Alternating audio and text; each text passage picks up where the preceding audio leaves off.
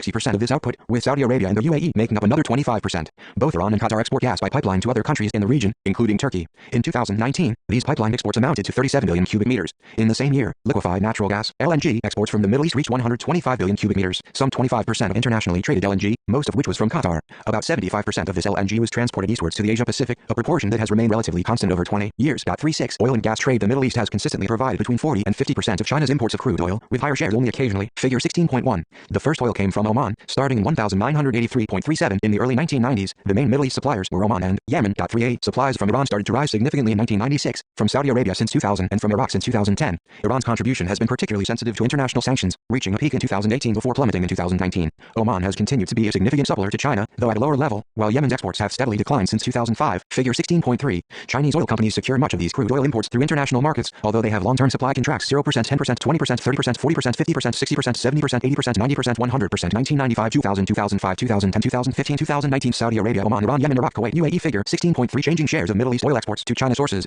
Chunrong Qian, Review of China's Oil Imports and Exports, International Petroleum Economics, March issue, various years 2000-2018, in Chinese, BP, Statistical Review of World Energy 2019 and 2020, 234. Philip Andrews Speed and Yelp Lixia 234 with Saudi Arabia. 39. In the case of Iraq, a recent bilateral agreement ties supplies of oil to China with loans to Iraq for infrastructure projects. 40. This is in line with China's long-standing practice of providing loans for oil, for example, to Venezuela, Russia, and Brazil. 41. Iran's crude oil exports to China are notoriously difficult to document accurately as Chinese companies continue to undermine sanctions. 42. In addition, the Duhai Zhenrong Corporation was sanctioned by the United States in 2012 for allegedly supplying Iran with petroleum products. 43. All Middle East exports of natural gas to East Asia take the form of LNG, and the region accounted for about 15% of the China's LNG imports in 2019. This share has fluctuated significantly, reaching a peak of nearly 50% in 2014 before declining as supplies from Australia and Central Asia grew. Figure 16.2. Nearly 90% of Middle East supplies of LNG to China in 2019 came from Qatar, which is the world's largest exporter of LNG, with Australia close behind. The supplies from Qatar are based on long-term supply contracts. 44. Most of the balance comes from Oman, which is slowly increasing its share of supplies to China, with a small amount from the UAE. These three exporters have been careful to diversify their customers.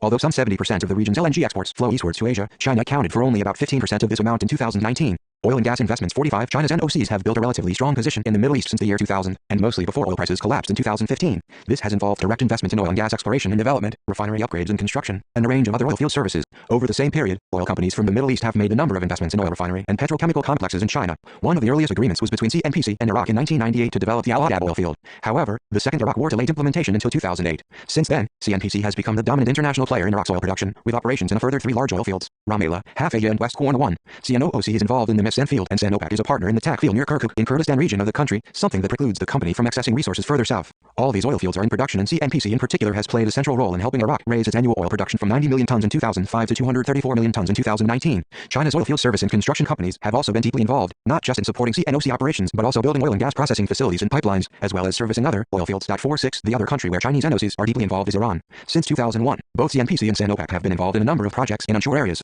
CNPC has achieved modest success with developing the North Azerbaijan and Masjid-i-Suleiman oil fields, but was obliged to relinquish its rights over the South Azerbaijan oil field after failing to meet its operational commitments there. Sinopec has been operating the Yadaviran oil field since 2007 and as of 2020 was negotiating phase 2 of the agreement. However, Sinopec's main involvement has been in upgrading as many as 4 of Iran's aging oil refineries. In offshore areas, Chinese involvement has been curtailed by sanctions on Iran. In 2012, CNOOC withdrew from its involvement in the North Pars gas field after it bought the Canadian company Nexen, and CNPC eventually withdrew from South Pars, phase 11, in 2019, 10 years after it first entered the project. Nevertheless, China's relations with Iran remain strong. A major partnership agreement was under negotiation as of July 2020, which would involve substantial 235 China's Middle East Energy Relations 235 involvement from China's NOCs in the country's oil industry, among other sectors, in return for a secure supply of oil. 47. The UAE is the one other country that has seen significant Chinese oil and gas activity. Sinochem was the first company to move, in 2003, by gaining access to a gas field. Since 2017, PetroChina has acquired share in a number of oil and gas fields. In July 2019, CNOOC signed a memorandum of understanding with the Abu Dhabi National Oil Company that covered oil and gas exploration and development, oil refining and LNG supply. 48. This was just one of a large number of agreements signed between the two countries at that time that span defense and security, the environment, science and technology, and agriculture, as well as the economy. 49. While Saudi Arabia has the largest oil reserves in the region, they are off limits for foreign investors. When the government offered opportunities for gas exploration in 2004, Sinopec participated but later withdrew after discouraging drilling results. Later, Sinopec undertook the construction of Saudi's Yanbu oil refinery, which was completed in 2016. Sinopec has also built a refinery in Kuwait. CNPC, Sinopec, and Sinochem have all been involved in oil exploration and development in Syria and Yemen, but operations have been suspended due to conflict in these countries. CNPC has also been developing oil and gas reserves in Oman since 2002. Middle Eastern oil companies have also sought opportunities for investing in China to integrate downstream and thus secure demand for their crude oil production. Saudi Aramco was the first first to move in 1993 when it entered discussions with OPEC to build a refinery in Qingdao, Shandong province. Negotiations went nowhere and the plant was completed in 2008 without the Saudi company. A major refinery and petrochemical project in Fujian province in partnership with OPEC and Exxon proceeded more smoothly and was commissioned in 2009. Negotiations with PetroChina for a refinery in Yunnan province that started in 2011 were eventually abandoned in 2019. Saudi Basic Industries Corporation, SADIC, working with OPEC opened a new petrochemical plant in Tianjin in 2010. This is now part of Saudi Aramco's portfolio as it acquired a 75% stake in SADIC in 2020. A wide-ranging agreement between China and Saudi Arabia signed in February 2019 included the opportunity for Saudi Aramco to work with Norinco, a Chinese state-owned defense company, to build a large refinery, petrochemical and storage complex, as well as filling stations in Liaoning, province. 50. However, the low oil price and resulting cutbacks to capital expenditure caused Saudi Aramco to withdraw from the project in August 2020.51. The Kuwait Petroleum Company is the only other Middle East player to have completed a refinery project in China, a joint venture plant with OPEC in Guangdong.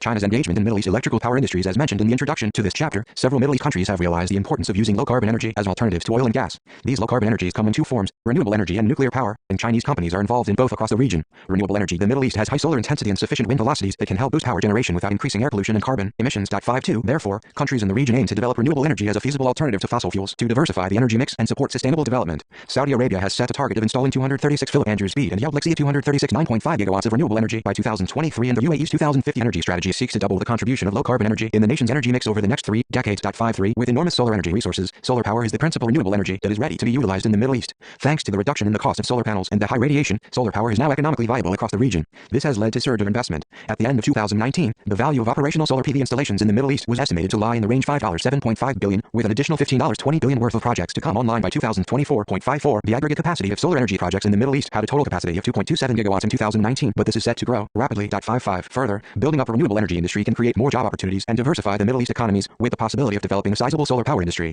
A study by the International Renewable Energy Agency, IRENA, estimated that the gross employment potential of the renewables industry in the Middle East could be about 2 million jobs by 2030 if solar power is expanded as planned. 56. The unemployment rate varies greatly in the Middle East. In 2017, youth unemployment ranged from low 1.7% in Qatar to over 25% in Bahrain and Saudi Arabia. 57. Therefore, jobs arising in a new renewable energy industry sector could indeed partly help to solve the Middle East employment problems as well as diversifying economies. As a global clean energy leader, China can offer countries in the Middle East renewable energy technology, project management expertise, and financial support where necessary. As a result, China's portfolio of low-carbon energy projects in the Middle East continues to expand, making the country a growing power in the region's low-carbon energy market. A number of Middle East countries have aligned their low-carbon development strategies with BRI to leverage the expertise of Chinese companies as well as to access financing. For Chinese renewable energy companies, the Middle East provides a very large business opportunity at a time when the commercial risks in their domestic renewable energy markets are growing. These companies can engage as either equipment suppliers or project developers, or as both. The UAE and Saudi Arabia were first adopters and are leading the solar industry in the region, while Iran, Kuwait, and Oman are only more recently starting to add significant projects to the regional PV pipeline. 58. An important Chinese investment in the Middle East involves a deal in 2019 of clean energy projects that will add up to 1.67 gigawatts of generation capacity in Saudi Arabia.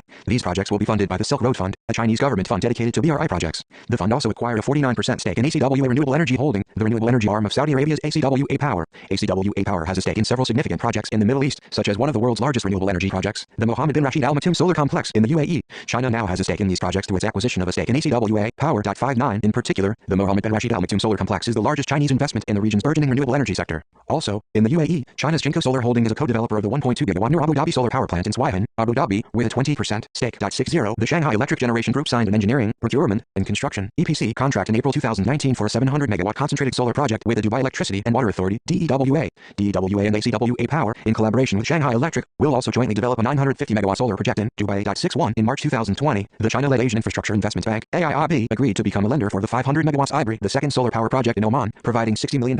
This solar project will help Oman to move toward a more sustainable energy mix. It is the 237 China's Middle East Energy Relations 237 largest solar PV project in Oman and also the first renewable energy project financed by AIIB in the Middle East. This paves the way for a stronger cooperation between the Beijing-based AIIB and the Middle East region. 62. Moreover, Oman government sold a 49% stake in the Oman Electricity Transmission Company to the State Grid Corporation of China, raising around $1 billion.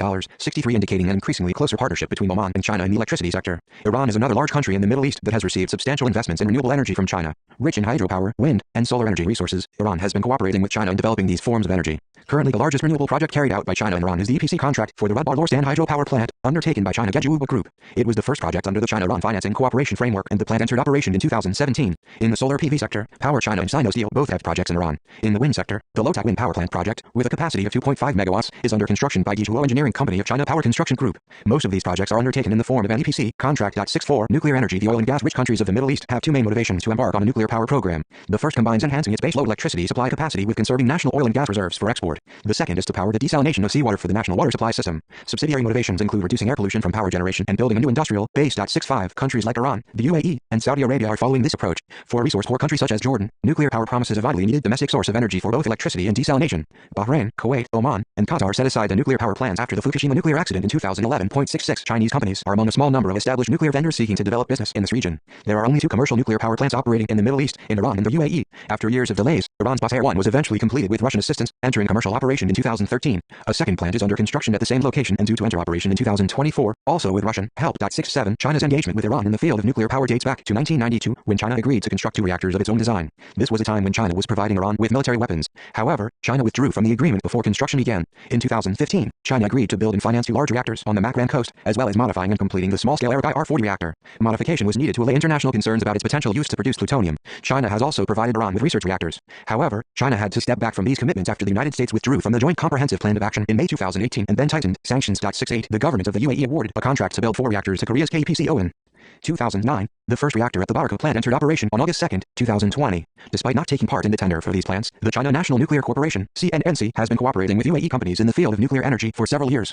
As part of a wider set of agreements signed between the 2 countries in July 2019, CNNC and the Emirates Nuclear Energy Corporation agreed to establish a platform for cooperation in nuclear technology and finance. 69 238 Philip Andrews Speed and Yablixia 238 The one other country in the region to be taking active steps to develop a nuclear power program is Saudi Arabia. 70 The government announced its intention to embark on a nuclear power program in 2010. A number of general cooperation agreements were signed with countries such as France, Argentina, South Korea, China, and Russia. In 2018, the government sought proposals for the construct large-scale commercial reactors from companies from the United States, South Korea, China, Russia, and Japan. A call for bids is expected in 2020.71. The government also wants small-scale reactors for desalination. Contracts were signed with South Korean, Argentinian, and Chinese companies to deliver different designs. In 2016 and 2017, the China Nuclear Engineering and Construction Group, a subsidiary of CNNC, entered into 2 MOUs relating to the feasibility and construction of high-temperature gas-cooled reactors. 72 CNNC is also working with the Geological Survey of Saudi Arabia to explore for uranium resources in the kingdom. More significant and causing international concern is that China is reported to have helped the kingdom build a plant to make yellow cake from uranium, or 73. Meanwhile, a research reactor appears to be under construction at the King Abdulaziz City of Science and Technology, Riyadh, despite the Saudi government not having signed the requisite agreements with the International Atomic Energy Agency. 74. Jordan has been assessing options to develop a nuclear power program since 2007, as it has few domestic primary energy resources except for solar energy. In 2018, the government decided to focus on small-scale reactors, 75, as they would be better suited to the country's relatively small grid than large reactors. Since then, it has been exploring options for small-scale reactors with a number of companies, including China's CNNC. The company is also carrying out exploration of uranium in the country. Outlook. The energy relationships between China and the countries of the Middle East are long-standing in many cases and have in the past been based on the rich oil and gas resources of the Middle East. Crude oil and natural gas flow in increasing quantities to China, and China's NOCs continue to acquire oil and gas assets in the region. In recent years, the scope of these relationships has expanded to embrace renewable energy and nuclear power as Middle East countries seek to boost and diversify their electricity generating capacity. Chinese companies bring technology, skills, and sometimes finance to support the construction, and in some cases operation, of energy infrastructure. The needs of the Middle East recipients vary depending on their own capacities in the relevant energy industry. Nevertheless, there are few countries in the region where Chinese energy companies have not been involved over a number of years and are continuing to increase their engagement. 2 exceptions are Yemen and Syria, where conflict has disrupted almost all investments in construction by foreign companies. From the point of view of resource availability and project economics, the outlook for these energy partnerships should be favorable. Many of the oil and gas resources in the region can be exploited at relatively low cost, so should be resilient at times of low prices. Likewise, the solar resources are some of the richest on the planet. The development of nuclear power, however, will require generous funding from the host state, as is the case for the GCC countries, or from China. Nevertheless, Chinese companies continue to face a number of risks that are not likely to disappear in the short term. These are political stability and physical security, international sanctions, domestic policy, and commercial competition. 239 China's Middle East energy relations. 239 The political situation in some Middle Eastern countries is unstable and conflicts continue to erupt. This turbulent situation has brought substantial risks to bilateral trade, inward direct investment, and engineering contracting, especially with respect to the physical safety of energy industry facilities and equipment warehouses. In conflicts or wars, energy projects are likely to become targets for attack. This leads to security risks for Chinese companies in the Middle East. 76 This is probably the major obstacle constraining those forms of China's energy cooperation with Middle Eastern countries that require a significant physical presence on the ground. Syria and Yemen are extreme examples, while Iraq provides substantial security challenges for China's NOCs. Closely related to the political situation is the issue of international sanctions. The fluctuating intensity of sanctions on Iran have affected the country's crude oil exports to China, as well as causing China's NOCs to suspend or withdraw from oil and gas projects in the country. The contentious nature of nuclear power in the Middle East can also undermine the ambitions of Chinese enterprises. They had to withdraw from a project in Iran in 2018, and their ongoing activities in Saudi Arabia may attract unwelcome attention from the international community. An important element of domestic policy in most Middle East countries relates to the long-standing subsidies for fossil fuels and for electricity generated from these fuels.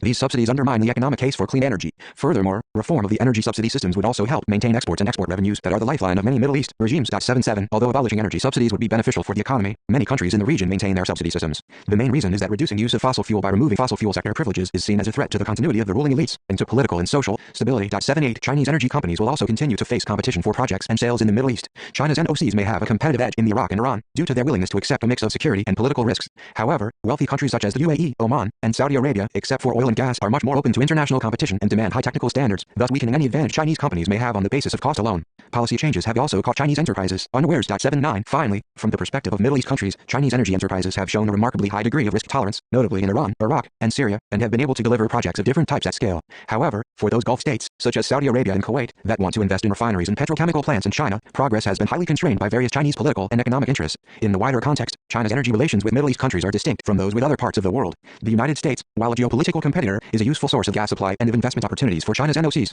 Neighboring Russia and Central Asian states combine significant energy resources with some shared regional security concerns, as reflected in the Shanghai Cooperation Organization. However, there are probably fewer opportunities for China's companies to be involved in power generation projects, nuclear, renewable, or new, than in the Middle East. Central Asia, although still a focus of competing interests between China, Russia, and the West, is far less contested and less stable than the Middle East. The risk tolerance of China's government and energy companies will be more severely tested in this region than in other parts of the world. 240 Philip Andrew Speed and Yao Lixia 240 Notes 1 Jin Cao Yao, Economic and Financial Development of the GCC and China GCC Financial Cooperation, Financial Development Review 8, 2015, 4853 in Chinese, to Ministry of Foreign Affairs of the People's Republic of China, China's Arab Policy Paper, January 2017, www.fmprc.gov.cn/MFINCXXX 660-2805, T1331683.HTML3 Hailau MSL Ma'amri, Hussein A. Kazem, and Miktam T. Chaichen, The Impact of Oil Price Fluctuations on Common Renewable Energies in GCC Countries, Renewable and Sustainable Energy Reviews 75, 2017, 989 1007, for Yasmin Atale, Anikal Fajani, and Philip Patberg, Renewable Energy Support Mechanisms in the Gulf Cooperation Council States, Analyzing the Feasibility of Feed-in Tariffs and Auction Mechanisms, Renewable and Sustainable Energy Reviews 72, 2017, 723-733,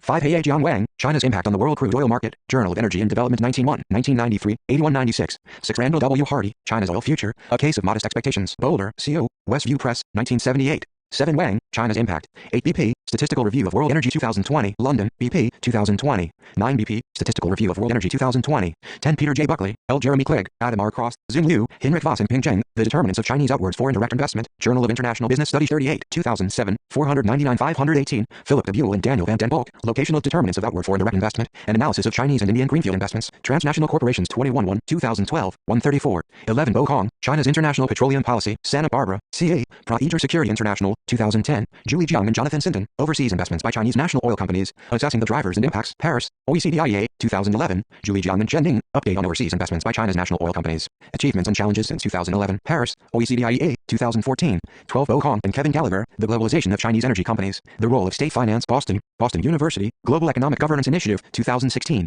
All figures throughout are in US dollar, unless otherwise noted. 13 Kong, China's International Petroleum Policy. 14 Erica Downs, China's National Oil Companies Return to the World Stage, Navigating Anti-Corruption, Low Oil Prices in the Belt and Road Initiative, in Asia's Energy Security and China's Belt and Road Initiative. NPR Special Report Number 68, November 2017, 114. 15 Kong, China's International Petroleum Policy. Philip Andrew Speed and Roland Danreuter, China, Oil and Global Politics, London, Routledge, 2011. 16 Kong, China's International Petroleum Policy. 17 International Energy Agency, Boosting the Power Sector in Sub-Saharan Africa, China's Involvement, Paris, OECD IEA, 2016. 18 Bruce D. Larkin, China and Africa 1949-1970, The Foreign Policy of the People's Republic of China, Berkeley, CA, University of California Press, 1971. 19 Kristen McDonald, Peter Boschard, and Nicole Brewer, Exporting Dams, China's Hydropower Industry Goes Global, Journal of Environmental Management 90, 2009, S294 S302. 20 Frank Umbach and Kaho Yu, China's Expanding Overseas Coal Power Industry, New Strategic Opportunities, Commercial Risks, Climate Challenges and Geopolitical Implications, London, European Center for Energy and Resource Security, 2016. 21 Yichang Zhu, Sinews of Power, The Politics of the State Grid Corporation of China, New York, Oxford University Press, 2017.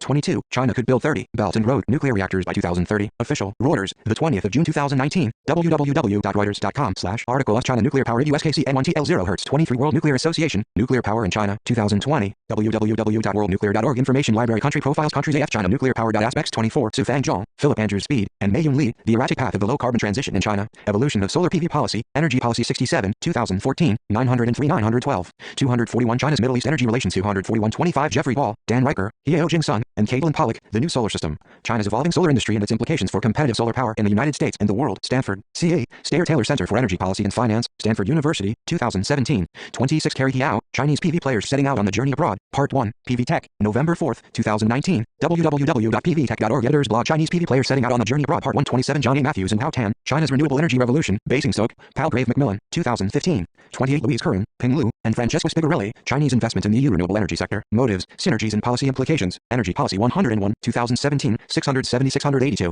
29 Matthews and Tan, China's Renewable Energy Revolution. 30 Xiaomei Tan, Yongzhen Zhao, Clifford Polycarp, and Jiangwen Bai, China's Overseas Investments in the Wind and Solar Industries. Trends and Drivers. Washington, D.C. World Resources Institute, 2013. 31 Simon Nicholas, China is investing heavily in European wind. Lakewood, O. Institute for Energy Economics and Financial Analysis, 2018. http://iefa.org WP Content Uploads 2018 08 China Research Brief August 2018.pdf 32 BP Statistical Review of World Energy 2020 33 BP Statistical Review of World Energy 2020 34 BP Statistical Review of World Energy 1994 and 2020 35 BP Statistical Review of World Energy 2020 36 BP Statistical Review of World Energy 2003 2010 2015 and 2020 37 Mahmoud Ghaifari, China's Policy in the Persian Gulf, Middle East Policy Council 16-2 2011 1892 38 Wang, China's Impact. 39 Saudi Aramco signs 2020 crude oil supply deals at China's largest trade fair, the 8th of November 2019. www.europeterol.com Saudi Aramco signs 2020 crude oil supply deals at China's largest trade fair and 19,687.40 Iraqi-Chinese economic agreement, a debate over objectives and benefits. Emirates Policy Center, the 20th of February 2020. https://upc.ae topic Iraqi-Chinese economic agreement, a debate on objectives and benefits. 41 Michael Maidan, China's loans for oil, asset or liability. Oxford Institute for Energy Studies, 2016. 42 Yagal Chazen, U.S. sanctions prompt China to cut most Iran deals, officially at least. The Diplomat, the 21st of May 2020. https://thediplomat.com 2020-05. Sanctions prompt China to cut most Iran oil supplies, officially at least. 43 Andrew Quinn, U.S. slaps sanctions on China state energy trader in Iran. Reuters, the 13th of January 2012. www.reuters.com/article Iran USA sanctions. U.S. slaps sanctions on China state energy trader over Iran. USTREH0P1DW201201124 Jiang and Sinton. Overseas investments by Chinese national oil companies. 45 principal sources. Kong, China's international petroleum policy. Andrew Speed and Dan Reuter, China, oil and global politics. Jiang and Sinton. Overseas investments by Chinese national oil companies. Julie Jiang and Chen Ding. Update on overseas investments by China's national oil companies. Downs, China's national oil companies return to the world stage. 46 John Calabrese, China-Iraq relations. Poised for Quantum Leap, Middle East Institute, the 8th of October 2019. www.may.edu/publications China-Iraq relations poised Quantum Leap number FTNREF 3547 Eurasia Group, China, Iran. Expanded cooperation faces significant obstacles. New York, Eurasia Group, 2020. 48 CNOOC, ADNOC sign MOU on exploration, oil refining, LNG trade. State media. Reuters, the 22nd of July 2019. www.reuters.com/article China Emirates ADNOC sign MOU on exploration, oil refining, LNG trade. State media. USKCN1UH0X949 16 MOA signed at UAE China Economic Forum in Beijing. Gulf News, the 22nd of July 2019. https://Gulf News.com UAE government 16 MOA signed at UAE China Economic Forum in Beijing. 1.156379513141250 Zenulu, China and Saudi Arabia seal $28 billion in deals. South China Morning Post, 22 February 2019. www.scmp.com/news China diplomacy article 218737 China and Saudi Arabia seal $28 billion deals. 51 Saudi Aramco suspends $10 China oil refinery venture. Business Times, the 21st of August 2020. www.businesstimes.com.sg/energy commodities Saudi Aramco suspends $10 China oil refinery venture. 52 Al Ma'amari et al. The impact of oil price fluctuations. 242 Philip Andrew Speed and Yao Blixia 242.53 Robert Mogilnicki. China strengthens its presence in Gulf renewable energy. The Arab Gulf States Institute in Washington, the 10th of June 2010. https://hgsiw.org China strengthens its presence in Gulf renewable energy. 54 Brian Publicover. Solar is gaining traction in MENA region, but plenty of obstacles remain. PV Magazine, the 17th of January 2020. www.pvmagazine.com 2020-01-17. MESIA outlines past progress, future promise, and sweeping look at solar across Middle East and North Africa. 55 MENA with 4.2 gigawatts of solar under construction in 2019. MESIA, Renewables Now, the 21st of January 2020. https://renewablesnow.com news MENA with 42 GW of solar under construction in 2019. MESIA 684,298 number.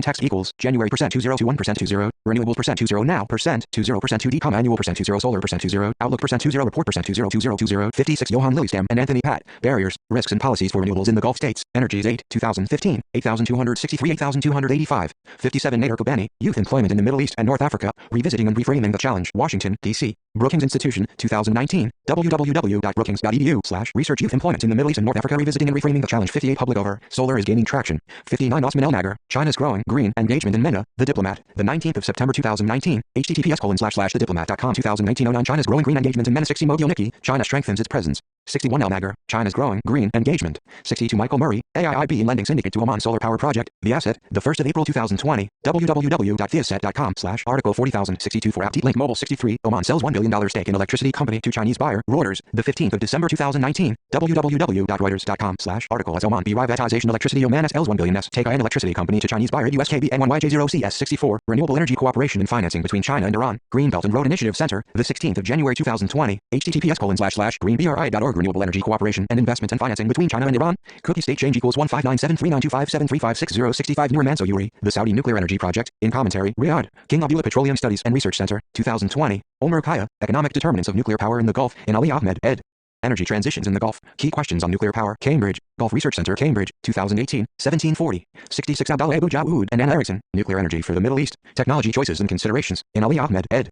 Energy transitions in the Gulf. Key questions on nuclear power. Cambridge, Gulf Research Center, Cambridge, 2018, 103-130. 67. Nuclear power in Iran. World Nuclear Association, July 2020. www.worldnuclear.org. Information library. Country profiles. Countries G and Iran. Aspects. 68. China scales back Iran nuclear cooperation due to fears of U.S. sanctions. South China Morning Post, the 31st of January 2019. www.scmp.com/news. China diplomacy article 218451. China scales back Iran nuclear cooperation due fears of 69. CNNC signs MOU with Emirates Nuclear Energy Corporation, China National Nuclear Corporation, the 23rd of July 2019. http://en.cnNC.com.cn/2019-07-23C 389728.htm 70. Nuclear power in Saudi Arabia. World Nuclear Association, April 2019. www.worldnuclear.org. Information library. Country profiles. Countries OS. Saudi Arabia. Aspects. 71. Saudi plans to invite bids for nuclear power project in 2020. Sources. Reuters, the 4th of April 2019. www.reuters.com. Article. Saudi plans to invite bids for nuclear power project in 2020. Sources. USKCN1RG1LL72 Ali Ahmad, Reem Salameh, and MV Ramana. Localizing nuclear capacity. Saudi Arabia and small modular reactors. Beirut is Sam Fair's Institute for Public Policy and International Affairs, 2019. 73. Saudi Arabia, with China's help, expands its nuclear program. Wall Street Journal, the 4th of August 2020. www.wsj.com/articles. Saudi Arabia, with China's help, expands its nuclear program. 1159657567174. Saudi atomic reactor progresses with inspectors frozen out. Bloomberg, the 21st of May 2020. www.bloomberg.com. News articles 2020 0521. Saudi atomic reactor progresses with inspectors still frozen out. 75. Nuclear power in Jordan. World Nuclear Association, June 2019. www.worldnuclear.org. Information library. Country profiles. Countries G and Jordan. Aspects. 243. China's Middle East energy relations. 243. 76. Makio Yamada, GCC East Asia relations in the fields of nuclear and renewable energy. Opportunities and barriers. Oxford Institute for Energy Studies, 2016. 77. Lily Stam and Pat, Barriers, Risks and Policies for Renewables. 78. Jim Crane, Stability versus Sustainability, Energy Policy in the Gulf Monarchies, Energy Journal 36, 2015, 121. 79 Minutes Away, International Productivity Cooperation between China and Middle East Countries, Theories and Policies, Arab World Studies 6, 2016, 320, in Chinese. References Ahmad, Ali, Reem Salameh and MV Ramana. Localizing nuclear capacity. Saudi Arabia and small modular reactors. Beirut is Sam Fair's Institute for Public Policy and International Affairs, 2019.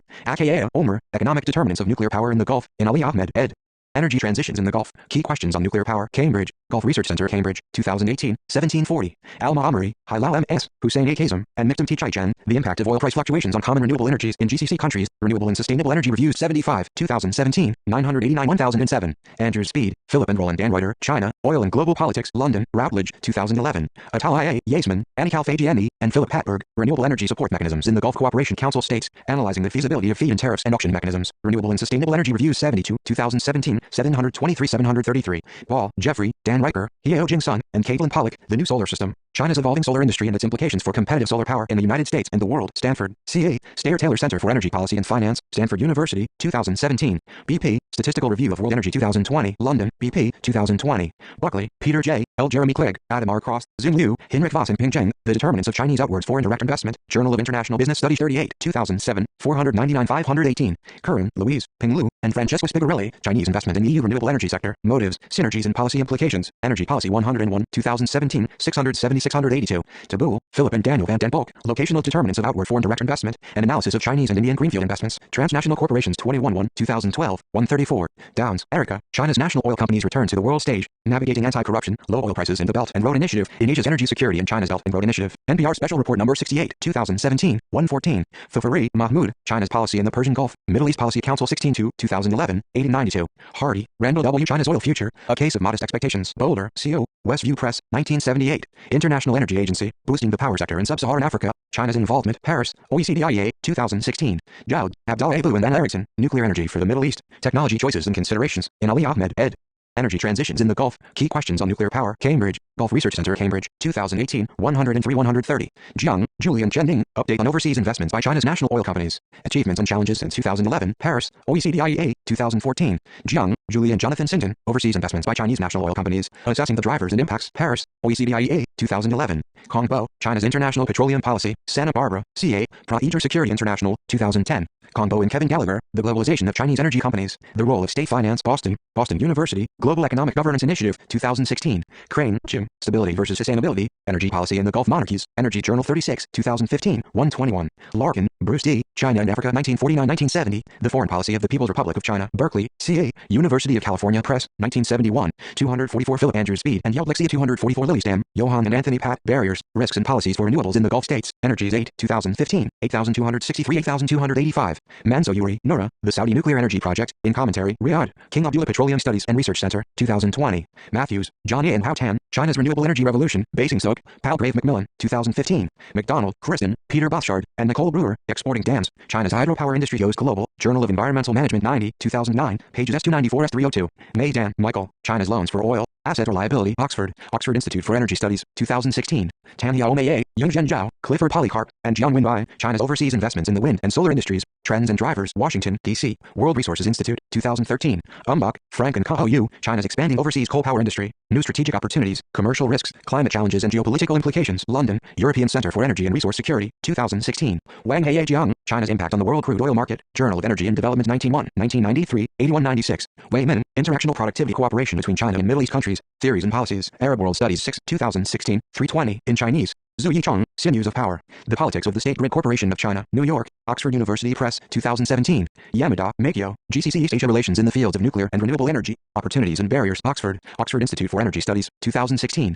Yao, Randall W., Economic and Financial Development of the GCC and China GCC Financial Cooperation, Financial Development Review 8, 2015, 4853, in Chinese, John Su Fang, Philip Andrew Speed, and Mei-Yun Li, The Erratic Path of the Low Carbon Transition in China, Evolution of Solar PV Policy, Energy Policy 67, 2014, 903 912, 245 245 DOI, 10.4324/9781003034520-2017 China's approach to post-conflict reconstruction in the Middle East. Samuel Ramani. Since the Arab Spring protests swept across North Africa in 2011, the stability of the Middle East and North Africa MENA region has been undermined by the outbreak of protracted conflicts in Syria, Libya, and Yemen. Regional powers in the Middle East, Western countries, and Russia have exacerbated civil wars by arming local proxies and carrying out military interventions, but these external stakeholders lack the inclination or capacity to rebuild war-torn countries. In contrast to its great power counterparts, China has embraced a detached attitude towards regional conflicts, as it has officially supported UN-recognized governments but refrained from military intervention. Due to its preference for non-alignment and its growing economic influence in the Middle East, China is widely expected to invest in post-conflict reconstruction in the MENA region. However, aside from China's growing investments in Iraq's energy and petrochemical sectors, Beijing has not publicly agreed to provide reconstruction assistance in the Middle East, and financial constraints associated with the COVID-19 pandemic have raised further doubts about its intentions.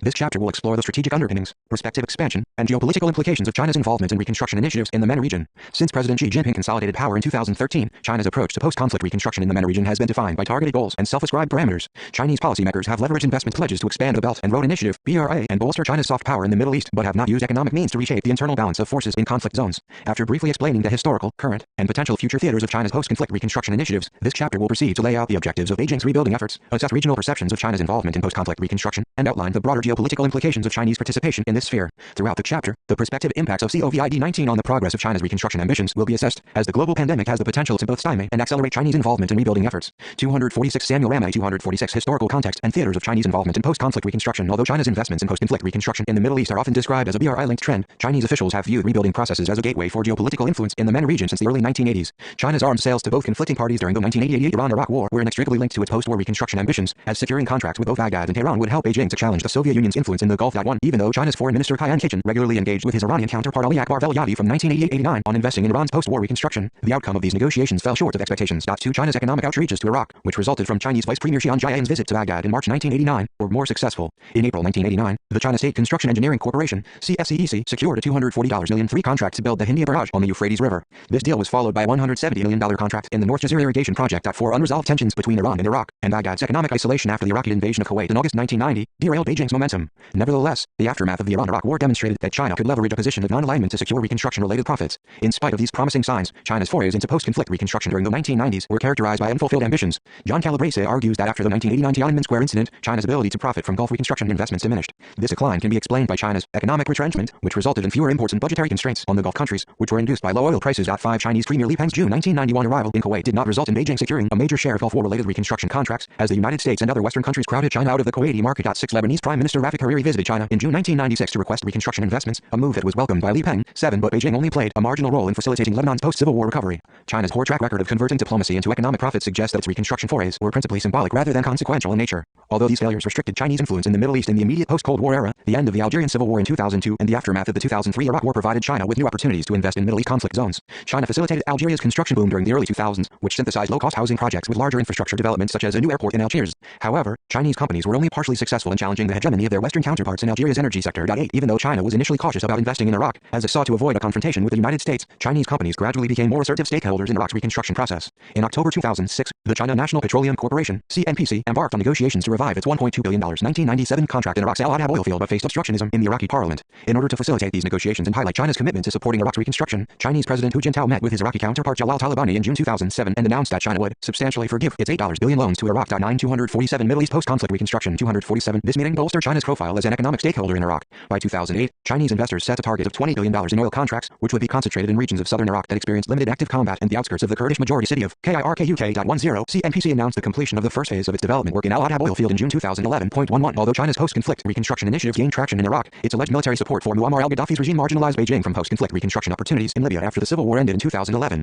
The National Transitional Council (NTC), which replaced Gaddafi's regime, publicly stated that it would provide the most lucrative reconstruction contracts to its supporters during the civil war. Therefore, China's belated recognition of the NTC in September 2011 did not count in its favor. 12. Wang Jianyang, an associate research fellow at the Institute of West Asian and African Studies at the Chinese Academy of Social Sciences, argued that concerted Western efforts to block Chinese investment in Libya and oil market competition from India and Japan also impeded China's ability to participate in reconstruction efforts. 13. Since the Arab Spring, China's forays into post-conflict reconstruction in the MENA region have focused principally on Iraq, but have also prospectively broadened to other post-conflict theaters. In September 2019, Iraq joined the BRI. After its accession, Xi Jinping noted that China remained committed to Iraq's reconstruction throughout the country's security crises and pledged to align Iraq's reconstruction work with the BRI's goals. 14. The COVID-19 pandemic has not derailed China's investment trajectory, as Beijing's medical aid provisions to both Iraq and Iraqi Kurdistan, and increased purchases of Iraqi oil, 15 exemplify its continued engagement in Iraq's reconstruction process. In the post-2017 period, China has also taken steps towards becoming a major investor in the reconstructions of Syria, Libya, and Yemen. In September 2017, Syria's ambassador to China, Imad Mustafa, announced that China would receive preferential access to reconstruction deals. By late 2018, Chinese companies had pledged $2 billion in investments in Syria. 16 Chinese companies, such as the Shanghai Shanqi Group and Fujian Sihang International Trade Company, regularly attend the Damascus International Trade Fair and have expressed interest in pursuing business opportunities in post-war Syria. 17 Libya's Government of National Accord, GNA, also wishes to participate in the BRI, and Chinese officials see investments in Libya as potentially beneficial for their geopolitical ambitions in Africa. 18 Although China's prospective involvement in Yemen's reconstruction process is ambiguous, China's permanent representative to the United Nations, Zhang Jun, stated in November 2019 that Beijing stands ready to participate in the economic reconstruction of Yemen.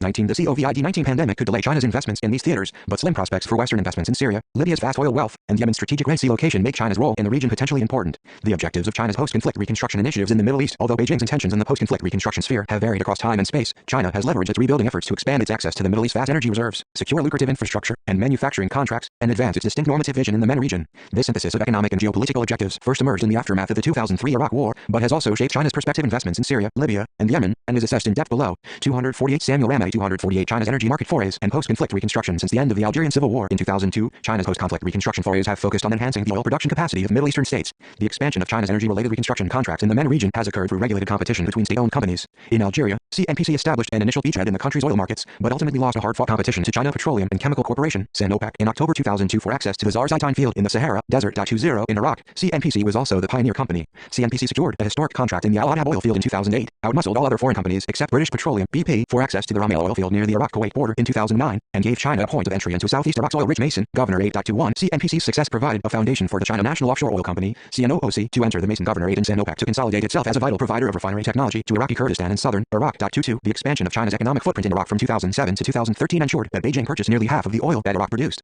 In addition, 10,000 Chinese workers resided in areas of southern Iraq that were unaffected by the Islamic State of Iraq and the Levant ISIS insurgency. 23 Although its investments are much less defined in Syria and Libya, China hopes to replicate its successes in Algeria and Iraq in these theaters. China's interest in becoming a stakeholder in the Syrian oil industry predate the civil war, as CNPC signed a development and production contract with Syria's Ministry of Petroleum and Mineral Resources in March 2003. 24 Wang Yuyang, a professor at Shanghai International Studies University, stated that China sought to establish a base in Syria's oil industry, which would radiate through surrounding areas and gradually allow it to penetrate the Middle Eastern market. 25 Chinese companies already have an investment footprint in Hasaka, Raqqa, and the Syrian Badia Desert. 26 In addition, by late 2017, CNPC had secured large stakes in the Syrian Petroleum Company and Al-Fawrat Petroleum Company, which are Syria's two principal oil companies. 27 Due to the CNPC's ambiguous deals with Gaddafi's regime, which were revealed to be in Libya's desert at the time of its February 2011 withdrawal. 28 There are more uncertainties about the extent of China's presence in Libya's oil industry than in pre-war Iraq or Syria. The rapid expansion of China's purchases of oil from Libya, which grew from $1.7 billion to $3.5 billion from 2017 to 2018 alone, encouraged CNPC to strengthen its institutional institutional links with the Libya National Oil Corporation, NOC.29. In order to secure a stake in Libya's lucrative reconstruction process, China has preserved close ties with the GNA, which has legal jurisdiction over the NOC, but it has also refrained from criticizing the Libya National Army, LNA chieftain Khalifa Haftar, who has de facto control over Libya's largest oil fields. 30. China's infrastructure investments in manufacturing exports in post-conflict reconstruction zones. A similar balance of state-level foreign policy and corporate interests drives China's infrastructure contracts in post-conflict zones.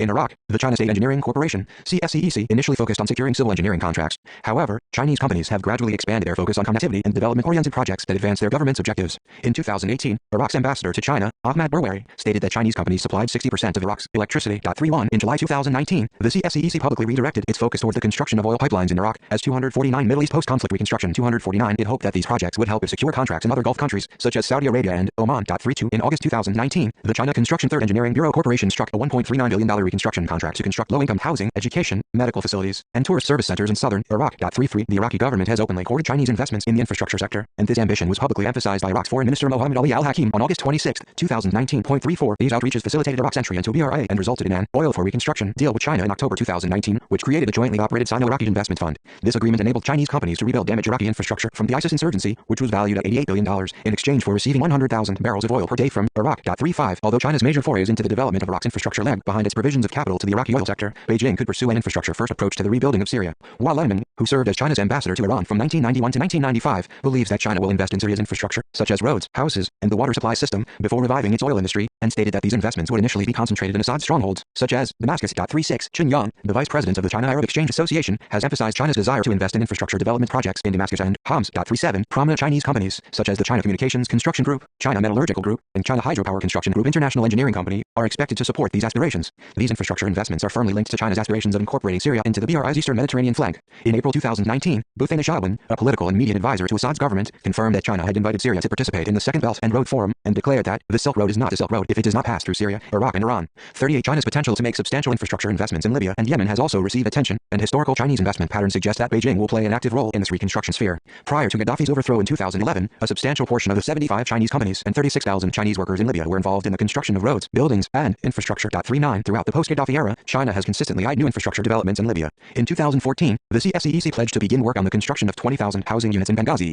In 2016, Haftar-led Prime Minister Abdullah Al-Thani announced that a consortium of Chinese investors would finance the construction of a deep-water port, new commercial airport, and railway extending south to Sudan. 40. Although Libya's deteriorating security situation has prevented these investments from coming to fruition, China has played a substantial role in rebuilding Libyan telecommunications infrastructure, which includes the construction of vital fiber optic cable networks. 41. In Yemen, China could similarly seek to revive pre-war projects, such as the $508 million expansion of 2 container ports in Aden that Mocha pledged in 2013, which bolster its access to the Red Sea. 42. China is also leveraging its involvement in post-conflict reconstruction initiatives to expand its exports of manufactured goods to the MENA region. An April 2003 article in the People's Daily stated that 70% of Iraq's daily necessities originated from China, and that the Chinese textile industry in particular would benefit from the removal of sanctions. 43. Zhao Yun, a researcher from the Institute of Industrial Economics at the Chinese Academy of Social Sciences, predicted that private businesses would facilitate the entry of manufactured goods into the Iraqi market, as currency depreciations and uncertainties about U.S. policies towards 250 Samuel Ramani 250 Chinese companies would thwart state-sponsored investments in this sphere. 44. Although China's energy sector reconstruction contracts struggled to take root in Iraq, Chinese consumer goods proliferated throughout the Iraqi market in the first years after Saddam Hussein's overthrow. Wang Mingxing, a professor at the Institute of Middle Eastern Studies at Northwest University in Xi'an, notes that Chinese manufacturers initially focused on exporting low-cost manufactured goods to Iraq but expanded their share in Iraq's automobile markets by 2007 and transitioned towards more technologically sophisticated goods as China's trade surplus declined. 45. Even though China's investments in the Syrian reconstruction process are still hypothetical, Chinese companies are already reliable suppliers of manufactured goods to Syria.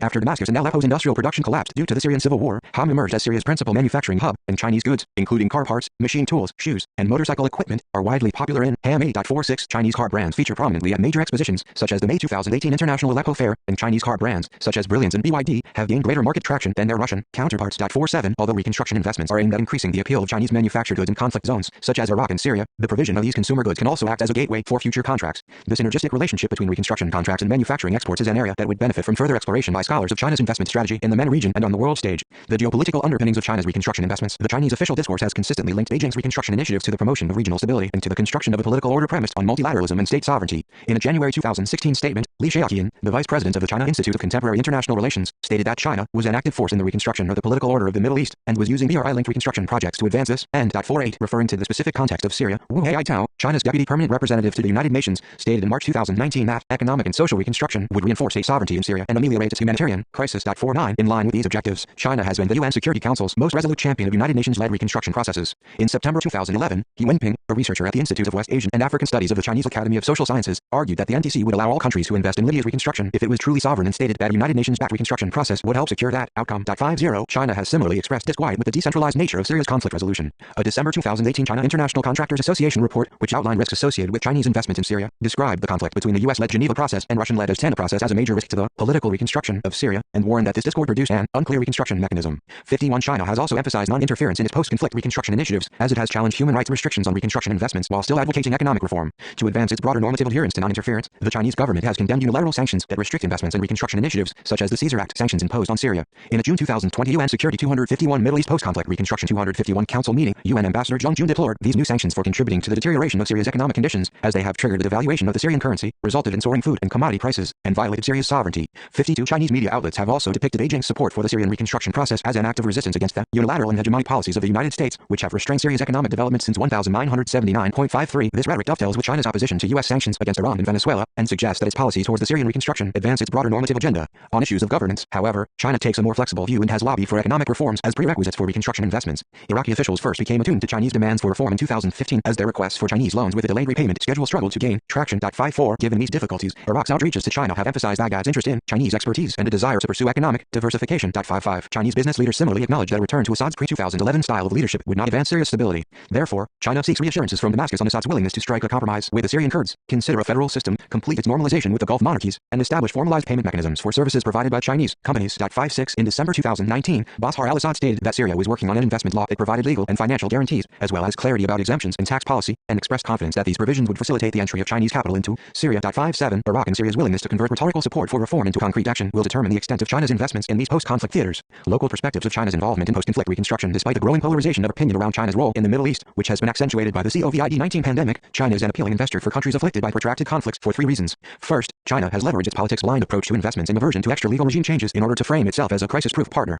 This narrative is especially relevant in the case of Syria. During his July 2019 trip to China, Syria's Deputy Prime Minister Walid al-Muallim praised Beijing's solidarity with Damascus in its struggle against terrorism as a major driver of its courtship of Chinese investments. 58 Bashar al-Assad has similarly stated that China treats us as equals and not as a superpower dealing with a small country. 59 Similarly, Iraqi elites admired China's refusal to scale back its investments during the ISIS insurgency, and Xi Jinping has highlighted this display of loyalty as a catalyst for future Chinese investments in Iraq. 60 To build soft power in areas where reconstruction investments might take place, Liu Zhengmin, the director of the Middle East Studies Institute at Shanghai International Studies University, urged Beijing to create a Chinese plan and Chinese platform for conflict resolution centered around non-interference. 61 According to Liu, this approach would distinguish China from the colonialism, imperialism and hegemonism that have defined perceptions of Western involvement in the Middle East. 62 China's calls for an African Union and Arab-led peace process in Libya, clear articulation of its Israel-Palestine conflict resolution policy, and informal plans for peace in Syria and Yemen suggest that this recommendation has gained some traction since 2016. Second, China regularly highlights Cold War-era historical bonds and synthesizes pledged reconstruction investments with humanitarian aid in order to earn the trust of local populations. 252 Samuel Ramani 252 In conflict zones. As China's security partnerships with Iraq and Syria date back to the 1960s, Chinese officials regularly emphasize Beijing's historic friendships with both countries in statements on reconstruction investments. Zhang Tao, China's ambassador to Iraq, regularly emphasizes the shared history of both countries as ancient civilizations, and describes BRI-related reconstruction investments as a successor to the ancient Silk Road that linked East and West. 63 Officials in the MENA region reiterate these friendship narratives in order to counter public suspicion of China as an extractive power. In an October 2019 interview with the People's Daily, Ambassador Imad Mustafa stated that beyond their strong infrastructure, technology, and production capacity, Syria would welcome Chinese companies due to the deep friendship that the Syrians have towards China. 64 North Yemen's Cold War-era recognition of mainland China over Taiwan and Beijing's perception of the Houthis as the successor of North Yemen's opposed monarchy also breed trust between Yemeni officials and Beijing in the sphere of economic reconstruction. 65 To ensure that its friendship narratives are not confined to elite discourse, China invests in visible humanitarian projects to win public support for its post-conflict reconstruction ventures. Since 2008, China has supplied $85 million in humanitarian reconstruction aid to Lebanon, Jordan, Syria, and Yemen. 66 China has been especially proactive in combating food insecurity and in its contributions to public health systems in Middle Eastern conflict zones, which has improved its image in the region. As Hodeidah emerged as the nexus point of Yemen's humanitarian crisis, China provided $5 million in assistance to the World Food Program in July 2017. 67 China's $1 million donation to the World Health Organization for public health efforts in Syria and rehabilitation of the Al-Muwazzi University Hospital in Damascus has similarly bolstered its reputation. 68 China hopes that its COVID-19 related medical assistance to Iraq, Libya, and Syria will have a similar mutually reinforcing effect on public support for its reconstruction ambitions.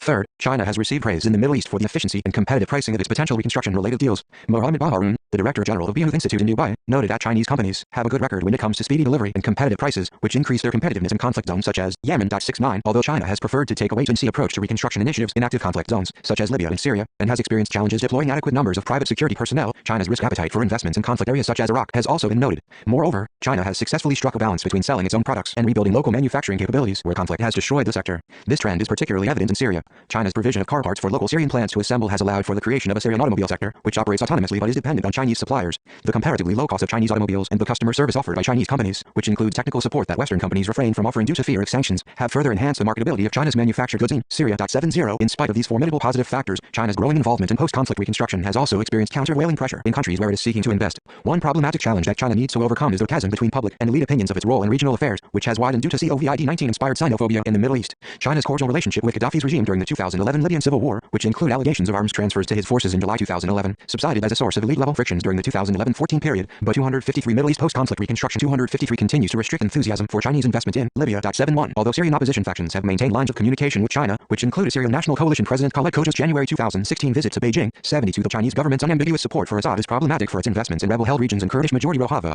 Similarly, support for Chinese investment in Iraq's reconstruction remains overwhelmingly concentrated among Shiite leadership figures, as the pro-Iran Popular Mobilization Units (PMU) and former Prime Ministers Haider al-Abadi and Adel Abdul Mahdi strongly supported engagement with China, but Sunnis in the Iraqi parliament were more skeptical. These frictions became more pronounced during the fall 2019 Iraq protests, as pro-Iranian militias openly accused the United States of fomenting unrest in order to pry Iraq's economy away from China. 73. Moreover, concerns have arisen about the opacity of China's reconstruction contracts in post-conflict settings and the potential for Chinese companies to crowd out their local counterparts. Iraq's oil for reconstruction agreement with China, which was signed in October 2019, was especially controversial, as the secrecy of its terms prompted fears that the deal would mortgage Iraq's oil to Beijing. 74. The deep polarizations within Iraq on China's economic role became apparent as major political figures expressed support and opposition for the deal prior to the agreement's terms being publicly revealed. 75. Similar trepidation about Chinese investments has arisen in Libya, as China crystallizes its position as the only impartial large-scale investor in the Libyan reconstruction process. Mohammed Ali Abdallah, an advisor to the GIA on U.S. affairs, noted domestic concerns about corrupt deals between Chinese technology company ZTE and senior Libyan telecommunications executives, which led the LPTIC, the holding company for telecom carriers in Libya, to explore additional markets. 76. Abdallah also noted the potential for concerns about Huawei's expanding footprint in Africa, which directly impacts Libya, and stated that many GNA officials share U.S. concerns about Huawei's wireless 5G networks. 77. Libya and Iraq's popular concerns have not slowed the pace of Chinese investment, but they might lead to opaque deals and challenges securing parliamentary support for their implementation, which could eventually stall China's economic advance.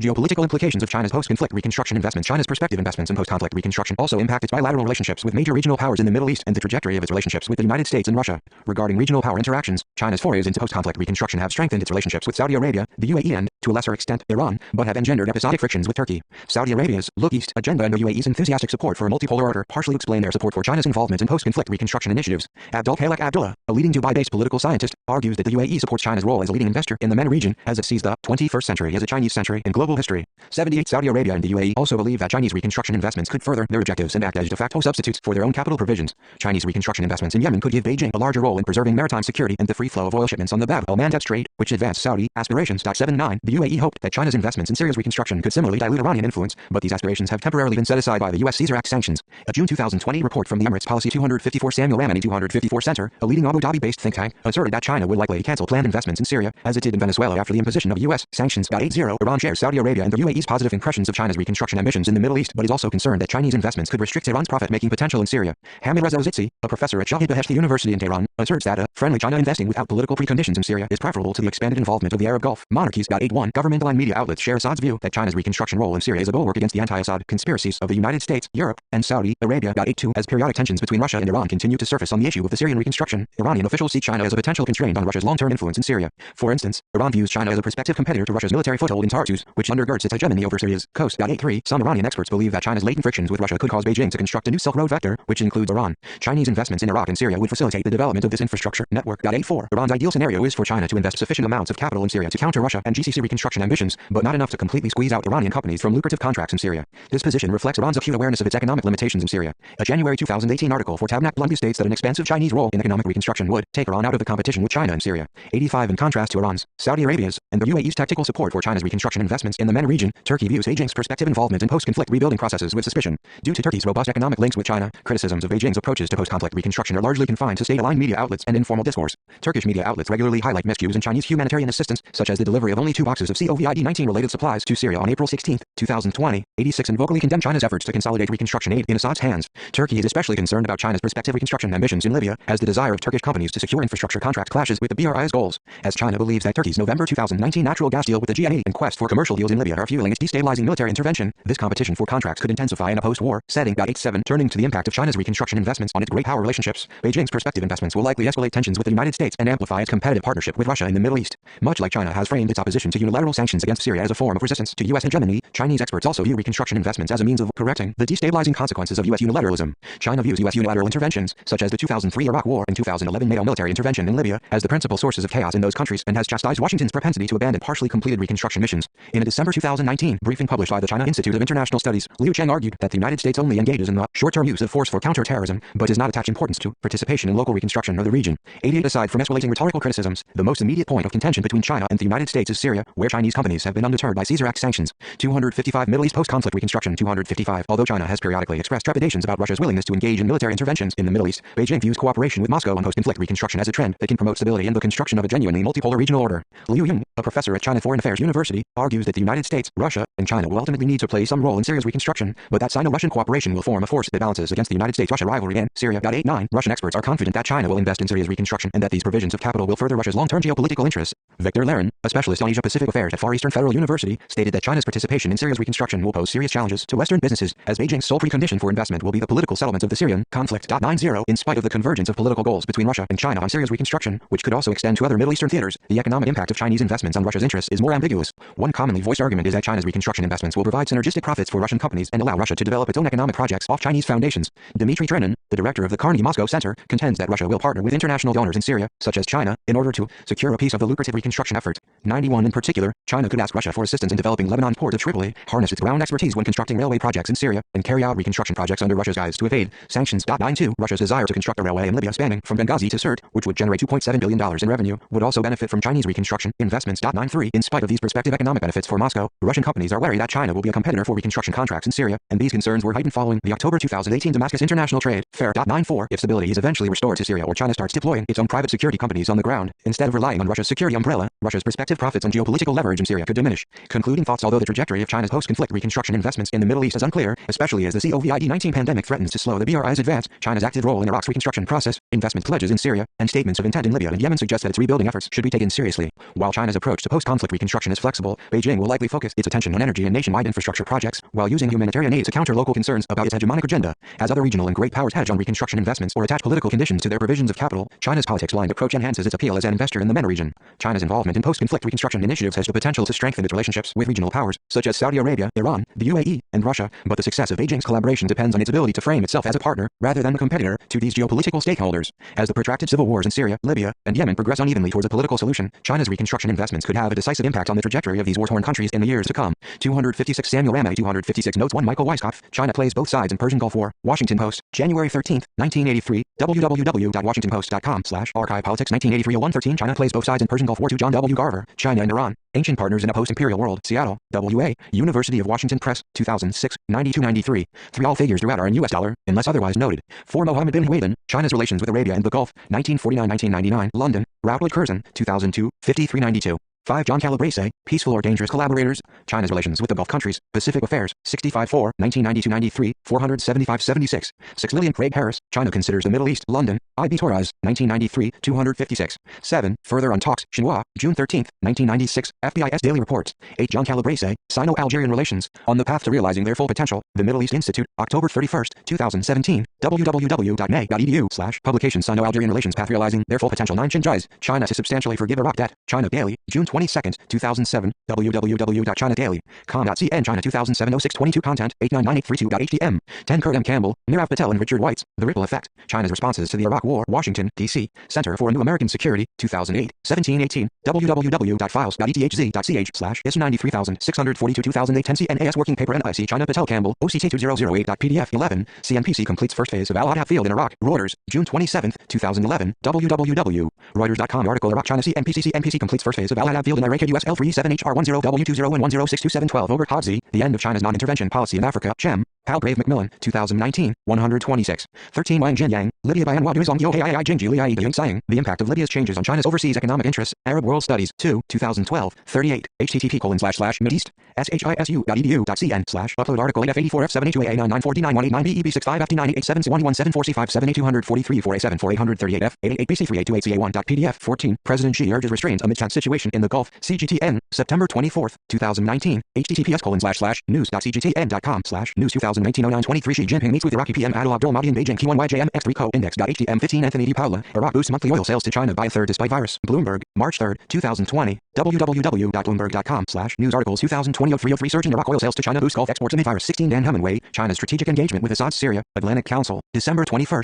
2018. www.atlanticcouncil.org/blog Syria source Chinese strategic engagement with Assad's Syria. 17 Chinese companies seek promising market in Syria during Damascus International Trade Fair. Xinhua, September 3, 2019. www.xinhuanet.com/English 2019-09-03 C138359432.htm 18 Wang Wenwen, China to aid Libyan reconstruction via Belt and Road. Global Times, July 17, 2018. www.globaltimes.cn/content 111125.html 19 Chinese envoy calls for tailored aid to Yemen. Xinhua, November 23, 2019. www.xinhuanet.com English 2019-11-23 C138577341.htm 20 Eric Gang, Sinopec parent buys stake in Algerian oil field. South China Morning Post, October 3, 2002. www.scmp.com/article 393,266 Sinopec parent buys stake Algerian oil field. 21 Hader, Hamoud Radi Al-Shafi, CNPC, CNOOC and Sinopec in Iraq. Successful start and ambitious cooperation plan. Journal of Middle Eastern and Islamic Studies in Asia 9-1 2015 7898 22 Al-Shafi, CNPC, CNOOC and Sinopec. 23 John Calabrese, China-Iraq Relations, Poised for Quantum Leap, Middle East Institute, October 8, 2019. www.meg.edu/publications China-Iraq Relations Poised Quantum Leap. 24 Zhang, The Domestic Dynamics of China's Energy Diplomacy, Singapore, World Scientific Publishing, 2016, 138.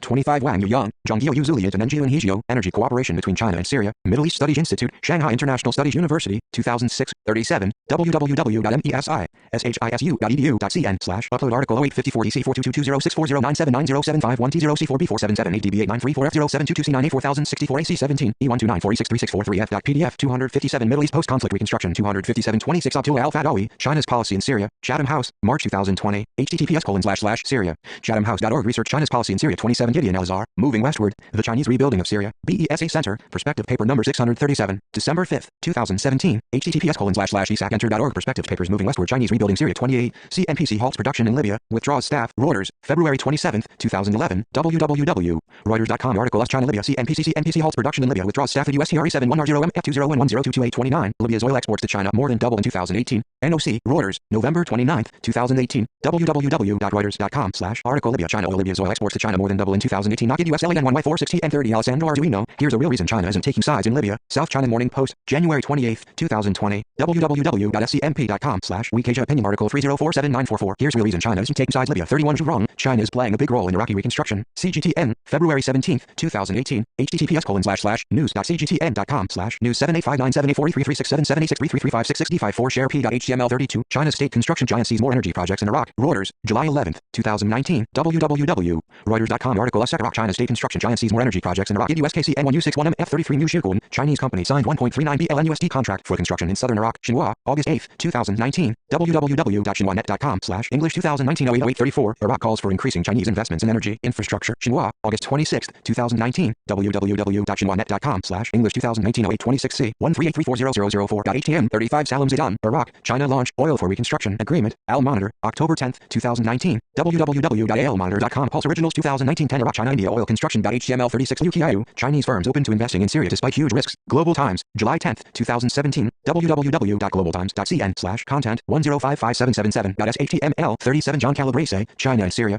in war and reconstruction, Middle East Institute, July 9, 2019, www.meg.edu/publications China and Syria war and reconstruction 38 Shabrin, China's invitation to Syria to participate in the Belt and Road Forum defies U.S. sanctions, Syrian Arab News Agency, SANA, April 26, 2019, https://sana.sy on, p = 164,263.39 Michael Martina and Chris Buckley, China urges Libya to protect investments, Reuters, August 22, 2011, www.reuters.com/article China-Libya oil China urges Libya to protect investments at USTR77M0PD20N10823340, massive £50 billion development of Tobruk unveiled, railway to Sudan to be built, Libya Herald, October 26, 2016, www.libyaherald.com/2016 1026 massive LT $50 billion development of Tobruk unveiled, railway to Sudan to be built 41, Chinese companies strategic partners in Libya's telecom sector, official, Xinhua, May 14, 2018, www.xinhuanet.com/English 2018-05-14 C137178407.htm 42, China to build power plants in Yemen, expand ports, Reuters, November 16, 2013, www.reuters.com article Yemen China power China to build power plants in Yemen, expand ports at USBR 9F05820131111643 Zhao Jin, Yileg Zhen Hu Chongjian,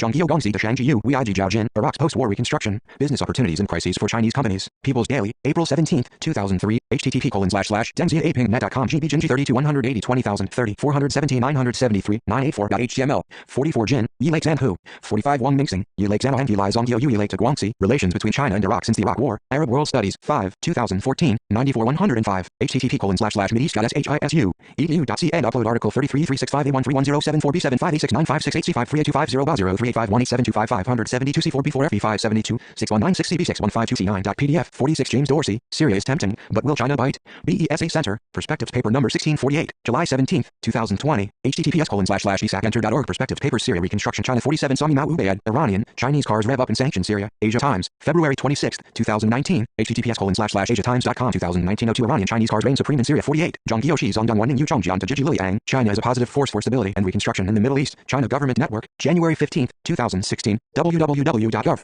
CNZIN 2016-01-15 content. 50329995.htm 258 Samuel Ramey 25849. United Nations seeks negotiated political solution as Syria conflict enters 9th year. Under Secretary General tells Security Council. United Nations Security Council. 8493rd meeting. SC 13751. March 27, 2019. www.un.org/press on 2019. SC 13751.doc.htm 50 Xi Jinping. Libya needs China to rebuild. China Daily. September 28, 2011. www.chinadaily.com.cn 2011-09-28 content 1380631.htm 51. Zuli Zhanhu Chongjian Hu Shai Fengxi. Analysis of Syria's post-war reconstruction and market. China International Contractors Association. CHINCA. December 2nd, 2018. www.chinca.org. Site info 181212134111152. Chinese envoy asks U.S. to lift unilateral sanctions on Syria. Xinhua. June 17, 2020. www.xinhuanet.com. English 2020-06-17C. 139144866.htm 53. Li Jiabao. Meiguo Zuli to Ziki.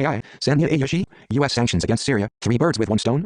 People's Daily, June 25, 2020. http://world.people.com.cn/n1 2020-0625C1002 3175918.html 54. Yi Lake Yu Changqian Chang 1 to Zongyo Ren. Zongyo Yijin Kan Yi Lake to Chongjian. There are tens of thousands of Chinese in Iraq. China has already participated in the reconstruction of Iraq. Overseas Chinese Affairs Office of the State Council. December 23, 2015. www.gqb.gov.cn/news 2015-12-23 37561.html 55. Interview with Haider Qasim Al-Tamimi. Iraqi researcher confirms BRI's strategic significance for Iraq. Xinhua. April 16, 2019. www.xinhuanet.com/English 2019-04-16C 137982226.htm 56. Zuli Zhanhu. CHINCA. 57. President Al-Assad. The Belt and Road Initiative constituted worldwide transformation in international relations. There will be no prospect for U.S. presence in Syria. Syrian Arab News Agency. SANA. December 16, 2019. https://sana.sy on. P equals 180,579.58. Newell M. Hales. The strength of Chinese-Syrian relations. Syrian Observer. June 19, 2019. https://syrianobserver.com. News 51171. Newell M. Hales. The strength of Chinese-Syrian relations. HTML 59. President Al-Assad. SANA.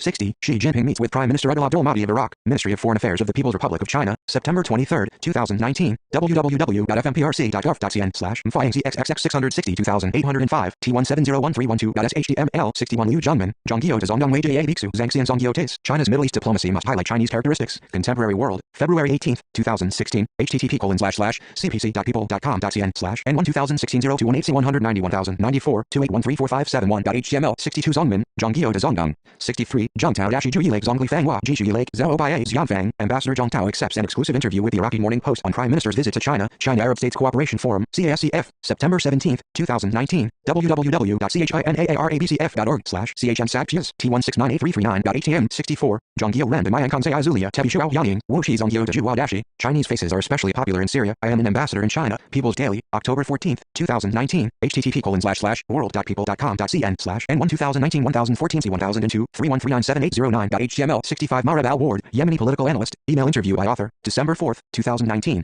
66. Camille Lums et al. China's Great Game in the Middle East. European Council of Foreign Relations. October 21, 2019. 2324. www.ecfr.u/page.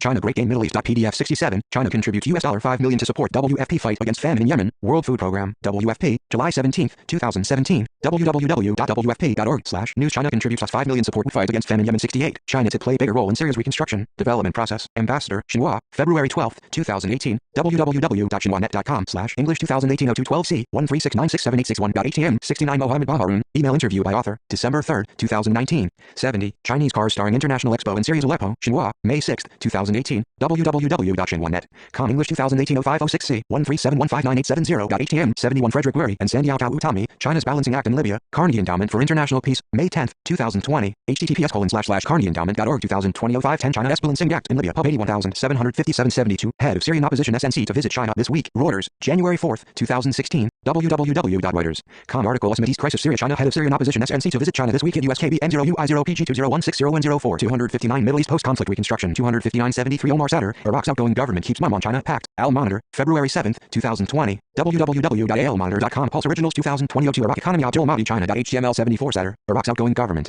75, Lagazueta Fakir Baghdad Lubrican, Al Barli Malarik Yalja Ila Al-Safir El-Siani Wanashid Nu'ayli Khan, mystery of the Baghdad and Beijing agreement, the Iraqi parliament responds to the Chinese ambassador and activist comment, Al-Ahra, January 19, 2020, www.alhura.com/Iraq 2020-0119, 76 Mohammed Ali Abdallah, email interview by author, July 28, 2020. 77 Abdullah, interview. 78 Abdul Khalek Abdullah, email interview by author, July 27, 2020. 79 Kristen Smith E1 et al. The Geoeconomics of Reconstruction in Yemen, Washington, D.C., Arab Gulf States Institute in Washington, AGSIW, 2018, 18, https://agsiw.org WP content, uploads 2018 11 Yemen UAE SF online.pdf 80, The Caesar Act, Nature, Goals and Potential Consequences, Emirates Policy Center, June 23, 2020, https://apc.ae topic The Caesar Act, Nature, Goals and Potential Consequences 81 Hamid Reza Zitsi, email interview by author, July 27, 2020, 82, Sakanin Bisar Membis Haraset as Peshet Waki Jengu, Surah, Bashar al-Assad's very important remarks from behind the real scenes of the Syrian war, Kayhan, November 13, 2019, www.kayhan.ir/Fa News 174,650-83, Teshad Recabit Banar W. Rusabur Serman Afrikat Sada Hidverder, Sarakin Bedouin Werewal BH Jengu, intensifying rivalry between Iran and Russia over economic benefits of presence in Syria and China without entering the war, Entekab, April 27, 2019, www.entekab.ir/Fa News 473,218-84 Ruhan Salibi Galatabat and Baran Ibrahimian, Abekir Jad Aber Asham Jadad Kinaduf, Milan W. Shilsha, China's New Silk Road Initiative, Goals, Obstacles and Challenges, Islamic Azad University, March 18, 2017, http://prb.iuctb.ac.ir/article 529,089C0376CD3D0D68368 BAC3D6481CVD5362.pdf 85 Shekesa Maxaraset Ugrmaz Runet Base Zaza Sorak Shuam Risa Base Harased Kudemin. Who is to blame if we are left out of the Syrian reconstruction process? Russia, Bashar al-Assad or ourselves?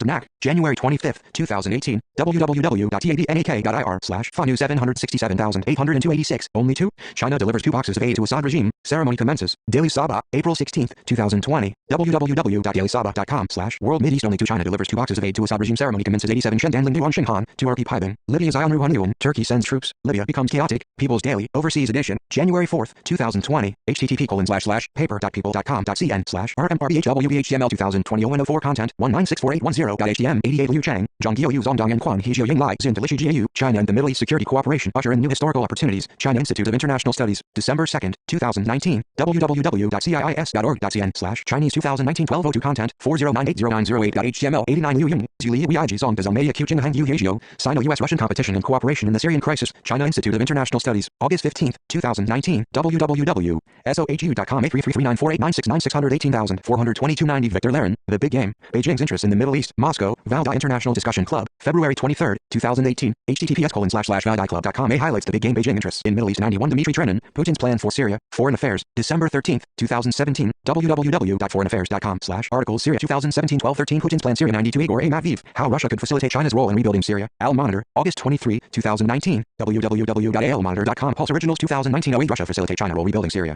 HTML 93, Russian Railways Company looks for return to Libya, Libya Observer, February 19, 2018, www.libyaobserver.ly and brief Russian Railways Company looks return Libya 94 Zayan Akarum, Syria hopes to jumpstart rebuilding despite massive hurdles, Associated Press, October 3, 2018, https://apnews.com 25B543EC1T94BFAB290ECD165145E6 references Abdallah, Muhammad Ali, email interview by author, July 28, 2020, Abdullah, Abdul Khalek, email interview by author, July 27, 2020, 260 Samuel Ramani 260 Al-Fadawi, Abdullah, China's policy in Syria, Chatham House, Royal Institute of International Affairs, March 2020, https://syria.chathamhouse.org/research China's policy in Syria Al-Shafi, Haider Hamoud Reddy, CNPC, CNOOC, and CNOPAC in Iraq, successful start and ambitious cooperation plan, Journal of Middle Eastern and Islamic Studies in Asia, 9-1, 2015, 7898, Al Ward, Mareb, Yemeni political analyst, email interview by author, December 4, 2019, Arduino, Alessandro, here's the real reason China isn't taking sides in Libya, South China Morning Post, January 28, 2020, www.scmp.com/week Asia opinion article 3047944, here's real reason China isn't taking sides Libya Azitsi, Hamid Reza, email interview by author, July 27, 2020,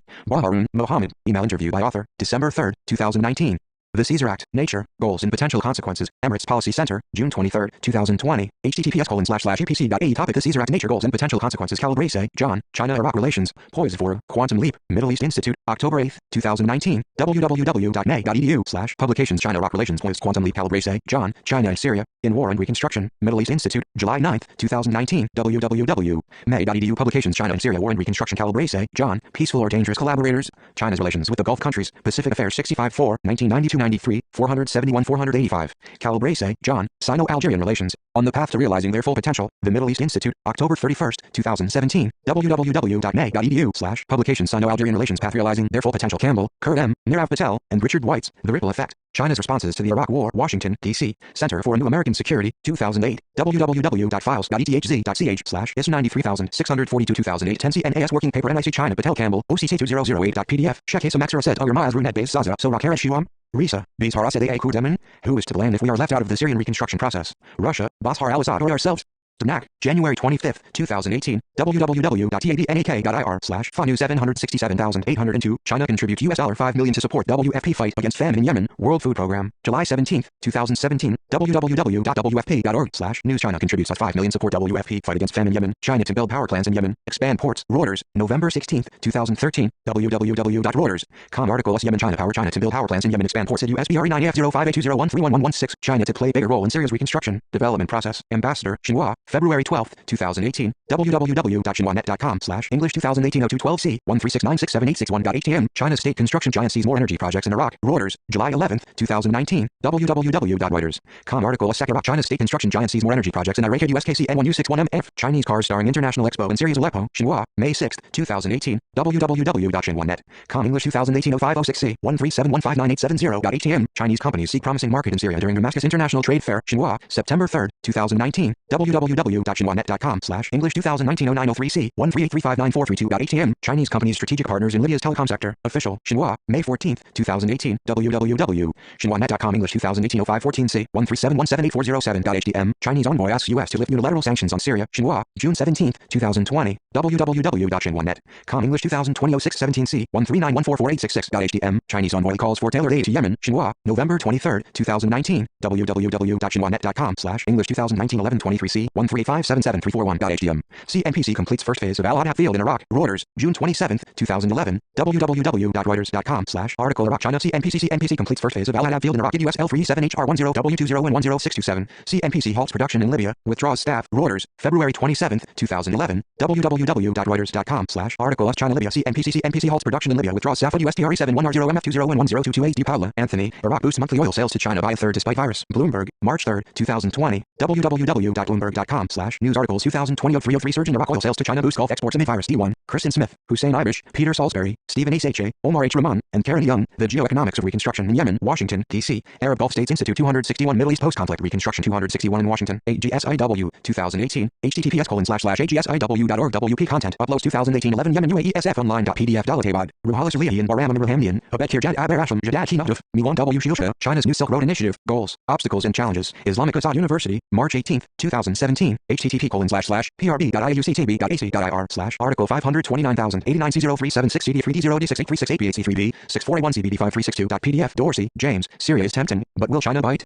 BESA Center, Perspectives Paper No. 1648, July 17, 2020, https://esacenter.org Perspectives Paper Syria Reconstruction China Elazar, Gideon, Moving Westward, The Chinese Rebuilding of Syria, BESA Center, Perspective Paper No. 637, December 5, 2017, https://esacenter.org Perspectives Papers Moving Westward Chinese Rebuilding Syria, further on talks, Xinhua, June 13, 1996, FBIS Daily Reports, Garver, John W. China and Iran, Ancient Partners in a Post-Imperial World, Seattle, WA, University of Washington Press, 2006, Harris, Lillian Craig, China Considers the Middle East, London, I.B. Torres, 1993, He Wenping, Libya Needs China to Rebuild, China Daily, September 28, 2011, www.chinadaily.com, CND 2011-0928 content, 1380631.htm, Head of Syrian Opposition SNC to visit China this week, Reuters, January 4, 2016, www.reuters.com article Mideast Crisis Syria China Head of Syrian Opposition SNC to visit China T. His week at USKB N0UI0PG201601004 Hemingway, Dan, China's Strategic Engagement with Assad Syria, Atlantic Council, December 21, 2018, www.atlanticcouncil.org/blog Syria Source Chinese Strategic Engagement with Assad Syria Hadzi, Olbert, The End of China's Non-Intervention Policy in Africa, Chem, Palgrave Macmillan, 2019. Wang Mingxing, Yilake Zhao Hangdi Lai Zongyo Yilake de Guangxi, Relations between China and Iraq since the Iraq War, Arab World Studies 5, 2014, 94-105, http://mideast.shisu.edu.cn/upload article 3336531307437586953825083825582572C4B4FB572 6196CB6152C9.pdf Whedon, Mohammed bin, China's Relations with Arabia and the Gulf, 1949-1999, London, Routledge Curzon, 2002. Interview with Haider Qasim al-Tamimi, Iraqi researcher confirms BRI's strategic significance for Iraq, Xinhua, April 16, 2019, www.xinhuanet.com/English 2019-04-16C, 137982226.htm, Iraq calls for increasing Chinese investments in energy infrastructure, Xinhua, August 26, 2019, www.xinhuanet.com English 2019-08-26C, 138340004.htm, Karam, Zaina, Syria hopes to jumpstart rebuilding despite massive hurdles, Associated Press, October 3, 2018, https://apnews.com 25B543C1T94BF AB290ECD165145E6, Lagazueta Fakir Baghdad Wabikin, Al-Barlaman Alariki Yalja Ila Al-Safir Al-Siani Wanashit Nuali Khan, Mystery of the Baghdad and Beijing Agreement, the Iraqi parliament responds to the Chinese ambassador and activist comment, Al-Ahra, January 19, 2020, www.alhura.com/Iraq 2020-01-19 Laren, Victor, The Big Game, Beijing's Interests in the Middle East, Valda International Discussion Club, Moscow, February 23, 2018, https://valdiclub.com highlights the Big Game Beijing Interests in Middle East Li Jiabao, Megwo Duazuli into Ziki, Sanya Ayoshi, U.S. sanctions against Syria, 3 birds with 1 stone. People's Daily, June 25, 2020, http://world.people.com.cn/N1 2020-0625C1002 3175918.html Libya's oil exports to China more than double in 2018. NOC, Reuters, November 29, 2018, www.reuters.com/article Libya's oil exports to China more than double in 2018. Naked US LEN1Y460 NUKIU, Chinese firms open to investing in Syria despite huge risks. Global Times, July 10, 2017, www.globaltimes.cn/content 1055777.html Liu Zhang, Zhongguo Zongdong and Quan He Yinglai, Xin Delishi Jiu, China and the Middle East Security Cooperation usher in new historical opportunities. China Institute of International Studies, CIIS, December 2, 2019, www.ciis.org.cn/Chinese 2019-1202 content 409809008.html Liu Ying, Zili Weiji Zong Dezongmei Qing Hang Yu Yezhio, Sino-US Russian competition and cooperation in the Syrian crisis. China Institute of International Studies, August 15, 2019, www.sohu.com 8333948969618,422 Liu Zhongmin, Zhonggyo Dezongdong Wei Jia Bixu Zhangxian Zongyo Tis. China's Middle East diplomacy must highlight Chinese characteristics. Contemporary World, February 18, 2016, http://cpc.people.com.cn/N1 2016-0218C191094 28134571.html 262 Samuel Ramani 262 Luns, Camille, Jonathan Fulton, D. Gang Sung, and Nasser Al-Tamimi, China's Great Game in the Middle East, European Council of Foreign Relations, ECFR, October 21, 2019, www.ecfr.eu/page. China Great Game Middle East. PDF Martina, Michael and Chris Buckley, China urges Libya to protect investments. Reuters, August 22, 2011, www.reuters.com/article of China Libya oil. China urges Libya to protect investments. USDRE 77M0PD20 Massive LD50 billion development of Tobruk unveiled. Railway to Sudan to be built. Libya Herald, October 26, 2016, www.libyaherald.com/2016 1026 Massive LD50 billion development of Tobruk unveiled. Railway to Sudan to be built. Matviv, Igor A. How Russia could facilitate China's role in rebuilding Syria. Al Monitor, August 23, 2019, www.almonitor.com Pulse Originals 2019-08 Russia facilitate China role rebuilding Syria. HTML Mao Ubaid, Sami, Iranian, Chinese cars rev up and sanction Syria. Asia Times, February 26, 2019, https://asiatimes.com 2019-02 Iranian Chinese cars reign supreme in Syria. Mu Shirkun, Chinese company signs 1.39 billion USD contract for construction in southern Iraq. Xinhua, August 8, 2019, www.xinhuanet.com/English 2019-08 Mu Lem Hales, the strength of Chinese-Syrian relations. Syrian Observer, June 19, 2019, https://syrianobserver.com Yen News 51171 Mu Lem Hales, the strength of Chinese-Syrian relations. HTML Ing, Eric,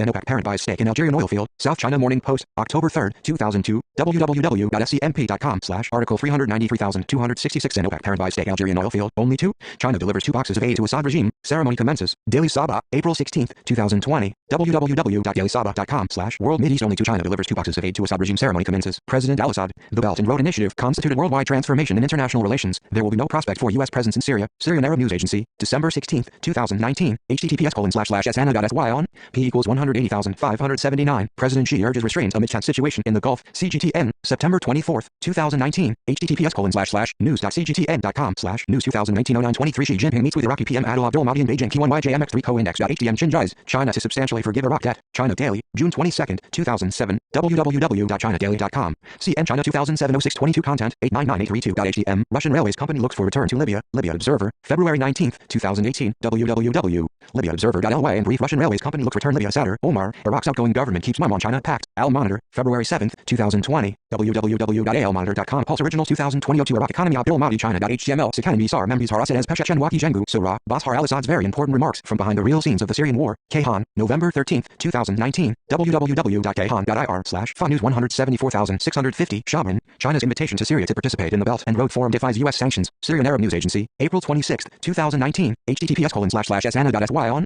p equals 164,263 Shenshinhan and Danling Duan, 2 RP Pibing, Libya's Ayan Ruhaniyun, Turkey sends troops, Libya becomes chaotic, People's Daily, Overseas Edition, January 4th, 2020. http://paper.people.com.cn/rmbrbhwbhtml 2020 004 content 1964810.htm Tashad recabit banner and w Sabur Serman Afaket Sada Heatverder so Rakin Bedouin where Odh Shengu intensifying rivalry between Iran and Russia over economic benefits of presence in Syria and China without entering the war. Entekab, April 27th, 2019. www.entekab.ir/Fa News 473,218 Trenin, Dmitry. Putin's plan for Syria. Foreign Affairs, December 13th, 2017. www.foreignaffairs.com/articles Syria 2017-12-13 Putin's plan Syria. United Nations seeks negotiated political solution as Syria conflict enters 9th year. Under Secretary General tells Security Council, United Nations Security Council, 8,493rd meeting, SC 13,751, March 27th, 2019. www.un.org/press on 2019, SC 13751.doc.htm Wang Jinyang, Libya by Anwadu Zongyo Hai Jingji Liai Ding Saying, The Impact of Libya's Changes on China's Overseas Economic Interests, Arab World Studies, No. 2, March 2012, 3650, http://mideast.shisu.edu.cn/upload article 8F84F728A994D918B B65F98771744538F888BC38288C1.pdf 263 Middle East post-conflict reconstruction 263 Wang Wenwen, China to aid Libyan reconstruction via Belt and Road. Global Times, July 17th, 2018. www.globaltimes.cn/content 111258.html Wang Yuyang, Zhongyao Yuzulian and Nenjiu and Hijio, Energy Cooperation between China and Syria, Middle East Studies Institute, Shanghai International Studies University, 2006. www.mesi.shisu.edu.cn/upload article 0854DC422064097907510C4B477ADBA9340F0722C98064AC17 E129463643F.pdf Very, Frederick and Sandy Al-Utami, China's Balancing Act in Libya, Carnegie Endowment for International Peace, May 10th, 2020, https://carnegieendowment.org 2020-05-10 China's Balancing Act in Libya, pub 81757 Weiskopf, Michael, China plays both sides in Persian Gulf War, Washington Post, January 13th, 1983, www.washingtonpost.com/archive politics 1983-01-13 China plays both sides in Persian Gulf War, Xi Jinping meets with Prime Minister Adel Abdul Mahdi of Iraq, Ministry of Foreign Affairs of the People's Republic of China, September 23rd, 2019, www.fmprc.gov.cn/mfyxxx660 2805 T17013112.html Zulia Zanhu Chongjian Hu Shai Fengxi, Analysis of Syria's Post-War Reconstruction and Market, China International Contractors Association, December 2nd, 2018, www.chinca.org/site info 1812121341111 Yilake Yu Changqian Chang Wan to Zongyo Ren, Zongyo Yajin Kan Yolilake to Chongjian. There are tens of thousands of Chinese in Iraq. China has already participated in the reconstruction of Iraq. Overseas Chinese Affairs Office of the State Council, December 23rd, 2015, www.gqb.gov.cn/news 2015-12-23 37561.html Zhongqi, The Domestic Dynamics of China's Energy Diplomacy, Singapore, World Scientific Publishing, 2016. Zhongtao Dashi Yilake Zongli Fanghua Jishu Yilake Zhao Baye Xianfang, Ambassador Zhongtao accepts an exclusive interview with the Iraqi Morning Post on Prime Minister's visit to China, China-Arab States Cooperation Forum, September 17th, 2019, www.chinacaf.org/chmsacps T1698339.htm Zhao Jin, Yilake Zhenhu Chongjian, Zhongyao Gongzi to Shangjiu, Weiji Zhao Jin, Iraq's post-war reconstruction, business opportunities and crises for Chinese companies, People's Daily, April 17th, 2003, http://dengxiopingnet.com gbjinji32108200300417 9739884.html Zhongyao Ren to Mayan Kangzei Zulia, Tebi Shuao Yaning, Wuxi Zhongyao to Zhuwa Dashi. Chinese faces are especially popular in Syria. I am an ambassador in China. People's Daily, October 14, 2019, http://world.people.com.cn/n1 2019 1014 C1002 313978009.html Zhongyao Shi Zongdong Yu Chongjian to Jiji Liang. China is a positive force for stability and reconstruction in the Middle East. The State Council, the People's Republic of China, January 15, 2016, www.gov.cn/zoom1 2016.01/15 content 5032995.htm Zhurong, China is playing a big role in Iraqi reconstruction. CGTN, February 17, 2018, https://news.cgtn.com/news 78597843367786333566d54 share p.html Zidane, Salam, Iraq, China launch, oil for reconstruction, agreement, Al Monitor, October 10, 2019, www.almonitor.com Pulse Originals 2019 10 Iraq China India oil construction.html 264 DOI 10.4324/9781003034520-2118 China's nascent soft power projection in the Middle East and North Africa cultural, educational, and media initiatives Chai Xiaojin accompanying its extensive trade relations and growing presence in the Middle East and North Africa, China has also been seeking international image building and soft power projection in the region. Joseph Nye's term, soft power, which he defines as the ability to get what you want through attraction rather than coercion and payments, one has been used, or even stretched, to describe China's effort to project its influence in the world through non-military means such as formal diplomacy, development aid, contributions to global governance, investment, cultural promotion, and ideological persuasion. 2. In essence, soft power is the ability to influence others without resorting to power and the ability to shape others' preferences with attractiveness and persuasion. 3. States with soft power capacity are able to rely on support without resorting to the use of realpolitik or hard power. Soft power is best understood as a natural byproduct of cultural and political appeal, meaning that a state is able to attract others when showcasing its principles and values. Thus, it is a very important instrument for 21st century states. China is no exception, as it deems soft power an integral part of its rejuvenation of the great Chinese nation and has started its formal quest for soft power through culture, media, diplomacy, and presenting its model of governance. Chinese leaders have been calling for the strengthening of Chinese soft power at home and abroad at the most important power-wielding events, the Communist Party of China's Congress, since 2007.4. While many have observed that China has been conducting quite a lot of international public relations campaigns through funding global media outreach and hosting Sino-centric cultural events, others perceive China's outward investment and aid as the cornerstone of China's soft power. 5. Since 2000s, the Chinese government has moved to instill a positive perception of China for global audiences through setting CCTV's international channels, now called CGTV, China Global Television Network, expanding global chapters of Confucius Institutes, and promoting other educational, sport, and cultural diplomatic initiatives. This has resulted in a mixed impact and attracted a variety of reactions. 6. Nevertheless, soft power building has intensified since Xi Jinping's ascendance to power in 2012, with his signature grand strategy of the Belt and Road 265, China's Soft Power Projection 265 Initiative, BRA, in which people-to-people connectivity, Minxin Xiang Tong, Unified Ideograph, Unified Ideograph, Unified Ideograph, Unified Ideographa, is one of 5 cooperation priorities. The BRI's goal is to project China's comprehensive influence beyond its borders through infrastructure building and economic cooperation as well as cultural people-to-people exchanges from Central, West and Southeast Asia to Europe. Such a soft power push, according to David Shanbaugh, has not seen any demonstrable improvement in its global image, even though states and regions vary in terms of their perception toward it. 7. A noticeable improvement may be seen in Africa, while its East Asian neighbors remain skeptical of China's intention and ability of attraction and influence. 8. However, the Middle East and North Africa, MENA, an important BRI hub region where world powers compete for influence and control, remains a new territory for China to explore and project its soft power. Despite China's third world legacy and the fact that it has established comprehensive diplomatic relations with countries in Asia, Africa, and Latin America, post-1989 China found it difficult to make reputational gains in those areas. Due to their complicated geopolitics and ideational diversity, MENA countries serve as a good arena to examine Chinese soft power projection efforts. As in other places, geopolitical balancing in the region and China's reluctance to challenge the dominance of the United States have constrained China to become an alternative superpower. Alterman argues that the increasing energy needs of China from the Middle East and dissatisfaction with the role of the United States in the region may result in growing influence, especially in terms of China's MENA soft power. Thus, it is understandable that China may be overly reliant upon economic ties to consolidate its influence. Recently, a series of comprehensive projects and public-private initiatives of Chinese soft power building have been unfolding in MENA. 9. While government-sponsored cultural diplomacy mainly happens in larger MENA countries such as Egypt, Turkey, and Iran, the private-initiated ones appear in smaller and rich countries such as the United Arab Emirates, UAE. The state-sponsored programs include strengthening the Xinhua News Agency Middle East, increasing coverage of CGT and Arabic, restricting unofficial Hajj trips from China, and promoting educational scientific exchanges and cooperation. The business or community-initiated programs range from cultural festivals, art productions and exhibitions, Mandarin Arabic Persian Turkish translations and publishing, to establishing permanent cultural centers or companies of performing art and or music. At the different levels, the state and private-initiated cultural diplomacy not only helps China's international image building by softening global Islamic concerns or alleviating criticism of China's treatment of its domestic Muslim minority, but also fulfills the Chinese diaspora's cultural needs and business growth. The recent announcements that the UAE and Saudi Arabia will add Chinese language into their K-12 curriculum in public schools are a clear demonstration of China's growing soft power. This chapter is aimed at understanding China's soft power build-up in the MENA region by looking at its people-to-people exchanges and its cultural, educational, and media projects and initiatives over the past 3 decades. Besides decoding China's intentions and capabilities, and the limitations of its soft power projection in MENA, this chapter conducts a brief case study of Chinese cultural influence in the UAE. It concludes with policy implications for both China and the regional countries. China's formal and informal diplomacy in MENA. China's quest for soft power neatly aligns with its need to strengthen people-to-people exchanges or cultural diplomacy to complement its main foreign policy goals. Since the 1990s, China's foreign policy has diversified significantly to include the issue of energy security, especially as Beijing began to seek deepened partnerships through both formal and informal diplomacy with 266 energy-producing states and regions, including in the MENA region. Despite China's moral support for decolonization and national independence movements in MENA under the slogan of Third World and anti-imperialist revolutions during the Mao Zedong era, 1949-1976, China's involvement in MENA affairs was less significant and, as a result, Beijing was at a disadvantage in its regional diplomacy given a relative lack of knowledge and exchanges. At the same time, China's official policy of non-interference and long-standing practice of separating economics from politics in its cross-regional diplomacy, especially in its relations with resource-rich developing states, has at times failed in MENA, most particularly in addressing responses to violence-prone weak states such as Libya and Yemen, and the more precarious security situation in Iraq and Syria. Nevertheless, China made great strides in widening and deepening its MENA policies and exchanges during the Hu Jintao era, 2002-2012, and more recently under Xi Jinping, 2012 present, with the launch of the China Arab States Cooperation Forum, CASCF, the China Africa Cooperation Forum, FOCAC, and BRI in the past 2 decades. 10 Early in China's MENA engagement, ideology played an important role in shaping the Chinese polity. China's Third World alignment policy was significant in MENA, especially among socialist Arab countries. Newly independent and anti-imperialist solidarity propelled China to support the Palestinians, and it generated some goodwill with its non-interference principle. China's foreign policy since the 1990s has become more pragmatic, multi-layered, and multi-channeled, focusing on trade, investment, development aid, and people-to-people exchanges under the guidelines of comprehensive diplomacy. 11 Complementing this pragmatic orientation, China began promoting its culture in a bid for increased soft power, image building, and public diplomacy. This soft power building is part of a scramble for a more prominent position in the global cultural industry and creative economy, with a growing number of Chinese cultural entrepreneurs at home and abroad, both private individuals or those with state sponsorship.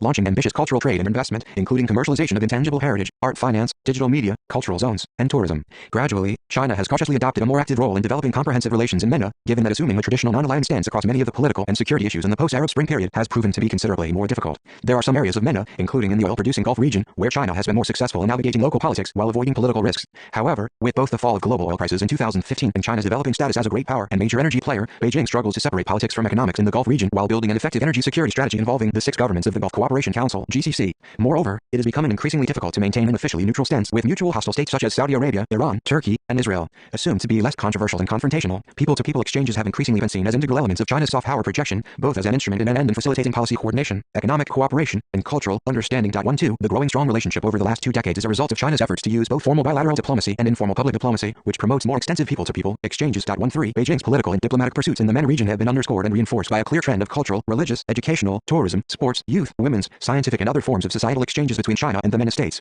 These exchanges have been expected to be further consolidated and promoted to people-to-people connectivity or connecting popular hearts and minds under the BRA, with emphasis on trust building, institutionalization, persuasion, and even propaganda. 267 China's soft power projection. 267 Since the founding of the People's Republic of China (PRC) in 1949, Chinese Hajj pilgrims, organized officially with government approval, have traveled to Saudi Arabia every year since 1955. Their numbers regularly exceeded 6,000 in the 1990s and consistently were between 10,000 and 16,000 each year from 2003 to 2019.14. In addition, there are still considerable numbers of unregistered Hajj goers and private religious tourists from China to Saudi Arabia each year following the kingdom's new drive to develop itself as a tourist destination. In fact, Hajj goers not only fulfill their religious duties in Mecca, but also are encouraged to be Chinese cultural ambassadors while in Saudi Arabia, wearing outfits emblazoned with the Chinese national flag and the official emblem of the Hajj trip, the Islamic Association of China. They also conduct Chinese Islamic and cultural events such as art exhibitions and formal meetings with Saudi officials or religious leaders during or after their Hajj. Historically, Hajj diplomacy facilitated rapprochement of China-Saudi relations and demonstrated China's tolerance of its Muslim minorities at home. Since 2014, the Chinese government has become increasingly worried about and distracted by the so-called Muslim question, both domestically and in its bordering countries. This becomes all the more acute because of social media pressure from netizens who complain about the Saudization Arabization of Chinese Islam. 15 Citing security and health reasons, China has initiated a new policy of imposing a quota for Hajj goers for Chinese Muslims and instituted restrictions on unofficial and or private Hajj trips. Among them is the latest decree on regulating and monitoring Islamic pilgrimage affairs, jointly endorsed by the 8 government ministries and agencies. 16 However, the pioneering role played by decades-long continuation of Muslim pilgrimage from China to Saudi Arabia still boosts people-to-people exchanges, and it is unlikely that the Chinese government would totally ban Muslim pilgrimages. This would seriously undermine its image abroad and damage its relationships with Muslim-majority countries, including those in MENA. A side note also attests the above point. The restriction of religious freedom and anti-extremism laws in Xinjiang Autonomous Region created a huge backlash in many Western democracies and some Muslim countries, but has not invited official condemnation from any Arab country. Further, a total ban of Hajj goers from China to Saudi Arabia and categorical deplete of Muslim faith and practice in China will fully tip the current balance. The MENA Muslim nations whose silence won't last long under the popular pressure. As religious exchange widens, political and economic ties also deepen. China is involved extensively in many areas of economic development, business growth and cultural promotion in MENA, and China's regional presence is unmistakably glaring. A casual visitor to Tehran, Dubai, or Istanbul will be impressed by the abundance of Chinese products, trademarks, and designs in the malls, supermarkets, and department stores. China has long been Iran's largest trading partner, and both sides frequently refer to 2,000 years of civilizational ties. The CASCF and FOCAC have held frequent and regularly scheduled leadership summits, ministerial meetings, and other associated meetings with concrete action plans and projects since their establishment in the early 2000s. These include plans to induce more cultural, educational, and scientific exchanges and cooperation, such as teaching Chinese language in MENA schools, translating, and publishing Chinese and Arabic classics, and annual Chinese cultural celebrations. For example, China has been working with Egypt in terms of both formal and informal diplomacy, helping to achieve China's strategic goals in implementing the BRA and increasing its soft power build-up. In 1956, China and Egypt, both new socialist republics, signed an agreement on cultural cooperation between People's Republic of China and Republic of Egypt, the first of its kind between China and the MENA country. The significant fruit of this agreement was that the first batch of the students, including one who Muslim, was sent to Al-Azhar University, the 268 highest institution of Islamic learning in the world, and other educational institutions by the Chinese government. This historical legacy has had a lasting impact on the bilateral relationship, and now an increasing number of Egyptian students study in Chinese universities, with generous scholarships from the Chinese government. 18 Currently, China supports Egypt's strong interest in assuming the role of representing Africa and the Middle East alongside the 5 permanent members of the UN Security Council. 19 In return, Egypt, the most populous Arab country and the political and cultural hub of the Arab world, has invited China to participate in the joint development of the Suez Special Economic Zone and many other infrastructure projects, which has resulted in amicable popular perceptions among the Egyptians toward the Chinese government and citizens. 20 Although civil society organizations are heavily restricted in China and many MENA countries, 21 friendship promotion associations and mechanisms between China and MENA countries are welcomed, encouraged, and even sponsored by the respective governments. This is partly because those organizations and activities consist of retired government officials, social elites, and cultural experts. More importantly, those organizations have positively served China-MENA relations or enhanced China's image and influence in those countries. There are approximately 25 multilateral and bilateral associations promoting friendship between China and the 22 Arab League states, and they have played an important role to complement official diplomacy and coordination, shaping public opinion, strengthening citizens' friendship and fostering international cooperation and advancing common development. 22 Similarly, there are also friendship promotion associations between China and non-Arab states such as Iran, Israel, and Turkey. Despite those friendship associations' strong ties with their governments and an elite rather than popular composition, their role in popular diplomacy seems to have diminished in significance and visibility, has the intensity of people-to-people exchanges, partly due to easier global travel and media outreach, which requires more professional, dedicated, and efficient platforms for friendship promotion and cross-cultural understanding. For example, tourism between MENA and China has been a major boost for mutual awareness and trust building, as a sizable number of MENA countries have been designated tourist destinations for Chinese citizens and signed visa waivers or visa-on-arrival programs. Another example is online communication and social media, which could become new sites of friendship and interaction between Chinese and MENA citizens. This also applies to individual cultural personalities from China. A good example is the famous Chinese Islamic calligrapher Mi Guangjiang, who has been invited to exhibit in numerous Arabic or Islamic art festivals in the region, especially in Turkey, Iran, and the Gulf countries, to represent China because of his unique Chinese style of Arabic calligraphy and the implications of cross-cultural bridge building between China and Islam. Education and language programs. For more than 3,000 years, Chinese civilization has attracted the attention of numerous foreign traders, pilgrims, and scholars. The country's rich and splendid past and vibrant culture provided with abundant soft power reserves. The reforms and openness in the post-Mao period coincided with two important developments in China. On one hand, international interest in China and its culture increased, while on the other hand, the Chinese formulated strategies to expand the nation's cultural influence and increase cultural attractiveness through language teaching, academic exchanges, scholarly cooperation, and knowledge transfer. One of the cornerstones of Chinese soft power building has been the promotion of Chinese culture and languages. China wants to be acknowledged and respected as an ancient 269 China soft power projection 269, but vibrant culture in the heartland of Islamic and Jewish civilization, as well as the birthplace of Christianity. 23. Beijing launched initiatives to increase the number of foreigners studying Chinese language through funding, training, and cooperation with universities and cultural centers in the region. As part of enhancing mutual understanding between China and the rest of the world, the Chinese Ministry of Education opened more than 550 Confucius Institutes and 1,200 Confucius classrooms in around 160 different countries to provide Chinese language classes and promote Chinese culture. Confucius Institutes are established through three-party partnerships between a Chinese university, a foreign university, and the Office of Chinese Language Council International. HANDBOOK are the headquarters of Confucius Institute, a language and culture promotion agency operating directly under the ministry. Confucius classrooms are offshoots of Confucius Institutes, which are located in primary and secondary schools. Both receive funding from HANBOOK, which was renamed and rebranded as the Center for Language Education and Cooperation (CLEC) in 2020. In MENA, there are 23 Confucius Institutes, 16 in Arab states, 4 in Turkey, 2 in Israel, and 1 in Iran, and a few independent Confucius classrooms. 24. The first Confucius Institute in the Middle East was established in 2006 at St. Joseph University, a Christian higher education institution in Beirut. The first one in North Africa was at Cairo University in 2007. The latest addition to the list is at the University of Jeddah in Saudi Arabia, which was founded in December 2019 and just received approval from CLEC's Confucius Institute headquarters in April 2020 during the global COVID-19 pandemic. 25. Meanwhile, the number of students from the MENA region who have gone to China to study Chinese language, traditional Chinese medicine, international relations, arts history, philosophy, science, and engineering has increased substantially over the past 3 decades. According to the Chinese Ministry of Education, in 2017 there were at least 3,107,200 foreign students from BRI countries, including MENA states, and almost 75% of foreign students in China came from Asia and Africa. 26. Yemen, 2,686, Turkey, 2,146, and Saudi Arabia, 1,584 are the top 3 sources of overseas MENA students in China. The increasing popularity of Chinese language learning in higher education reflect China's ascension to global power status. In some Western democracies, there has been sporadic criticism and accusations that Confucius Institutes may restrict academic freedom or even facilitate espionage, but in MENA they do not face similar issues. Confucius Institutes in MENA have enjoyed a relatively neutral environment and stable growth in terms of teaching, staff, student enrollments, and cultural outreach. According to a report released on the Joint Conference of Confucius Institutes in Arab State held in 2019 in Dubai, there have been almost 100,000 students enrolled in the language classes and 700,000 participants in a variety of cultural activities in Arab states between 2006 and 2018. 27. Interviews with administrators and teaching staff in Confucius Institutes in MENA reveal that the Chinese language has been welcomed by both foreign students and their parents, who believe China is becoming a global power and therefore see instrumental value in mastering the language for their business, career, and future development. Faced with many challenges such as non-credit hours of Mandarin courses, cultural differences, diverse needs, and competition from other foreign language offerings, Confucius Institutes in MENA are able to maintain a strong presence without raising media suspicion and political meddling from the host societies. One could argue that MENA students' interest in Chinese language learning is driven mainly by their pragmatism to capitalize on business and career opportunities from China's growing economic, financial, and infrastructure projects in MENA and beyond. In 2014, the Bank of China (BOC) was approved to set up its first overseas branch in the Middle East and Bahrain. This was followed by other major state-owned Chinese banks open branches in Dubai and Riyadh. Often, those foreign banks in Gulf countries have to hire local citizens 270 Chai 270 in order to fulfill respective central banks' requirements of localization. Chinese-speaking local staff contribute to better communication and teamwork for those state-owned commercial banks, in which the majority of employees are Chinese expatriates.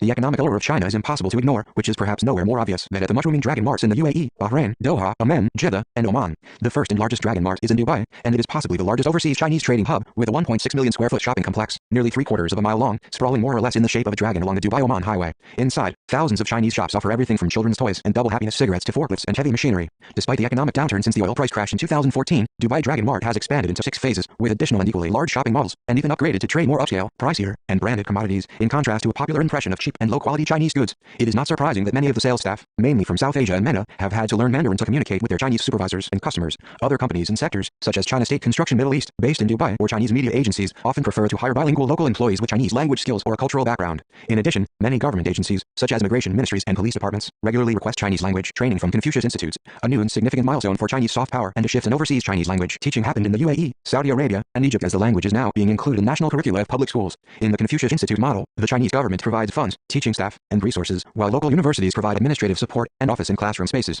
In contrast, these national curriculum programs have seen the Ministry of Education in each of the 3 countries funding its own Chinese teachers and language resources, and implementing public school programs starting in 2019. The policy of fully funding and teaching Chinese language and culture in public schools has not been met without some questions about the necessity for effectiveness of such programs. Other concerns brought up were Chinese cultural intrusion and differences between Chinese and Islamic Arabic civilizations among the younger generations. In particular, establishment of the Confucius Institutes and the growing presence of Chinese culture, deemed by some as non-monolithic and foreign, in the Kingdom of Saudi Arabia and the Arab Republic of Egypt have caused anxiety and backlash from conservative social forces, considering that the KSA is the leader of Sunni Islam and Egypt as the most populous Arab state. 28. However, this shift cannot be interpreted as an attempt to diminish Chinese cultural influence because all three countries have already had Confucius Institutes and still rely on language expertise and academic cooperation with HANDBOOK. In fact, the inclusion of Chinese language learning in their curricula is as much a strategic gesture of the three states to develop closer ties with China as a testimony to Chinese soft power by language and culture. The UAE was the first MENA state to announce and include Chinese in its national education system after its de facto leader Sheikh Mohammed bin Zayed signed a memorandum of understanding (MOU) with President Xi Jinping during his visit to Beijing in July 2019. According to a recent China Daily report, and confirmed by an advisor of Chinese teaching and learning in the UAE Ministry of Education, there are 210 Chinese language teachers in 119 government public schools with 31,538 Chinese learners.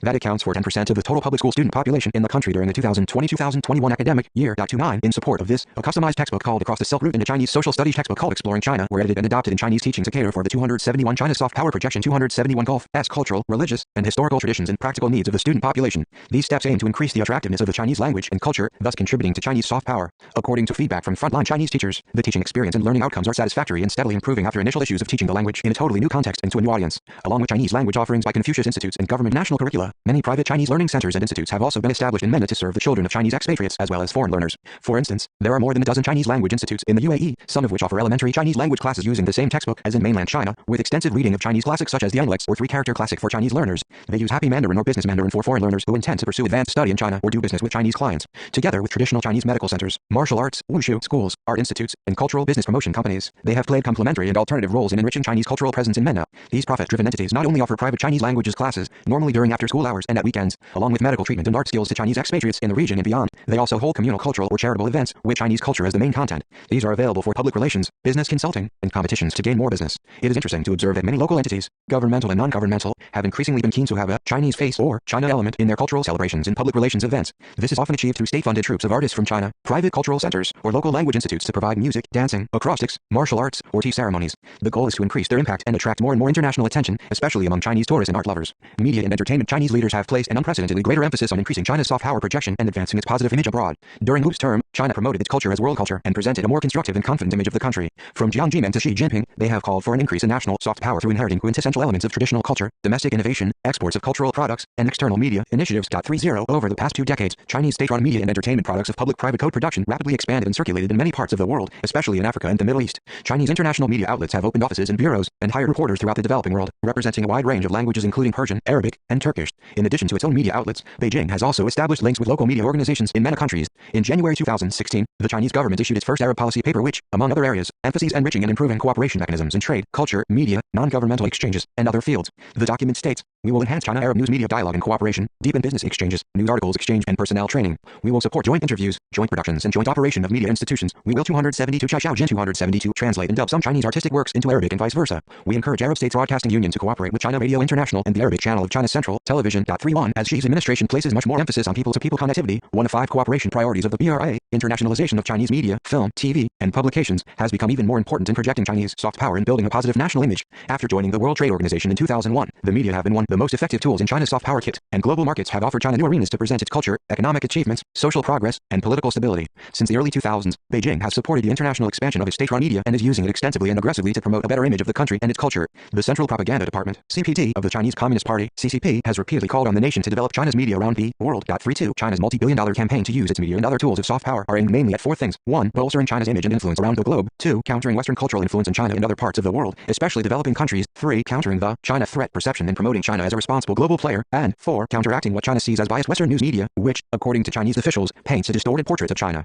For example, even before he became president, in 2009 Xi Jinping defended China's benign intentions to the world and lashed out against the bias by the well-fed foreigners. 33. The latter 2 objectives have become even more urgent and imperative in the last few years, from 2018 onward, during which China has been heavily criticized for its conduct in South China Sea, Hong Kong, and Xinjiang Uyghur Autonomous Region, and its initial handling of the COVID-19 outbreak of 2020 in Wuhan. Chinese leaders and citizens alike often feel misjudged by the international community and frequently complain that foreign news organizations, especially Western media outlets, focus on negative stories and ignore positive developments in China. These complaints have focused in particular on the coverage in foreign media of the Uyghur Muslim riots that broke in Xinjiang, violence elsewhere in China since 2009, and the resulting crackdowns by Chinese authorities. The Chinese government has blamed Western media for distorting and even fabricating its policies and actions in Xinjiang and launched a series of international media campaigns to offer counter-narratives with its newly established media outlets. 34. For example, the government-sponsored news website Tianjian.net, which has been covering Xinjiang's politics, economy, economy, culture, and society in Chinese, English, Arabic, Turkish, and Russian, is listed on all the official websites of China's foreign missions, embassies, consulates or friendship associations as the official mouthpiece of China's Xinjiang work and results. The CCP is especially worried about many responses to its Xinjiang policy since it is concerned about the prospect of public backlash undermining its image in Muslim-majority BRI countries.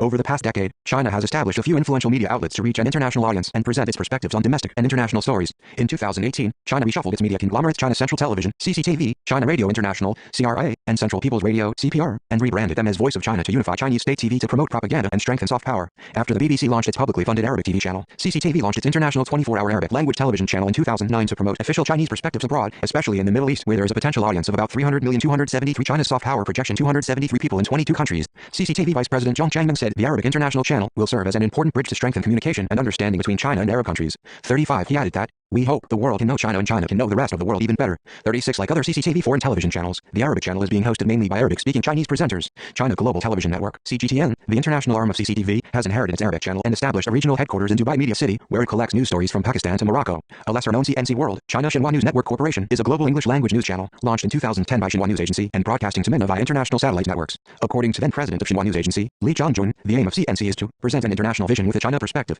37. The channel initially aimed to reach 50 million viewers in Europe, North America, and Africa within its first year. 38. Xinhua News Agency, the largest of China's state media organizations, has established its MENA regional headquarters in Cairo and a branch in Dubai. Since 2008, Xinhua has been trying to transform itself from an official news agency to a multimedia empire with direct access to audiences both at home and abroad. China has complemented CCTV and Xinhua with newspapers and magazines to reach more viewers and readers. China Daily, an English newspaper aimed at improving China's image abroad, has failed to establish a presence in MENA but has been circulating its English or French edition in the region through cooperation with local agencies and distribution outlets. Established in 1981, China Daily has the widest print circulation of any English-language newspaper in the country. Its online website 39 was established in 1995, with editions in 3 languages, Chinese, English, and French. China Today, established 1952 and rebranded in 1990, is a monthly magazine that promotes China's positive image abroad and publishes in several languages, including Arabic and Turkish. Its MENA stations in Cairo and Istanbul present China's achievements and major developments for a regional audience, with sophisticated narratives in the colloquial style. In addition to the state-run media, Chinese authorities have increased the use of foreign media and elites to get its message across in the region. The Chinese Ministry of Foreign Affairs, through its news center and embassies, briefs and organizes press conferences and arranges media trips. 40. For example, China has successfully allayed suspicion and media outcry by inviting foreign reporters, many of them from Muslim countries or the MENA region, to visit Xinjiang on a variety of organized press trips. According to Zhao Lijiang, spokesperson of Chinese Ministry of Foreign Affairs, more than 1,200 diplomats, international organization officials, journalists, and religious figures have visited Xinjiang. 41. Meanwhile, Chinese officials, including ambassadors in foreign capitals, have unprecedentedly increased their appearances in foreign media outlets in MENA. It is now very common to see Chinese diplomats being interviewed and publishing articles in Arabic, Persian, Turkish, or English to defend China's policy position and highlight China's contribution to international and local development. On the other hand, major foreign media organizations, such as the BBC World Service, CNN International, CNBC Arabia, and Al Jazeera, all of which have a strong presence and viewership in the MENA, have increasingly become interested in stories from China and dedicated special programs with it as their theme. Such projects also generally help to improve China's image by presenting its vibrant culture and past achievements. Lastly, there has been a growing presence of Chinese films, TV series, and books through state media outlets or market forces in the region. These cultural products from the entertainment and publishing industry are distributed through state-to-state agreements through 274 private businesses. Under the framework of the CASCF or other official directions, many Chinese films, TV dramas, and publications depicting realistic and contemporary Chinese life are expected to be translated and introduced into the region. For example, a MOU to purchase Chinese films and dramas was signed in 2018 in Dubai between CCTV and China Arab Television, CATV, a private TV station based in Dubai Media City with a Chinese media background.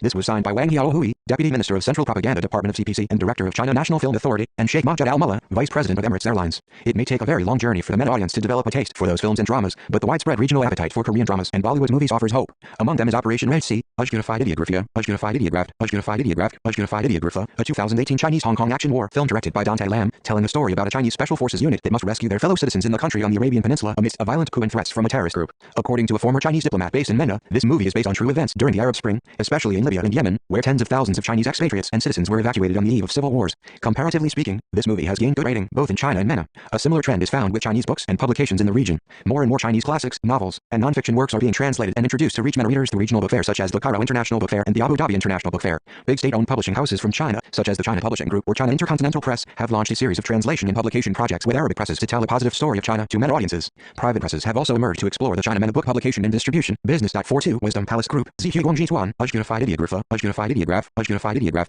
Unified Ideograph, Unified Ideograph, a private media and publishing group headquartered in Yunqin, Ningxia Autonomous Region, has started gaining some visibility and recognition in China and MENA for its publishing and distribution projects of Arabic translations of popular Chinese books, ranging from Chinese Way, Miracles and Secrets to Huawei Xia Ren and autobiography, or famous Chinese novelist Liu Yinlong's bestseller, Cell Phone. 43 Departing from Sino-centric and traditional ways of translation, an international team under its Egyptian CEO has attempted to introduce Chinese materials in the Arabic world with more up-to-date and colloquial expression, making them more marketable and profitable. Conclusion. The impact of the Chinese soft power projection over the past 3 decades, China has spent billions of dollars on improving its soft power capabilities. The main tools of Chinese soft power include the media, publications, the establishment of Confucius Institutes, and the promotion of the study of Chinese language all over the world, along with cultural events, development aid, and commercial deals. Public and cultural diplomacy is not simply a matter of providing the public with cultural narratives or images, it also requires engaging them. Therefore, people-to-people contacts, scholarships and personnel training, and cultural and educational exchanges increasingly comprise a significant part of China's soft power project. This explains China's initial success in promoting Chinese in MENA. Given a strong commitment and persistent support, it is hoped that within 12 to 15 years, the next generation in MENA will have more familiarity with Chinese culture, society, and language. 275 China's soft power projection 275 Thus far, the Chinese soft power projection in MENA has achieved multiple objectives. First, it has been able to globalize and convey China's message in MENA languages so it penetrates into the popular consciousness and influences policy circles debating the consequences of China's rise. Chinese leadership and society not only want to correct foreign misconceptions about Beijing's motivations and intentions, but also want to assure the world that China will be a responsible great power working for the shared destiny of common humanity. They also want to promote a China model, stories, and perspectives. The Chinese soft power projection is also aimed at promoting a positive national image so that overseas people will become more accepting of China. 441 approach to understand how such a soft power project is viewed is to use survey data receiving parties' perceptions. How China's presence, via trade, investment, tourism, or cultural diplomacy will intensify in this region depends on both the actual impact of strategic interactions of bilateral or multilateral relations among the countries, and perceptions or misperceptions among elites, as well as those at the popular level. A recent survey on how China is perceived in the region suggests that, as elsewhere, there are both panda huggers, Sinophils, and panda haters, xenophobes, in the region. Yet, while China's investment in development projects may explain China's positive image in the region and beyond, concerns remain. Local worries of that trap associated with BRI projects and concerns about China's non-interference principle may cast a negative light on China's role in regional affairs and development. A recent survey on the perception toward Chinese soft power among UAE citizens and residents, including Arabs, South Asians, Africans, Americans, and Europeans, found that China enjoyed a positive image and strong influence in the country. 45 In terms of Chinese culture, 90% of respondents agreed that China had a rich cultural heritage and 70% were interested in traditional Chinese culture such as calligraphy, painting, and architecture. Some 22% had tried Chinese healing methods such as acupuncture, and 56% were interested in trying them. In the written comments, respondents wrote that China's use of soft power is incredible. China's infrastructure and cultural missions are simply genius. Another person applauded Chinese culture by saying, I am a big fan of Chinese culture and I think there is much more to China to its politics as it's rich in culture, which I think is very beautiful and shouldn't be judged by its political view as it is a small part of what Chinese culture is. People's views on the influence of Chinese culture in the UAE were more divided, but the results indicate a nascent impact of Chinese educational and cultural programs. While only 5% said Chinese culture had a very strong influence in the UAE, 28% believed the influence was strong. On the other hand, 31% said that Chinese culture had weak influence and about 9% said there was no influence whatsoever. Chinese media has a very limited audience in the region. Some 68% of the respondents never watched Chinese movies, TV programs, or any other form of entertainment. Fewer than 5% spoke some Chinese, with 2.6% of them at the beginner level and 2% at the intermediate level. Among those who did speak some Chinese, 50% had learned it in private language training centers or with private tutors, and only 3 people out of around 600 respondents had learned at a Confucius Institute. However, although 35% say that they had no or little interest in learning the language, 57% said they were somewhat interested or very interested. The Chai and Wang survey predated a similar result conducted by the annual Arab Youth Survey 2020, in which 73% of respondents from Arab countries indicated a preference to have China as an ally. 46 This also reflects the impression that the overall image of overseas Chinese in MENA is positive by media coverage. Even under the influence of public opinion after the outbreak of the COVID-19 pandemic and of long-term Western international media exposure, the MENA official media and social media did not have large-scale 276 Chai Xiaojin 276 and systematic rejection of and prejudice against China, Chinese enterprises, and Chinese citizens. 47 Benefiting from and reinforcing China's soft power. Most of the products and services of Chinese companies in MENA have started to gain a good reputation because of their high quality and low price. Even in the context of the global economic downturn, a large number of Chinese-funded enterprises are still engaged in the construction and operation of important infrastructure and industrial parks in the Gulf. For example, China State Construction Middle East continues work on the Etihad Railway project, Shandong Power Construction Third Construction Company is building a global aluminum plant and a seawater desalination plant project, and Sinopharm Group was conducting COVID-19 testing and a clinical vaccine trial in UAE, Bahrain, and Morocco before it started sending massive supplies of vaccines to many states. Chinese high-tech companies such as Alibaba Cloud, Baidu, and Huawei are also expanding in MENA, playing an active role in government procurement, commercial applications, and new infrastructure. The China-MENA relationship reflects orders in transition at both the regional and international levels, as China's BRI gives Beijing greater involvement in global affairs. From China's perspective, having strong soft power in the region is necessary and offers an important opportunity to deepen ties with emerging Middle Eastern powers at a time when Beijing needs regional stability. Whatever economic or political advantage China creates through its soft power projection has the potential to contribute to the success of the BRI. With soft power in place, China gets easy access to the vast emerging markets of MENA countries. There are common areas of interest for both China and the MENA countries in fields of economic development, education, science and technology, tourism and culture, space technology, and artificial intelligence, which all can be nurtured by both countries through sharing via BRI. Notes 1 Joseph S. Nye, Soft Power, The Means to Success in World Politics, New York, Public Affairs, 2004, X. 2 Joshua Kurlansik, Charm Offensive, How China's Soft Power is Transforming the World, New Haven, CT, Yale University Press, 2008, 6. 3 Wang Hongyang and Yecheng Liu, The Conception of Soft Power and Its Policy Implications, A Comparative Study of China and Taiwan, Journal of Contemporary China 1756, 2018, 431. For the 17th National Congress in 2007, then President Hu Jintao announced that the great rejuvenation of the Chinese nation will definitely be accompanied by the thriving of Chinese culture. We must enhance culture as part of the soft power of our country. We will further publicize the fine traditions of Chinese culture and strengthen international cultural exchanges to enhance the influence of Chinese culture worldwide. See Hu Jintao, report to the 17th National Congress of the Communist Party of China, ChinaNet, October 15, 2007, www.china.org.cn/English Congress 229611.htm#7. At the 19th Party Congress in 2017, Xi called for China to improve our capacity for engaging in international communication so as to tell China's stories well, present a true, multidimensional and panoramic view of China, and enhance our country's soft power. See Xi Jinping, report to the 19th National Congress of the Communist Party of China, China Government Net, October 15, 2017, http://english.www.gov.cn/19thcpccongres5 Manjing and Benjamin Barton, eds, China and the European Union in Africa, partners or competitors, Farnham, Ashgate, 2011, 177-178, 6 Lo Zhou Tianyao and Su Yanpan, Confucius Institutes on China's Soft Power, Practices and Paradoxes, Compare, A Journal of Comparative and International Education 46-4, 2014, 512-532, 7 David Shanbaugh, China's Soft Power Push, The Search for Respect, Foreign Affairs 94-4, 2015, 99-107, 8 Wang, Chen Hao, China's Soft Power in East Asia, NPR Special Report 42, 2013, 119, Jennifer G. Cook, China's Soft Power in Africa, in Carola McGiffert, ed. Chinese Soft Power and its Implications for the United States, Competition and Cooperation in the Developing World, Lenham, M.D., Roman and Littlefield, 2009, 2744, 277 China's Soft Power Projection 277-9 for the recent discussion on China's soft power in MENA, see Org Friedrichs, Explaining China's Popularity in the Middle East and Africa, Third World Quarterly 49, 2019, 1634-1654. See also Nicholas Lyell, Can China Remake Its Image in the Middle East? Diplomat, May 3, 2019, https://diplomat.com 2019-03 Can China Remake Its Image in the Middle East? John B. Alterman, China's Soft Power in the Middle East, in Carola McGiffert, ed.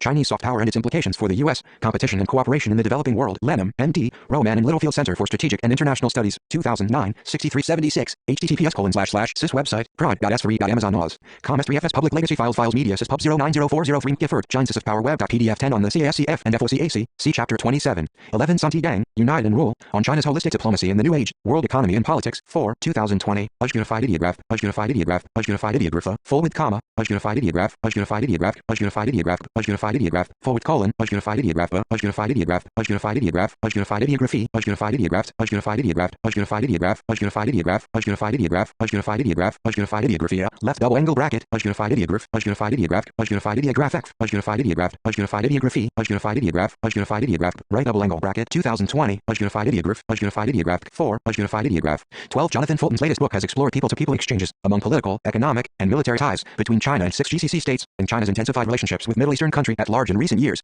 See Jonathan Fulton, China's Relations with the Gulf Monarchies, London, Routledge, 2020. See also Jonathan Fulton, China's Changing Role in the Middle East, Rafiq Hariri Center for the Middle East, Atlantic Council, June 5, 2019, www.atlanticcouncil.org/content uploads 2019-06 China's Changing Role in the Middle East. PDF 13 Bao Chenjiang, People-to-People Exchange between China and Arab States, Current Trends, Basis and Challenges, Journal of West Asia and Africa, 1, 2019, Unified Ideograph, Unified Ideograph, Unified Ideography, Unified Ideograph, Unified Ideograph, Unified Ideography, Unified Ideograph, Unified Ideograph, Unified Ideograph, Unified Ideograph, Unified Ideograph, Unified Ideograph, Unified Ideograph, Unified Ideographia, Unified Ideograph, Unified Ideograph, Unified Ideograph, Unified Ideograph, Ideographic comma, Unified Ideographa, Unified Ideograph, Unified Ideograph, Unified Ideograph, Unified Ideograph, left double angle bracket, Unified Ideograph, Unified Ideographia, Unified Ideograph, Unified Ideograph, right double angle bracket, forward digit 2, forward digit 0, forward digit 1, forward digit 9, Unified Ideograph, Unified Ideograph, forward digit 1, Unified Ideograph. See also Liu Jiangming and Santi Gang, Reports on Middle East Development, 2018-2019, People-to-People Exchanges between China and the Middle East, Beijing, World Scientific Knowledge Press, 2019, Unified Ideograph, Unified Ideograph,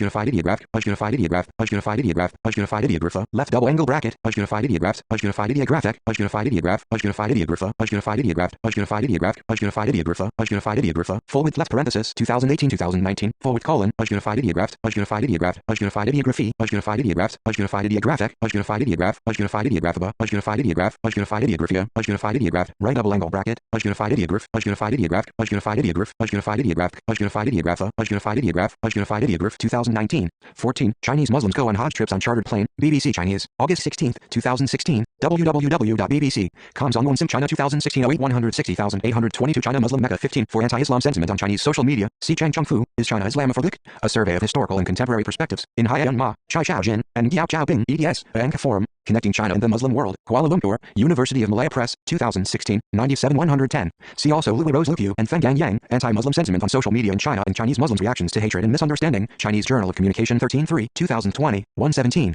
16. Regulations on Islamic Pilgrimage Affairs, China State Administration of Religious Affairs, October 12, 2020, www.sara.gov.cn/bmgz344213.jhtml17 Chapter 26. 18 Li Qizhong, Sun Yunlin and Liu Jin, Studies on Higher Education Cooperation between China and BRI Countries in the Last 70 Years, He by Normal University Journal, Education and Science 5, 2019, www.cssm.cn/ZX2002020202508415881.html19 Ahmed Megahid, Egypt acts African representation at UN Security Council, Arab Weekly, February 21, 2020, https://middleeastonline.com on Egypt acts African REPRESENTATIO and UN Security Council 20 on the China-Egypt bilateral relationship, see Chapter 9. 21 The exceptions in men are Israel, Morocco, Tunisia, and Jordan. 22 Bao, People-to-People Exchange, 148. 23 Ingrid Hug, The Rise of China's Public Diplomacy, The Hague, Netherlands Institute of International Relations, 2007, 19. 24 Confucius Institute at UD holds the first joint conference of all the Confucius Institutes in the Arab countries, University of Dubai, May 2, 2019, https://ud.ac.ae/media center item 664 Confucius Institute at UD holds the first joint conference of all the Confucius Institutes in the Arab countries. 25 Confucius Institute cooperation between Shandong Normal University and University of Jeddah approved by Hanban, Office of Chinese Language, April 15, 2020, http://juantai.hanban.org/video list,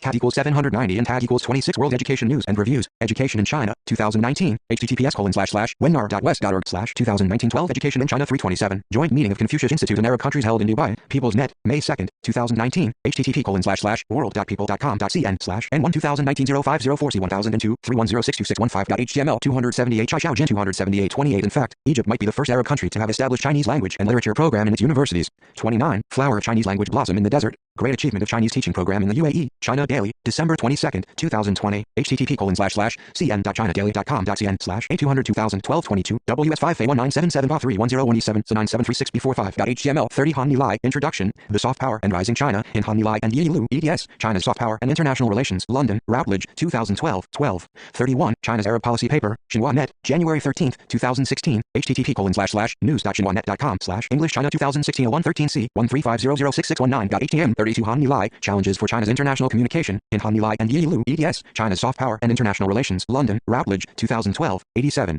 33 Josh Rogan, WikiLeaks, China's next president lashed out in Mexico against well-fed foreigners, Foreign Policy, January 12, 2011, https://foreignpolicy.com 2011 0112 WikiLeaks, China's next president lashed out in Mexico against well-fed foreigners 34 Andre Klims, China's Xinjiang propaganda and United Front work in Turkey, China Brief 21-5, 2021, https://jamestown.org program China's Xinjiang propaganda and United Front work in Turkey Part 235, CCTV launches Arabic International Channel, CCTV, July 24, 2009, www.cctv.com/program Ushore 2009072410469.html 36 Michael Bristow, China launches Arabic TV channel, BBC, July 25, 2009, http://news.bbc.co.uk/1 High World Asia Pacific 8166486.stm 37, Xinhua launches CNC World English channel Xinhua, July 1, 2010, http://news, xinhuanet.com English 2010 China 2010 0701C 133785575.htm 38, China's Xinhua launches Global English TV channel, BBC, July 1, 2010, www.bbc.co.uk/news 1047364539 China Daily, www.chinadaily.com.cn 40 Dihug, China's Public Diplomacy, 24. 41, Foreign Ministry spokesperson Zhao Lijiang's regular press conference, Ministry of Foreign Affairs, China, March 12, 2021, www.fmprc.gov.cn/FINXWFW 665,399 S2510 665,401 T1860582.html 42, Intercontinental Communication Press held signing ceremony for its UAE editorial board, Intercontinental Communication Press, April 28, 2014, www.cicc.org.cn/HTML 2017 WZBB04284059, HTML, see also, Abu Dhabi's International Book Fair, Chinese book fragrance attracts more Arab readers, Press Office of the State Council, April 28, 2017, www.scio.gov.cn/ZHDC 35353 35354 document 1549936, 1549936.htm 43, About Us, The Wisdom Palace Cultural Industrial Group, www.wisdompalace.net/m, list.php question TID equals 1544 Sean Breslin, The Soft Notion of China's Soft Power, Asia Program Paper, ASP 2011-03, Chatham House, February 2011, www.chathamhouse.org/sites default files public research Asia 02 and 1 pp Breslin.pdf 45 Wan Yuding and Xiao Jinchai, Perceptions of China in the United Arab Emirates, findings from a cross-sectional study on China's soft power, paper presented at 2019 Gulf Research Meeting, University of Cambridge, July 15-18, 2019, 46, majority view the UAE and Saudi Arabia as allies, while perceptions of the US are polarizing, Arab Youth Survey, October 7, 2020, www.arabyouthsurvey.com 47 for an excellent recent analysis of Chinese image and Arabic media since the outbreak of the COVID-19 pandemic, Sizu Chenggyo, Arabic letter sad, Arabic letter wa, Arabic letter rat, Arabic letter tam arbula, Arabic letter aleph, Arabic letter lam, Arabic letter sad, Arabic letter ye, Arabic letter Fa, Arabic letter Ye, Arabic letter Lam, Arabic letter Aleph, Arabic letter Lam, Arabic letter Jim, Arabic letter Aleph, Arabic letter Ye with Hamza above, Arabic letter Ha, Arabic letter Tamargida, Arabic letter Ra, Arabic letter Ye, Arabic letter Aleph. Perception of China in Arab media during the pandemic. Al-Sharq Asat, June 1st, 2020. References: Abu Dhabi's International Book Fair. Chinese book fragrance attracts more Arab readers. Press Office of the State Council, April 28, 2017. www.scio.gov.cn/ZHCC 35353 35354 document 1549936 1549936.htm. Alterman, John B. China's soft power in the Middle East. In Carola McGiffert, ed. Chinese soft power and its implications for the U.S. Competition and cooperation in the developing world. Lenham, N.D., Roman and Littlefield, 2009, 6376. 279 China's soft power projection 279 Bao Chengjong, people-to-people exchange between China and Arab states. Current trends, basis and challenges. Journal of West Asia and Africa, 1, 2019, 140-160.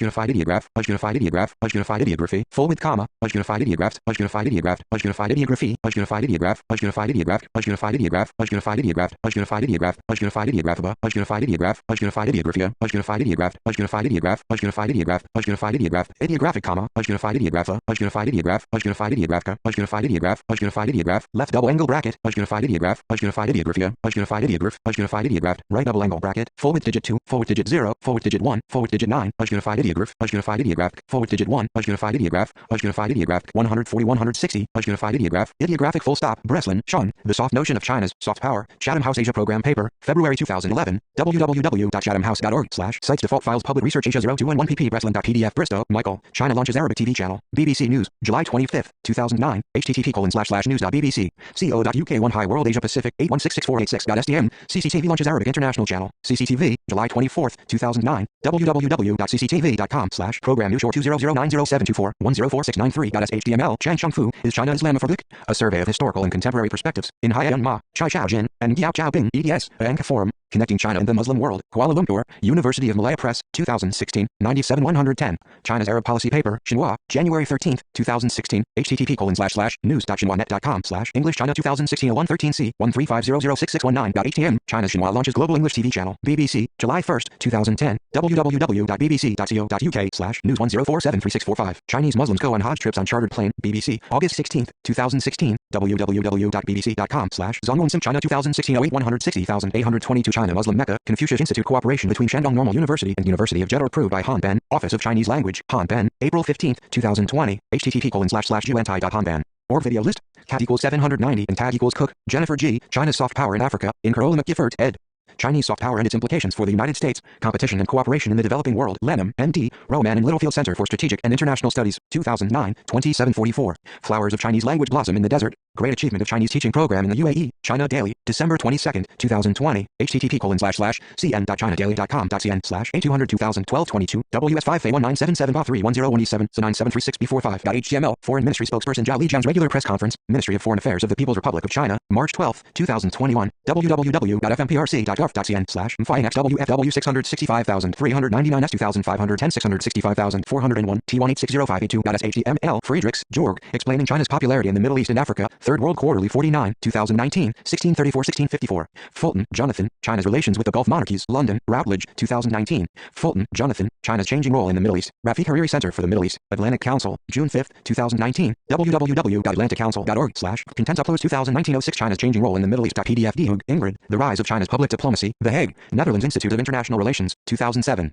Hu Jintao, Report to the 17th National Congress of the Communist Party of China, China Net, October 15, 2007, www.china.org.cn/English Congress, 229611.htm #7 Wang Zhenhao, China's Soft Power in East Asia, NPR Special Report 42, 2013, 119. Intercontinental Communication Press held signing ceremony for its UAE editorial board, Intercontinental Communication Press, April 28, 2014, www.cicc.org.cn/HTML 2017 WZBB 04284059, HTML Jing, Mannion Benjamin Barton, EDS, China and the European Union in Africa, partners or competitors? Farnham, Ashgate, 2011. Joint meeting of Confucius Institute and Arab countries held in Dubai. People's Net, May 2, 2019. http://world.people.com.cn/N1 2019-0504C1002 3106261.html. Klims, Ondrej, China's Xinjiang propaganda and United Front work in Turkey. China Brief, 21/5, 2021. https://jamestown.org program China's Xinjiang propaganda and United Front work in Turkey. Part 2 Kurlansik, Joshua, Charm Offensive. How China's soft power is transforming the world. New Haven, CT, Yale University Press, 2008. Lai Hanni, Introduction. The soft power concept in the rising China, in Hanni Lai and Yi Lu, eds, China's soft power and international relations, London, Routledge, 2012, 120. Lai Hanni, Challenges for China's International Communication, in Hanni Lai and Yi Lu, eds, China's Soft Power and International Relations, Oxford, Routledge, 2012, 83 103, 280 Chai Xiaojin 280 Li Hezhong, Lin Sunyun, and Liu Jin, Studies on Higher Education Cooperation between China and BRI Countries in the Last 70 Years, He Binormal University Journal, Education and Science, 5, 2019, and Liu Zhangming and Sun Tigang, Unified Ideograph, Unified Ideograph, Unified Ideograph, Unified Ideograph, Unified Ideograph, Unified Ideograph, left double angle bracket, Unified Ideograph, Unified Ideographic, Unified Ideograph, Unified Ideograph, Unified Ideograph, Unified Ideograph, Unified Ideograph, Unified Ideograph, full width left parenthesis, 2018-2019, forward colon, Unified Ideograph, Unified Ideograph, Unified Ideography, Unified Ideograph, Unified Ideographic, Unified Ideograph, Unified Ideograph, Unified Ideograph, Unified Ideographia, Unified Ideograph, right double angle bracket, Unified Ideograph, Unified Ideograph, Unified Ideograph, Unified Ideograph, Unified Ideograph, Unified Ideograph, Unified Ideograph, 2019, Lo, Zhou Tianyao and Pan Suyan, Confucius Institutes on China's Soft Power, Practices and Paradoxes, Compare, A Journal of Comparative and International Education 46-4, 2014, 512-532, Lucia, Louis Rose and Yang Fenggang, Anti-Muslim Sentiment on Social Media in China and Chinese Muslims' Reactions to Hatred and Misunderstanding, Chinese Journal of Communication 13-3, 2020, 117, Lao, Nicholas, Can China Remake Its Image in the Middle East? Diplomat, March 4, 2019, https://thediplomat.com 2019-03, Can China Remake Its Image in the Middle East? Majority view the UAE and Saudi Arabia as allies, while perceptions of the US are polarizing, Arab Youth Survey, October 7, 2020, www.arabyouthsurvey.com, Megahid, Ahmed, Egypt backs African representation at UN Security Council, Arab Weekly, February 21, 2020, Nye, Joseph S., Soft Power, The Means to Success in World Politics, New York, Public Affairs, 2004, Rogan, Josh, WikiLeaks, China's next president lashed out in Mexico against well-fed foreigners, Foreign Policy, January 12, 2011, https://foreignpolicy.com 2011-01-12 WikiLeaks, China's next president lashed out in Mexico against well-fed foreigners, Shanbaugh, David, China's Soft Power Push, The Search for Respect, Foreign Affairs 94-4, 2015, 99-107, Regulations on Islamic Pilgrimage Affairs, State Administration of Religious Affairs, China, October 12, 2020, www.sarah.gov.cn/bmgz344213.jhtml, Sun Tigang, Unite and Rule, on China's Holistic Diplomacy in the New Age, World Economy and Politics, 4, 2020, Unified Ideograph, Unified Ideograph, Unified Ideograph, full with comma, Unified Ideograph, Unified Ideograph, Unified Ideograph, Unified Ideograph, full with colon, Unified Ideograph, Unified Ideograph, Unified Ideograph, Unified Ideography, Unified Ideograph, Unified Ideograph, Unified Ideograph, Unified Ideograph, Unified Ideograph, Unified Ideograph, Unified Ideographia, left double angle bracket, Unified Ideograph, Unified Ideograph, Unified Ideographic, Unified Ideograph, Unified Ideography, Unified Ideograph, Unified Ideograph, right double angle bracket, 2020, Unified Ideograph, Unified Ideograph, 4, Unified Ideograph, Ideographic full stop, University of Dubai, Confucius Institute at UD holds the first joint conference of all the Confucius Institutes in the Arab countries, May 2, 2019, https://ud.ac.ae/media center item 664 Confucius Institute at UD holds the first joint conference of all the Confucius Institutes in the Arab countries, Wang Hongyang and Ye Chenglu, The Conception of Soft Power and Its Policy Implications, A Comparative Study of China and Taiwan, Journal of Contemporary China 1756, 2018, 425-447, Wang Yuding and Xiao Jinchai, Perceptions of China in the United Arab Emirates, Findings from a Cross-Sectional Study on China's Soft Power, paper presented at 2019 Gulf Research Meeting, University of Cambridge, July 15-18, 2019, Xi Jinping, Report to the 19th National Congress of the Communist Party of China, China Government Net, October 15, 2017, http://english.www.gov.cn/19thcpccongress, Xinhua launches CNC World English Channel, Xinhua, July 1, 2010, http://news.xinhuanet.com/English 2010 China 2010-07-01C 133785575.htm Zhu Chengyou. Arabic letter sad, Arabic letter wa, Arabic letter ra, Arabic letter tam arbula, Arabic letter aleph, Arabic letter lam, Arabic letter sad, Arabic letter ye, Arabic letter fa, Arabic letter ye, Arabic letter lam, Arabic letter aleph, Arabic letter lam, Arabic letter jim, Arabic letter aleph, Arabic letter ye with amza above, Arabic letter ha, Arabic letter tam arbula, Arabic letter ra, Arabic letter ye, Arabic letter aleph. Perception of China in Arab media during the pandemic, Al-Sharq Asat, June 1, 2020, https://asat.com home article 2314, Arabic letter shin, Arabic letter wa, Arabic letter ye, Arabic letter ta, Arabic letter shin, Arabic letter ye, Arabic letter gain, Arabic letter kaf, Arabic letter wa, Arabic letter ha, Arabic letter sin, Arabic letter aleph, Arabic letter mim, Arabic letter sad, Arabic letter wa, Arabic letter ra, Arabic letter tam arguda, 571, Arabic letter aleph, Arabic letter lam, Arabic letter sad, Arabic letter ye, Arabic letter fa, Arabic letter ye, Arabic letter lam, Arabic letter aleph, Arabic letter lam, Arabic letter jim, Arabic letter aleph, Arabic letter ye with amza above, Arabic letter ha, Arabic letter tam arguda, Arabic letter ra, Arabic letter ye, Arabic letter aleph, 281 doi, 10.4324/9781003034520-22, 19 Technological Dimensions of China Economic Relations Robert Mogilnicki at the 9th Ministerial Meeting of the China-Arab States Cooperation Forum on July 6, 2020, State Councilor and Foreign Minister Wang Yi stressed the need to take forward strategic cooperation with a greater sense of historical urgency. 1. The foundation of these economic ties rests upon the Asian powerhouse's demand for hydrocarbon resources, which the Middle East and North Africa (MENA) region, especially Gulf Arab countries, possesses in abundance. This enables the Gulf Arab oil and gas exporting countries to play a central role in shaping Chinese engagement in the region. However, China-MENA economic ties have matured beyond simply the economic exchange of hydrocarbon commodities. Chinese banks finance critical infrastructure projects and other national development initiatives across the MENA region. Chinese investment vehicles and other commercial entities form joint venture partnerships for major projects across the region. Incoming tourists from China support regional economic diversification strategies, especially those involving the aviation, tourism, and hospitality industries.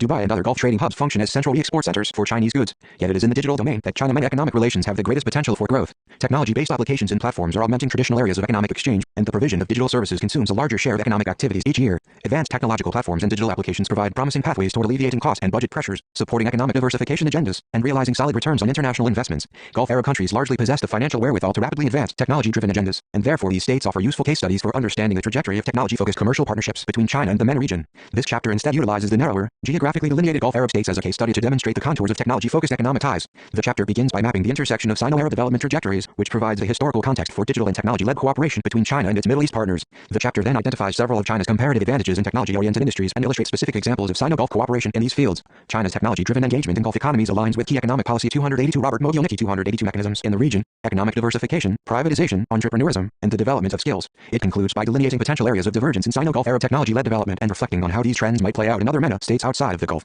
The intersection of digital development trajectories. China's Arab policy paper, issued in January 2016, outlines Beijing's priorities for economic, social, and political cooperation with the Arab world. Two areas of technology-focused investment center on nuclear energy, space satellites, and new energy. The document also encourages high-tech Chinese firms to open businesses and establish research and development centers across MENA states. Further, it endeavors to promote the China-Arab intergovernmental science and technology innovation cooperation mechanism. The relative homogeneity of Gulf Arab states and the broad sectoral categorizations in this chapter do not necessarily indicate that Chinese economic engagement with the region is entirely uniform. Rather, Chinese officials recognize that Gulf states and even emirate-level governments proceed by independently exploring the development paths suited to their own national realities, and consequently leverage China's comparative advantage in ways that effectively exploit unique angles of relations. The priorities outlined in the Arab policy paper take place alongside the Belt and Road Initiative (BRI) as early as 2015, and during a meeting with Crown Prince of Abu Dhabi Sheikh Mohammed bin Zayed, President Xi Jinping stated that China is ready to speed up policy and project alignment with the UAE within the framework of the BRI.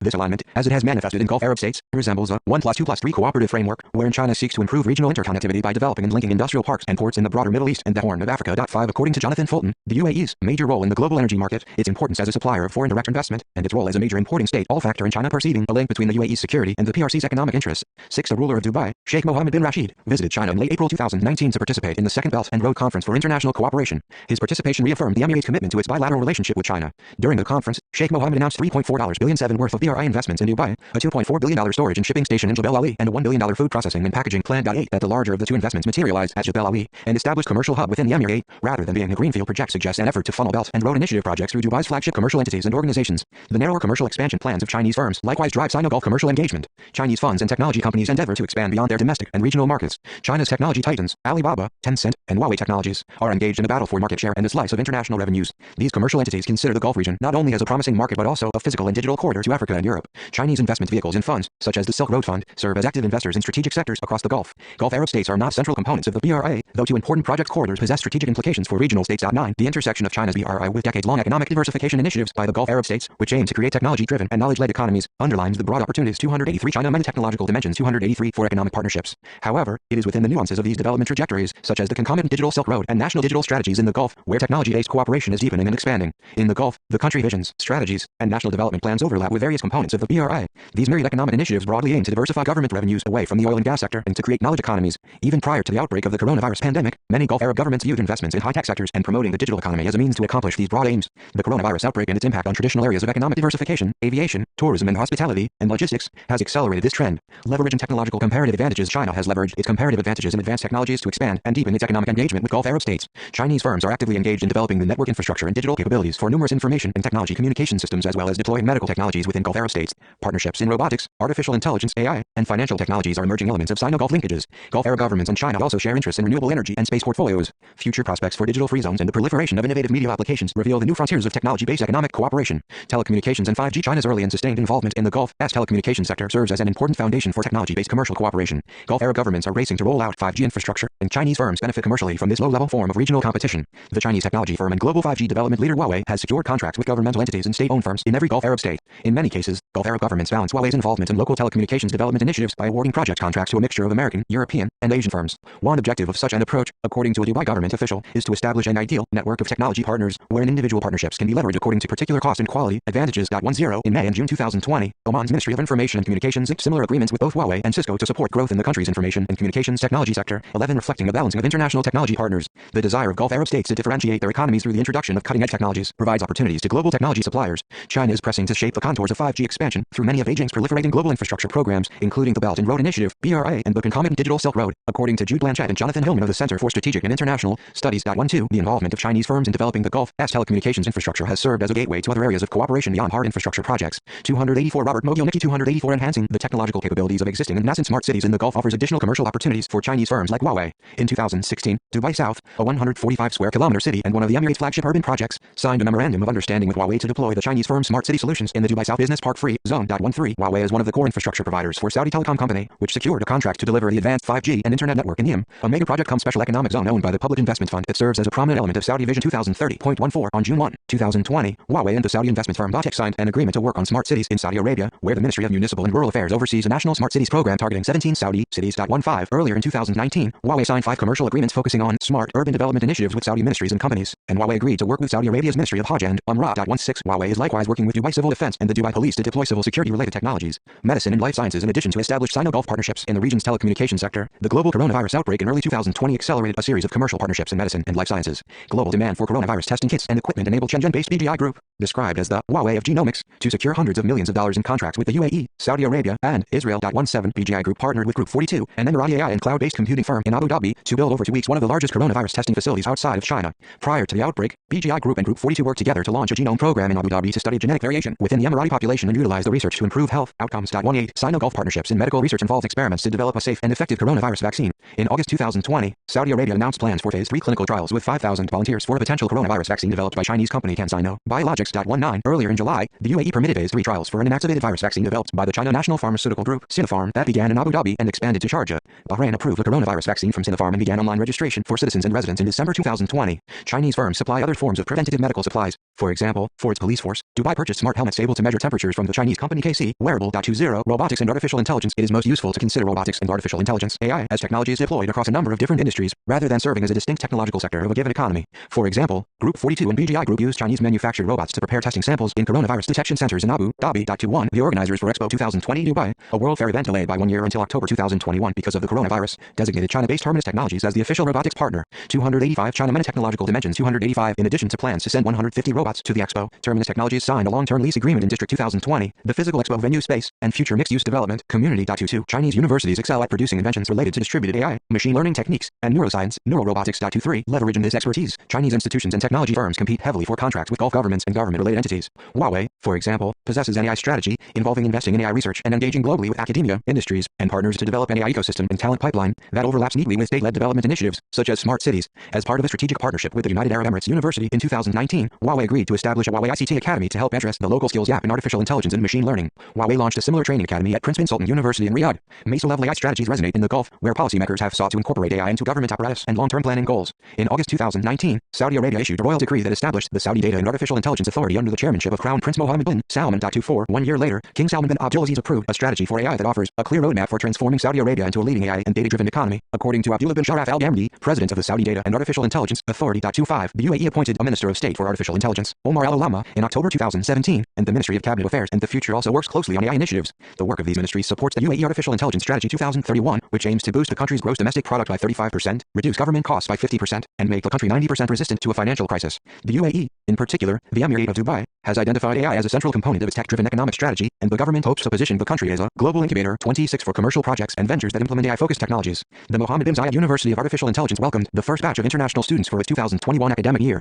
Financial technologies and payment platforms. Chinese financial technologies and payment platforms are increasingly visible and accessible features of the Gulf's commercial landscape. WeChat Pay and Alipay terminals and facilities are in major retail locations across the Gulf, such as the Mall of the Emirates. Masharek Bank, one of the largest private banks in the UAE, announced a partnership with Alipay and 2018, Network International, a leading payment solutions provider in the Middle East and Africa, has incorporated both Alipay and WeChat Pay into its payment services, allowing the company's merchant partners across the broader region to accept payments from Chinese mobile wallets. Riyadh-based Hyperpay, a payment service provider focusing on the Middle East, formed a strategic partnership with the international subsidiary of China UnionPay to help Middle Eastern merchants increase their user bases and expand into Chinese consumer markets. Many of these China-focused measures involving financial technologies have been implemented to accommodate the growing numbers of Chinese tourists to the region, a trend temporarily halted by the coronavirus outbreak in early 2020. Other sectors stand to gain as 286 Robert Mogil Nikki 286 well. Around 150,000 Chinese citizens visited Dubai in 2010 and 875,000 visited in 2018.27. The penetration of Chinese fintech and payment companies into Gulf markets also aligns with government-led initiatives over the short and long terms. Transitioning to increasingly cashless societies is not just a knee-jerk, coronavirus-related policy, but a key component of longer-term visions. Saudi Vision 2030, for example, aims to boost the rate of non-cash transactions in the country from 18% in 2016 to 70% in 2030. Linkages are not only forming between firms and consumers, but also on an organizational and bureaucratic level. In July 2020, the Dubai International Financial Center and GAOZ Fintech DreamWorks, one of China's early fintech and entrepreneurship platforms, signed a memorandum of understanding to strengthen links between the financial hubs. The agreement will enable fintech firms located in each jurisdiction to collaborate and access respective markets. 28 Bahrain Fintech Bay, established in 2018, actively seeks international partnerships and represents another viable avenue for China's engagement in the Gulf as financial technologies and payment systems. Bahrain possesses a mature financial market and expertise in Islamic finance. However, with a total population of approximately 1.7 million people, 29 the country's consumer market is much smaller than those of its Gulf neighbors. Renewable energy Chinese investment vehicles and firms see commercial opportunities in the Gulf as renewable energy ambitions. Indeed, the total installed renewable energy capacity in Gulf Arab countries increased by approximately 313% from 2014 to 2018.30. Saudi Arabia and the UAE have a combined population of around 45 million residents and drive the region's demand for renewable energy. Saudi Vision 2030 sets a target of generating 9.5 gigawatts of renewable energy by 2023, a significant increase from the country's 142 megawatt capacity as of 2019.31. The UAE's Energy Strategy 2050 seeks to double the contribution of clean energy in the country's total energy mix over the next 3 decades. China is strengthening its position as a leading developer and operator in the Gulf as renewable energy market. 32. In May 2020, China's state-owned Silk Road Fund completed its acquisition of a 49% stake in the Saudi Arabia-based ACWA Power Renewable Energy Holding. The Dubai Electricity and Water Authority awarded a consortium led by ACWA Power and the Silk Road Fund to develop the fourth phase of its Mohammed bin Rashid Al Maktoum Solar Park. The solar park plans to attract around $13.6 billion in investments by 2030. China's Jinko Solar Holding is a co-developer of the $871.1 million new Abu Dhabi solar plant in Swaihan, which will be capable of producing 1.2 gigawatts of power once completed. China is also an important source of financing for renewable energy projects in the Gulf. Chinese banks comprise 5 of the international banks financing Mohammed bin Rashid Al Maktoum Solar Park in Dubai. Meanwhile, Jinko Solar holds 20% equity in the Noor Abu Dhabi solar plant project. In March 2020, the Asian Infrastructure Investments Bank agreed to become a lender for the 500-megawatt Ibri, the second solar power project in Oman. China's interest in sustainable energy sources also includes nuclear energy, a subsector that both the UAE and Saudi Arabia have sought to develop. The UAE's Barakah plant became the Arab world's first operational nuclear power plant when it was connected to the country's national power grid in August 2020. Approximately 1 year earlier, the Emirates Nuclear Energy Corporation signed a memorandum of understanding with the China National Nuclear Corporation to cooperate on nuclear technology and share expertise. 33. In 2010, Saudi Arabia established the King Abdullah City for Atomic and Renewable Energy in Riyadh, and the Saudis are constructing an experimental reactor at the King Abdulaziz City for Science and 287 China Many Technological Dimensions 287 Technology. According to American officials, Saudi Arabia also utilized Chinese support and expertise to construct a facility for extracting uranium yellow cake from uranium ore. 34. Space emissions. Arab countries are crucial markets for the global expansion plans of China's Baidu Navigation Satellite System, BDS, which seeks to rival the U.S. Global Positioning System. This system is an important measure to deepen the strategic partnership between China and the Arab world by strengthening connectivity and communication. 35. China's Arab policy paper mentions the Baidu Navigation Satellite System as a means for both infrastructure construct and space cooperation in Arab countries. President Xi highlighted the BDS landing project in Arabia as one of 3 centers for cooperation in high-tech fields. The others are technology transfer and the peaceful use of nuclear energy. 36. A bespoke Chinese navigational system offering adds an additional layer to the bundle of commercial services associated with China's economic partnerships. During the summer of 2020, the UAE joined China and the United States in launching various forms of spacecraft, orbiters, landers, and rovers to Mars for exploration and research. The involvement of the small Gulf Arab country in these Mars-focused expeditions demonstrates the space-related ambitions of the UAE government, which hopes to draw more Emirati graduates and job seekers into the budding sector. There are many potential partners willing to support Arab states such as the UAE with the development of their space sectors. The United States, Russia, Japan, and European countries. Yet China's stance on export controls for space technologies may make the Asian powerhouse a more attractive partner. The goal of export controls is to limit the spread of sensitive technologies to foreign actors. This is especially applicable for space technologies with multiple uses, such as military, commercial, or scientific. Consequently, technology importers often receive the second or third best technologies. Chinese willingness to ease export controls on space-related technologies could boost interest from Gulf partners. Digital free trade zones. The digitalization of trade is another arena where the commercial and technological interests of China and the Gulf intersect. The UAE Ministry of Economy and the China Council for the Promotion of International Trade held a China-UAE Economic and Trade Digital Expo for the first time on July 15, 2020. The Digital Expo was designed to reinvigorate trade activities between the two countries as they seek to lay the foundations for bilateral trade in the new digital economy. 37. China accounts for 10% of the UAE's non-oil trade, and with nearly 60% of China's exports bound for Europe, Africa, and MENA passing through the UAE, the Asian country plays an important role in the UAE's ongoing efforts to diversify its economy away from the hydrocarbon sector. 38. Although digital free zones remain largely experimental or aspirational projects, projects, these commercial entities may serve as a new layer of Sino-Gulf cooperation. The first step in such a process is for existing free zones in the Gulf and China to identify overlapping interests based on digital agendas. Free zone development is a central economic policy mechanism across the Gulf region, and there are over 50 operating free zones in Gulf Arab states. Free zones in the Gulf are special economic zones, broadly defined as geographically delineated areas subject to differentiated regulation and administration from the host country in which it resides, for the purpose of attracting foreign direct investment in economic activities that could not otherwise be achieved. 39 more 288 Robert Mogilnicki 288 specifically, Gulf free zones involve full foreign ownership, unfettered access to expatriate labor, and exemptions from various taxes and fees. Dubai possesses the most free zones in the region, and the Emirates' 50-year charter affords a prominent role for free zones and other forms of special economic zones as part of the socio-economic development of Dubai's residents. 40. The second article of the Emirates' 50-year charter describes the creation of a geo-economic map within the Emirate as a precursor for expanding the proliferation of special economic zones. Dubai spent over $735 million on Commerce City, a 2.1 million square foot commerce free zone near Dubai International Airport, while a second e-commerce free zone, Easy Dubai, was launched in 2019 as a $570 million project in Dubai South's logistic district. However, free zones serve as prominent commercial features of other Emirates and GCC member states, such as NEOM in Saudi Arabia and the Special Economic Zone in Dubai, Oman. China is familiar with the strategy of leveraging state-led support for special economic zones to rapidly advance the socio-economic status of its citizens. China established special economic zones in the late 1970s and early 1980s to facilitate a transition from a centrally planned system to a socialist market economy. 41. The country established 4 special economic zones during this period to increase foreign participation in industrialization programs without causing major disruptions to the existing economic, political, and social systems. 42. This strategy promoted prosperity in the coastal regions containing special economic zones, such as Shenzhen, which Jiang Zemin, the Chinese senior vice minister of the State Imports and Exports Administration, launched after observing a similar model in Shannon, Ireland. Over the next 20 years, the Shenzhen SEC transformed a small area of 20,000 people and a total industrial output of $10,000 into a major city with 3.5 million people and a per capita gross domestic product of $4,000.43. Dubai's policymakers, more than those of any other Gulf polity, are not only committed to a free zone-led development model but intend to incorporate it within the Emirates' digital economy. Beyond physical zones, the Emirates' 50-year charter aims to establish a virtual commercial zone capable of hosting 100,000 companies. The virtual commercial city concept promoted in Dubai resembles the Malaysian Digital Free Trade Zone, a joint venture between the government of Malaysia and Alibaba, the Chinese e-commerce firm owned by billionaire Jack Ma. Malaysia's digital free zone aims to handle $65 billion worth of goods and create 60,000 jobs through an electronic platform designed to ease trade between Chinese and Malaysian companies. The Digital Free Trade Zone is likewise considered an official BRI project. 44. As Clayton Chaney argues, China and its largest technology corporations have recognized the importance of digital commerce, so digital free trade zones are being created under the auspices of the Digital Silk Road to facilitate international e-commerce. 45. In replicating an Asian concept for a Gulf-based virtual free zone, Dubai has positioned itself within the digital BRI. Media applications and platforms. Large Chinese technology firms such as ByteDance and Tencent aim to increase their global market share and boost international revenues through deeper penetration in the Gulf region. Relatively high per capita income and internet penetration levels among the region's youth increase the attractiveness of this consumer segment. The Gulf's youth bulge, which measures the percentage of the population in the region under the age of 25, ranges from 25% in Qatar to 50% in Oman. 46. Young citizens and residents in the Gulf are becoming increasingly familiar with digital services and applications from China, paving the way for decades of consumer engagement. 289. China Meta Technological Dimensions. 289. The social video sharing app TikTok opened a regional office in Dubai in 2018. By 2019, neighboring Saudi Arabia had nearly 10 million TikTok users, making it the 8th largest country in the world in terms of users. Gulf Arab governments actively support initiatives that leverage innovative media applications and platforms to support economic development goals. In June 2020, the ruler of Dubai launched a new media academy to prepare graduates for careers in digital marketing. The academy's educational programs provide training for young YouTubers and social media professionals. Saudi officials plan to build a media city in Riyadh, where EWTP Capital, a technology-focused fund with links to China's Alibaba Group, agreed to locate its headquarters. Tencent released its popular Arena of Valor game in the Middle East in April 2020 as part of efforts to derive half of its gaming revenue from overseas. The value of the video gaming market in the Gulf region grew by more than 10% between 2017 and 2019.47. As in much of the world, video games are a popular and addictive social activity for Gulf youth. Emirates who play video games spent a median of 14 hours per week doing so in 2016.48. Dubai has hosted global esports competitions and international esports conferences, started with the construction of a dedicated esports stadium, and is conducting feasibility studies for the establishment of an esports free zone. The Saudi Arabian Federation for Electronic and Intellectual Sports emerged in 2017, and there are also a number of esports venues in the country. In addition to young, technology-oriented Gulf citizens, the region's expatriates likewise are a potential consumer base.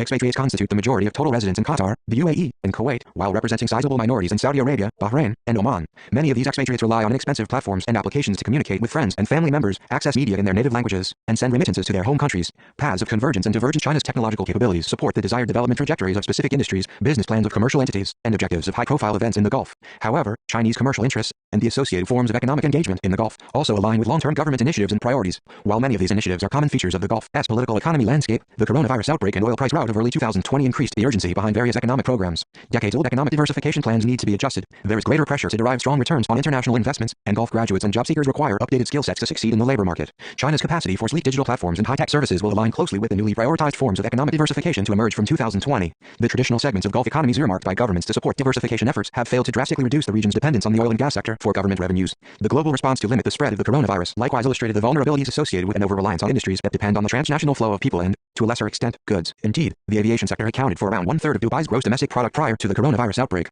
By contrast, those industries relying on the digital provision of goods and remote services have fared relatively better during the economic crises of 2020, in some cases even being positively impacted during the tumultuous period. Demand for e-commerce, remote learning, healthcare technologies, and personalized media and entertainment has soared. China will not 290 Robert Mobile Nikki 290 abandon traditional forms of economic engagement with the Gulf, such as demand for hydrocarbon commodities and inbound tourism, but new forms of engagement are likely to deepen. Realizing returns on international investments is another pillar of economic diversification efforts in the Gulf. In this respect, China both possesses local firms with high growth potential and serves as a source of capital for Gulf firms. Abu Dhabi's Mubadala and the Qatar Investment Authority each invested $100 million in the Chinese electric car startup XPeng Incorporated. The company's share rose 54% during its New York Stock Exchange trading debut on August 27, 2020. Gulf policymakers likewise hope to attract more Chinese firms to the region's financial exchanges. In August 2020, Nasdaq Dubai signed a strategic cooperation agreement with Hong Kong-based Zhongtai Financial International and Beijing Xiantai Law Firm Shanghai branch to support the listing of Chinese companies on the Emirates Financial Exchange. Bahrain's Al Waha funds invested an undisclosed amount in Beijing-based MSA Capital to better link Gulf firms with Chinese capital and consumer markets. At 49, several Gulf investment vehicles maintain partnerships with Asia-based venture capital firms that closely follow emerging technologies and high-potential firms in Asia. China is a primary focus due to the scale of its consumer market and an army of coders who are able to quickly develop applications for new technologies and bring them to market.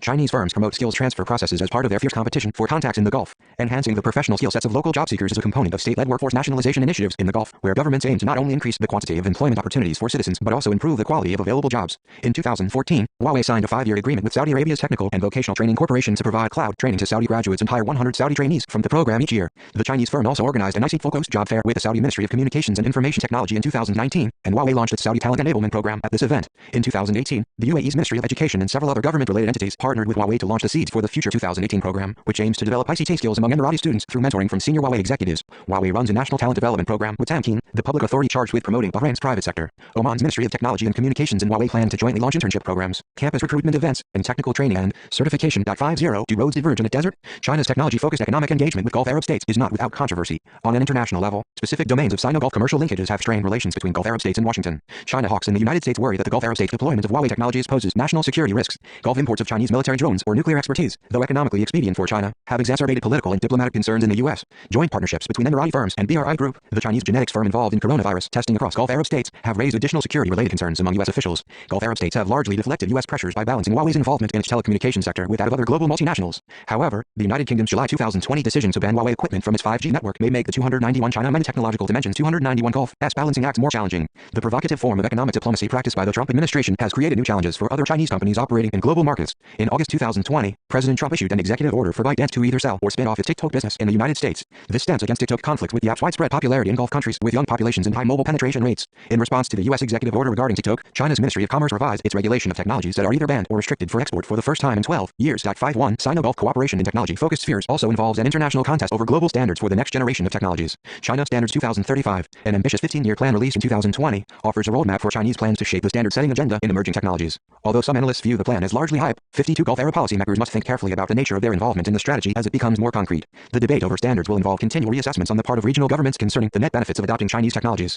Are Gulf Arab countries simply consumers of Chinese technologies, enhancers of Chinese standards, or conduits to other Middle Eastern and African markets? Indeed, Chinese firms such as Huawei have gone to great lengths to demonstrate their in-country value propositions. But will these efforts be sufficient in the future? Sino-Gulf cooperation in technology-focused fields has taken place against the backdrop of tremendous Chinese demand for Gulf energy resources. Oman exported nearly 90% of its crude oil exports to China in the spring of 2020, and Oman's oil and gas sector constitutes 72% of government revenues. If Chinese demand for Gulf hydrocarbons declines precipitously, however, it is unclear whether Sino-Gulf economic cooperation in renewables, technology-focused industries, or other non-oil segments of the economy can offset the consequent impact on trade and investment flows. Changing global energy markets may push China toward uneven commercial engagement with Gulf countries, focusing primarily upon those with large consumer bases or substantial sovereign wealth. Conclusion: the formation of specific, mutually beneficial commercial linkages and the broader alignment of Chinese interests with the Gulf's economic strategies has, thus far, outweighed the potential for conflict over diverging interests. Chinese firms and investment vehicles will continue to leverage technology-related capabilities and expertise to deepen economic ties with Gulf Arab states. Chinese commercial entities are increasingly becoming embedded in Gulf economies through an alignment with high-priority government initiatives, economic diversification through the creation of knowledge economies, attracting inward foreign direct investments and realizing solid returns on international investments, and securing skill training and employment opportunities for local citizens.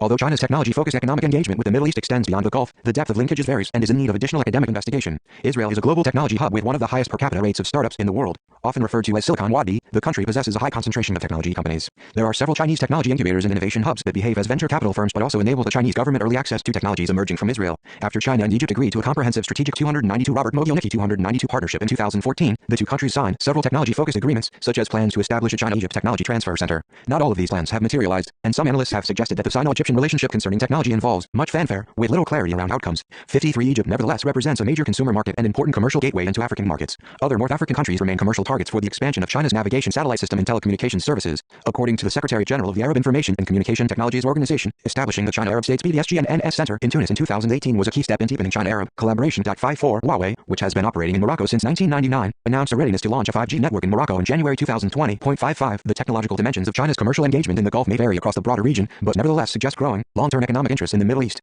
Gulf Arab states offer a useful window into how China hopes to work with the MENA region in terms of technological cooperation, streamlined governmental decision-making, ambitious technology agendas, and ample financial resources make Gulf Arab states attractive customers for China. At the same time, Chinese firms and investment vehicles have been successful in aligning their commercial interests with long-term economic development initiatives in the Gulf. These precise approaches may not necessarily translate to other MENA states, but China possesses plenty of technological wherewithal to find appropriate solutions. Notes 1. China-Arab States Cooperation Forum holds 9th Ministerial Conference, Ministry of Foreign Affairs of the People's Republic of China, July 6, 2020, www.fmprc.gov.cn/FINGXXX6602805 T1795754.HTML2 China's Arab Policy Paper, Ministry of Foreign Affairs of the People's Republic of China, January 13, 2016, www.fmprc.gov.cn/FINGXXX6602805 T1331683.HTML3 China's Arab Policy Paper. 4. China, UAE pledge to boost Belt and Road Initiative, China Daily, December 15, 2015, www.chinadaily.com.cn/World 2015 1215 Content 2271631.htm 5. Liana Petranek, Paving the Concrete Path to Globalization with China's Belt and Road Initiative through the Middle East, Arab Studies Quarterly, 41 2019, 9.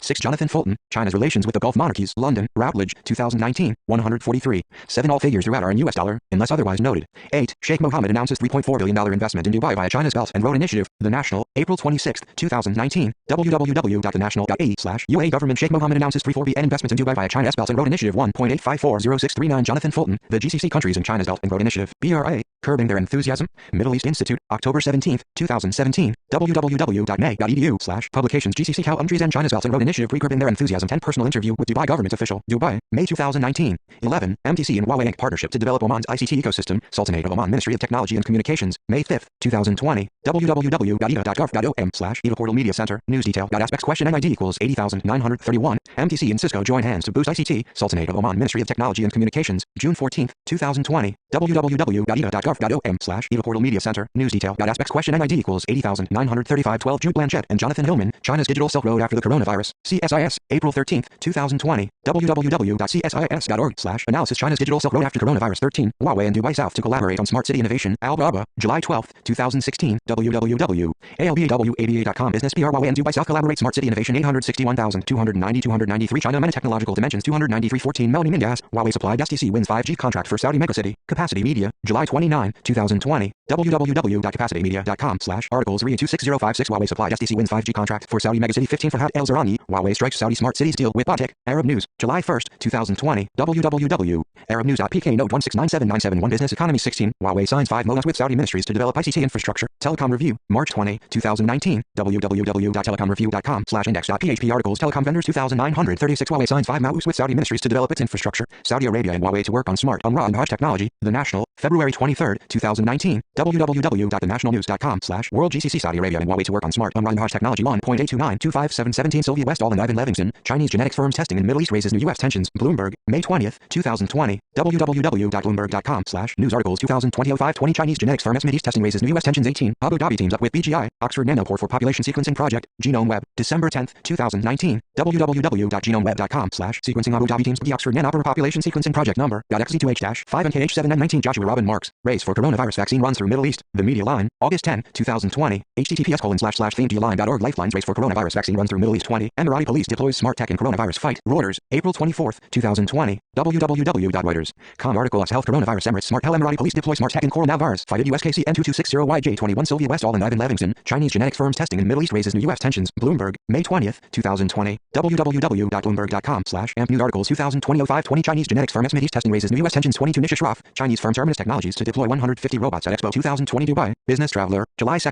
2020, www.businesstraveler.com/business travel 2020 0702 Chinese firm Terminus Technologies to deploy over 150 robots at Expo 2020 Dubai 23 WIPO Technology Trends 2019, Artificial Intelligence, Geneva, World Intellectual Property Organization, 2019, 24, Data and AI Authority furthers Saudi Arabia's drive toward innovative future, Saudi Ministry of Communications and Information Technology, August 3, 2019, www.mcit.gov.sa/on Media Center News 176,239.25 Same Emir Salama, Saudi Arabia approves policy on artificial intelligence, expects SR500B windfall by 2030. Gulf News, August 10, 2020. https://gulfnews.com Business Saudi Arabia approves policy on artificial intelligence, expects senior 500B windfall by 2031.159703200077526 Government of the UAE. Instagram, May 21, 2019. www.instagram.com/peebsojksidcbf. Open source equals embed 27. Chinese tourists to Dubai up 12% in 2018. Report, China Daily, February 25, 2019. www.chinadaily.com.cn/A201925. WS5C735984A3106065C34EB38B.html 28. Dubai China FinTech Agreement brings new opportunities for Dubai International Financial Center. Emirates News Agency, July 25, 2020. https://wam.ae on details 139530285794029. Total population figures taken from the Population Division of the United Nations. 30 International Renewable Energy Agency, Renewable Energy Market Analysis, GCC 2019, www.irena.org. Media files Irena Agency Publication 2019 Generating the Market Analysis GCC 2019.pdf 31 H. Files Irena, Renewable Energy in the Gulf Arab States, Center for Contemporary Arab Studies, November 18, 2019, https://ccast.georgetown.edu/2019 1118 Renewable Energy in the Gulf Arab States 32 Robert Mogilnicki, China strengthens its presence in Gulf Renewable Energy, Arab Gulf States Institute in Washington, June 10, 2020, https://agsiw.org China strengthens its presence in Gulf Renewable Energy 33, CNNC signs MOU with Emirates Nuclear Energy Corporation, CNNC, July 23, 2019, http://en.cnnc.com.cn/2019-07-23C 389728.htm 34 Warren P. Strobel, Michael Gordon, and Felicia Schwartz, Saudi Arabia, with China's help, expands its nuclear program, The Wall Street Journal, August 4, 2020, www.wsj.com/articles Saudi Arabia with China's help expands its nuclear program 1159657567135 D. Gang Sun and Yu Zhong, building an outer space Silk Road, China's Baidu navigation satellite system in the Arab world, Journal of Middle Eastern and Islamic Studies, in Asia, 10-3, 2016, 26, 294 Robert Mogilnicki 294 36 Yuman Cayenne and Jonathan Fulton, China Gulf Economic Relationship under the Belt and Road Initiative, Asian Journal of Middle Eastern and Islamic Studies, 11-3, 2018, 19,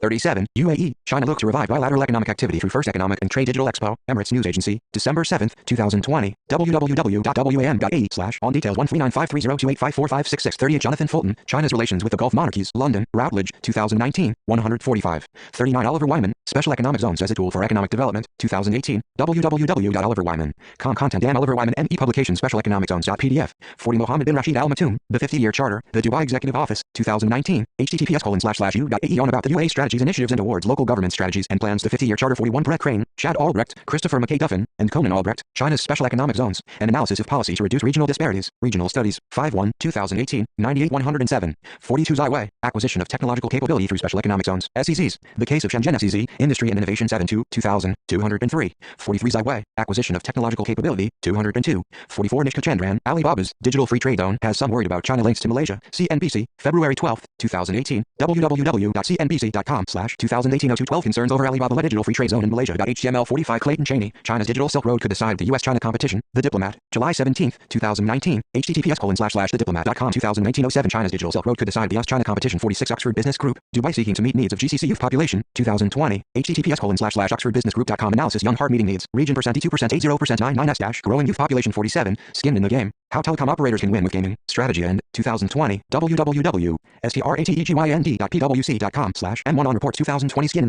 the game.pdf 48 Northwestern University and Doha Film Institute, media use in the Middle East, 2016 survey, www.mideastmedia.org/survey 2016 chapter games 49 Yasmin Nabil, Al-Wada invests in Beijing-based MSA Capital, WAMDA, October 16, 2019, www.wamda.com 2019 10 Alba invests Beijing-based Mzal Capital 50, MTC and Huawei Inc. partnership to develop Oman's ICT ecosystem, Sultanate of Oman Ministry of Technology and Communications, May 5, 2020, www.eda.gov.om/EVA Portal Media Center, news detail. Aspects question NID equals 80,931.51 Tom Daly and Zoe Zhong, China's new tech export controls could give Beijing a say in TikTok sale, Zoya, August 30, 2020, www.zaway.com/men on business story China's new tech export controls could give Beijing a say in TikTok sale TR20200830NL4N2FW019X152 Naomi Wilson, China Standards 2035 and the Plan for World Domination, Council on Foreign Relations, June 3, 2020, www.cfr.org/blog new cyber brief banning covert foreign election interference 53 Alison McManus, Egypt and China's telecoms, a concerning courtship, Power 3.0, February 20, 2020, www.power3.0.org/2020-0220 Egypt and China's telecoms a concerning courtship 54 Spotlight, China, Arab states eye closer cooperation on satellite navigation to build Space Silk Road, New China, April 2,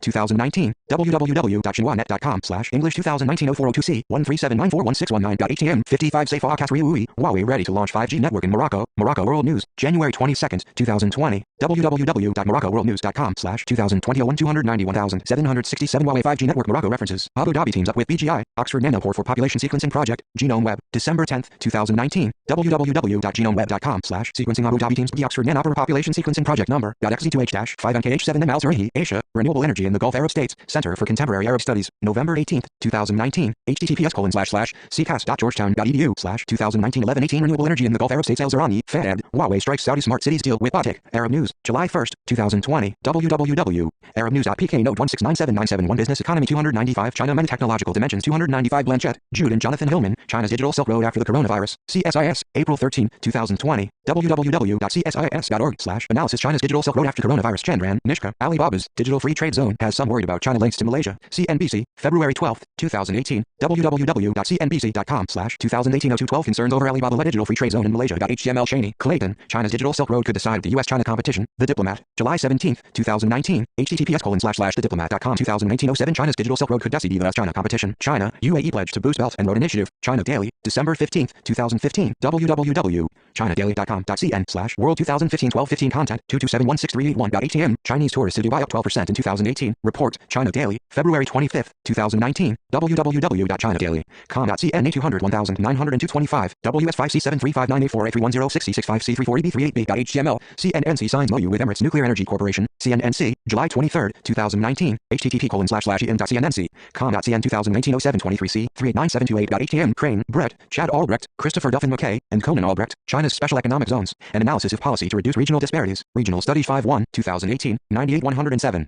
Daily, Tom and Zoe Zhang, China's new tech export controls could give Beijing a say in TikTok sale, Zoya, August 30, 2020, www.zaway.com/men on business story China's new tech export controls could give Beijing a say in TikTok sale TR20200830NL4N2FW019X1, Dubai-China FinTech Agreement brings new opportunities for Dubai International Financial Center, Emirates News Agency, July 25, 2020, https://wam.ae on details 1395302857940, Dubai seeking to meet needs of GCC youth population, Oxford Business Group, 2020, https://oxfordbusinessgroup.com analysis young hard meeting needs, region %2% 80% 99s- growing youth population, Emirati policy deploy smart tech in coronavirus fight, Reuters, April 24, 2020, www.reuters.com article us health coronavirus Emirates smart hell Emirati police deploy smart tech in coronavirus, FIUD USKC N2260YJ, the 50-year charter, the United Arab Emirates government portal, 2019, https://u.ae on about FIUD strategies initiatives and awards local government strategies and plans to 50-year charter Fulton, Jonathan, China's relations with the Gulf monarchies, London, Routledge, 2019, Government of the UAE, Instagram, May 21, 2019, www.instagram.com/peebsujksidcbf, source equals CM Fulton, Jonathan, the GCC countries and China's Belt and Road Initiative, BRA, curbing their enthusiasm,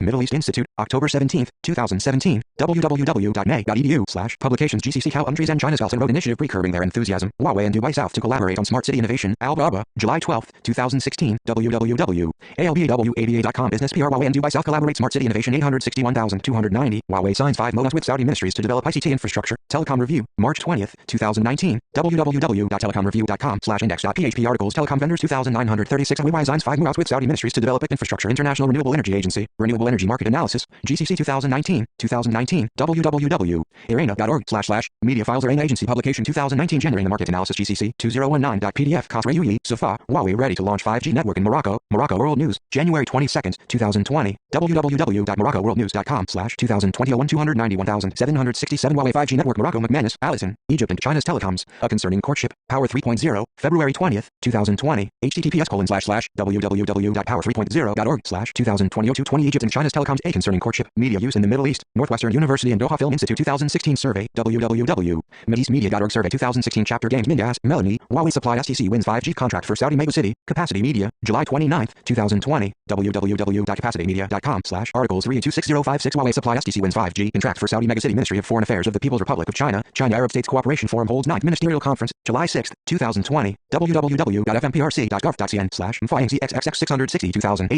T17957554.html Ministry of Foreign Affairs of the People's Republic of China, China's Arab Policy Paper, 2016, www.fmprc, governor.cn FINCXXX660 T1331683.html 296 Robert Mogilnicki 296 Mogilnicki, Robert, China strengthens its presence in Gulf renewable energy, the Arab Gulf States Institute in Washington, June 10, 2020, https://agsiw.org China strengthens its presence in Gulf renewable energy, MTC and Cisco join hands to boost ICT, Sultanate of Oman Ministry of Technology and Communications Media Center, June 14, 2020, www.eda.gov.om/EDA Portal Media Center News Detail. Asks, NID equals 80,935, MTC and Huawei Inc. partnership to develop Oman's ICT ecosystem, Sultanate of Oman Ministry of Technology and Communications Media Center, May 5, 2020, www.eda.gov.om/EDA Portal Media Center. News detail. Aspects question NID equals 80,931 Nabil Yasmin Al-Wanda invests in Beijing-based MSA Capital, WAMDA, October 16, 2019. www.wamda.com 2019 10 Alba invests Beijing-based MSA Capital Petranek, Liana, paving the concrete path to globalization with China's Belt and Road Initiative through the Middle East. Arab Studies Quarterly 41, 1, 2019, 732. Kian, Zuming, and Jonathan Fulton, China-Gulf Economic Relationship under the Belt and Road Initiative. Asian Journal of Middle Eastern and Islamic Studies 11-3, 2018, 12-21. Robin Marks, Joshua, Race for Coronavirus Vaccine Runs Through Middle East. The Media Line, August 10, 2020, https://themedia.line.org Lifelines Race for Coronavirus Vaccine Runs Through Middle East. Salama, Samir, Saudi Arabia approves policy on artificial intelligence, expects SR500B windfall by 2030. Gulf News, August 10, 2020, https://golfnews.com Business Saudi Arabia approves policy on artificial intelligence, expects senior 500B windfall by 2031.1597032000775. Saudi Arabia and Huawei to work on smart Umrah and Hajj technology. The National, February 23, 2019, www.thenationalnews.com/World GCC Saudi Arabia and Huawei to work on smart Umrah and Hajj technology 1.829257 Saudi Ministry of Communications and Information Technology Media Center. Data and AI Authority furthers Saudi Arabia's drive toward innovative future. August 3, 2019, www.mcit.gov.sa/On Media Center News 176,239. Sheikh Mohammed announces $3.4 billion investment in Dubai via China's Belt and Road Initiative. The National, April 26, 2019, www.thenational.ae/UAE Government Sheikh Mohammed announces $3.4 billion investment in Dubai via China's Belt and Road Initiative 1.854063 Shraf, Nisha, Chinese firm Terminus Technologies to deploy 150 robots at Expo 2020 Dubai. Business Traveler, July 2, 2020, www.businesstraveler.com/Business Travel 2020 0702 Chinese firm Terminus Technologies to deploy over 150 robots at Expo 2020 Dubai. Skin in the game.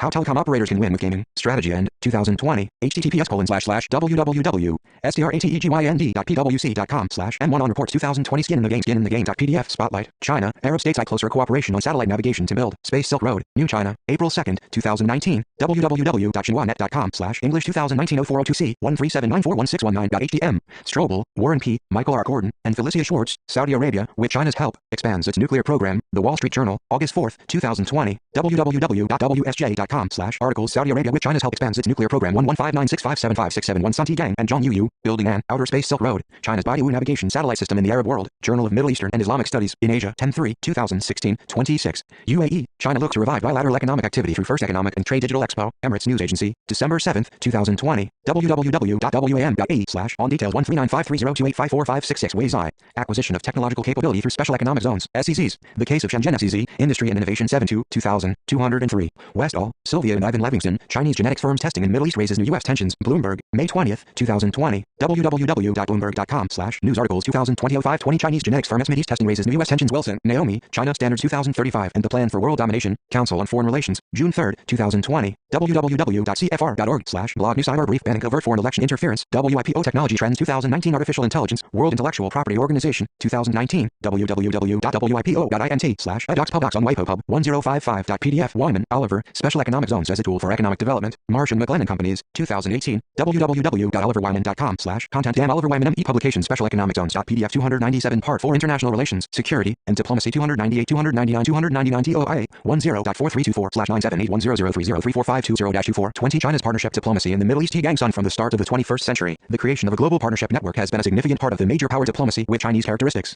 China's partnerships in the Middle East take two forms: multilateral and bilateral partnerships. Multilateral partnerships refer to the collective cooperation between China and the League of Arab States, 22 Arab states in total, hereafter the Arab League, the African Union, including 10 Arab states, the Gulf Cooperation Council, the 6 Arab states in the Gulf, hereafter the GCC, and the Union of the Arab Maghreb, Libya, Tunisia, Algeria, Morocco, and Mauritania, and the Organization of Islamic Cooperation, 57 member states. For instance, in 2010 China and the Arab League established a relationship of strategic cooperation, which then developed into a strategic partnership in 2018. Bilateral partnerships refer to the bilateral diplomacy between China and Middle Eastern countries, including the comprehensive strategic partnerships between China and Algeria, 2014, Egypt, 2014, Saudi Arabia, 2016, Iran, 2016, and the United Arab Emirates, UAE, 2018, and the strategic cooperation with Turkey, 2010, innovative comprehensive partnership with Israel, 2017, and strategic partnerships between China and Qatar, 2014, Jordan, 2015, Iraq, 2015, Morocco, 2016, Sudan, 2015, Djibouti, 2017, Oman, 2018, and Kuwait, 2018. China has adopted a layered management of its partnership diplomacy in the Middle East. To be specific, based on the economic strength, regional influence, political stability, trade interdependence, and political friendliness of the target country, this article divides the 15 strategic partners in the region into 4 layers. On the top layer is the comprehensive comprehensive strategic partnership with the 5 strongest powers, pivot states. On the second layer is the strategic partnership, or cooperation, with the other 2 comprehensive powers, Israel and Turkey being the node states. On the third layer are key states with sizable territory, population and national strength, such as Iraq and Sudan. On the fourth layer are the stronghold states with tiny population and limited territory, such as Djibouti and Jordan. Dynamics of China's partnership diplomacy in the Middle East. Since the beginning of the 21st century, China has established comprehensive strategic partnerships, innovative comprehensive partnerships, strategic partnerships, or strategic 300T gangs on 300 cooperation with 15 countries in the Middle East. The number of partners keeps increasing, the levels of partnership are constantly being upgraded, and the content of bilateral cooperation is continuously enriching. There are several considerations in implementing partnership diplomacy, such as the partner state's capacity, including factors such as its economic strength, regional influence, and/or political stability and willingness for deeper levels of cooperation, reflected in existing levels of economic interdependence or political friendliness. The first consideration is the economic strength of the target country. The greater the economic strength of a particular Middle Eastern country, the greater its capacity to carry out strategic cooperation with China, resulting in more proactive Chinese partnership diplomacy. Here, economic strength refers to both the domestic economic performance of the target country and its position in the international division of labor. The relevant factors include its gross domestic product, GDP, money supply, the consumer price index, the producer price index, the consumer confidence index, employment, retail goods and food sales, new housing, manufacturing, and trade and value added, and its stock market, among other factors. 1. This chapter chooses GDP as the standard to measure the economic strength of Middle Eastern countries. According to the standard, the 10 countries with the highest GDPs in the Middle East have all established strategic partnerships with China, while the 10 countries with lowest GDPs, except Jordan, Sudan, and Djibouti, have yet to establish strategic partnerships with China. The second consideration is the partner country's regional influence. Greater regional influence also leads to more proactive Chinese partnership diplomacy. The core of regional influence lies in military capabilities, which include subjective and objective factors such as weaponry, command, communication, intelligence, control over key areas, and morale and quality of combatants. Due to the tremendous differences across countries, there is significant variation in the military capabilities of Middle Eastern countries. There are generally 3 ways for a country to expand its influence. 1. Projection of military might, as in the cases of Iran, Turkey, Egypt, and Israel. 2. Relying on religious or sectarian power, such as Saudi Arabia's influence among Sunni Muslims and Iran's with Shias. And 3. Unique strategic resources such as the Gulf's oil and natural gas, Morocco's phosphates, Egypt's control of the Suez Canal, management of the Hormuz Strait by Iran and Oman, control of the Strait of Bosphorus by Turkey, or access to the Gulf of Aden through Djibouti. This chapter uses military expenditure as an index to measure the regional influence of Middle Eastern countries. Thus, the top 10 regional military spenders, with the exception of Syria, are all strategic partners of China, while the bottom 10 are not, except Jordan and Djibouti. The third consideration is the political stability of the partner country. Greater political stability results in higher levels of strategic cooperation with China. Aiming at medium or long-term cooperation, the partnership in question requires a stable and predictable political environment as its guarantee. If a target country is in constant turmoil and its central government has lost authority, it will be impossible for the 2 sides to carry out medium or long-term cooperation, and China's partnership diplomacy will consequently face enormous risks and uncertainties. In general, political turmoil in the Middle East has both internal and external causes. The internal causes are mainly weak or declining national identity, civil unrest, or civil war. De facto partition features as well, with tribal, national, and sectarian conflicts, which is apparently the case in Somalia, Yemen, Lebanon, Sudan, and Palestine. External causes mainly refer to the loss of authority and weakening of the central government because of external interference, which is apparently the case in Libya, Syria, and Iraq. This chapter chooses the Social Stability Index issued by international organizations such as the United Nations as the standard to assess the political stability of Middle Eastern countries. This standard is based on 12 indicators: national security framework, factional struggle, mass events, economic decline, 301 China's partnership diplomacy, 301 uneven economic development, brain drain, state legitimacy, public services, human rights and rule of law, demographic pressures, refugees and internally displaced persons, and external intervention. 2. The 10 most stable countries in the Middle East are all strategic partners of China, except Bahrain and Tunisia, while among the 10 most fragile countries, only Iraq, Egypt and Sudan have a partnership agreement with China. The fourth consideration is economic interdependence. Greater economic interdependence results in stronger opportunities for carrying out strategic cooperation. The 6 members of the GCC, Egypt, Jordan, Israel, Morocco, and some other countries in this region depend on the West for their security, while at the same time pursuing an economic strategy of diversification and balance. Iran, Syria, Algeria, Sudan, and some other countries in the region depend on Russia for their security, and they also pursue an economic strategy of diversification and balance.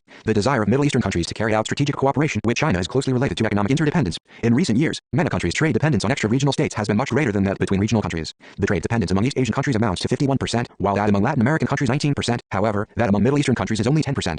Notably, among Maghreb countries it is only 4.8%, making this among the least economically integrated regions in the world. The major trade partners of the Middle Eastern countries are the European Union, China, the United States, India, Japan, and other extra-regional countries. Regional countries do not feature significantly. 3. The economic dependence between China and Middle Eastern countries lies mainly in resources, trade, and investment. As for resources, in recent years, although China's import of oil and natural gas follows a strategy of diversification, the Middle East is still the major source of China's energy imports, with Saudi Arabia, Iraq, Oman, Kuwait, Iran, and the UAE being its main trade partners. In terms of trade relations, as of 2018, China was the largest trading partner of Iran and 10 Arab countries, the third largest trading partner of Israel and Turkey, and the second largest trading partner of the Arab League, after the European Union. In 2017, the United Arab Emirates became the second largest trading partner of China in the Middle East, with bilateral trade turnover amounting to $53 billion for and more than 4,000 Chinese businesses operating in the Middle East, which contributes to the upgraded partnership status between the two. 5. In terms of investment, the Belt and Road Initiative, BRA, especially coincides with the development strategies of Middle Eastern countries, bringing about interdependence in the investment areas of China and its target partners. China has made enormous amounts of investment in its exploration of copper and zinc in Morocco, oil development in Algeria and Sudan, construction of the East-West Highway and Africa's longest railway tunnel in Algeria, Egypt's new administrative capital, the Mohammed VI Bridge, and the telecommunication network of Huawei in Morocco. Morocco, and the China-Egypt-Suez Economic and Trade Cooperation Zone, all advancing the development of China's partnership diplomacy. 6 By using bilateral trade turnover as an indicator, this article attempts to examine the economic interdependence between the two sides.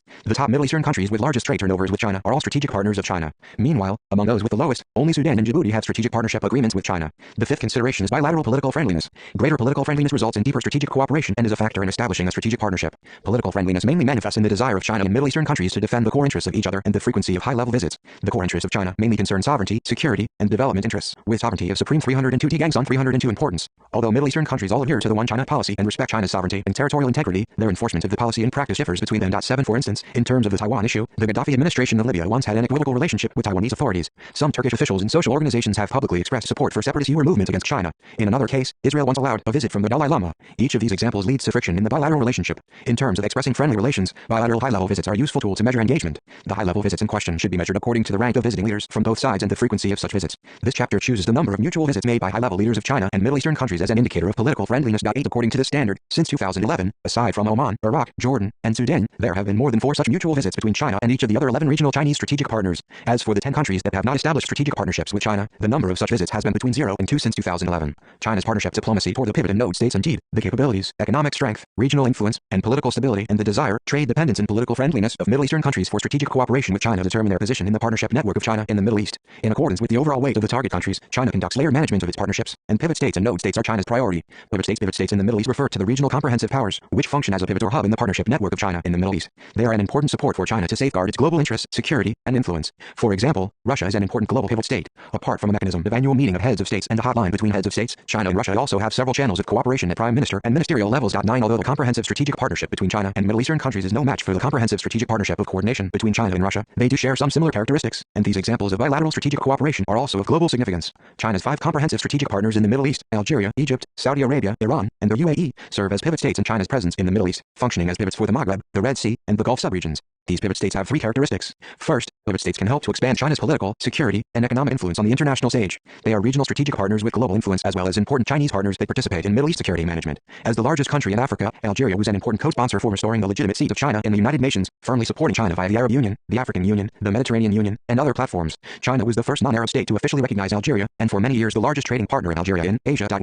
It was not until 1990 that China and Saudi Arabia established diplomatic relations, yet their bilateral strategic cooperation has made the fastest rate of progress. In 2006 and 2009, 303 China's partnership diplomacy 303 President Hu Jintao paid 2 visits to Saudi Arabia. As the largest trading partner of China in the Middle East, Saudi Arabia plays an irreplaceable role in the GCC, the Islamic Cooperation Organization, and other regional organizations. In 2006, Xi Jinping paid an official visit to Saudi Arabia and the 2 countries issued a joint communique, the Joint Declaration of the Government of Saudi Arabia and the Government of the People's Republic of China on establishing comprehensive strategic partnership. This noted that, under the background of multipolarization of the world and constant advancement of economic globalization, the Sino-Saudi Arabia relationship is increasingly strategic and global, and the 2 countries have become important cooperation partners of each other. 11 Egypt is a representative member of both the African Union and the Arab League, which is headquartered in Cairo. It is also the most populous country in the Middle East and among all Arab countries. The 2014 joint declaration between China and Egypt on establishing comprehensive strategic partnership declared that the 2 sides will enhance consultation in global and regional affairs such as the reform of the United Nations, South-South cooperation, the Sino-Africa relationship, the relationship between China and the Arab Union, BRICs, the Islamic Cooperation Organization and Middle East Nuclear Weapon-Free Zone. 12 As a political, military, economic and cultural power in the Middle East, Iran plays a decisive role in country-specific issues in Afghanistan, Yemen, Syria, and Lebanon, as well as the important issues of the refugee crisis and counter-terrorism. Iran has observer status in the Shanghai Cooperation Organization and is an important political and economic partner of China. The UAE is relatively smaller in population and size compared with Saudi Arabia, Iran, Egypt, and Algeria, but it is China's 2nd largest trading partner in the Middle East. Besides Sino-UAE cooperation in 5G technology, Baidu satellite navigation system infrastructure and the digital economy are fruitful. Beyond their political and economic importance, pivot state status is emphasized by frequent high-level mutual visits. In 2016 and 2018, during President Xi Jinping's visits to Saudi Arabia, Egypt, Iran, and the UAE, China established or updated comprehensive strategic partnerships with all of these countries. 13 Egyptian President Abdel Fattah al-Sisi has paid 6 visits to China in December 2014, September 2015, September 2016, September 2017, September 2018, and April 2019, including official visits to attend the G20 Hangzhou Summit, BRICS Xiamen Summit, and Belt and Road Forum. 14 Heads of state and other high-ranking officials for each of the countries with a comprehensive strategic partnership have made state or official visits to China. The Prime Minister of Algeria Ahmed Yahya, Saudi Arabian King Salman bin Abdulaziz Al Saud, the Crown Prince of Abu Dhabi and de facto ruler of the UAE Mohammed bin Zayed Al Nahyan, and President of Iran Hassan Rouhani have also made several visits to China. Energy trade appears to be a factor as well. Middle East energy exporters' dependence on on Western markets has decreased while Asian markets have become more significant. As a result, Saudi Arabia has been trying to reduce its strategic dependence on the United States and to pursue what may be termed Look East diplomacy. 15 In 2017, King Salman bin Abdulaziz Al Saud paid a visit to China while Crown Prince Mohammed paid 2 visits to China in 2016 and 2019. All these interactions were aimed at strengthening the geo-economic partnership with China while maintaining the geopolitical partnership with Western countries. Third, in order to realize the goals set by the comprehensive strategic partnerships, China and these pivot states usually establish various permanent supporting institutions. For instance, after 340 gangs on 304, the conclusion of the 5-year plan of action for strengthening the comprehensive strategic partnership between the People's Republic of China and the Arab Republic of Egypt in 2016, the two states signed a series of mechanisms such as the Sino-Egypt Consultation Mechanism on UN Affairs, the Sino-Egypt Consultation Mechanism on African Affairs, the Sino-Egypt Consultation Mechanism on Counter-Terrorism, the Sino-Egypt Cooperation Mechanism on Production Capacity, the Sino-Egypt Joint Economic and Trade Commission, the Sino-Egypt Commission of Defense Cooperation, the Sino-Egypt Joint Commission of Defense Science and Technology, the Sino-Egypt Joint Commission of Science and Technology, and the Sino-Egypt Joint Commission of Culture were established one after another. 16 After the establishment of the comprehensive strategic partnership between China and Saudi Arabia in 2016, a high-level joint commission was established, co-chaired by Vice Premier Han Zheng and Crown Prince Mohammed bin Salman. As of February 2019, the two sides had held 3 high-level joint commission meetings. In addition, China and Iran also established a joint commission of economic and trade cooperation. Node states here. Node states refer to those partner states of China in the Middle East which enjoy a special status, namely, functioning as a bridge or link during the cooperation between China and other great powers or groups of great powers and the preservation of China's overall interests in the China pivot states other great powers structure. Although the partnership diplomacy between China and these pivot states is of global influence, the bilateral relationship is not incorporated in China's global strategy yet. Turkey and Israel are 2 representatives of such node states. In 2010, Chinese Premier Wen Jiabao paid a visit to Turkey, during which both sides agreed to establish a strategic partnership of cooperation. The Sino-Turkey Joint Declaration on the Establishment and Development of a Strategic Relationship of Cooperation points out that both sides agreed to address all kinds of global challenges and push forward multipolarization and democratization of international relations and deploy concerted efforts to build a harmonious world of enduring peace and common prosperity. 17 In the same year, both sides agreed to hold high-level, Deputy Chief of Staff military talks. The next year, China and Turkey decided to establish a mechanism of a joint working group, further enriching bilateral cooperation. When the first Belt and Road Forum for International Cooperation was held in China in 2017, Erdogan was the only head of state from the Middle East who attended. 18 In July 2018, when meeting President Xi, Erdogan said that the Turkish side supported the joint construction of the Belt and Road, opposed protectionism and stood for free trade, adding that his country was willing to boost communication and coordination with China in international affairs. 19 However, the Sino-Turkey relationship has not reached the level of comprehensive strategic partnership. Although Erdogan and the Turkish government have repeatedly voiced their opposition to any political actions of separatist forces from Xinjiang in Turkey, some Turkish officials, political organizations, and non-governmental organizations have been indirectly supporting such actions. In 2019, the Turkish Ministry of Foreign Affairs spokesman made rather indiscreet remarks on and even fabricated rumors about the extremism measures that China had taken in Xinjiang. In February 2019, China shut down its consulate in Izmir, seemingly in response to these comments. 305 China's partnership diplomacy. 305 Israel is another Middle East node state. Since the establishment of an innovative comprehensive partnership between China and Israel in 2017, Israel has become a special strategic partner in a relationship similar to the innovative strategic partnership between China and Switzerland. Israel also established a number of mechanisms to promote cooperation between China and Israel. In 2013, the two sides established a governmental mechanism of economic technology. In May 2014, they established a joint commission mechanism of innovative cooperation. In addition, the Ministry of Foreign Affairs of Israel and the Communist Party Central School of China also established a joint training mechanism. Strategic cooperation between China and Israel is conducive to promoting cooperation between China and a third party, serving as a bridge and link for the implementation of China's all-round diplomacy. In building the innovative comprehensive partnership, both sides agreed to use it as a mechanism to engage with third parties in the fields of infrastructure under the framework of the BRA and the Asian Infrastructure Investment Bank, of which Israel is a founding member. 21 With the cooperation pattern of China-Israel third parties, Israel has become a keynote state for China's Middle East diplomacy as well as a window for the all-round cooperation between China and other great powers, e.g. the United States, and groups of great powers, e.g. the European Union. Despite this compatibility, interference from the United States with the Sino-Israel Innovative Comprehensive Partnership is unavoidable. Since 2019, the United States has been complaining about the involvement of Chinese companies in the operation and investment in the Haifa port and Ashdod port, assuming that the security of the Sixth Fleet in the Mediterranean may be at risk because of ID. 22 China's partnership diplomacy towards key and stronghold states. China's partnerships with medium and small states ranks second. On the first layer is the strategic partnership with the 3 key states, and the bottom layer consists of strategic partnerships with the 5 stronghold countries in the Middle East. Key states here. Key states refer to those regional powers in the Middle East that have considerable economic volume and development potential themselves, as well as influence on their neighboring countries. Sudan, Iraq, and Morocco are examples of such key states, which play a leading role in the Red Sea region, the Gulf region, and the Maghreb region respectively. First, the above-mentioned key states are cooperative partners of China in terms of safeguarding China's national sovereignty and territorial integrity. The Sino-Sudan Joint Declaration issued in 2015 points out that Sudan reiterated that Sudan would continue to stick to the One China policy, support China's position on issues related to Taiwan, Xinjiang and Tibet, oppose any form of Taiwan independence, and support the peaceful development of the cross-strait relationship and all the efforts the Chinese government makes for the reunification of China. For its part, China will support the efforts by the Sudanese government to safeguard its sovereignty, independence, territorial integrity, and enhance its domestic security and stability. 360 Gangs on 306 Key states are cooperative partners of China on the international stage. China and Iraq both agreed to strengthen strategic communication, expand common ground, and enhance strategic mutual trust in terms of bilateral relationship and international and regional issues of common concern. 24 The Sino-Morocco Joint Declaration points out that both sides are pleased with the contributions that the Sino-Africa Cooperation Forum has made in strengthening the Sino-Africa Comprehensive Strategic Partnership and supporting South-South cooperation. China appreciates the role of Morocco in the Sino-Arab Cooperation Forum and the Sino-Africa Cooperation Forum. Finally, key states play a leading role in helping China to promote the BRI. In East Africa, Sudan is both the largest country and an important partner of China in promoting the BRI. Sudan provides a corridor for China to boost interconnectivity of infrastructure among Eastern and Northern Africa. In the Gulf region, Iraq is a potential regional power, whether in terms of of size or population, and China is the largest trading partner. Investment in Iraq has the potential to foster regional connectivity and infrastructure among the GCC countries, Iraq, and Iran. In the Maghreb region, Morocco is an important partner of China with multiple identities. It is an Arab state, an African state, a Mediterranean state, an Atlantic state, and a cooperative partner of China in promoting its BRI. These are key states that promote interconnection between the three sub-regions. Stronghold states here. Stronghold states refer to those partners of China in the Middle East with a relatively small size, population, and economic volume, but a relatively higher degree of friendliness toward China and a relatively stronger desire for bilateral economic and trade cooperation projects. Table 20.1 Hierarchy of China's partnerships in the Middle East. Partner state classification of state year category of partnership. Region Algeria Pivot 2014 Comprehensive Strategic Partnership. The Maghreb Egypt Pivot 2014 Comprehensive Strategic Partnership. The Red Sea Saudi Arabia Pivot 2016 Comprehensive Strategic Partnership. The Gulf Iran Pivot 2016 Comprehensive Strategic Partnership. The Gulf UAE Pivot 2018 Comprehensive Strategic Partnership. The Gulf Turkey No 2010 Strategic Cooperation Relationship. Eastern Mediterranean Israel No 2017 Innovative Comprehensive Partnership. Eastern Mediterranean Sudan Key 2015 Strategic Partnership. The Red Sea Iraq Key 2015 Strategic Partnership. The Gulf Morocco Key 2016 Strategic Partnership. The Maghreb Qatar Stronghold 2014 Strategic Partnership. The Gulf Jordan Stronghold 2015 Strategic Partnership. The Red Sea Djibouti Stronghold 2017 Strategic Partnership. The Red Sea Kuwait Stronghold 2018 Strategic Partnership. The Gulf Oman Stronghold 2018 Strategic Partnership. The Gulf Source, website of the Ministry of Foreign Affairs of the People's Republic of China, www.fmprc.gov.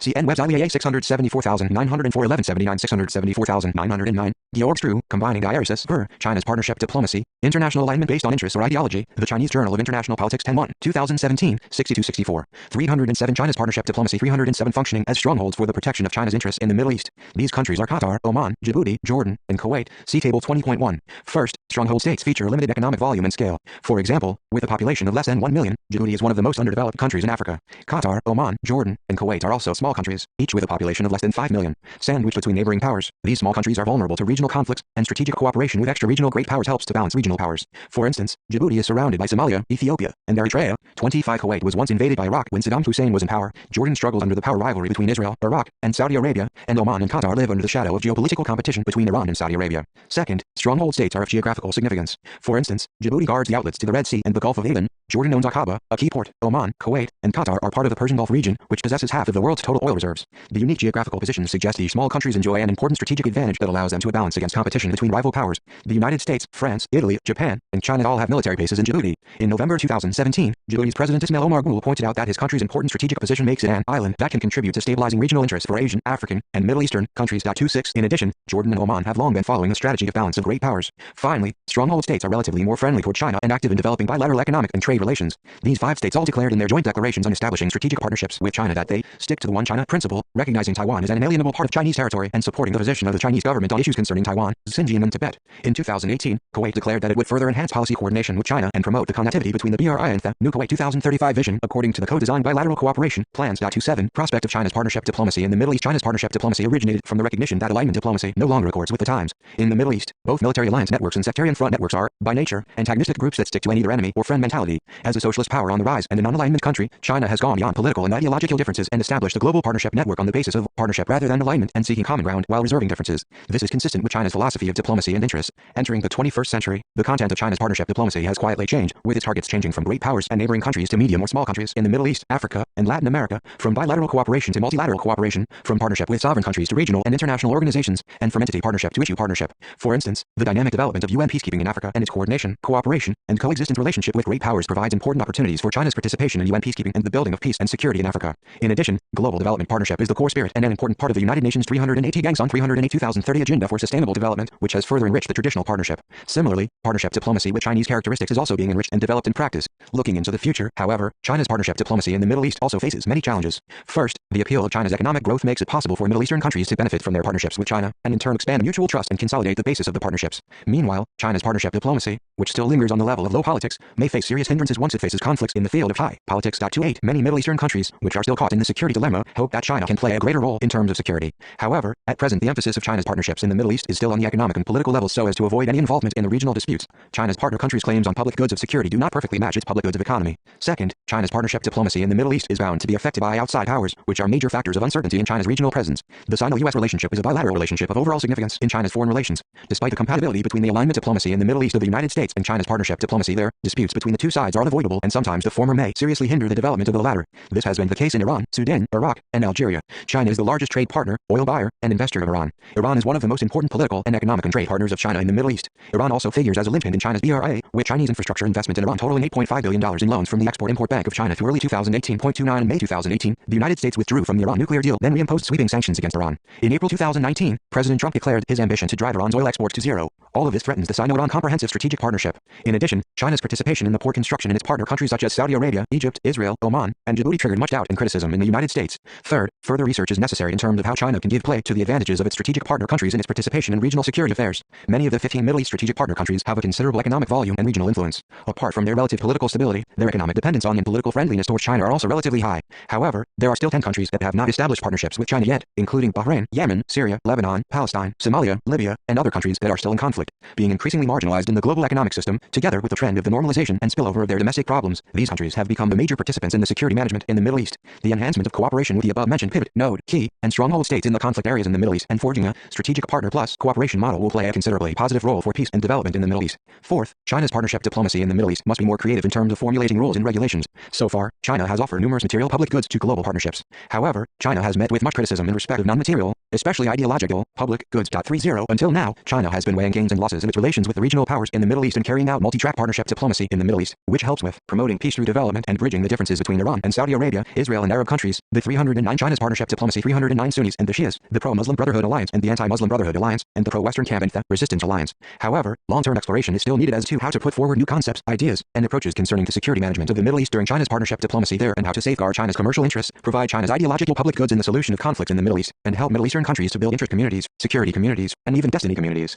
Conclusion. Under the ideational guidance of partnership instead of alliance, the partnership between China and Middle Eastern countries is of strategic significance. Since 1949, the development of China-Middle East relations has undergone a process from bilateral to multilateral and from ideological to pragmatic cooperation. 31 Middle Eastern countries have become an important link in China's establishment of a global partnership network and its overall cooperation with other developing countries. Meanwhile, China's partnership diplomacy and alignment diplomacy in the Western world are also theoretically different. China's partnership diplomacy in the Middle East has objectively diluted the influence of the alignment system of great powers, facilitating the formation of the multipolar pattern and constituting a kind of soft balancing against hegemonism and unilateralism. Almost all the allies of the United States, Europe, and Russia in the Middle East are strategic partners of China. Their partnership with China protects them from asymmetric dependence on other great powers. The United States has been compelling countries such as Turkey, Saudi Arabia, Egypt, Sudan, Jordan, Algeria, and the UAE to speed up their democratization through political and economic means, while the establishment of strategic partnership with China alleviates the consequent political pressure. The establishment of partnership between medium and small countries in the Middle East, such as Qatar, Oman, Kuwait, and Djibouti, which strive for subsistence among regional powers, in China no doubt strengthens the capacity, building and security of their governments, thereby increasing their security autonomy. Notes 1. The Top 10 Economic Indicators. What to watch and why. American Association of Individual Investors Journal, August 2003, www.aai.com/journal article. The Top 10 Economic Indicators. What to watch and why to cast Conflict Assessment Framework Manual. The Fund for Peace, 2014, http://library.fundf or case,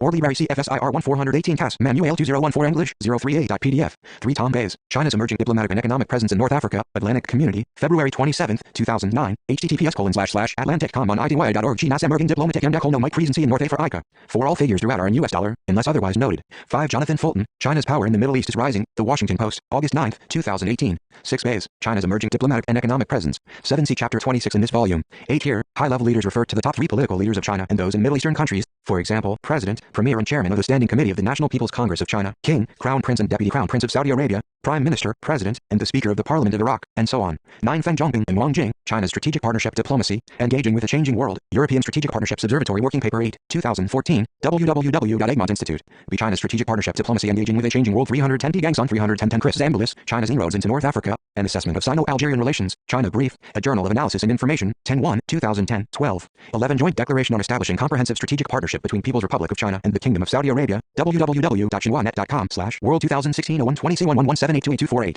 HCN 12, Joint Declaration on Establishing Comprehensive Strategic Partnership between People's Republic of China and Egypt, People's Daily, December 24, 2014. 13. The Comprehensive Strategic Partnership with Egypt is the exception here, as it was signed in 2014. 14. Relations between China and Egypt, www.fmprc.gov.cn/WebGJHTQ 676,201 GJ 676,203 FZ 677,316 1206 677,342 SPGX 677,346 15 Makio Yamada, Saudi Arabia's Look East Diplomacy, 10 Years on, Middle East Policy, 22-4, 2015, 121. 16 5-Year Plan of Action for Strengthening the Comprehensive Strategic Partnership between People's Republic of China and the Arab Republic of Egypt, www.scio.gov.cn/ZTKWH/HDWS Document 1466160, 1466160.htm. 17. Joint Declaration on Establishing and Developing Strategic Cooperation Relationship between People's Republic of China and the Republic of Turkey, People's Daily, October 9, 2010. 18. Ahmet Farouk Isaac and Zhu Jiqiang, China-Turkey Security Cooperation under the background of the Belt and Road and the Middle Corridor Initiatives, Asian Journal of Middle Eastern and Islamic Studies, 13-2, 2019, 5. 19. Xi Jinping meets with Turkish President Erdogan, People's Daily, July 27, 2018.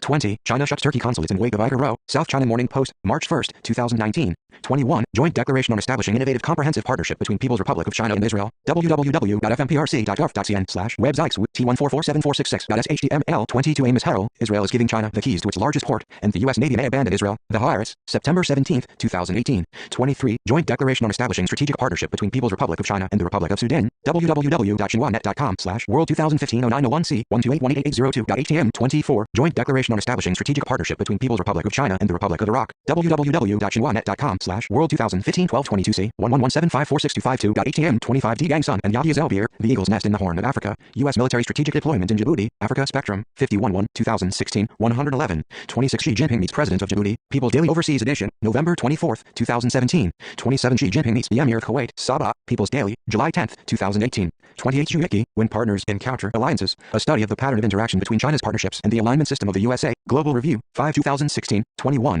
29. Owen Daniels, How China is Trying to Dominate the Middle East, https://nationalinterest.org feature How China Trying to Dominate Middle East 29,922. 30. Zhang Chun, Strategic Thinking on China's Participation in the Global Partnership of the 2030 Agenda for Sustainable Development, Global Review, 5 2015, 112. 31. Zhu Weilai, Strategic Relations Between China and Islamic Countries in the Middle East, World Economics and Politics 9 2010. 4. References. Bays, Tom, China's Emerging Diplomatic and Economic Presence in North Africa, Atlantic Community, February 27, 2019, https://atlanticcommunity.org China's Emerging Diplomatic and Economic Presence in North Africa. Daniels, Owen, How China is Trying to Dominate the Middle East, The National Interest, August 28, 2018, https://nationalinterest.org feature How China Trying to Dominate Middle East 29,922. Feng Zhongping and Wang Jing, China's Strategic Partnership Diplomacy, Engaging with a Changing World, European Strategic Partnerships Observatory Working Paper 8, 2014, www.egmont Institute, Be China's Strategic Partnership Diplomacy Engaging with a Changing World. Fulton, Jonathan, China's Power in the Middle East is Rising, The Washington Post, August 9, 2018. Harrell, Amos, Israel is giving China the keys to its largest port, and the U.S. Navy may abandon Israel. The Harris, September 17, 2018. 311. China's Partnership Diplomacy, 311. Isaac, Ahmed Farouk and Zhu Zhiqiang, China-Turkey Security Cooperation under the background of the Belt and Road and the Middle Corridor Initiatives, Asian Journal of Middle Eastern and Islamic Studies 13-2, 2019, 278-293.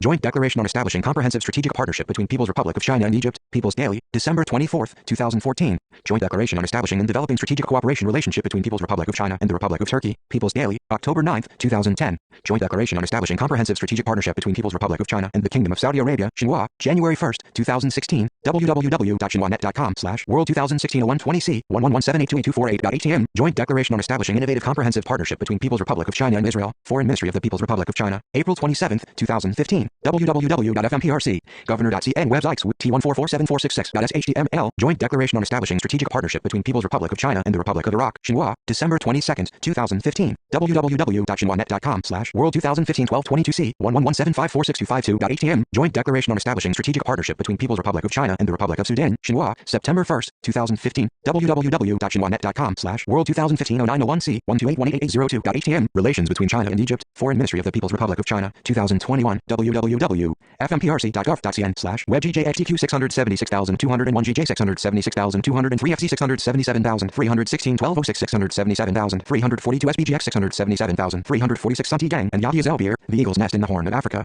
U.S. Military Strategic Deployment in Djibouti, Africa. Spectrum 51-1, 2016, 111-124. The Top 10 Economic Indicators, What to Watch and Why, American Association of Individual Investors Journal, August 2003, www.aii.com/journal article The Top 10 Economic Indicators, What to Watch and Why, Xi Jinping meets President of Djibouti, People's Daily Overseas Edition, November 24, 2017. Xi Jinping meets the Emir of Kuwait, Sabah, People's Daily, July 10, 2018. Xi Jinping meets with Turkish President Erdogan, People's Daily, July 27, 2018. Yamada, Makio, Saudi Arabia's Look East Diplomacy, 10 Years On, Middle East Policy 22-4, 2015, 121-139. Samberlis, Chris, China's Inroads into North Africa, An Assessment of Sino-Algerian Relations, China Brief, A Journal of Analysis and Information 10-1, 2010, 1014. Zhang Chun, Strategic Thinking on China's Participation in the Global Partnership of the 2030 Agenda for Sustainable Development, Global Review 5 2015. NP Zhu Yiki, When Partners Encounter Alliances, a study of the pattern of interaction between China's partnerships and the alignment system of the USA, Global Review, 6 2016. NP Zhu Weilai, Strategic Relations between China and Islamic Countries in the Middle East, World Economics and Politics 9 2010. NP 312 doi 10.4324/978100303452-5. 21. Chinese private security companies in the Middle East. Alessandro Arduino. Prior to President Xi Jinping's signature Foreign Policy Initiative, the Belt and Road Initiative, BRA, Chinese investments in the Middle East and North Africa, MENA, region were focused mainly on natural resources extraction and trade. Since 2013, with the increase in infrastructure investment spearheaded by the BRA, Beijing has aimed to link the MENA region with the Chinese trade corridors along the China-Pakistan Economic Corridor, CPEC, Central Asia, and the Mediterranean Basin. China's increasing foreign direct investments and diversification in the MENA region and along the Red Sea and the West Indian Ocean sea routes have proportionally increased risks and threats to Chinese workers and infrastructure. Beijing has grown increasingly anxious about the situation in the region since 2011, when the Arab Spring sowed the seeds of chaos in Libya and elsewhere. Porous borders, fluid transnational criminality, and growing terrorist networks in the MENA region constitute a grave threat to the development of its BRI there. While Beijing is progressively shifting its reactive stance from the decades-old foreign policy principle of non-interference, it is still not prone to proactive involvement in the Middle East security quagmire. Beijing's position on MENA is shifting away from harvesting economic benefits while avoiding political entanglements, albeit in a cautious way. In the coming years, China will gradually increase its political and economic presence in the MENA region, with economic cooperation still the centerpiece of this effort. The new security dynamics ignited by the U.S. repositioning of its forces in the Middle East will eventually force the Chinese government to take a more active stance in the security arena, whether the government is prepared to do so or not. While the Chinese state-owned enterprises, SOEs, especially those related to the energy sector, are improving their risk management capabilities, a dangerous over-reliance on government support and the existing security gaps are partially being filled by the growing Chinese private security sector. The rationale for these firms, as well as how they operate, is quite straightforward. They take advantage of opportunities to provide security services to protect Chinese SOEs operating abroad. The new business model in protecting the BRI is a profitable opportunity in light of the fact that the private security market in China is progressively shrinking and becoming less lucrative. In the Middle East, Iraq witnessed at first hand the rise of private military companies, PMCs, that offer active security services ranging from training to kinetic action. From the 313 Chinese private security firms, 313 Iraqi conflicts to the one in Afghanistan, the U.S. Army's reliance on PMCs, mainly from the United States and United Kingdom, is well documented. 3 In this respect, the security services provided by the Chinese PSCs are mainly limited to passive security services, mainly guarding personnel and infrastructure against theft or acts of violence. At present, China's PSCs are still evolving from local security enterprises operating in low-risk environments in mainland China to international companies operating in complex environments. While the number of Chinese PSCs operating inside China ranges, depending on the source, from 5,000 to 8,000, with more than 3 million security operators, the number of Chinese PSCs operating abroad with full confidence is still limited to a few dozen. At the same time, the definition of private itself in China requires considering the presence of the mandatory Chinese Communist Party (CCP) unit inside the companies, the peculiar interaction between public and private in the market with Chinese characteristics, and the fact that most of the security operators are former Chinese military or police personnel. In a nutshell, at times it is difficult to distinguish where the state-owned part ends and the private part begins. 5 Chinese PSC services may be summarized as risk assessment, providing security reports in order to allow the company to produce a business feasibility study, and the government's mandatory security assessment. Risk management, monitoring the evolution of the impact of Chinese investments on the local community.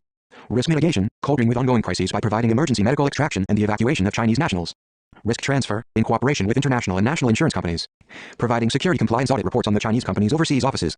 Training security personnel and company officials traveling abroad in highly complex environments. Well before the BRI's security market's operational requirements, 6 Chinese oil and gas SOEs required highly professional PSCs capable of protecting Chinese engineers against kidnapping for ransom and the infrastructure against attacks from terrorist or criminal organizations. According to the Chinese Security Association's analysis, in 2016 the Chinese private security sector market reached $10.3 billion, with the energy SOEs security expenditure reaching $2 billion per year. 8 From a broader security perspective, in the MENA region, the People's Liberation Armies (PLA) modernization and China's increasing participation in United Nations peacekeeping missions are fundamental to the evolution of China's international security footprint. Nevertheless, a coordination mechanism between the PLA and the growing presence of the Chinese PSCs abroad is still under discussion, albeit not yet a reality. Middle Eastern stability and China's private security footprint. Since the beginning of the Arab Spring movements, Beijing's anxiety toward a progressive deterioration of the MENA region's security situation has increased significantly. Porous borders, fluid transnational criminality, and growing terrorist networks linking the Middle East with the African continent constitute a looming threat to China's expanding economic footprint. While China's economic diplomacy is still the main tool utilized in the Middle East and along the BRI, at times Beijing has realized that financial support alone is insufficient to promote sustainable development or protect Chinese workers and local stakeholders. 314 Alessandro Arduino 314 Since the start of Xi Jinping's presidency, the modernization of the PLA has become a priority in order to achieve a professional expeditionary force able to operate far away from China's borders.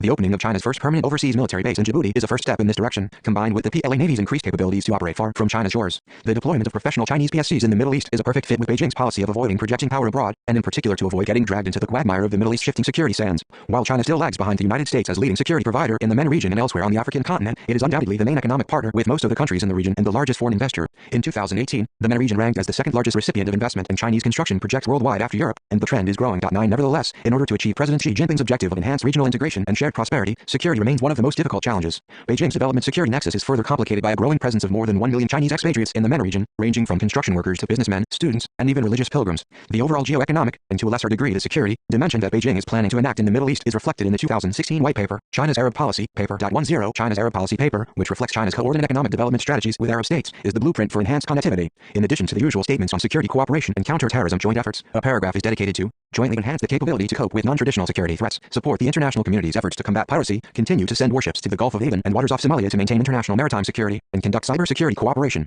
Following the fragmentation of power in Iraq, the collapse of Muammar Gaddafi regime in Libya, the blockade in Qatar, the ongoing civil unrest in Syria and Yemen, as well as the Trump administration's maximum pressure campaign against Iran, the role of the private security sector has evolved in order to cope with a fast-changing security environment. From basic guarding services involving checking workers' identities and protecting equipment from looting, private security companies are now called on to provide advanced security services involving the use of firearms or drones, but also anti- and counter-surveillance tasks and and cyber protection. Considering the Middle East, North Africa, China's peacekeeping contingent had contributed more than 1,800 soldiers and police officers to UN peacekeeping missions in the following countries and areas: Lebanon, UNIFIL, 418 personnel; Israel-Palestine, UNSCO, 5 personnel; Western Sahara, MINURSO, 10 personnel; Darfur and Sudan, UNAMID, 371 personnel; and the largest contingent in South Sudan, UNMISS, 1,056 personnel. Now the threats to the Chinese oil and gas sector, as well as the expanding Chinese investment spearheaded by the BRA in the MENA region, require more sophisticated security services. Therefore, the private sector is called on to fill the security gap that hosting countries in China are not able or willing to address. The overall security threats are summarized in the following: increasing state conflicts, terrorism, criminal organization activities such as kidnapping for ransom, KNR, riots over working conditions, confrontation with local stakeholders and environmental degradation, and 315 Chinese private security firms, 315 cultural sensitivities, and even armed unmanned aerial vehicle, UAV, strikes and cyber attacks.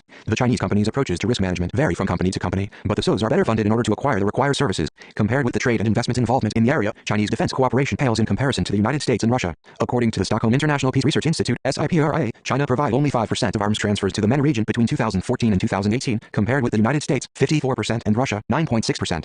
However, Chinese military hardware sales and transfers in the MENA region are increasing in specific sectors, especially in the combat aerial autonomous vehicles, aka drones category. Chinese combat drones that are deployed in Egypt and Iraq are produced in Saudi Arabia. Another important part of China's growing involvement in the security arena is the related to UN peacekeeping missions. The Chinese energy sector's security requirements compared to the majority of the Chinese SOs, and well before the launch of the BRA, the Three Sisters, China National Petroleum Corporation, CNPC, Sinopec Group and China National Offshore Oil Corporation, CNOOC, developed a certain degree of maturity in risk management and mitigation in the international scene.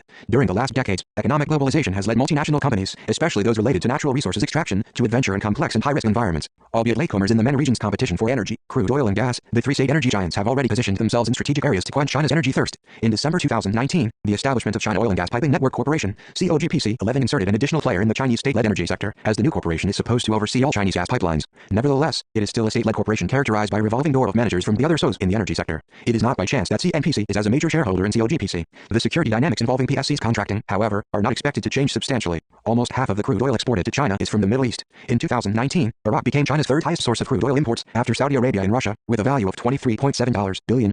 Since the beginning of 2018, Iraqi crude supplies have plugged the gap generated by Saudi Arabia's planned output reduction until the Saudi-led OPEC Plus dispute with Russia in early 2020 and by U.S. sanctions on Iranian crude exports. Following the impact of COVID-19 on the oil prices and the drastic cut in oil exports by at least 15% in June 2020 to meet OPEC Plus planned reduction, oil exports from Baghdad have become more important for China. 13 During February 2020, Iraq boosted oil sales to China, reaching 1.32 million barrels per day (MBD), in part thanks to increased productivity from the Kurdish region. 14 The defeat of ISIS in Iraq enabled a fragile stabilization, but the energy assets are still a preferred target by politically motivated actors whose objective is to destabilize the fragile Iraqi political and economic situation due to the strategic importance for Iraqi state revenues. In this respect, China's energy requirements are becoming entangled in a wider and more complex security dynamic. Most of the Chinese oil field concessions in Iraq are in the safer southern part of the country. However, aggressive bidding by Chinese state-owned enterprises has won awards from the Iraqi Ministry of Oil for development projects as well as exploration blocks in the less safe northeast. The new projects entail good prospects for oil and gas exploitation, but they also require a higher level of sophistication in terms of risk prevention and crisis management. 316 Alessandro Arduino 316 From Iraq to other areas of the MENA region, weak states that are unable to provide needed security for workers and infrastructure against terrorist and criminal attacks left a power vacuum that was promptly filled by the private security sector.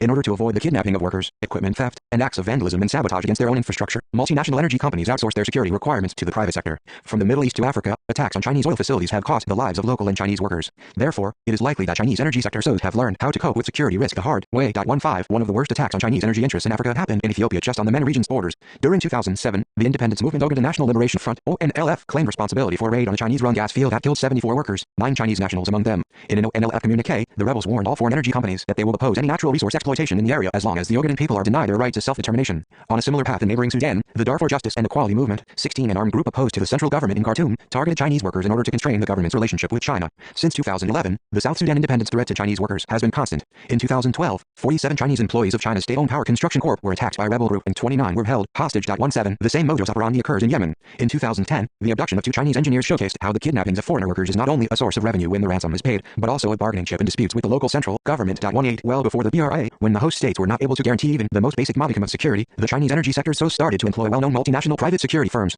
Control Risk, a UK-headquartered security company protecting Chinese oil fields in Iraq, is a case in point. Since 2015, the Chinese market for private security started to move outside its own borders in partnership with the international security companies contracted by Chinese SOs. Since then, cooperation with foreign security firms has been evolving, with Chinese counterparts increasing their share and responsibilities. Now the most active Chinese PSCs are able to maneuver abroad by outsourcing their armed security requirements to local militias and security companies without the need to pay high premiums required by the multinational companies. This gamble does not always work. Complex personal accident risk insurance sector, pricing risk. In order to track the development and professionalization of the private security sector, it is significant to look at the role of a niche but lucrative business, the complex personal accident risk insurance sector. Generally referred to as KNR, it is a part of a broader set of services provided by the insurance industry for security risks. The overall risks are malicious and extortive crime, reputation risks, emerging risks, political risks impacting people and assets, criminal, politically, and religiously motivated risks, supply chain and product contamination, emergency security and disaster evacuation, complex personal accident risks. 317 Chinese private security firms. 317 in the MENA region. The main clients for these services are international energy corporations or even individual business people that operate in complex environments. Also, the insurance and protection of high net worth or high profile individuals and their families are intertwined with the private security sector provision of close protection services, aka bodyguard.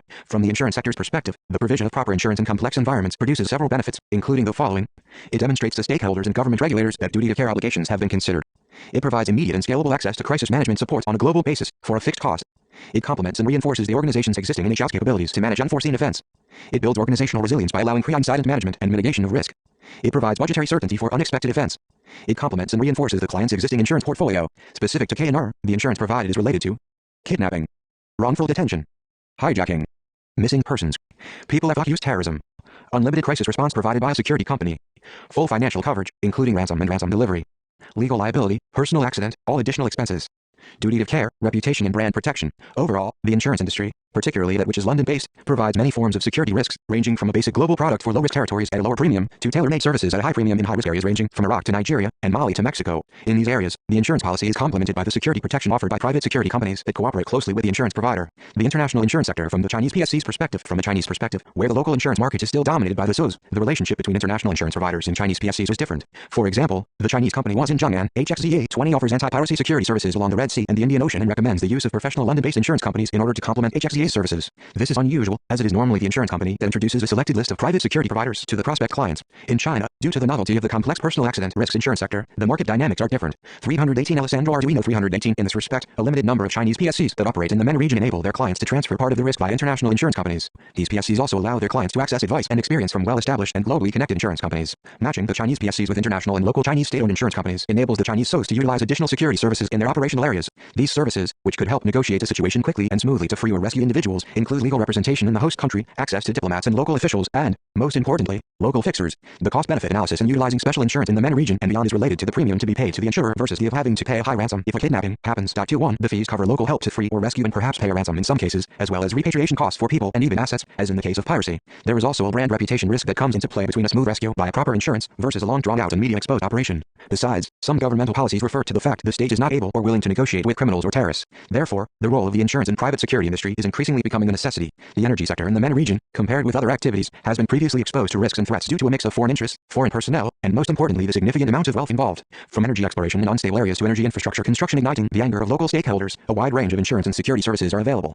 In this respect, the level of sophistication and more expensive premiums depend on the hazards associated with occupancy and location. However, the growing number of incidents related to maritime piracy and land-based kidnappings has motivated Beijing to change its usual reactive stance to a proactive one. For example, a K&R cover for a greenfield site construction project in a complex environment in North Africa with a few hundred Chinese workers on site could require an insurance policy with an overall cover limit of $10 million with a minimum deposit premium of $55,000 for a 24-month period per 50 persons and $450 for each additional member covered. 22 This kind of coverage usually includes the K&R services plus some smaller limits for personal accidents, liability, and emergency evacuation. A security company is going to be involved on site. At the same time, greater limits and expanded coverage entail additional premiums. Another example is related to a product called vanilla in the insurance jargon, which refers to low price, low risk services, reflecting a remote chance of kidnapping. The risk pricing for a wheat bulk carrier transiting for 6 weeks through the Red Sea with China as a destination could require a premium as low as $1,500. Dwindling piracy along the Somali coast and the relatively low level of attractiveness of the cargo compared with gas or crude oil significantly reduce the chance of being attacked. Premiums are always dependent on an overall risk assessment, market conditions, and competition for that market by competent insurance players. According to the London-based insurance experts, the Chinese market trends are going to witness a growing interaction between Chinese PSCs, Chinese SOEs, and international special insurance providers for two main reasons. First, the BRI is generating an increasing number of special insurance needs for Chinese companies and individuals operating abroad. Second, the Chinese government is neither willing nor able to deploy the necessary resources to reach all the areas in the MENA region.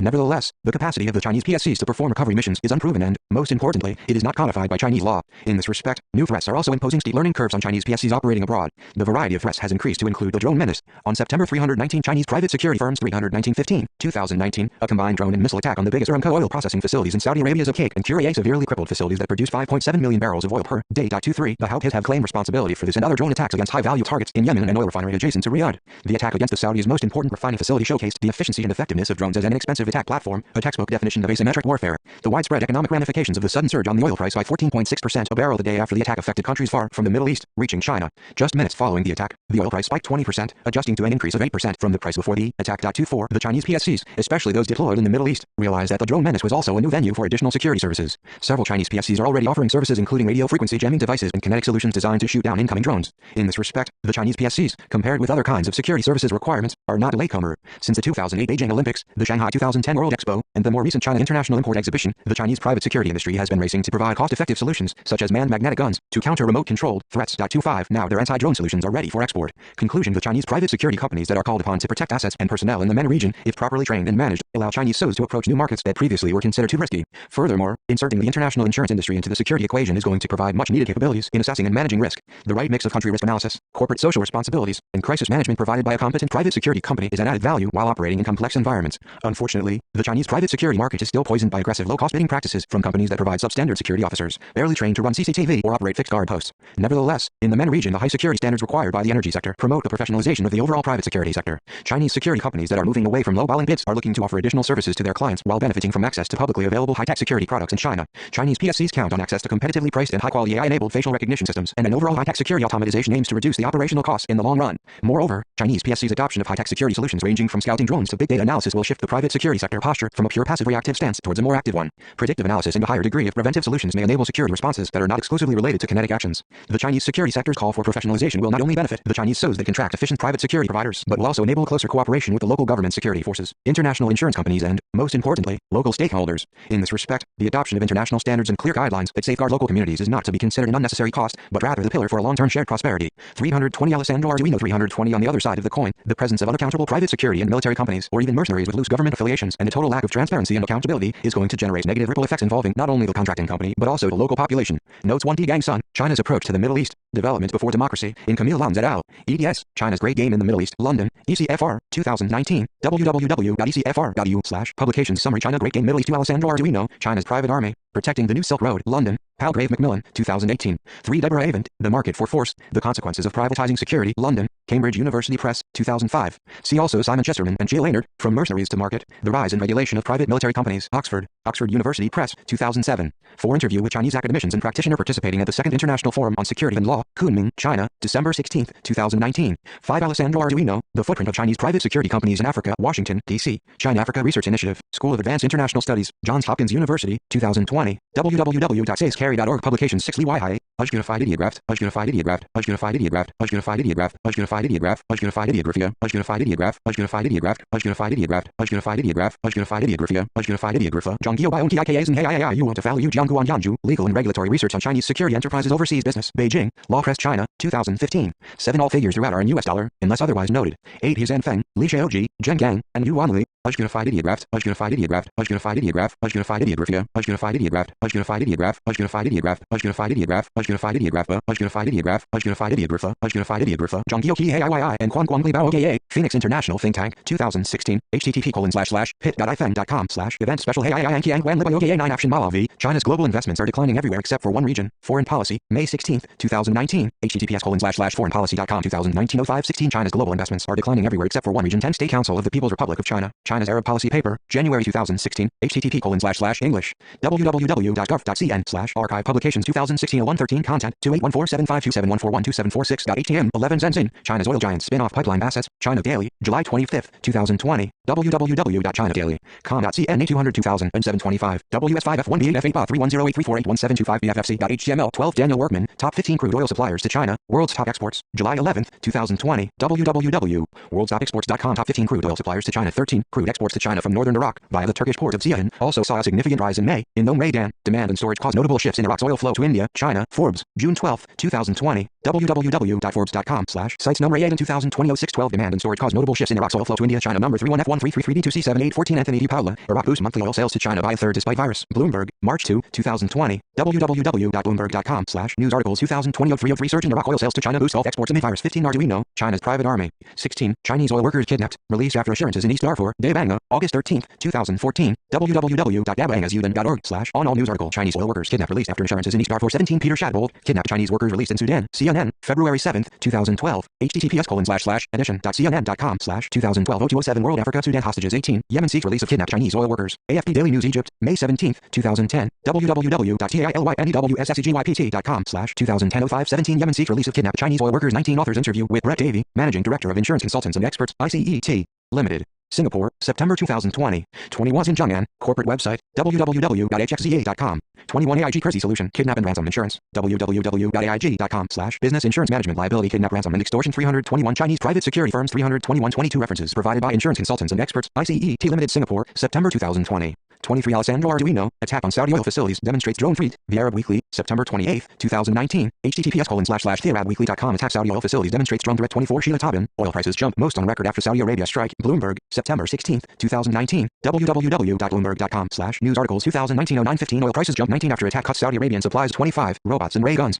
China perfects its anti-drone laser beam, China Daily, July 3, 2017, www.chinadaily.com.cn/world 2017-07-03 content 29973579.htm references Arduino, Alessandro, attack on Saudi oil facilities demonstrates drone fleet, The Arab Weekly, September 28, 2019, https://thearabweekly.com attack Saudi oil facilities demonstrates drone threat Arduino, Alessandro, China's private army, protecting the new Silk Road, London, Palgrave Macmillan, 2018, Arduino, Alessandro, the footprint of Chinese private security companies in Africa, Washington, D.C., China-Africa Research Initiative, School of Advanced International Studies, Johns Hopkins University, 2020, www.sayscarry.org Publications Avent, Deborah, The Market for Force, The Consequences of Privatizing Security, London, Cambridge University Press, 2005, Chesterman, Simon, and Gia Leonard, From Mercenaries to Market, The Rise and Regulation of Private Military Companies, Oxford, Oxford University Press, 2007, Chinese oil workers kidnapped, released after assurances in East Darfur, Debanga, August 13, 2014, www.dabangazudan.org/on all news article Chinese oil workers kidnapped released after assurances in East Darfur. D. Paula, Anthony, Iraq boosts monthly oil sales to China by a third despite virus. Bloomberg, March 2, 2020, www.bloomberg.com/news articles 2020-03 surge in Iraq oil sales to China boost Gulf exports amid virus. He Zhanfeng, Li Xiaoji, Zheng Gang, and Yu Wanli.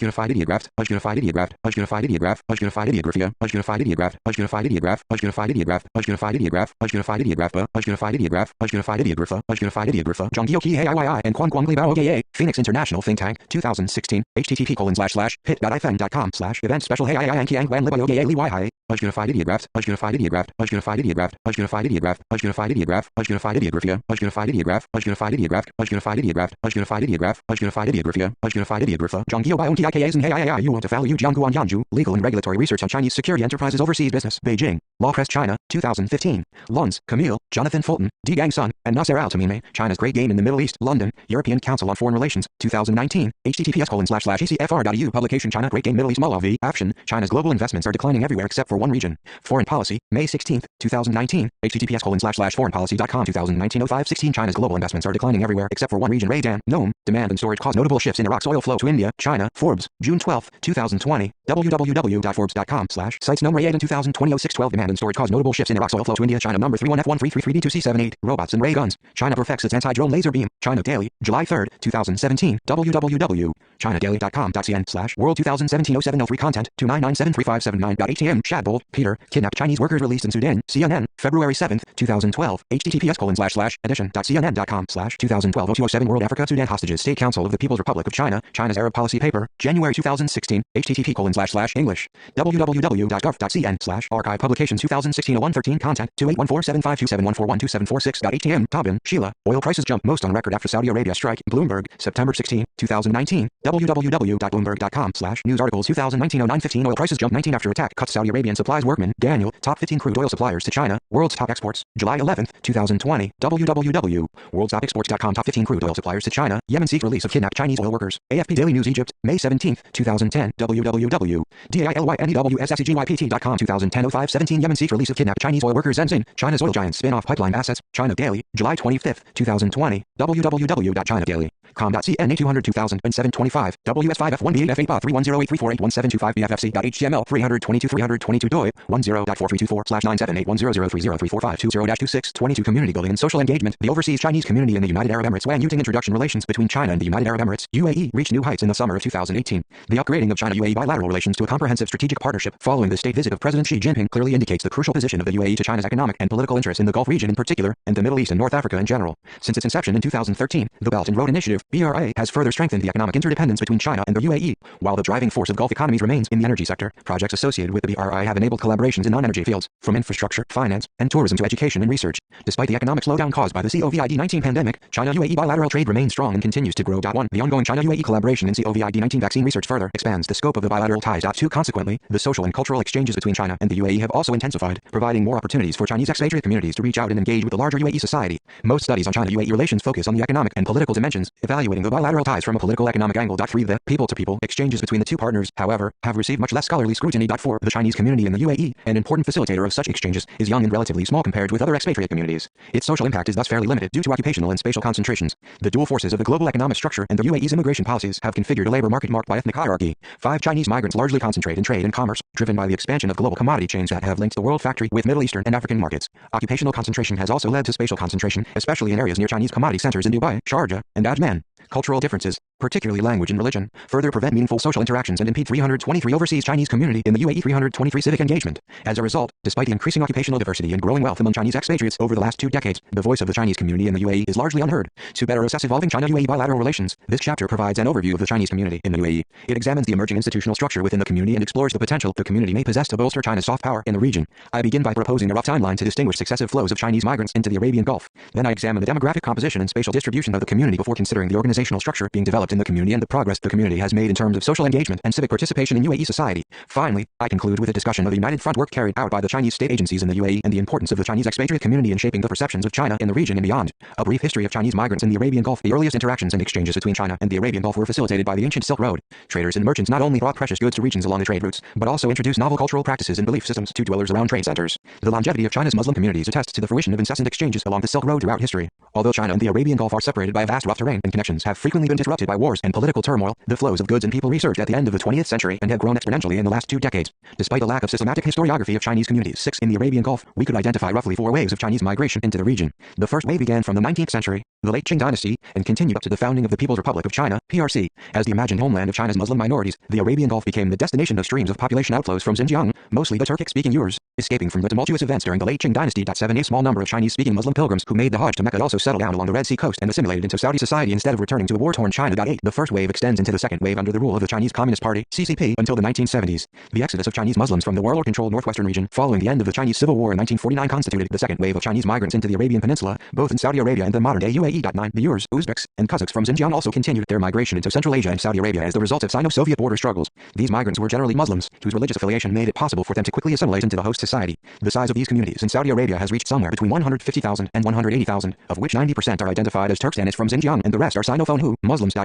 The discovery of oil has profoundly reshaped the geopolitical relations in the region and transformed the physical and cultural landscape. The economic engine propelled by rapidly growing oil wealth in the 1970s generated the third wave of Chinese migrants into the Gulf region. In the 1970s, these Chinese migrants were predominantly from Taiwan and Hong Kong. 324 Wang Yuting 324. Some relocated to Dubai from the Gulf of Aden in southern Yemen during the anti-British insurgency. Following the reform and opening up of the People's Republic of China, PRC, in the early 1980s and the establishment of diplomatic ties between it and the Gulf states beginning in the 1970s and extending until 1990, Chinese state-owned enterprises, SOEs, began to set up branch offices in the region, particularly in Saudi Arabia and Kuwait. Thanks to its political stability and comparatively liberal social environment, Dubai became an important focus of Chinese businesses after the First Gulf War. By the end of the 1990s, a Chinese community in Dubai began to take shape. The opening of China Shoe City, a building in the heart of Dubai's Mersey Bazaar leased to a Wenzhou businessman in 2000, would set off another wave of incoming Chinese businesses, and consequently build a quickly expanding Chinese community. The fourth wave of Chinese migration gathered steam in the new millennium and continues until today. In 1999, the Chinese government officially adopted the Going Out strategy. The plan was further clarified during the 15th National People's Congress held in October 2000. The Going Out strategy encouraged Chinese enterprises to invest abroad. This motivated a large number of small to medium companies to enter the nascent yet growing markets of the global south, which subsequently contributed to the exponential growth of Chinese citizens overseas. Between 2004 and 2014, China-Middle East trade soared by 600%. 11. The rapid increase of the Chinese population in the Gulf region is particularly evident in Dubai. While there are 40,000-60,000 PRC residents in Saudi Arabia, 12. The number of Chinese residents in Dubai reached 270,000 in 2018.13. The strategic location of Dubai and its well-developed business infrastructure provide an ideal location for both large Chinese multinational corporations and small businesses to venture into the vast markets in the Middle East, Africa, South Asia, Central Asia, and even Europe. Dragon Mart, the largest Chinese commodities retail and wholesale center outside China, was completed in 2005. It hosts more than 4,000 Chinese wholesale and retail businesses. In 2017, The UAE became China's second-largest trade partner in the Middle East after Saudi Arabia. Despite the calamitous impact of COVID-19 pandemic, China-UAE collaboration continues to strengthen, especially in the fields of technology and research. While it is hard to predict what will happen in the coming months or years, China has become a powerful player in the Middle East and an irreplaceable partner of the UAE. A spatial consideration of the Chinese community in the UAE. The post-2000 Chinese migrants from mainland China make up more than 90% of the Chinese community in the UAE. They are concentrated largely in Dubai, especially in residential areas near Dragon Mart. The spatial characteristics of the Chinese community in the country are partly the result of global economic flows and partly due to the patterns of urban development in the region. The position of Dubai as the most important hub of transnational trade and finance in the Gulf region and the significance of the energy sector in the UAE's economy have resulted in the Chinese community consisting largely of state-owned enterprise, SOE, employees and their dependents, as well as self-employed business people. A growing number of professionals are also working in a wide range of fields as the result of economic diversification in the UAE and because of the need for local businesses to cater to the increase of Chinese investors and tourists. Many of the Chinese SOEs, such as Sinopec and PetroChina, are based in Abu Dhabi, the capital city, with branch offices in Dubai. Large private firms such as Ali Cloud and Huawei, however, typically operate in Dubai. These companies often rent large villas to accommodate their employees. To reduce the operational cost and create a sense of community, the companies bring chefs from China to prepare daily meals for the staff and their families. These practices 325 overseas Chinese community in the UAE 325 have produced an insulated living environment that not only reduces the opportunities for staff to interact with other members of the Chinese community, but also limits their chances of better engaging with the UAE society. In comparison, self-employed business people have more frequent interactions with other foreign residents and their Emirati sponsors. These small to medium businesses started putting down roots in Dubai's old business district, especially Murzik Bazaar along Al Muzalla Road in Darrow. China Shoe City, China Trade City, and China Light Trading City, established by Wanzhou businessmen in the early 2000s, housed hundreds of shops offering all kinds of Made in China goods, from machinery and home appliances to small commodities. Inside these buildings, other businesses have also flourished, providing much-needed services to Chinese shopkeepers, including grocery stores, pharmacies, restaurants, barber shops, hair salons, remittance services, real estate agencies, computer and phone repair shops, travel agencies, and internet cafes, to name a few. The provincial and prefectural governments in China were important drivers of the rapid growth of Chinese businesses in Dubai. The mayor's office of Taizhou City in Zhejiang province, for example, encouraged small businesses to enter the Arabian Gulf. This resulted in the mushrooming optical shops near Nasser Square, which later became widely known as Dubai Eyeglasses City. Thousands of Chinese business people rented apartments in nearby buildings, forming the nascent Chinese community. The area from Naif in the north to Nasser Square in the south, and from Murzik Bazaar in the west to the Fish Roundabout in the east became closely associated with China. Like a magnet, the area attracted a large number of Chinese restaurants and service shops, creating a vibrant Chinese space. Following the opening of Dragon Mart in December 2004, many of these businesses relocated to International City. For long-term Chinese expatriates, however, the area surrounding China Shoe City remains a memorable landmark in the history of the Chinese community in the UAE. Since the opening of Dragon Mart, the adjacent Dubai International City has gradually become the new center of the Chinese expatriate community. Unlike other spontaneously formed Chinese ethnic enclaves elsewhere, International City is a planned residential project, reflecting the multicultural environment of Dubai. The main residential clusters are named after countries, including China, Morocco, England, France, Russia, and others, and the architectural design of each cluster showcases the dominant culture of each country. Although International City was not built for Dragon Mart's Chinese shopkeepers, it was inevitable that the area would turn into a de facto Chinatown. Chinese grocery stores, restaurants, beauty salons, clinics, boutiques, bakeries, travel agencies, and many other businesses got every neighborhood. There are also educational and training facilities, such as daycare centers, music schools, art and dance studios, and language learning centers. More importantly, a community mosque was completed in the summer of 2018, providing the much-needed spiritual space and community center for Chinese Muslim expatriates living in the vicinity. While the area around Nasser Square and Dragon Mart International City may rightfully be named Dubai's Chinatown, the Chinese community in the UAE is in fact much more diverse and dispersed than is often assumed. In the last 3 decades, economic globalization and rapid development in transportation and communication technologies have greatly boosted cross-border flows. China has not only emerged as the world factory, but also narrowed the gap between its research capacity and that of developed countries. Chinese multinational corporations have become more competitive in the global market. When Dubai started to develop its state-of-the-art technology parks and free zones in the early 2000s, Chinese multinational corporations also embarked on a period of rapid expansion into the Middle East, Africa, and Eurasia. It was an opportune and rational decision for these enterprises to base their regional headquarters in Dubai to monitor their growing business operations on at least 326 using 326 continents. To facilitate transnational financial transactions, the 4 most prominent Chinese banks, the Bank of China, the Industrial and Commercial Bank of China, the China Construction Bank, and the Agricultural Bank of China, opened up branch offices in Dubai International Financial District, DIFC. In 2016, Chinese banks represented 26% of total assets or $21.5 billion 14, booked at DIFC.15. Most notably, Huawei, China's tech giant, and Alibaba, its version of Amazon and eBay, both achieved impressive success in the Middle East and Africa. Recently, Huawei has delivered a disaster recovery data center solutions to Dubai municipality, an important contribution to digital transformation of the municipality. 16. The growing influence of these Chinese tech firms has challenged the status quo of high-tech market and various stereotypes of Chinese products. The new generation of Chinese expatriates in Dubai have distinguished themselves from conventional merchants in many ways. Their ambitions can hardly be confined within the limits of Chinatowns. These well-educated professionals, many with degrees obtained from prestigious universities in the West and substantial experiences working in Fortune 500 companies, are more closely associated with global-trotting executives in Dubai's new central business district than traders along the Dubai Creek. Despite their small numbers, Chinese educators, university professors, scientists, media professionals, and artists help to redefine Chinese spaces in the UAE. They can be seen in public schools, government offices, research institutions, on university campuses, at intellectual gatherings and news conferences, and in art galleries and museums, places that traditionally have been dominated by Western expatriates. They play important roles as the UAE and China deepen the scope of bilateral collaborations. Their participation in various cultural events and appearances in mainstream media are instrumental in increasing the visibility of Chinese community and bolstering China's soft power in the region. Therefore, it would be a mistake to simply apply the Chinatown model to examine the experiences of post-2000 Chinese expatriates in the UAE. Spatially, despite the concentration of Chinese businesses in Dragon Mart and International City, one must not take for granted their growing visibility in non-trade places, especially high-tech establishments, research facilities, medical centers, educational institutions, and the art district.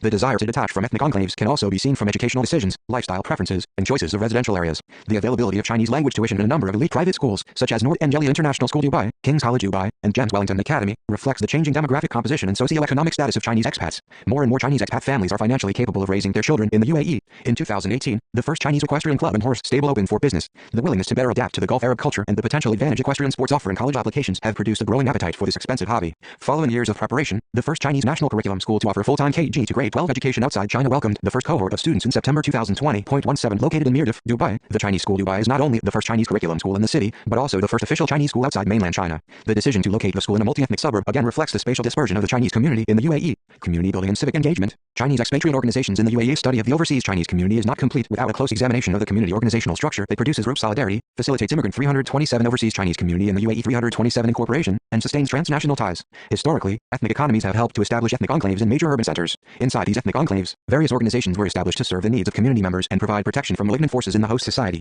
These organizations adopt structures that already exist in traditional Chinese society and help to maintain transnational ties between overseas Chinese people and their homeland. While many eventually move out of ethnic enclaves and move into more ethnically diverse neighborhoods, Chinese schools, Chinese language media, and ethnic organizations continue to function as the three pillars of Chinese diasporic communities. 18 Overseas Chinese communities are characterized by their institutional completeness. 19 Based on a study of 1371 Chinese community organizations mostly located in San Francisco, Los Angeles, and New York in 2010, a sociological study showed that Chinese immigrant communities have developed a complex organizational infrastructure that facilitates transnational flows and enables immigrant incorporation. There are two types of community organizations within Chinese American communities that differ in terms of membership and functions. The traditional organizations were distinctive family clan associations, hometown associations, and merchant guilds established in Chinatowns. Since the 1980s, the authority and functions of traditional organizations have weakened as a result of greater upward social mobility, the changing socioeconomic status of new immigrants, and the rapid social and cultural changes in mainland China. In comparison, the modern institutions are more flexible. The boundaries between village, township, county, and city have shifted as a result of rapid urbanization in China. Subsequently, the concept of hometown has been changed to include areas that fall within redefined administrative frameworks. That is to say, new hometown organizations are no longer based on village or ancestral lines, but largely associated with provinces or cities.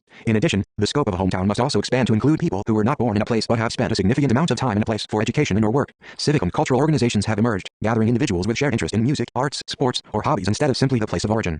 Political, religious, alumni, and professional organizations have also proliferated within the diasporic communities. 20 Although this study focuses on the Chinese American communities, its findings offer important insight for our analysis of the infrastructure of the Chinese expatriate community in the UAE. Unlike Chinese Americans, who are the oldest and largest Asian group in the United States, the Chinese community in the UAE is much smaller and mostly arrive after 2000. While UAE's net immigration rate is among the highest in the world, unlike the United States, the UAE's immigration policies do not provide a route to naturalization and citizenship. Despite these differences, the Chinese community in the UAE has laid down key structural foundations for community building. The flourishing ethnic economy has been driven by the rapid growth of China-UAE trade, an official Chinese school, 21 a variety of educational facilities, and energetic Chinese language media, and various voluntary organizations, all of which are instrumental in producing and maintaining a sense of community. The key organizations in the UAE's Chinese communities are still province region-based, and in some cases city-based, hometown associations. Because of the concentration of Chinese expatriates in trade and commerce, these associations are by name trade associations based on provincial regional origins.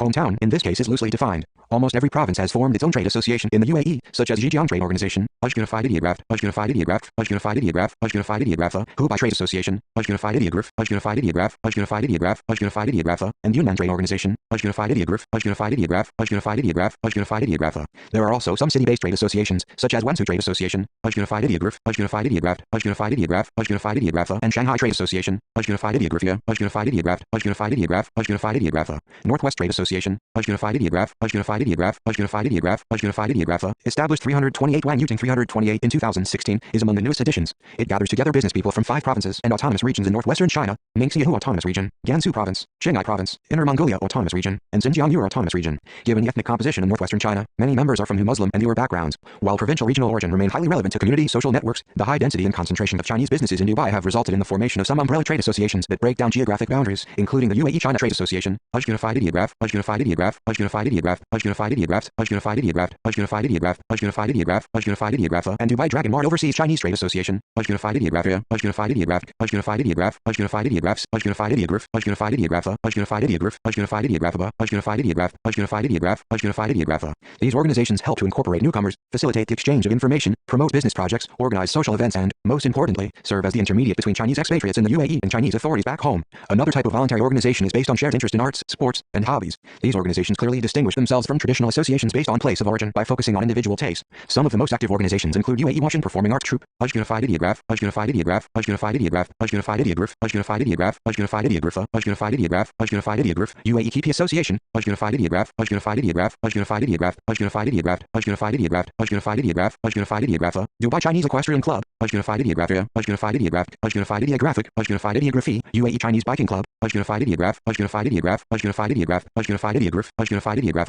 unified ideograph, unified ideograph, unified ideograph, unified ideograph, unified ideograph, and Dubai Chinese Desert Safari Club, unified ideograph, unified ideograph, unified ideograph, unified ideograph, unified ideograph, unified ideograph, unified ideograph, unified ideographs, unified ideograph, unified ideograph, unified ideograph. Through both online and offline activities, these organizations help to form social networks beyond workplace and residential areas. While social class divisions are still hard to overcome, these organizations cut across professional lines and break down geographic boundaries. Social networking events are especially important for young, single professionals who often cite the difficulty of developing romantic relationships and finding suitable marriage partners as one of the top reasons for leaving the country. Families with children are also active participants in community events such as horse racing and talent shows. So far, there is no professional association in its real sense within the Chinese expatriate community. A T Club, a unified ideograph, a unified ideograph, a unified ideograph, organized by an informal professional organization, the UAE China Arab Scholars Association, is an exception. Held in Winchao Tea House, an international city, on a monthly basis, T Club provides a platform for intellectual exchanges and dialogues. The UAE China Arab Scholars Association was initiated by a political science professor in a UAE university. T Club regularly invites scholars based in the UAE or those visiting the country to give talks on contemporary issues broadly related to China-Middle East relations. Over the last few years, the T Club has hosted more than a dozen renowned scholars in the UAE, China, and the United States who are specialists in a variety of fields, including Arabic literature, diplomacy, Middle East studies, quantum physics, nanotech research, Chinese medicine, international relations, and sociology.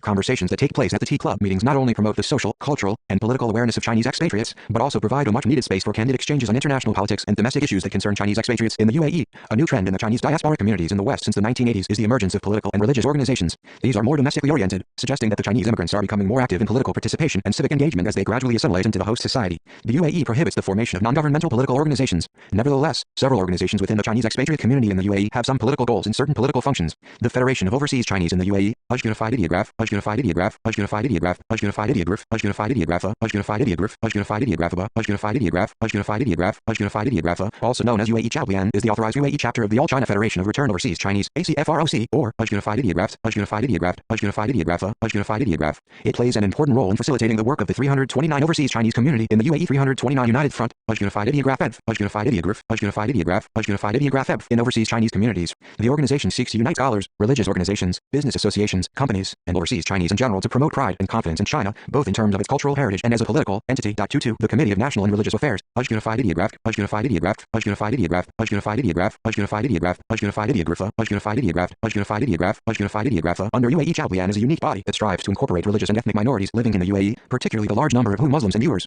Religious organizations in the UAE are subject to strict regulations in the UAE, which promotes religious tolerance within clearly defined boundaries. Non-Islamic religious groups are allowed to congregate in designated areas, but proselytizing in public is prohibited. Chinese Christians and Buddhists have formed study groups and grown quickly in size over the last decade. Both have maintained transnational ties with global Christian and Buddhist organizations. However, these groups have kept a low profile in community events where provincial or professional affiliations are prioritized over religious identities. Chinese Muslim organizations, in contrast, can legitimately organize various religious and social events. The social and cultural context in the UAE allows the Chinese Muslim minorities to exert greater influence in community outreach activities and bridge the gap between the Chinese expatriate community and Emirati society. The Chinese Islamic Culture Center, CICC, and the Chinese Community Mosque located in International City are the key Chinese Islamic organizations in the country. Established in 2007, CICC is a Dawah 23 organization that aims to promote Islam among Chinese expats and provide support for new converts and Muslim families in the UAE. The organization has welcomed more than 10,000 converts since its founding. It publishes a bi-weekly magazine titled Jiayun, a unified ideograph, a unified ideograph, or Al-Bushra, a major Chinese language publication in Dubai. During the holy month of Ramadan each year, CICC hosts free iftars for Dragon Mart workers and International City residents, distributing as many as 1,000 free meals daily. CICC also offers free Arabic, Chinese, and religious lessons, creating an environment that is conducive to greater cultural awareness and deeper social integration of Chinese expats in a predominantly Arab Muslim society.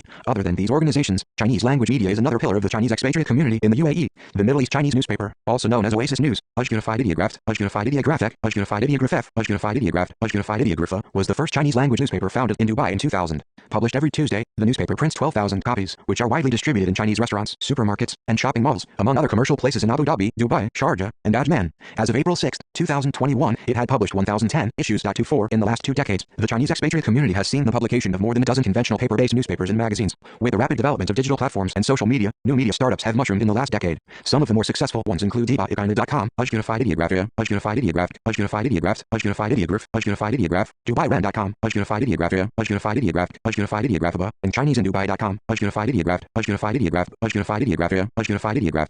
Staffed by creative and trend-setting young media professionals, these new media enterprises are much more flexible and versatile. Facing the competition, the older generation of publishing businesses has also developed digital versions while continue to operate the traditional printing media. The infrastructure of the Chinese expatriate community in the UAE is further consolidated with the flourishing language training agencies and educational facilities. Niaoui Chinese Language Training Center, Great Wall Academy, Zongji Education, and UAE Chaoxing Education are among the growing number of educational facilities catering to the needs of Chinese families with school-aged children. With the opening of the first official Chinese national curriculum school in Dubai, Chinese School Dubai. In September 2020, the Chinese expatriate community is now supported with all three pillars and reaches a new level of institutional 330 using 330 completeness. While community organizations of various kinds can effectively create group cohesion and provide social support for community members, these organizations could also prevent meaningful engagement with the host society and exacerbate the marginality and alienation of the overseas Chinese community. It is indisputable that the Chinese are still much less visible in UAE's public arena compared with Western expatriates, Arabs, and South Asians. It is therefore important to acknowledge the important roles of charitable organizations. In the midst of the COVID-19 pandemic, the UAE Chinese Goodwill Association, Unified Ideograph, Unified Ideograph, Unified Ideograph, Unified Ideograph, Unified Ideograph, Unified Ideograph, Unified Ideograph, Unified Ideograph, the first Chinese volunteering organization in the UAE, was formed. Chinese expatriates have consistently participated in volunteering activities in the past, especially in the months of Ramadan and at the time of crisis due to war and or natural disasters. However, many of these charitable events were organized by provincial trade associations. The UAE Women's Association, Chinese Islamic Cultural Center, and other religious organizations have also mobilized volunteers and contributed to various charitable programs. The UAE Chinese Goodwill Association, however, is the first and only organization so far with a clear mission focusing on philanthropy. During the COVID-19 outbreak, large amounts of medical and relief supplies between the Middle East, Africa, Eurasia, and China have flowed through Dubai. Chinese volunteers have collaborated with Chinese diplomatic missions and UAE-based charitable organizations to source supplies and facilitate the transportation of these materials. At the early stage of the outbreak, Emirates Airlines shipped a large quantity of medical supplies sourced in the UAE and from nearby countries, including Pakistan, Iran, and Turkey, to Wuhan, the epicenter of the outbreak. 25. The Chinese Goodwill Association played key roles in organizing these activities. Following the surge of cases in the Middle East and Europe, and the reopening of factories in China, the flows of medical supplies reversed its direction. Again, Chinese volunteers were actively involved at different stages of these aid programs. In addition, they also did fundraisers and collected donations in the UAE and China and distributed much-needed daily necessities and medical supplies to the most vulnerable low-income workers in the UAE. 26. After the July 2020 port explosion in Beirut, the Chinese Goodwill Association helped to arrange monetary donations and aid to Lebanon, making a small yet critical contribution to China's Health Silk Road. The organization is now developing collaborations with major UAE-based philanthropy organizations, such as Dubai Cares, Noor Dubai, and Emirates Red Crescent. Despite its small size and limited financial resources, such organization is vital in improving Chinese expatriates' social integration into UAE society and making the Chinese community more visible in UAE's public space. Overseas Chinese, the Chinese state, and China's soft power in the Arabian Gulf. China is one of the key origins of international migrants. 27. The exodus of Chinese began in the 19th century and continues today. Chinese immigrants have established diasporic communities of varied sizes all over the world. Although estimates of the size of the overseas Chinese population vary from 10 to some 45 million, depending on which criteria are applied, it is clear that the population of overseas Chinese has more than doubled since 1990. Migrants from mainland China have contributed to most of this growth. While the Chinese diaspora population is concentrated in Southeast Asia, the United States is the most popular destination today. While OECD countries are more attractive to Chinese migrants, the overseas Chinese population has grown the fastest in Africa over the last decade. 28. The experiences of overseas Chinese have been strongly shaped by the social, cultural, and political conditions, both in China and in the destination countries. Although Chinese migrants have obtained substantial 331 overseas Chinese community in the UAE 331 economic success, they are largely politically underrepresented and continue to face prejudice and discrimination. In the Chinese linguistic context, the term overseas Chinese is the English translation of Huaqiao or Waren, which implied a single community with a considerable solidarity. 29. More specifically, Huaqiao entails the need to receive recognition, support, or protection offered by the Chinese state, while Waren comprises a diverse group of ethnic Chinese who generally exist outside the reach of Chinese state. Historically, the term Huaqiao connotes a sense of superiority, as it implies higher socioeconomic status, a general stereotype of Chinese living overseas. In the official definition used by the Chinese government, the term Huaqiao refers to those who reside outside China but still retain their Chinese passports, while Waren refers to those who have taken passports issued by their host countries. Historically, Chinese people in the diaspora have largely identified themselves as sojourners rather than immigrants. In Southeast Asia, for example, the emotional bonds have remained strong through generations. Therefore, Huaqiao and Waren may be used interchangeably in everyday life, suggesting a strong embryonic connection between overseas Chinese with China, a civilization state, regardless of shifting political ideologies and regime changes. Since the 1980s, overseas Chinese communities have grown rapidly in terms of size, geographic distribution, economic power, and political influence. The potential capability of overseas Chinese to promote more positive perceptions of China in a tense and unpredictable international environment has intensified the CCP's United Front work. Following the conclusion of the two meetings, 30 in March 2018, in order to mobilize overseas Chinese to realize the great rejuvenation of the Chinese nation, CCP restructured the state agencies that manage various aspects of overseas Chinese affairs. The Overseas Chinese Affairs Office of the State Council became part of the United Front Work Department.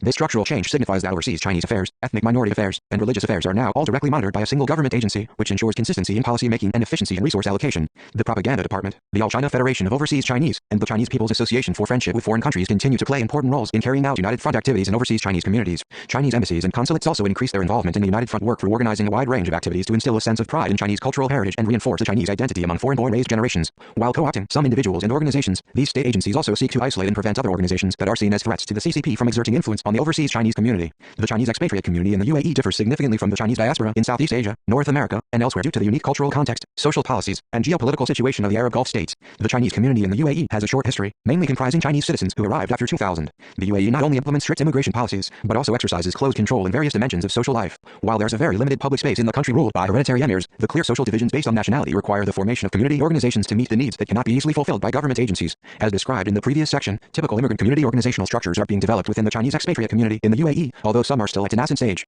In response to the heightened strategic importance of the UAE to China's interest in the region, especially since the inception of the BRI, Chinese state agencies have stepped up their efforts to consolidate various interest groups within the UAE's Chinese expatriate community. 332 Wang using 332 to better mobilize transnational resources for China's own developmental goals. Each year, the UAE Embassy and the Consulate General of Dubai organize galas and receptions to celebrate the Spring Festival, the National Day, and Eid al-Fitr, a major Islamic festival. The ambassador, consul general, and other diplomats also hold meetings with representatives of trade associations, scholars, and international students. At important religious occasions, they would pay visits to carefully selected families from ethnic religious backgrounds who acknowledge their patriotism and showcase the benevolence of the CCP toward minorities. The embassy and consulate also willingly offer support for activities organized by non-government organizations. For example, the Chinese Consulate General has routinely dispatched representatives at the invitation of private Chinese language training centers and performing arts troops to attend events that aim at promoting Chinese language education and arts among the younger generation, although some of these events are organized by for-profit organizations and have latent commercial purposes. While some may regard the Chinese diplomatic mission's involvement in these events as a kind of staged performance devoid of any real meaning, it would be a mistake to discount their importance. In fact, these events are well received among Chinese expatriates in the UAE. Since most Chinese residents in the UAE are Chinese citizens and naturalization is almost impossible to obtain, there are strong incentives for Chinese expatriates in the UAE to maintain good relations with various state agencies in preparation for an untimely return in the future.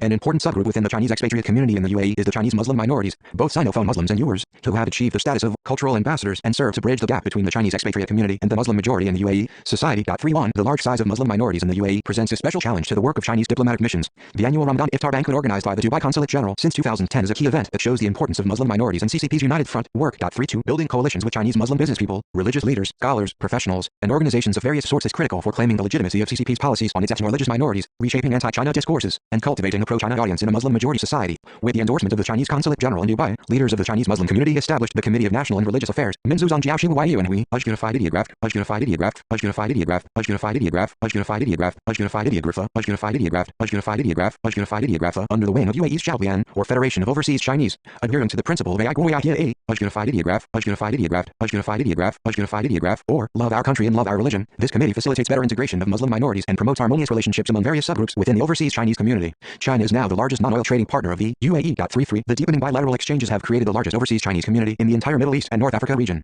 Because of the global city status of Dubai, the UAE's Chinese community is well connected to overseas Chinese communities in other parts of the Arabian Gulf, the Middle East at large, and the Horn of Africa via voluminous business transactions and multi-layered social networks. Thus, the UAE provides a fertile ground for the expansion of United Front activities in the region. In recent years, officials from the United Front Work Department, Federation of Overseas Chinese, Chinese People's Association for Friendship with Foreign Countries, and other state agencies have made frequent visits to the UAE. The goals of these visits are to promote patriotism among overseas Chinese communities and mobilize resources to further boost China's economic exchanges with the region. In comparison, Chinese state agencies have paid little attention to the potential impact of the overseas Chinese community on China's image in the Arab world, especially in terms of China's contentious policies in 333 overseas Chinese community in the UAE 333 Muslim concentrated Xinjiang province. This is regrettable, because for most UAE residents, Chinese co-workers and business partners are often their only points of contact with China. The perception of China in the Middle East region is generally positive. The frustration and resentment toward the failure of the United States in mediating regional conflict have led many to turn to other potential players, especially China. 34. In contrast with the United States, China focuses primarily on economic development and adheres to the principle of non-interference in its international relations. China's own economic miracle also offers hope to countries in a region plagued by incessant conflict, weak states, and underdevelopment. However, unlike in other Middle Eastern countries, such as Egypt, Tunisia, and Algeria, China has only recently begun to promote Chinese language education, cultural exchanges, and media outreach in the Gulf. Defined as the ability to get what you want through persuasion or attraction in the forms of culture, values, and policies, soft power is an important indicator of a country's rising importance. 35. Based on a study conducted in 2019, UAE residents generally consider China's engagement with the region as economic in nature. While about 85% of the respondents think China is important to the future economic growth in the UAE, their assessment of China's political influence in the region is much more divided. Nearly one-third of the respondents say they do not know how to evaluate China's role in mediating conflict and maintaining peace in the region. More than two-thirds of the respondents are concerned with China's human rights issues and the situation in Xinjiang. While about 90% of the respondents say that China has rich cultural heritage, Chinese culture seems to exist as a vague concept only. More than two-thirds of the respondents have never watched Chinese media products, and only 10% say they have some exposure to Chinese media. A very small percentage are learning the Chinese language or interested in learning. Around half of the respondents have positive impressions of Chinese people, while almost 40% are neutral. Western media play an important role in shaping the images of China and Chinese people in the UAE. 36. There has been a growing effort to build China's soft power in the last 2 decades through the establishment of CCTV's international channels and the founding of a large number of Confucius Institutes, among other projects. These activities have yielded mixed results. This top-down approach has caused some uneasiness in regions that have good reasons to be worried about China's intentions, such as in China's neighboring countries in East and Southeast Asia. Skepticism toward various state-sponsored projects has intensified, especially in the last several years as the relationship between China and the United States has soured. Most criticism has been leveled at the potential threat of China's non-democratic political system to the free world via its overseas institutions, particularly Confucius Institutes and high-tech companies. 37. Therefore, to increase China's soft power in the region, it is imperative to first build trust. Producing meaningful social and cultural exchanges through the work of non-governmental organizations and the effort of individuals may be the best way to achieve the goal. The introduction of Chinese language education into the curriculum curriculum of the UAE's public schools is an important step to encourage better communications between two peoples. It demonstrates the willingness of the UAE state to engage with China. This provides a friendly environment for the Chinese community to increase its engagement with the UAE's society that is more proportionate to its growing size and economic status. Social connections established by these community organizations may prove to be more effective in shaping the perceptions of China. Conclusion: with the rapid increase of Chinese companies, investors, and tourists in the region, China has made itself an indispensable partner to the Gulf monarchies. Consequently, the size of the 334 Chinese community has also grown from no more than 2,000 in the early 1990s to nearly 300,000 at its peak in 2018. While the earliest Chinese population in the UAE comprised diplomats, employees of Chinese state-owned enterprises, and a small number of traders from the southeast coastal region, the community today is marked by occupational and provincial diversity. The presence of ethnic and religious minorities, especially Chinese Muslims, is particularly noteworthy. The people-to-people exchanges, although highly dynamic and difficult to quantify, are critical driving forces of many projects within the framework of the BRI. A close examination of the Chinese community in the UAE offers a unique perspective in the studies of China-UAE bilateral relations. The relationship between overseas Chinese in the UAE and China has further strengthened since the inception of the BRI. On the one hand, the Chinese state has increased its efforts to produce stronger solidarity among overseas Chinese communities and more effectively mobilize transnational resources through both official and non-governmental channels. As China's new comprehensive strategic partner in the Gulf, the UAE is central to the CCP's United Front work. The presence of a fairly large Chinese Muslim minority population in the Emirates makes the management of overseas Chinese affairs in the UAE an even more critical task. On the other hand, a strong sense of pride in their Chinese identity among Chinese expatriates in the UAE who have generally benefited from China-UAE trade, coupled with the need to maintain good relations with Chinese state apparatus, greatly incentivizes Chinese expatriates to actively respond to the state's United Front work. Various activities that have been organized for these purposes help to improve community institutional structures, which would then enable further engagement with UAE society. Although the Chinese community in the UAE is still less visible in the public space compared with other nationalities, the community outreach activities and charitable events documented in this chapter suggest that there is a growing awareness of the need for the Chinese community to break down social barriers to better engage with the rest of UAE society. The ongoing global health crisis caused by COVID-19 has significantly interrupted the flow of people between China and the UAE. The aviation, tourism, and hospitality industries are among the worst hit fields. However, China-UAE trade has continued to grow. Dubai serves as the transportation hub of medical supplies, aid materials, and medical personnel from China to the Middle East. More importantly, collaboration between the two partners has reached a new level, as evidenced by the joint effort in conducting clinical trials of a COVID-19 vaccine. The expansion of the clinical trial to Bahrain and Jordan suggests that China-UAE collaboration is being emulated in the region. In the midst of these changes, the burgeoning Chinese expatriate community in the UAE is an important force in shaping the perceptions of China. Continued observations and in-depth studies on how the Chinese community expands the scope of its civic participation would offer valuable empirical evidence to assess the evolving China-UAE relationship. Notes 1 Barango Dinho, Dubai's Q1 2020 external trade reaches DHS 323 BN with China's largest trading partner, Gulf Business, May 6, 2020, https://gulfbusiness.com Dubai's Q1 2020 external trade REACHES DHS 323 BN with China's largest trading partner Lisa Barrington and Alexander Cornwell, China's Sinopharm begins late-stage trial of COVID-19 vaccine in the UAE. Reuters, July 16, 2020, www.reuters.com/article Health Coronavirus Emirates Vaccine China Sinopharm begins late-stage trial of COVID-19 vaccine in Abu Dhabi USKC N24H14T3 for example, see Muhammad S. Al-Emat, China and the Middle East, From Silk Road to Arab Spring, London, Routledge, 2013, 163-175. Jonathan Fulton, China-UAE Relations in the Belt and Road Era, Journal of Arabian Studies 9-2, 2019, 253-268, 335 Overseas Chinese Community in the UAE 335-4 for a discussion of the social and cultural implications of the growing China-UAE economic ties. See Jacqueline Armijo, China and the Gulf, the social and cultural implications of their rapidly developing economic ties. In Tim Niblock, ed.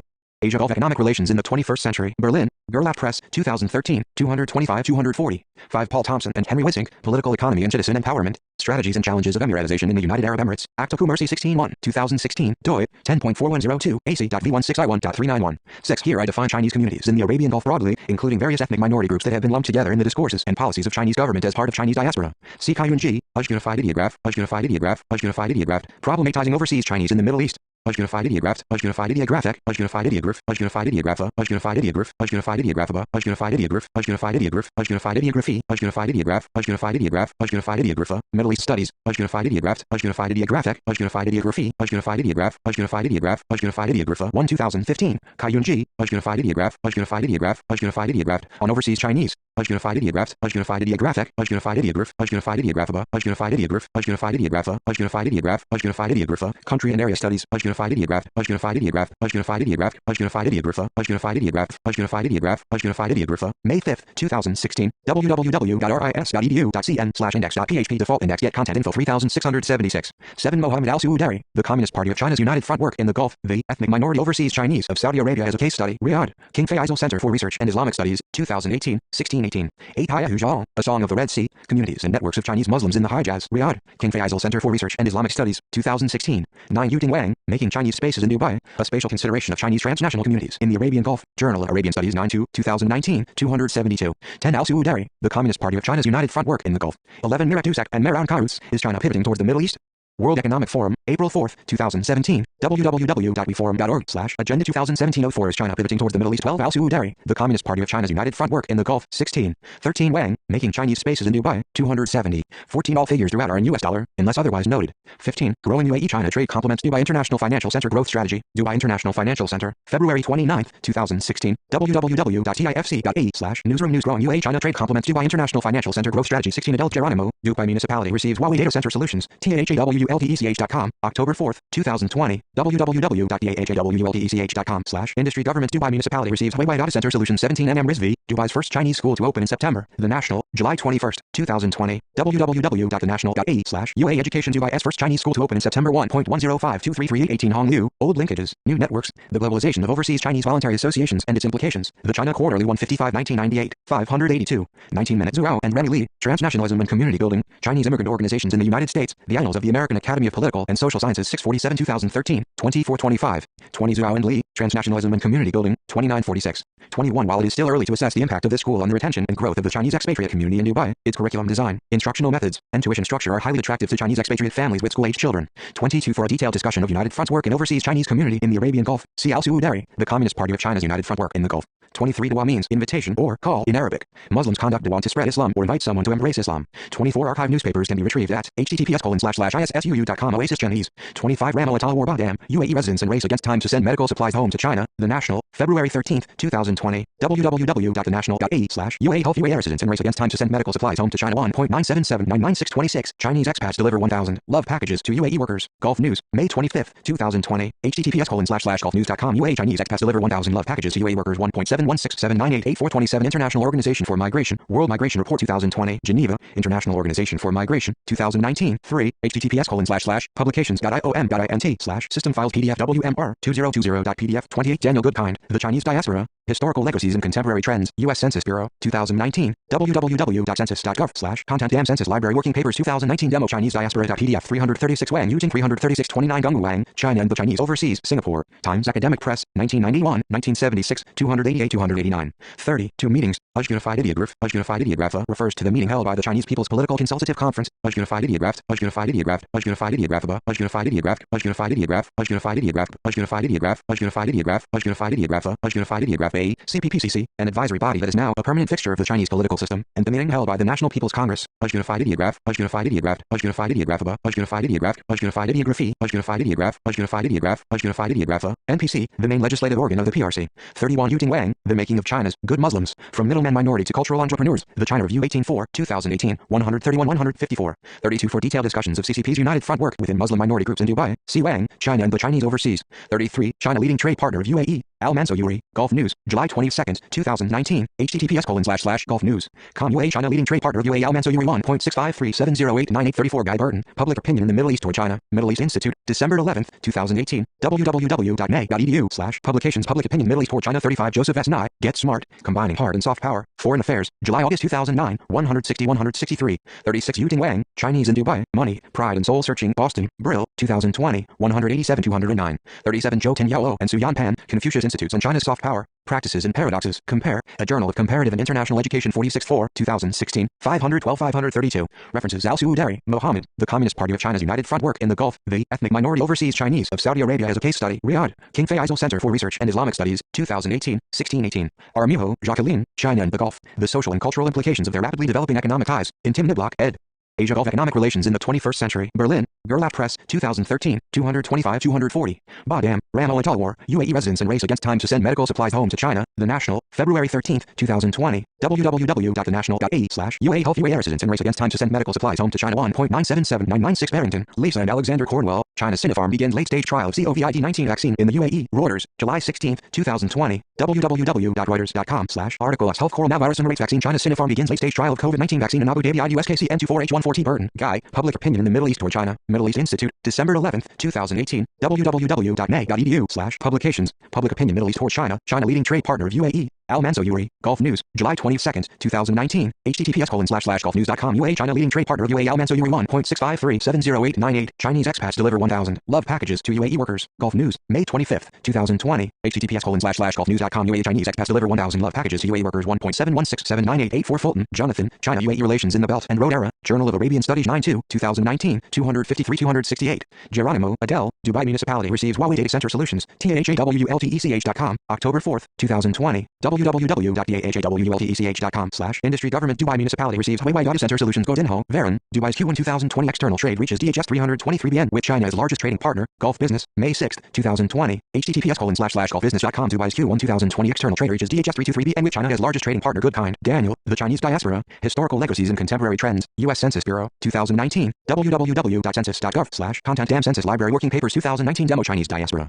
PDF, Growing UAE China Trade Complements Dubai International Financial Center Growth Strategy, Dubai International Financial Center, February 29th, 2016, www.difc.ae/newsroom News Growing UAE China Trade Complements Dubai International Financial Center Growth Strategy 337 Overseas Chinese Community in the UAE 337 Dusek, Myrick and Meran Karuts, is China pivoting towards the Middle East? World Economic Forum, April 4th, 2017, www.weforum.org, Agenda 2017-04 is China pivoting towards the Middle East International Organization for Migration, World Migration Report 2020, Geneva, International Organization for Migration, 2019, https://publications.iom.int/system files PDF WMR 2020.pdf Zhang, Haiju, A Song of the Red Sea, Communities and Networks of Chinese Muslims in the Hijaz, Riyadh, King Faisal Center for Research and Islamic Studies, 2016, G. Kayun, Ujgunified Ideograph, Problematizing Overseas Chinese in the Middle East, Ujgunified Ideograph, Ujgunified Ideographic, Ujgunified Ideograph, Ujgunified Ideographa, Ujgunified Ideograph, Ujgunified Ideographa, Ujgunified Ideograph, Ujgunified Ideograph, Ujgunified Ideography, Ujgunified Ideograph, Ujgunified Ideograph, Ujgunified Ideographa, Middle East Studies, Ujgunified Ideograph, Ujgunified Ideographic, Ujgunified Ideography, Ujgunified Ideograph, Ujgunified Ideograph, Ujgunified Ideographa 1 2015,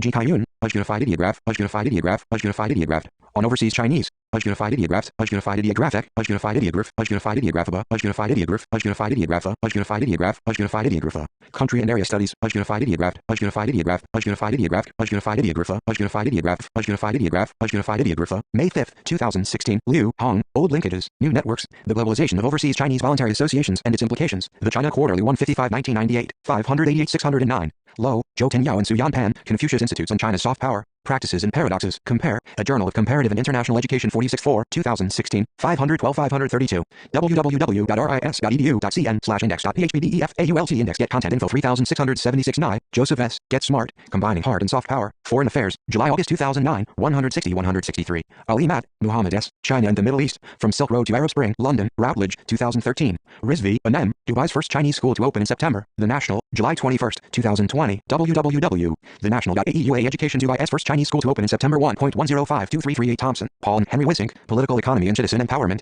Strategies and Challenges of Emiratization in the United Arab Emirates, Acta Mercy 16-1, 2016, doi, 10.4102, AC.v16i1.391, Wang Gongluo, China and the Chinese Overseas, Singapore, Times Academic Press, 1991, 1976, 288-289, Wang Yuten, Chinese in Dubai, Money, Pride and Soul Searching, Boston, Brill, 2020, 187-209, Wang Yuting, Making Chinese Spaces in Dubai, A Spatial Consideration of Chinese Transnational Communities in the Arabian Gulf, Journal of Arabian Studies 9-2, 2019, 269-287, Wang Yuting, The Making of China's Good Muslims, From Middleman Minority to Cultural Entrepreneurs, The China Review 18-4, 2018, 131-154. Zhu Men and Remy Li, Transnationalism and Community Building, Chinese Immigrant Organizations in the United States, The Annals of the American Academy of Political and Social Sciences 647-2013, 2249, 338-338 doi, 10.4324/9781003034520-27, 23 The China model in the Middle East American rapidly developing countries are increasingly having to opt for one of two patterns of development, one advocated by the United States, known as the Washington Consensus, the other represented by China, generally referred to as the Beijing Consensus or the China model. Given their traditions of statist activism in the economy and the development process, Middle Eastern countries appear almost intuitively closer to the China model. In fact, across the world and especially in the Middle East, today's China offers a seductive model to states that have not yet settled into a democratic structure. This is despite the fact that, at least in rhetoric, many have sought to identify themselves as closer to the Washington Consensus. This inconsistency between appearance and reality speaks of deeper structural incongruities in the political economies found in the Middle East and North Africa region that undermine their ability to successfully adopt and implement China's largely successful pattern of development. Reinforced by expansive trade, commercial, and political linkages between China and the Middle East, the China model may hold great allure and appeal in the MENA region. Interestingly, a spate of journalistic and policy-oriented scholarship has been produced in the Middle East in recent years that has explored the premises and merits of the China model. Nevertheless, the transferability of the China model as a viable pattern of organizing economic and political arrangements is far from certain. This chapter examines the applicability, or lack thereof, of the China model to the Middle East. The China model has three intertwined and mutually reinforcing ingredients: state capitalism, featuring state control of the economy's commanding heights alongside a vibrant market capitalism, authoritarian state mechanisms in the tightly controlled political arena, and a measure of meritocracy derived from merit-based promotions through the Chinese Chinese Communist Party, CCP. Two of these features, namely state capitalism and authoritarian political control, also characterize a majority of political systems in the Middle East and North Africa. At a time when the allure of the Washington Consensus has steadily declined across the Middle East because of its perceived ideological and diplomatic baggage, the appeal of the China model has inversely increased. This appeal has not, however, translated into success. Middle Eastern political systems have by and large failed in their efforts to foster rapid and extensive economic development and industrialization, especially when compared with their Latin American and East Asian counterparts. 339 The China model and the Middle East 339 Essentially, the chapter argues that, despite its ideological appeal among most policy and many intellectual circles, and the commonality of its objectives of promoting economic growth and development by a centralized and non-democratic state, the China model has not had, and is unlikely to have, much transferability to the Middle East. The key variable is state capacity, defined broadly as the state's ability to mobilize resources in society and the economy toward its own objectives, in this case fostering economic development. The essence of the China model is developmentalism, the necessary ingredients for which are conspicuously absent in the Middle East, but an absence of ingredients and preconditions does little to lessen the model's luster and appeal. As an ideal path for organizing political economies, the allure of the China model is likely to resonate for some time to come. More specifically, whereas the Chinese state has been able to marshal societal, economic, and political resources for purposes of national development, most states in the Middle East have failed to do so. This failure is the result of a number of overlapping, mutually reinforcing developments. These include, most importantly, the continued underdevelopment or at best uneven development of the institutions of the state, the emergence of crony capitalism within a narrow, politically connected group of economic elite actors whose primary preoccupation is safeguarding clientelist links, and the state's inability or unwillingness to articulate a clear developmental agenda. The chapter begins with an examination of the contours of the China model. It focuses on patterns of political and economic management in the Middle East, highlighting the essential absence of political, institutional, and economic preconditions for the replication of the China model in the region. The institutional requisites needed for the implementation of the China model are conspicuously absent in the Middle East, but as an ideal, whereby a highly centralized, authoritarian state fosters rapid economic development, the model continues to hold great appeal across the region. This appeal rests less in it being a model per se than in its representation of power. China matters in the Middle East, and elsewhere, for that matter, because its model of power is a guide to development, and development means power. The attraction of the China model lies in its soft power, and the China model has fostered hard power in development, then has brought about the popularity of the China model as a source of soft power. As the following pages demonstrate, the very idea of a China model is contested both inside and outside China. However, regardless of its actual existence as a blueprint for the management of politics and economy, what China represents, a seemingly successful mixture of economic liberalization and political authoritarianism, is what the states of the Middle East aspire to. For now, the chapter concludes, they lack the institutional mechanisms and resources to turn their aspirations into reality. The China model, the astounding transformation and growth of the Chinese economy over the past 4 decades has prompted observers and scholars in China and elsewhere to speculate about whether or not there is a distinctively Chinese model of the political management of the economy. This discussion has been equally robust both inside and outside of China, focusing on whether or not Chinese policymakers have indeed articulated a model of economic growth and political management and, if so, what this model looks like and whether or not it can be replicated elsewhere. Within China, most scholarly discussion of the China model, Zhongdiumashi, revolves not so much around its existence, the fact that the Chinese state has pursued a clearly identifiable 340 American 340 path for political decision-making and the management of the economy cannot be denied. It is clear that a new model is emerging in which the state controls a partially liberalized economy and the citizens give up much of their political freedom in return for rising quality of life. 3 Much of the debate in China instead revolves around whether such a model can be sustainable in the long run. 4 There is also debate regarding the replicability of the model, with most Chinese scholars pointing to the uniqueness of the Chinese historical experience, features within Chinese culture, especially Confucianism, and institutions such as the CCP.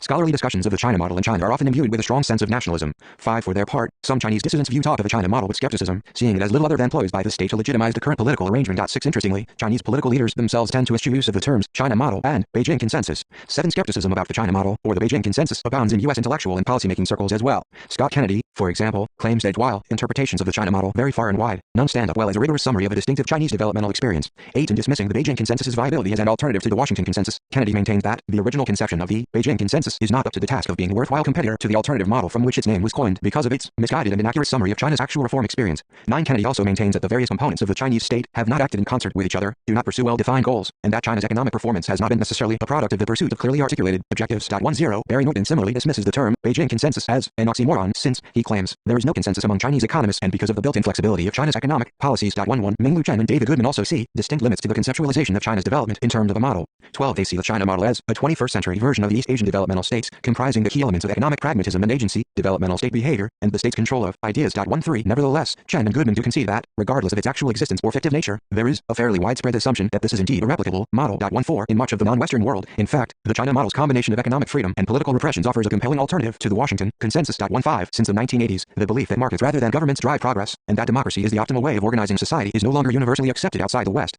This trend has only been strengthened, especially in the 2000s when there has been an emergence of new centers of wealth beyond the West and capitalism without democracy. 16 These new centers of wealth are giving rise to new levels of confidence. Economic autonomy from the West and the appeal of liberal capitalism have become dual engines for the diffusion of power away from the West and a force multiplier in the global rise of China. 17 Ideas travel along the arteries of commerce and power, and in recent years China has emerged as a beacon of ideas and management capitalism. 18 Conversely, in much of the world outside of the West, especially in the Middle East, the Western model of free market democracy has failed to take root. One of the reasons for this failure of the Washington Consensus in non-Western lands is its emphasis on procedural interpretations of accountability rather than viewing accountability in terms of substantive outcomes. As Francis Fukuyama reminds us, historically in Confucian China, moral accountability was central to the functioning of the system. 341 The China model and the Middle East least 341. Both before and after 1949, Confucianism served as a moral and ethical doctrine whose institutionalization in China's vast and complex bureaucracy served as a moderating force on state behavior. At a time when Western-dictated structural adjustment programs are resulting in widespread economic dislocations in much of the developing world, the appeal of an alternative economic framework that emphasizes state commitment to raising income levels and increasing consumption is hard to deny. 20.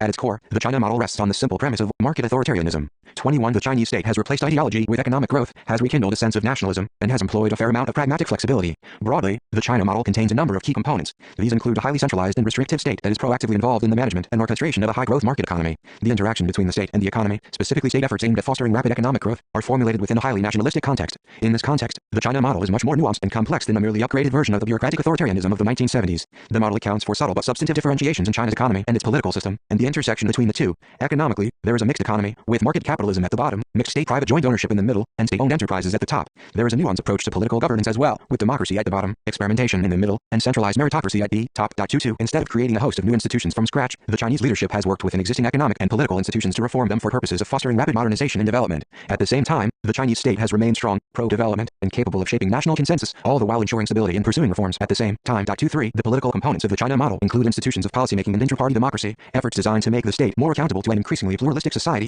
constitutional reform, and reform of the CCP. 24. Insofar as constitutional reforms are concerned, there have been a number of changes to the 1982 Constitution designed to improve the right of citizens, and, in terms of reforms to the CCP itself, concerted efforts have been made to make the party less intrusive and more inclusive. Accountability in the system runs upward rather than downward, directed at progressively higher echelons of the CCP rather than a democratically empowered electorate. Nevertheless, the state does provide its citizens with much of what they want: jobs, security, rising living standards, far more effectively than most other authoritarian regimes. 25. Critically, characterizing the Chinese state as simply oppressive is overly simplistic and inaccurate. Chinese intellectuals and policymakers often hotly debate the transition to democracy and the compatibility of restrictive politics with open economics. 26. In fact, internal reports by the CCP in 2004 and 2007, the latter known as Storming the Fortress, warned that unless governance was improved and corruption eradicated, the CCP ran the risk of widespread social strife and political instability. 27. These and other similar internal analyses have spurred the CCP to try to update the China model in three respects. 1. The creation of national champions so Chinese brands can become competitive in the global market. 2. Encouraging the growth of the middle class in order to spur consumption. And 3. Trying to improve the quality of local governance in addition to maintaining high levels of investment in infrastructure. 28. This updating reflects the priorities of the current leadership which, motivated by the imperative of political stability and regime continuity, sees the updating of the model as a preemptive movement to meet some of the popular demands that could lead to protests.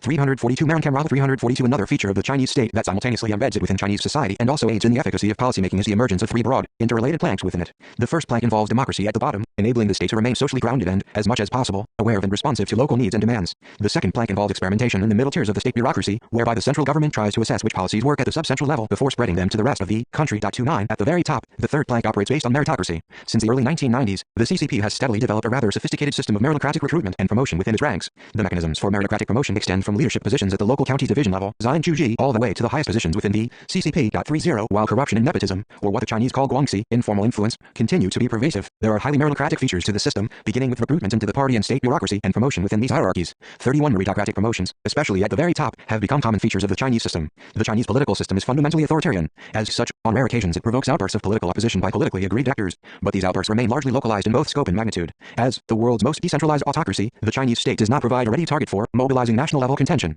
At most, it creates opportunities for localized, parochial forms of contention. 32. Consequently, high-profile outbreaks of protest in China have diffused across regions. 33. This feature endows the state with a built-in flexibility that enhances its endurance and its ability to deflect or to absorb societal pressures. Reinforced by its penchant for accountability and its emphasis on the promotion of meritorious leaders within its ranks, the Chinese state enjoys a level of stability that is the envy of authoritarian systems the world over. This stability is further strengthened by the state's successful management of the economy and its promotion of policies that foster high rates of economic growth. Another pillar of the China model is the promotion of state capitalism. In the Chinese context, this has resulted in opening up the doors to foreign investment, technology, and management skills. Both the flow of foreign investments and the continued economic well-being of the middle classes are ensured, among other means, through the state's continued control of the currency exchange rate and other key economic policy levers. In fact, the state retains ultimate control over the strategic sectors of the economy. After over 40 years of Kaifeng, the Chinese economy remains only selectively open, and most strategic industries remain under government control. 34. It is usually some of the more strategically important state-owned enterprises that are targeted to become national champions.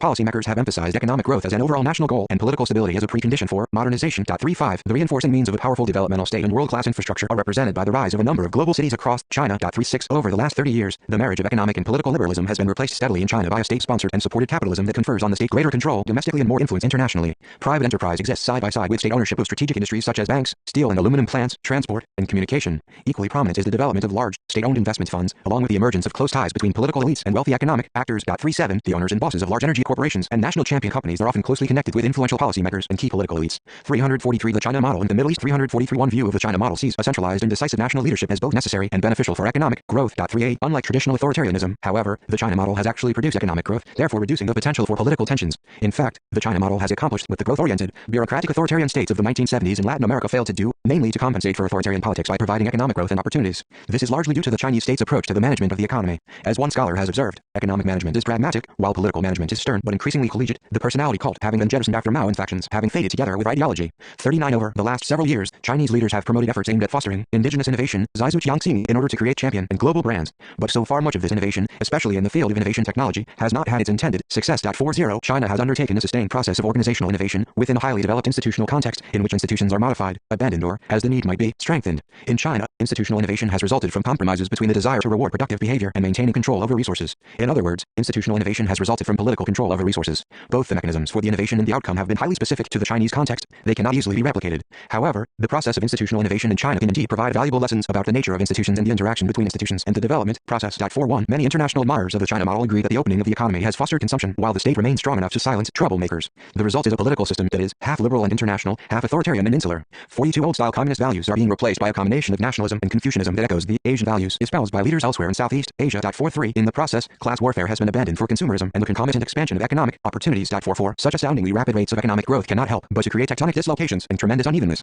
The CCP's legitimacy has necessarily come to depend on its ability to continue very high rates of economic growth. 45 But the Chinese economic miracle has generated some of the very symptoms that are endemic to neoliberal economies, namely levels of income inequality comparable to those in the United States and the world's highest urban-rural income gap. 46 It is through fostering sustained growth and appealing to the nationalist sensibilities of the Chinese that the state seeks to maintain social cohesion in the face of great change. 47 But most observers agree that today's China is an index of contradictions. To stay in power and to remain on course, Chinese leaders have had to become adept at bending to avoid breaking, adapting to change and constantly adjusting to strategy to maintain the seemingly impossible balance of governing a fragmented and colossal polity. 48 Earlier, I raised the question of whether the China model is replicable. As the doctrinal underpinnings of market economics and the Washington Consensus have been tarnished, there has been a rise in the appeal of the China model or the Beijing Consensus. The global emergence of new centers of wealth is diminishing the traditional appeal of Western economic power and adversely increasing the appeal of state capitalism. Unlike the world from 1919 until the 1990s, today China is the principal international creditor. 49 Significantly, China's loans and its infrastructural investments are unconditional. 50 Moreover, the Beijing Consensus offers alternatives to some of the core assumptions that underlie the Washington Consensus. 344 Marin-Kamrava 344 In such fundamental areas as the ideal political economy, the types of institutions needed for managing and regulating economic and political arrangements in society, the growth models to follow, how to manage information, how to dispense with international aid, and assumptions about whether or not each is exportable.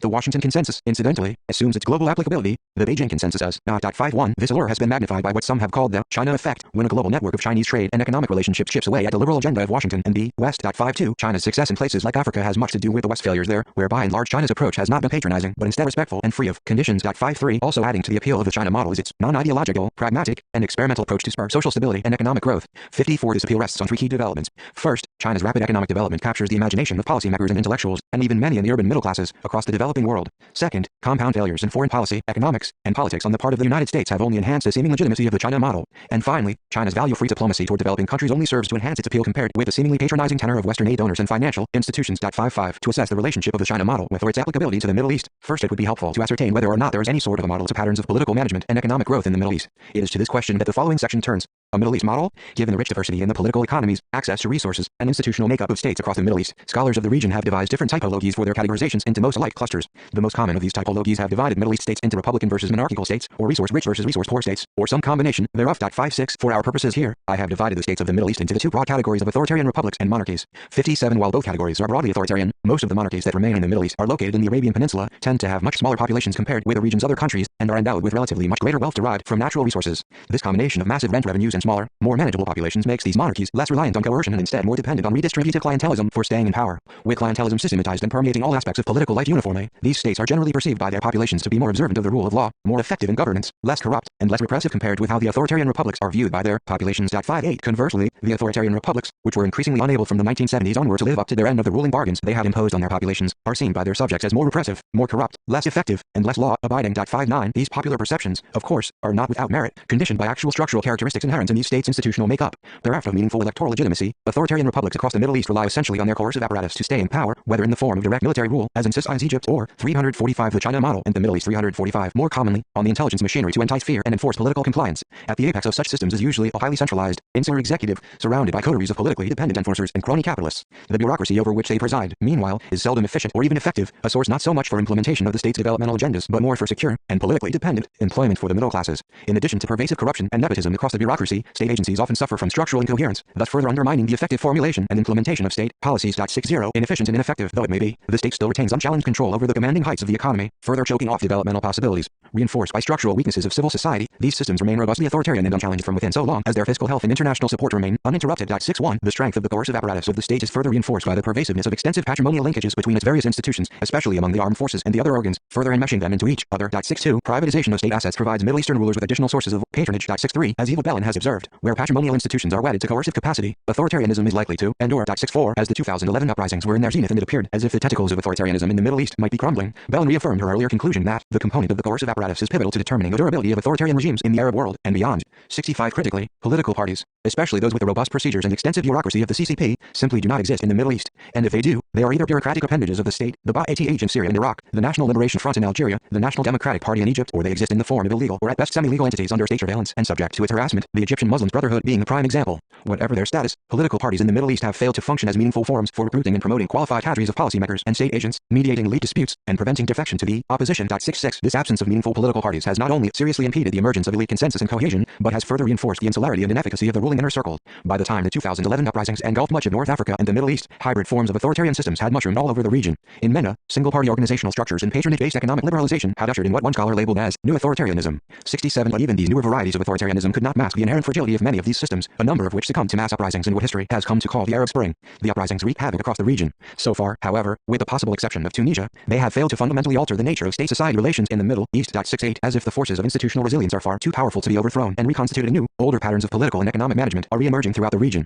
It should come as no surprise that these states have consistently been unable to meet their own developmental goals. These patron states are at once providers and entrepreneurs, propelled to such opposition by assuming greater economic initiative and by acts of compulsion on the one hand, and by resorting to mass mobilization and the incorporation of the popular classes into its orbit on the other. 69. But the patron state has failed, rotting in a vicious cycle in which it is unable to generate sufficient funds for its ambitious developmental objectives, and is 346 Marincam Ravel 346 also unable to foster greater productivity due to a lack of sufficient funds. Before long, as early as the 1970s, even the populist republics could not meet their redistributive commitments. 70. To compensate, many states launched ambitious liberalization campaigns beginning in the 1970s and the 1980s, selling off state assets to private concerns and trying to attract foreign investments under the rubric of infida, open-door policies. But the break with socialism was at best partial and half-hearted. 71. In states where there existed a politically connected and protected economic elite, as was the case in Iraq and Saudi Arabia, for example, they reap considerable benefits from the wave of economic liberalization and the sales of state assets that occurred in the 1980s. 72. Continued fiscal crises and economic difficulties into the 1990s prompted many states to engage in further rent-seeking behavior through, for example, the sale of licenses for mobile phone networks. This further undermined potential for economic growth and development. Market reform and privatization also generated new forms of rent, further encouraging patronage and clientelist practices.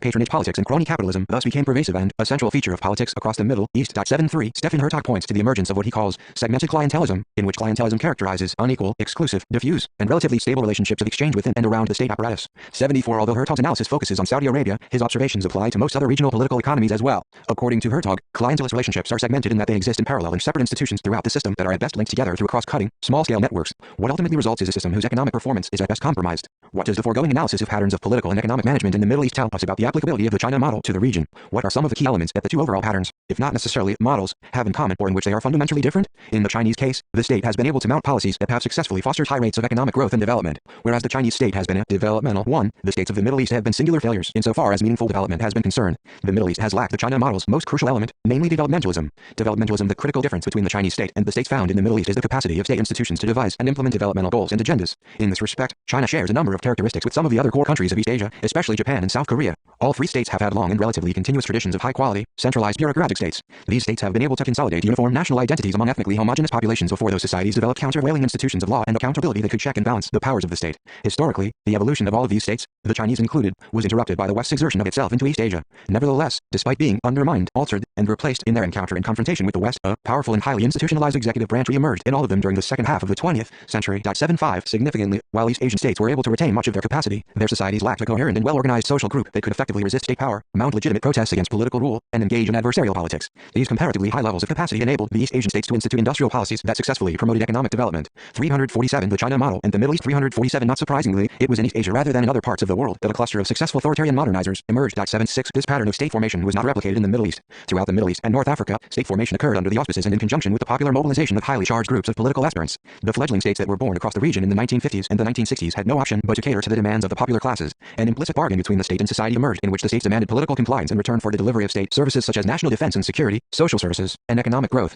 In the process, rational economic policymaking and developmental goals often fell victim to the needs of continued popular mobilization, concessions to allies, and the necessity to placate the middle classes with immediate economic gratification through shortcuts such as subsidized imports and innovative forms of rent. Seldom did these bargains hold on their own, thus requiring the state to resort to systemic use of coercion as an integral component of rule. When state formation occurs simultaneously with the incorporation of the popular classes, economic outcomes are usually less than positive. When state building precedes the political incorporation of popular classes, the state has a relatively freer hand and can perform better economically. 77 In the Middle East, in order to hold on to power, states frequently had to incorporate the popular classes into their governing apparatus, either through populist gimmicks or through clientelist networks, or both. This undermined their ability to pursue developmental goals. In East Asia, including in China, the state consolidated itself first and then sought to incorporate the popular classes into its orbit through, rather than simultaneously with, the pursuit of developmental goals. In addition to diverging patterns of state formation, a number of other factors specific to the Chinese and Middle Eastern states are also important in terms of explaining different developmental outcomes. In his analysis of the success of the Chinese model, Francis Fukuyama looks at three measures for the analysis of China's authoritarian government: institutionalization, recruitment, and responsiveness. As the earlier analysis of the Middle Eastern states' management of the economy demonstrated, none of these three ingredients feature prominently in the conduct or makeup of many states. If we accept Samuel Huntington's definition of institutions as stable, valued, recurring patterns of behavior, then the Chinese state is not only highly institutionalized, but is also far more rule-bound than many of the authoritarian states of the Middle East, including those of Zayn al-Abidin Ben Ali in Tunisia and Hosni Mubarak in Egypt. 78 China's policymakers have also shown remarkable competence in the management of macroeconomic policy and,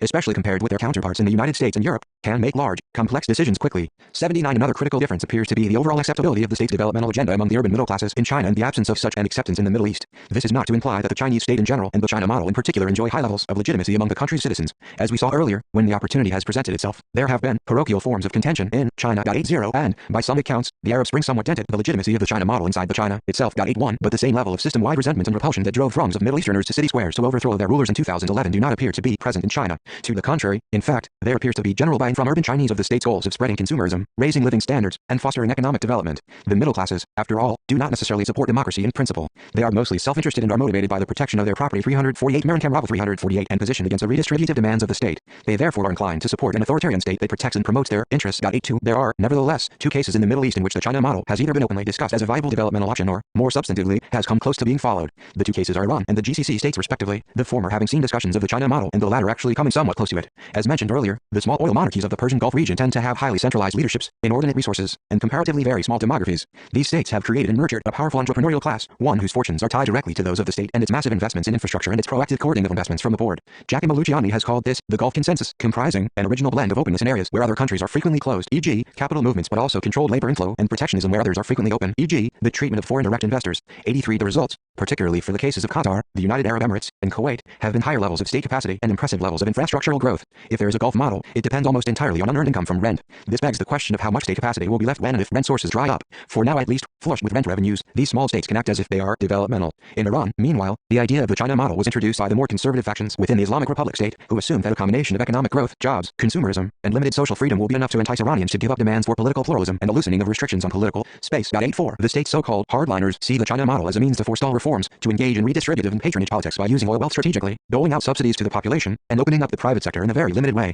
These regime actors prefer not so much economic reform, but a form of crony capitalism that spends state resources on the political patronage of key constituents, including the secret services. This model closely reflects similar patterns in places such as Saudi Arabia, Egypt, and Syria. More pragmatist actors within the Iranian state similarly view the China model as a useful safety valve, but they also envision more opportunities for the private sector as spurred by more extensive foreign investments. 85 Slogans and political maneuvers aside, and the Iranian polity features plenty of these. Profound structural shortcomings in the Iranian economy are likely to impede the ability of the country's leaders to implement the China model, even if they had the political will to do so. 86 Cut off from the rest of the world for nearly a decade because of crippling international sanctions, Iran's market economy remains underdeveloped and state-dependent. The country's business sector often features crony capitalism, government-linked and government-owned businesses, insider dealings, and predatory practices meant to crush large competitors. 87 Additionally, the country's fractious leadership appears to lack the political wherewithal to emulate the China model. State bureaucracy is used as a patronage network instead of a collection of technocratic agencies, fostering mass, system-wide inefficiencies in the public sector. And Iran's confrontation with the United States has cost it both economic sanctions as well as friends and allies abroad. One observer has emphatically noted that the China model will fail in Iran 88 for Iran, a more modest version of the China model, what Action Malavi calls China Model Light, might work well as a sort of crisis management strategy to get over bumpy periods.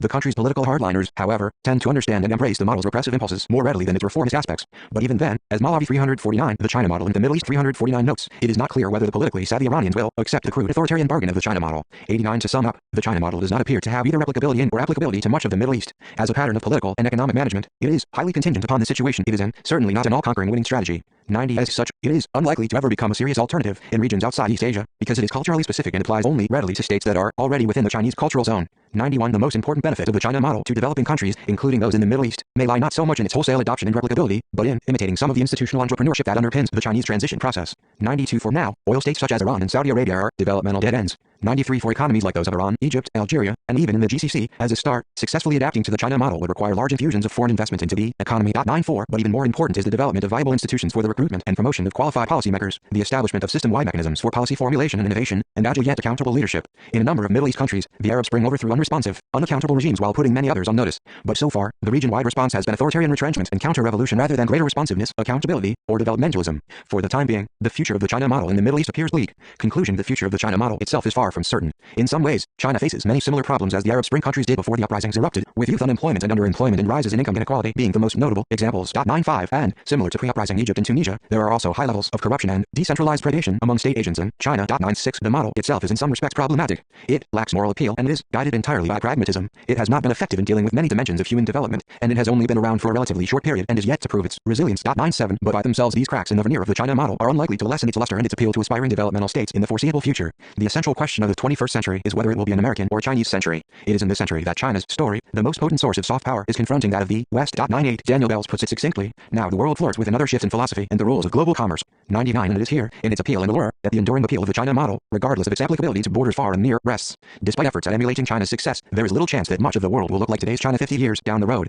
100 But China's primary source of power is more ideational than anything else. More specifically, China is exporting the idea of market authoritarianism, the appeal of which rests largely in its simplicity, as well as its challenge to the basic tenets of the Washington Consensus. 101 As a region where China has extensive economic interests, and as the region within which the liberal democratic model is seriously challenged, the Middle East can potentially emerge as a future testing ground for China's global weight and influence. 102 Be that as it may, it is more the idea of the China model and the replication 350 Marin-Kamravel 350 of its economic miracle that is likely to hold the imagination of future generations of Middle Easterners. Notes 101 Catholic, the China model, the American, November-December 2007, 98. Conversely, for the increasing lack of appeal of the Washington Consensus in the developing world, see Charles Gore, The Rise and Fall of the Washington Consensus as a Paradigm for Developing Countries, World Development, 28.5, 2000, 789-804. 2 A sample of such studies and reports includes Allah Aden Abu Zina, China's success offers an alternative to the Western development paradigm. Al-Fad, Amen, October 1, 2019. Mahinaz Al-Bez, The Chinese Economy, How China Turned into the Giant We Know Today. Al-Iqtisad, Damascus, August 7, 2017. Hassan Yusuf Ali, The China Model of Development, How It Was Achieved. Al-Watan, Doha, May 11, 2016. Mohammed Hamad, Will Egypt Succeed in Applying the China Model?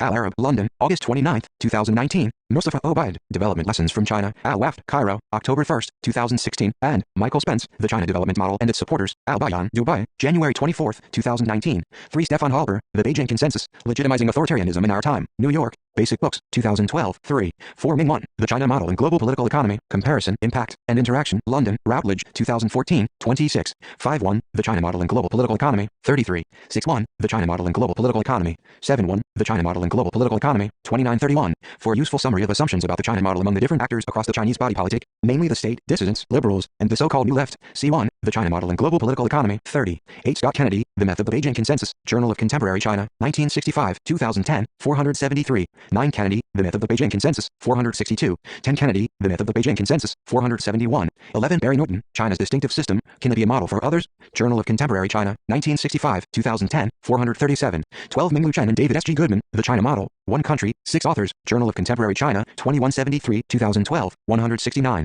13 Chen and Goodman, The China Model, 177. 14 Chen and Goodman, The China Model, 169. 15 Cowlick, The China Model, 36. 16 Halper, The Beijing Consensus, 27. 17 Halper, The Beijing Consensus, 30. 18 Halper, The Beijing Consensus, 3. 19 Francis Fukuyama, The Patterns of History, Journal of Democracy, 23-1, 2012, 19. 20 Stefan Halper maintains that the greatest challenge that China poses to the West is the promotion of a Chinese brand of capitalism and a Chinese conception of the international community, one in which China is beating the West at its own game. Halper, The Beijing Consensus, 11, Emphasis and Original. 21 Halper, The Beijing Consensus, 32. 22 Daniel A. Bell, The China Model, Political Meritocracy and the Limits of Democracy, Princeton, N.J., Princeton University Press, 2015, 179-180. 23 Sui-Sheng Zhao, The China Model, Can It Replace the Western Model of Modernization? Journal of Contemporary China, 1965, 2010, 423. 24 Zhao, The China Model, 425-430. 25 Fukuyama, The Patterns of History, 23. 26 Zhao, The China Model, 424. 27 Breslin, China and the Arab Awakening, 3. 28 Bruce J. Dixon, Updating the China Model, The Washington Quarterly, 34-4, 2011, 3940.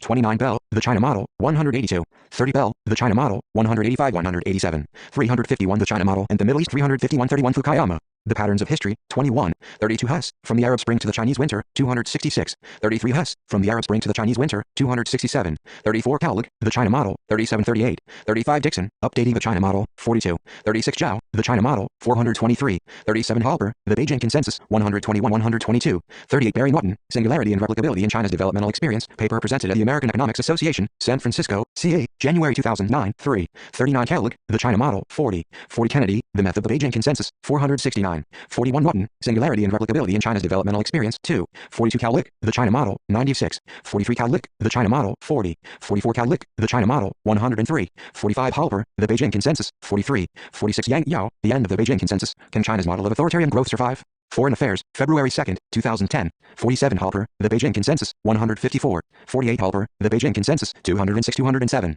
49 Halper, The Beijing Consensus, 47. 50 Halper, The Beijing Consensus, 30. 51-1, The China Model and Global Political Economy, 50. For a succinct summary of similar differences and assumptions underlying the China Model and other, non-Western models of development, the Soviet, Russian, Indian, Brazilian, and East Asian developmental state models, C1, The China Model and Global Political Economy, 88-89. 52 Halper, The Beijing Consensus, 38-39. 53 Halper, The Beijing Consensus, 104. 54 Zhao, The China Model, 431. 55 Zhao, The China Model, 432-433. 56 Two of the earliest, and still most significant, studies of the state in the Middle East are Ghassan Salam, ed.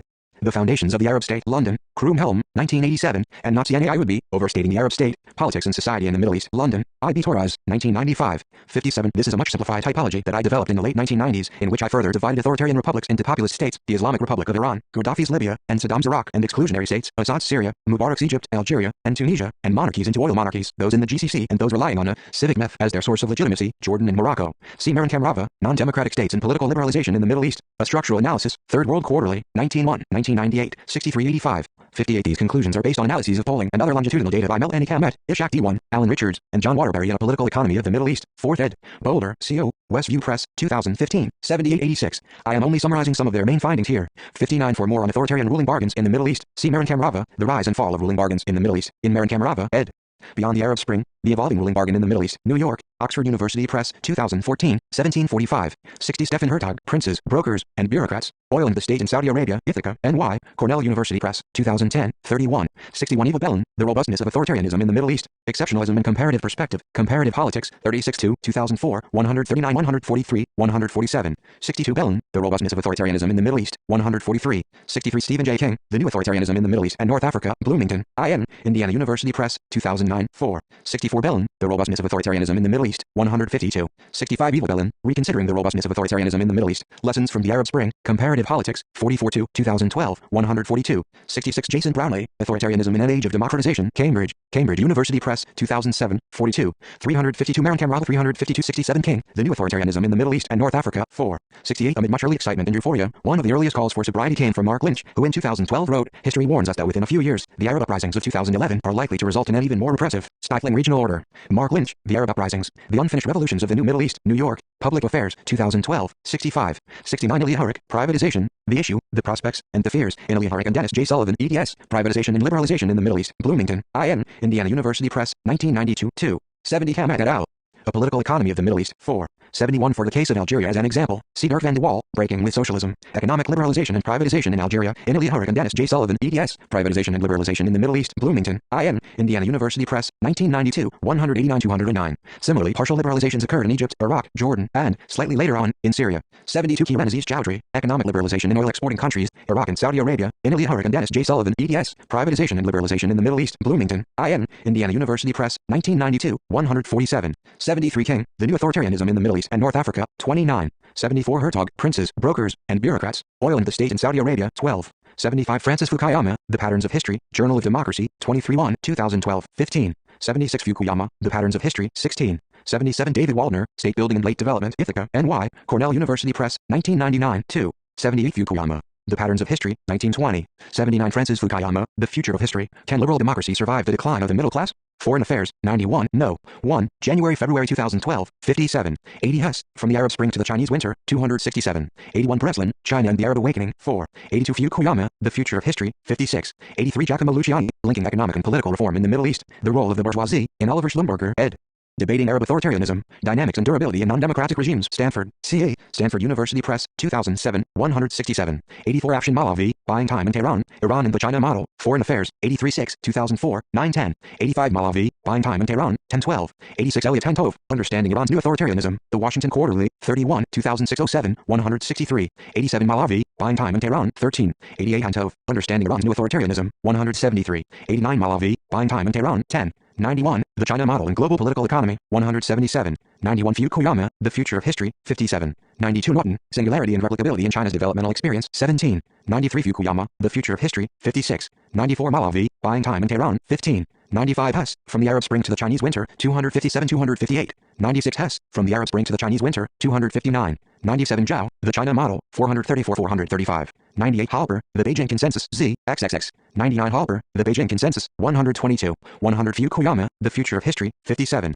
101 Halper, The Beijing Consensus, XX. 102 Breslin, China and the Arab Awakening, 7. References Abu, Zina and Allah Aden, China's Success Offers an Alternative to the Western Development Paradigm, Al-Fad, Amen, October 1, 2019. 353 The China Model and the Middle East, 353 Al-Bez, Mahanas, The Chinese Economy, How China Turned into the Giant We Know Today, Al-Iqtisad, Damascus, August 7, 2017. Ali, Hassan Yusuf, The China Model of Development, How It Was Achieved, Al-Watan, Doha, May 11, 2016. AI would be, Nazi N, Overstating the Arab State, Politics and Society in the Middle East, London, I.B. Torres, 1995. Bell, Daniel E., The China Model, Political Meritocracy and the Limits of Democracy, Princeton, and J., Princeton University Press, 2015. Bellin, Eva, Reconsidering the Robustness of Authoritarianism in the Middle East, Lessons from the Arab Spring, Comparative Politics, 44-2, 2012, 127-149. Bellin, Eva, The Robustness of Authoritarianism in the Middle East, Exceptionalism and Comparative Perspective, Comparative Politics, 36-2, 2004, 139-157. Brownlee, Jason, Authoritarianism in an Age of Democratization, Cambridge, Cambridge University Press, 2007. Cowlick, Rowan, The China Model, The American, November-December 2007, 3644, 96-104.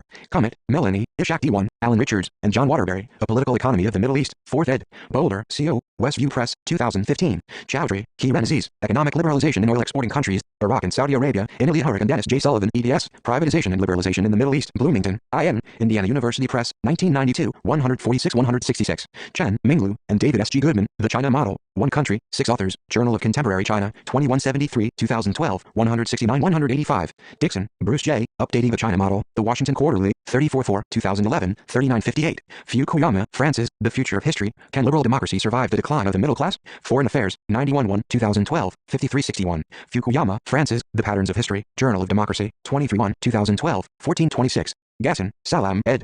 The Foundations of the Arab State, London, Croom-Helm, 1987. Gore, Charles, The Rise and Fall of the Washington Consensus as a Paradigm for Developing Countries, World Development, 28-5, 2000, 789-804. Halper, Stefan, The Beijing Consensus, Legitimizing Authoritarianism in Our Time, New York, Basic Books, 2012. Hamad, Mohammed, Will Egypt Succeed in Applying the China Model? Al-Arab, London, August 29, 2019. Hurrick, Ilya, Privatization, The Issue, The Prospects, and the Fears, in Ilya Hurrick and Dennis J. Sullivan, EDS, Privatization and Liberalization in the Middle East, Bloomington, IN, Indiana University Press, 1992, 123. Handhove, Elliot, Understanding Iran's New Authoritarianism, The Washington Quarterly, 31, 2006-2007, 163-179. Hertog, Stefan, Princes, Brokers, and Bureaucrats, Oil and the State in Saudi Arabia, Ithaca, NY, Cornell University Press, 2010. Kamarava, Marin, Non-Democratic States and Political Liberalization in the Middle East, A Structural Analysis, Third World Quarterly, 19-1, 1998, 6385. Kamarava, Marin, The Rise and Fall of Ruling Bargains in the Middle East, in Marin Kamarava, ed. Beyond the Arab Spring, The Evolving Ruling Bargain in the Middle East, New York, Oxford University Press, 2014, 1745. Kennedy, Scott, The Myth of the Beijing Consensus, Journal of Contemporary China, 1965, 2010, 461-477. King, Stephen J., The New Authoritarianism in the Middle East and North Africa, Bloomington, IN, Indiana University Press, 2009. Luciani, Giacomo, Linking Economic and Political Reform in the Middle East, The Role of the Bourgeoisie, in Oliver Schlumberger, ed. Debating Arab Authoritarianism, Dynamics and Durability in Non-Democratic Regimes, Stanford, CA, Stanford University Press, 2007, 161-176. Lynch, Mark, The Arab Uprisings, The Unfinished Revolutions of the New Middle East, New York, Public Affairs, 2012. Mala v. Afshin, Buying Time in Tehran, Iran and the China Model, Foreign Affairs, 83-6, 2004, 916. Naughton, Barry, China's Distinctive System, Can It Be a Model for Others? Journal of Contemporary China, 1965, 2010, 437-460. 354 Merencam 354 Naughton, Barry, Singularity and Replicability in China's Developmental Experience, paper presented at the American Economics Association, San Francisco, CA, January 2009. Obeid, Mustafa, Development Lessons from China, Al-Waft, Cairo, October 1, 2016. Spence, Michael, The China Development Model and Its Supporters, Al-Bayan, Dubai, January 24, 2019. Van de Waal, Dirk, Breaking with Socialism, Economic Liberalization and Privatization in Algeria, in Ilya Hurek and Dennis J. Sullivan, EDS, Privatization and Liberalization in the Middle East, Bloomington, IN, Indiana University Press, 1992, 189-209. Waldner, David, State Building and Late Development, Ithaca, NY, Cornell University Press, 1999. Wan Ming, The China Model and Global Political Economy, Comparison, Impact, and Interaction, London, Routledge, 2014. Yao Yang, The End of the Beijing Consensus, Can China's Model of Authoritarian Growth Survive? Foreign Affairs, February 2, 2010. Zhao Suizhen, The China Model, Can It Replace the Western Model of Modernization? Journal of Contemporary China, 1965, 2010, 419-436, 355 doi, 10.4324/9781003034520-28, 24 top job Chinese diplomats in the Middle East and North Africa. Andrea Ghiselli Introduction. The growing presence of China in the Middle East has been attracting increasing attention among scholars of Chinese foreign policy as well as Middle Eastern affairs. This is not surprising. After all, the Middle East has been at the very center of international politics since the end of the Cold War due to its role in the making, and eventually undoing, of the American compulsive empire. Hence, China's movements in a region so closely connected to the evolution of American power cannot but be considered relevant to the eventual power transition from Washington to Beijing. At the same time, although China has largely complied with American wishes in the region, two recent Chinese actions, especially since the launch of the Belt and Road Initiative in 2013, have been interpreted as the manifestation of a more assertive and active foreign policy carried out by Chinese President and General Secretary of the Chinese Communist Party, CCP, Xi Jinping. Four interconnected issues have contributed to making the region important for China. 3. First, it is entering a great power competition in which a rising power such as China must be active, or at least seen as such. Second, China's energy security depends to a significant extent on the oil-producing countries of the Middle East, and the region is an increasingly important market for Chinese goods and firms. Third, the region has become an extension of China's immediate neighborhood because of transnational ethno-religious linkages. Two York groups, the Greater Turkestan Jamaat and Minor Turkestan Jamaat, have been identified fighting in Syria with a total strength of 3,300 men. 4.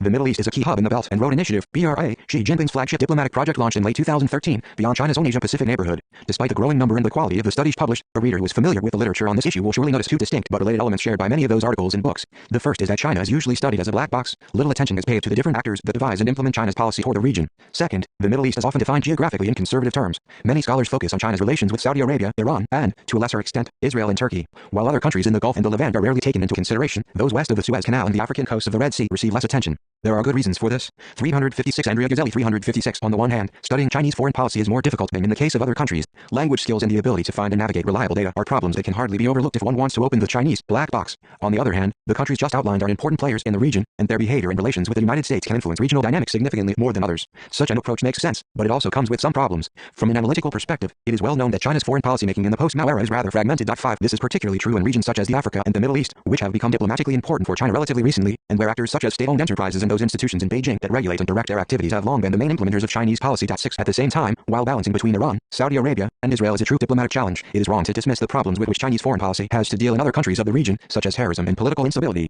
Indeed, it is those kinds of threats to Chinese companies and nationals that are driving the development of China's military presence in the wider Middle East. 7. Moreover, if one considers the Middle East in the context of the BRA, it is clear that it is a vast geopolitical region that surely includes the Horn of Africa and North Africa. Even when regional actors are unable to act together, such as in the case of the negotiations between China and the countries of the Gulf Cooperation Council, Chinese economic activities favor the emergence of a macroeconomic region somehow built around and kept together by Chinese built and or operated ports, railways, and highways. Even from a military perspective, China's Middle East is extremely wide, as the new base in Djibouti is meant to support the peacekeepers in East and North Africa, as well as the naval operations in the Gulf of Aden. Therefore, in order to contribute to the analytical granularization and the geographical widening of the study of China's policy toward the Middle East, this chapter focuses on the Chinese Ministry of Foreign Affairs, MFA, and its officials who manage China's relations with and policy towards those countries that, from the point of view of Chinese diplomatic bureaucracy, belong to West Asia and North Africa, WANA region. 8. Those 23 countries are Algeria, the United Arab Emirates, UAE, Oman, Egypt, Palestine, Bahrain, Qatar, Kuwait, Lebanon, Libya, Mauritania, Morocco, Saudi Arabia, Iran, Iraq, Sudan, Tunisia, South Sudan, Israel, Jordan, Turkey, Syria, and Yemen. Special attention is paid to the 2004-2018 period. Such an analytical, geographical, and temporal choice is justified as follows. To begin with, the diplomats simultaneously play three key roles in a country's foreign policy. They are information producers, members of a bureaucratic organization with obviously great influence in the formulation and implementation of foreign policy, and representative of their government. 9. As emphasized by Jervis, a policymaker is truly in control of the situation only when their subordinates carry out their work correctly. 10.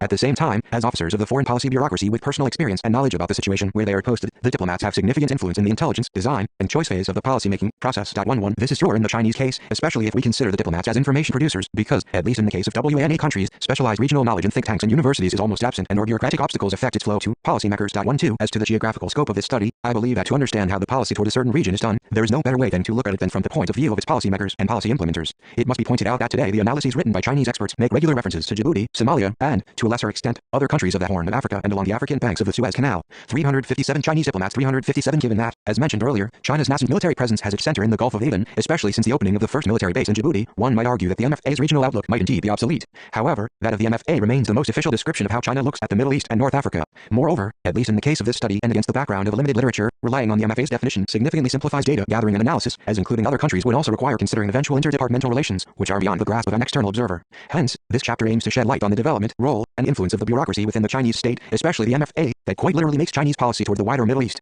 as the investigation of how state organs work is inherently difficult for external observers, and particularly so in China's case. This chapter suggests that today's Chinese diplomats in the wider Middle East can be considered true regional experts. They therefore have the skills to produce high-quality knowledge for policymakers in Beijing. However, as the chapter discusses, there are a number of obstacles that might limit the influence of such expertise, especially regarding non-traditional security threats to Chinese nationals and companies in the region. The remainder of the chapter is composed of 3 parts. The first sheds light on the institutions and the officials within the Chinese MFA that are involved in the elaboration and implementation of China's Middle East policy. The second part takes the 2011 evacuation of about 36,000 Chinese nationals from Libya to discuss the limits of the diplomats' influence. The final and third part discusses the findings of the analysis presented in the previous 2 parts. China's eyes in the Middle East. Today's diplomats are the most professional and numerous that the People's Republic of China, PRC, has ever had. This is mostly the result of historical trends rather than recent decisions taken by the Chinese leadership.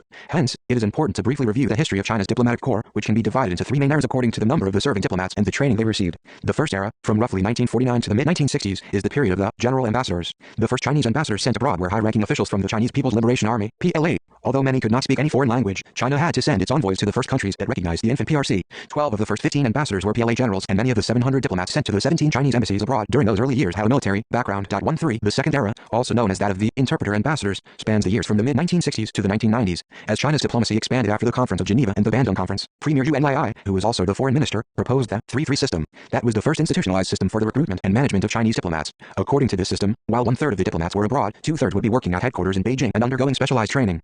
Hence, the MFA launched a 20-year program for diplomatic cadres training in 1955 and the 7-year 1956-1962 program for diplomatic cadres training. At the same time, thousands of students were selected to be sent abroad to study foreign languages. 14. Between 1954 and 1966, China had 77 ambassadors and only 1/3 of them still belonged to the group of the general ambassadors. Probably as a result of the importance attached to 358 Andrea Ghizelli 358 professionalism and the awareness that the Chinese diplomatic machine had still to be organized in order to meet the significant challenges that any new country meets in the aftermath of its foundation, significant space for maneuvering was given to the ambassadors to inform the organization of the ministry. For example, the discussion about splitting the Department of African and West Asian Affairs and creating a new department in charge of the Middle East and North Africa was already going on within the MFA in the early 1960s. During Zhu's visit to Africa between 1963 and 1964, the then Chinese ambassador to the United Arab Republic, Chen Jiakang, officially submitted to the MFA the proposal to carry out such a reform as one way to improve the diplomatic work toward Arab countries. His move, together with the Chinese government's growing interest in the Middle East as one of the main fronts of the global struggle between the capitalist and the socialist camps, 16 played an important role in kickstarting the process that led to the creation of the Department of WANA Affairs of the MFA in 1964.17. Unfortunately, not only did the Cultural Revolution disrupt Chinese diplomacy, symbolized by the occupation of the building of the MFA by the Red Guards during the first half of 1967, but also the quantitative and qualitative growth of the MFA.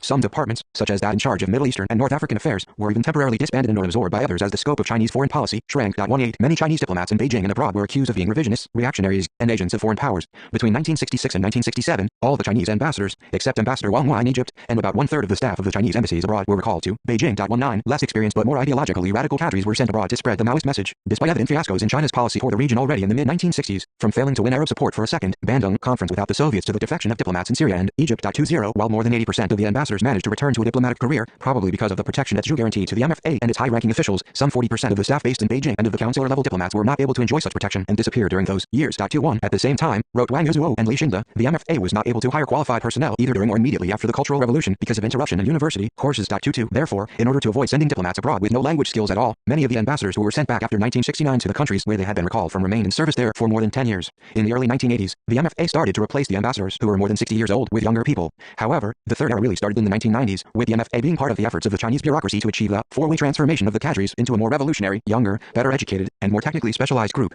The salaries of the diplomats increased above those of same-level public officials in order to attract high-quality recruits. However, this happened only after 30% of the officials aged below 30 years old left the MFA as a result of the 1993-1994 reform of the salary system in the public administration. At the same time, the hiring process and career path for Chinese diplomats were standardized and regulated. Since 2006, aspiring diplomats have had to go through the general exam that all would be public servants have to take. 23. The candidates, usually from China's top universities, are sometimes recommended by their teachers to the MFA, which might also give quotas to those universities to fill. 24. Only the top scholars are allowed to write the MFA-only professional test. In 2010, the Chinese government approved a new law aimed at clarifying 359 Chinese diplomats, 359 the requirements, duties, and benefits for the diplomats. As highlighted by a comment of Zhao Peixin, a member of the Standing Committee of the 11th National People's Congress and Vice Chairman of its Foreign Affairs Committee, one of the main changes that the 2010 law of the People's Republic of China on diplomatic personnel stationed abroad introduced is that the minimum age for diplomats assigned to the embassies and consulates abroad was raised from 17 to 23 in order to ensure that virtually all the candidates had at least a college degree. 25. Besides these efforts to improve the average quality of the diplomatic corps, another factor significantly shapes the profile of the Chinese diplomats dealing with the Middle East, and probably also other regions that have long been considered of marginal importance for Chinese diplomacy. Officers from departments of the MFA that manage the relations with countries that are important to China, such as the United States or Japan, are usually preferred for positions at the apex of the Chinese foreign policy machine. For example, only ambassadors in France, Germany, United States, the United Kingdom, Brazil, Russia, India, North Korea, and Japan can hold the rank of vice minister while serving abroad. The comparison between the careers of Zhai Jun, the current special envoy of the Chinese government to the Middle East, and Wang Yi further clarify this dynamic. 26. They are a similar age, with Wang born in 1953 and Zhai in 1954. They also graduated having majored in foreign languages from two of China's best language schools, the Beijing International Studies University and the Beijing Foreign Studies University, studying Arabic, Zai, and Japanese, Wang. Yet their career paths differ. Zai joined the MFA in 1975, 7 years earlier than Wang, and quickly rose through the ranks of the WNA Affairs Department by alternating periods in Beijing and in the embassies in the Middle East. In 1997, the 43-year-old Zhai Jun became the youngest ambassador in the MFA's history and was given the leadership of the embassy in Libya. By the same year, Wang had also served abroad, although not as ambassador, and had already become the leader of the Asian Affairs Department. Wang, therefore, was already better positioned to be promoted to Assistant Foreign Minister, as indeed happened in 1998. From that moment on, Wang moved on to higher positions both within the MFA and the party. His ambassadorship in Japan between 2004 and 2007, after promotion to the rank of Vice Minister in 2001, was simply one of the steps during the path that led him to become Minister and State Councillor. In comparison, Zhai became the Director of the WNA Affairs Department and then Assistant Foreign Minister only in 2003 and 2006, after a brief stint as a member of the Party Standing Committee of Zhejiang, in Jiangsu Province, between 2000 and 2001. After 5 years as Vice Minister, from 2009 to 2014, Zhai was sent to France as ambassador. That was probably the only possible step in front of him. As a journalist from the Shanghai Observer commented, it is difficult to imagine what else he could have been assigned had the position in Paris not been available. 27. In early 2019, he was nominated Special Envoy, thereby returning to take care of Middle Eastern affairs instead of moving up in the hierarchy of the ministry. The differences between Wang's and Zai's careers confirm the general pattern of promotion within the MFA. While capable diplomats from departments such as the Asian North American European Affairs Department can aspire to become ministers or state councillors, those from other departments such as the WNA Affairs Department can most likely become special envoys of the Chinese government to be sent to deal with specific issues in the region they serve. Beside the extensive traveling, it is a position that does not seem to differ in a significant way from that of a normal ambassador. Indeed, his office is hosted by the Department of WNA Affairs. The different organizational processes that have just been outlined contributed to the creation of a group of diplomats who stand out in terms of regional expertise. This is evident in the 360 Andrea Ghizelli 360 comparison between the Chinese ambassadors in WNA countries and their colleagues posted in European capitals. See Table 24.1. For a start, all but 2 of the ambassadors in North African and Middle Eastern countries over the last 15 years have been career diplomats. Among those 2, one was actually borrowed from the CCP Central International Liaison Department's 3rd department, which is responsible for North African and Middle Eastern affairs.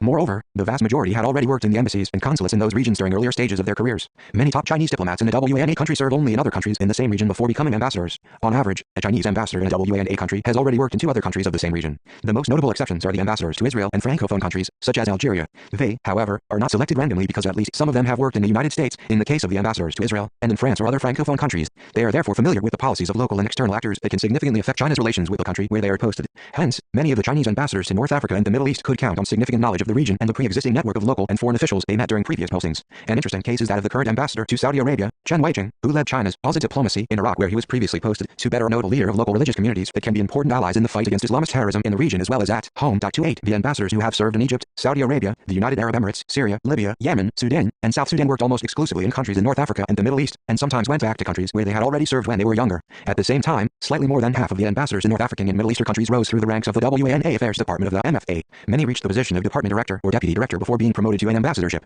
The growing institutionalization of the career paths of these diplomats suggested by the data has several implications. First, it is very likely that they have undergone intensive language training to improve upon skills that most of them had already acquired by graduating from schools like the Beijing Foreign Studies University. Second, they have deep familiarity with Chinese policy towards the region. Third, they can transmit their knowledge to junior colleagues and keep stakeholders updated about the countries where they are likely. Table 24.1 Comparison of WNA and European diplomatic postings for Chinese diplomats, 2004-2017 MENA, 2004-2017 Europe, 2004-2017 Average number of assignments abroad before becoming ambassador in a MENA European country 3.52.7 Average number of countries in MENA Europe where the diplomat was posted before becoming ambassador in a MENA European country 2.1.8 Percentage of ambassadors who were posted only to MENA European countries before becoming ambassador to a MENA European country 47.8% 21.2% Percentage of ambassadors to MENA Eastern and North African European countries who rose through the ranks of the MENA European Affairs Department of the MFA 54.3% 13.5% Source, Andrea Ghizelli, Protecting China's Interests Overseas, Securitization and Foreign Policy, Oxford University Press, 2021, 361 Chinese diplomats 361 to be sent sent. Therefore, they contribute to the accumulation and retention of valuable expertise within the MFA. The situation differs drastically in the case of Chinese ambassadors in Europe. To begin with, a small number of them were selected from the bureaucracy of provincial governments. This is the case, for example, with Hu Jiawei. After a career spent in the government of Sichuan province, Hu served from 2011 to 2014 as ambassador in Macedonia. Yue is now the ambassador in Albania after having held the same position in Slovenia. However, he worked for more than 30 years in the government of Nanjing before joining the MFA. There are also a few cases of ambassadors coming from the corporate world. It is not unusual that diplomats with experience of serving in other regions are promoted to the leadership of embassies and consulates in Europe. This is often a sort of reward for the many years of service in far less comfortable places. The above-mentioned case of Zhai Jun is just one of many. Moreover, many ambassadors surely have some knowledge of European affairs and can read European newspapers without the level of training required to do the same in the Middle East and North Africa. Therefore, it is not surprising to see that although some were posted in the same European country many times, many of the top Chinese diplomats in Europe never served there before their promotion. Fewer than 20% of them come from the Department of European Affairs. The rest come from either other departments of the MFA or institutions of the Chinese state. Moreover, as Table 24.1 shows, it seems that, on average, the ambassadors in Europe have also less experience of working abroad than their counterparts in North Africa and the Middle East. The impact of knowledge in policymaking. The professionalization of China's diplomatic corps has largely taken place along with the decline of the MFA's influence in the process of policymaking. 29. Usually, this is seen as the result of two distinct but related processes within the context of constant evolution of the Chinese party state. The first is that the MFA, and specifically its leaders, has failed to reach the necessary position in the CCP hierarchy that would grant it the leverage to give input when China's foreign policy is designed among the top leaders. The second is that the diversification of China's engagement with the world has allowed agencies such as the Ministry of Commerce and the National Development and Reform Commission to significantly expand their influence outside China's borders. The lack of a powerful protector at the core of the party leadership made the MFA more vulnerable to encroachment onto its bureaucratic turf. Against this background, it is very likely that Chinese diplomats in the Middle East face a number of obstacles to translating their expertise into influence on how Chinese policy toward a region is designed and implemented. The first is a limit of resources at their disposal with regard to a significant expansion of China's human and economic footprint in the region. Figure 24.1. According to Li Wentao, a researcher from the influential China Institute of Contemporary International Relations, China's security engagement in Africa and the Middle East is undermined by the fact that China spends the vast majority of its diplomatic resources on its relationship with the United States and with its neighbors in Asia. 30. This fact limits the investments in diplomatic activities and intelligence gathering in regions where Chinese interests are increasingly threatened by instability and terrorism. Li's observation should be put in the context of the broader evolution of the budget of the Chinese government. China's expenses for diplomatic activities have been rising steadily over the years, although their weight into the total government budget has decreased slightly. Figure 24.2. Since the budget approved for the PLA and internal security activities has also decreased in terms of share of the total expenses of the Chinese state, the evolution of the 362 MFA's budget can be read in two ways. On the one hand, the similarity of patterns of defense and diplomatic expenses means that the MFA has not been left behind. On the other hand, it is surely not a sign of prioritization in the face of a significant increase of diplomatic ambitions, especially under Xi Jinping. Either way, as a scholar from Nankai University worryingly pointed out, the gap between what the ministry has to do and what it can do seems to be growing rather than decreasing, and the quality of the diplomatic work risks decreasing. 31. A comparison with other countries' diplomatic budgets helps to better observe this fact. China's $7.5 billion in 2017 is an extremely low figure in comparison with the United States' $31.3 billion or Germany's $16.2 billion. 32. China's consular protection system has had its own budget since 2005. A diplomat holds a living that it was less than RMB 30 million, around $4.3 million, in 2015. 33. Embassies and consulates abroad also have their own small emergency budgets. The MFA used almost its entire yearly emergency budget in 2011 for the evacuation from Libya and, as a Chinese scholar pointed out, that event revealed the excessive overstretch of China's consular protection system. 34. Moreover, there is also a limit in terms of diplomats assigned to deal with overseas emergencies. The number of officers working in the consular protection center is between 15 and 20, and when the top leadership gave the order to evacuate from Libya, the number never surpassed 30.35. As of 2013, fewer than 300 diplomats posted overseas were specifically in charge of taking care of problems encountered by Chinese nationals abroad, as well as a number of bureaucratic issues such as issuing passports and other documents. 36. In 2011, the number of diplomats in charge of consular affairs abroad was the same as in 1994, but the numbers of Chinese nationals going abroad every year and the volume of cases handled by the consular affairs offices were 10 and 70 times higher, respectively. 37. The second obstacle that undermines the use of the knowledge produced by the diplomats to bolster China's Middle East policy is the scarce attention paid by Chinese companies to the warnings of the diplomats.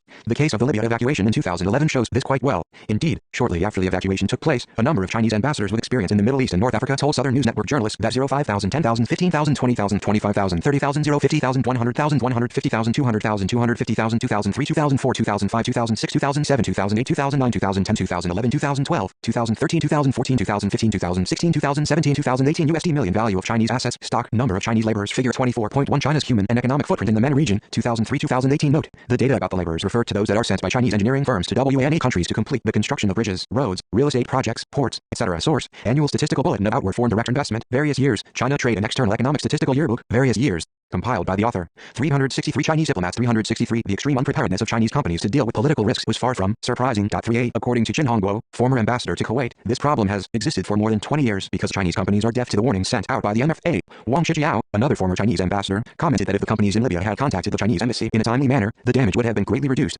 Even after the Arab Spring, studies show that the warnings issued by the Chinese embassies in WANA countries have no significant impact on the number of Chinese workers sent to those countries by Chinese engineering firms, which form the bulk of the Chinese human presence there. 39. The problem becomes even more evident if one considers considers that the MFA, together with other ministries, has been devoting significant resources to making it clear that the Chinese companies that operate abroad have to ensure the safety of their employees, and therefore spend more on risk prevention measures and improve coordination with the ministry and the embassies abroad. This was already made clear in 2005 in a notice jointly issued by the MFA, the Ministry of Commerce, and the State-Owned Assets Supervision and Administration Commission to clarify the meaning of the National Overseas Emergency Response Law approved by the State Council the same year. Conclusion: This chapter has discussed the background and dynamics that influence the work of Chinese diplomats in the WANA region, thereby shedding light on an often overlooked aspect of Chinese policy toward the Middle East. After introducing the development of Chinese diplomatic corps from a historical perspective, it showed that Chinese ambassadors in WANA countries are members of a group of highly specialized and knowledgeable diplomats belonging to the Department of WANA Affairs of the MFA. In general, they have more experience in the region, and their career trajectory ensures that there are multiple occasions for them to brief their senior and junior colleagues while also keeping abreast of the latest policy developments in Beijing. 0, 100, 200, 300, 400, 500, 600, 0%, 1%, 2%, 3%, 4%, 5%, 6%, 7%, 8%, 9%, 2004, 2005, 2006, 2007, 2008, 2009, 2010, 2011, 2012, 2013, 2014, 2015, 2016, 2017 RMB 100 million. Approved budget for diplomatic activities and international aid programs. Percentage of the government budget for diplomatic activities. Percentage of the government budget for internal security. Percentage of the government budget for national defense. Figure 24.2. Putting China's diplomatic expenses into perspective. 364. Andrea Gazzelli. 364. The comparison with the Chinese ambassadors in Europe also indicates that China is developing different kinds of diplomats, depending on the challenges and opportunities it faces in different regions. Indeed, while those in Europe can be defined as generalist diplomats, that is, they rotate among different countries without developing a specific regional expertise, the ambassadors in WANA countries are specialists. A lack of data makes it impossible to establish whether this is part of the Chinese MFA's traditional division of labor since the end of the Cultural Revolution, or a more recent development due to the awareness that some regions of the world are very difficult to read, and, therefore, more on-the-ground experience and knowledge is necessary. However, this study also suggests that limited resources and the behavior of Chinese firms in WANA countries significantly undermine the full use of their expertise to make China's policy toward the region more resilient to external shocks, such as terrorist attacks and political instability so common there. There are important signs that the MFA is regaining some of the ground lost in the past. These include the promotion of Yang Jieqi to the CCP Politburo at the 9th CPC Congress in October 2017 and reforms that should give more power to the diplomats over the officials of other ministries abroad. However, it is too early to say how much and in what ways that is happening. For the moment, being a Chinese diplomat in the Middle East remains a tough job. Acknowledgement: This chapter is based partially on the author's research published in Andrea Gazzelli, Protecting China's Interests Overseas, Securitization and Foreign Policy, Oxford University Press, 2021. Notes 1. Robert Jervis, The Compulsive Empire, Foreign Policy 137 2003, 82-87. 2. Yitzhak Schitcher, Sino-American Cross Currents in the Middle East, Perceptions and Realities, in InfoRush, ed. Toward Well-Oiled Relations, China's Presence in the Middle East Following the Arab Spring, Basing Soak, Palgrave Macmillan, 2016, 518. 3. Andrew Scobell, Why the Middle East Matters to China, in Anyar Shire and Edashami and InfoRush, ETS, China's Presence in the Middle East, The Implications of the One Belt, One Road Initiative, London, Routledge, 923. 4. UN Security Council, letter dated the 20th of January 2020 from the Chair of the Security Council Committee established pursuant to Resolutions 1267, 1999, 1989, 2011, and 2253, 2015 concerning Islamic State in Iraq and the Levant, DSH, Al-Qaeda and associated individuals, groups, undertakings and entities addressed to the President of the Security Council, January 20th, 2020, https://undocs.org S2020-53, FBC Live equals IWAR1Y1TTRER241EPV2TWA8S and XBGU1Q5LHCPBWZ2ZSP05MBR and FCC OSC. 5. David N. Lampton, ed. The Making of Chinese Foreign and Security Policy in the Era of Reform, 1978-2000, Stanford, CA, Stanford University Press, 2001. 6. Lucy Corkin, Redefining Foreign Policy Impulses Toward Africa, The Roles of the MFA, the MOFCOM, and China Exim Bank, Journal of Current Chinese Affairs 44, 2011, 6190. 7. Andrea Gazzelli, Diplomatic Opportunities and Rising Threats, The Expanding Role of Non-Traditional Security in Chinese Foreign and Security Policy, Journal of Contemporary China 27-112, 2018, 611-625. 8. I use the term West Asia and North Africa, or its acronym, WANA, and the term Middle East and North Africa interchangeably. 9. Jeremy Cornut, To Be a Diplomat Abroad, Diplomatic Practice at Embassies, Cooperation and Conflict 53, 2015, 385-401. 10. Robert Jervis, Perception and Misperception in International Politics, Princeton, N.J., Princeton University Press, 1976, 332. 11. Those are the 3 key phases of the basic model of rational decision-making. In the intelligence phase, experts can bring knowledge, data, and extensive experience to bear as they help policymakers refine 365 Chinese diplomats 365 and investigate problems at hand and identify potential solutions. In the design phase, experts can apply their knowledge to design, analyze, and evaluate alternative courses of actions, ideally with impartiality. Finally, in the choice phase, experts can steer leaders away from impulsivity and other biases of thought and emotion, ensuring that decisions emerge from an appropriate deliberative process.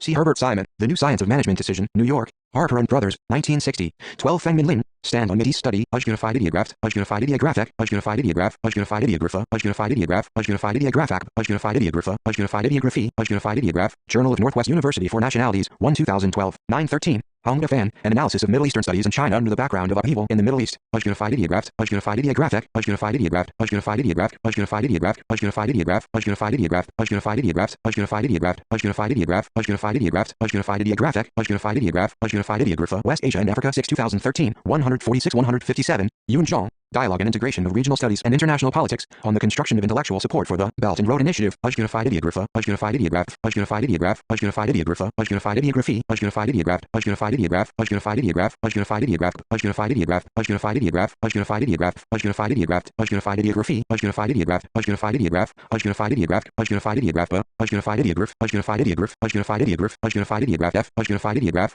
Unified Ideograph A, Unified Ideograph, Unified Ideograph, Unified Ideograph, Unified Ideograph, Unified Ideograph, Unified Ideograph, Unified Ideograph. Foreign Affairs Review 5 2017, 141-156, Yapu and Li Xian, a review of Middle East studies from 2000 to 2016 in China. Unified Ideograph, Unified Ideograph Awa, Unified Ideography, Unified Ideograph, Unified Ideograph, Unified Ideograph, Unified Ideograph, Unified Ideographic, Unified Ideograph, Unified Ideograph, Unified Ideograph, Unified Ideograph, 2000-2016, Journal of Strategy and Decision Making for 2018, 80-104. 13 Yuzhuo Wang and Xin Li, a new lesson about the construction of China's diplomatic capabilities, the changes of the number of diplomats as an example. Unified Ideograph, Unified Ideograph, Unified Ideograph, Unified Ideographia, Unified Ideograph, Unified Ideograph, Unified Ideographa, Unified Ideograph B, Unified Ideograph, Unified Ideograph, Unified Ideograph, full with colon, Unified Ideography, Unified Ideograph, Unified Ideographia, Unified Ideograph, Unified Ideograph, Unified Ideograph, Unified Ideograph, Unified Ideograph, Unified Ideograph, Unified Ideograph, Unified Ideograph, Unified Ideographia, Unified Ideograph, Unified Ideograph, Contemporary World, 9 2017, 16-19, 14 Wang and Li, a new lesson. 15 The Department of African and West Asian Affairs was created in 1956, immediately after the Bandung Conference. Before that time, the Department of West European and Africa Affairs was in charge of African affairs. 16 Yitzhak Schitcher, The Middle East and China's Foreign Policy, 1949-1977, London, Cambridge University Press, 1979, 4950. 17 Jiang Chengzheng and Jiang Yanglong, 3 times adjustment of Chinese Foreign Ministry's Regional Bureau related to Africa countries from 1949-1964, 1949-1964, Unified Ideograph, Unified Ideograph, Unified Ideograph, Unified Ideograph, Unified Ideographia, Unified Ideograph, Unified Ideograph, Unified Ideograph, Unified Ideograph, Unified Ideograph, Unified Ideograph, Unified Ideograph, Unified Ideograph, Unified Ideograph, Unified Ideograph, Unified Ideograph, Contemporary China History Studies 18.5, 2011, 82-85. 18 Schitcher, The Middle East and China's Foreign Policy, 1949-1977, 147-148. 19 Joshua Eisenman, Comrades in Arms, The Chinese Communist Party's Relations with African Political Organizations in the Mao Era, 1949-76, Cold War History 18.4, 2018, 429-455. 20 Schitcher, The Middle East and China's Foreign Policy, 1949-1977, 106-144. 21 Daniel Tretiak, Political Movements and Institutional Continuity in the Chinese Ministry of Foreign Affairs, 1966-1979, Asian Survey 29, 1980, 943-963.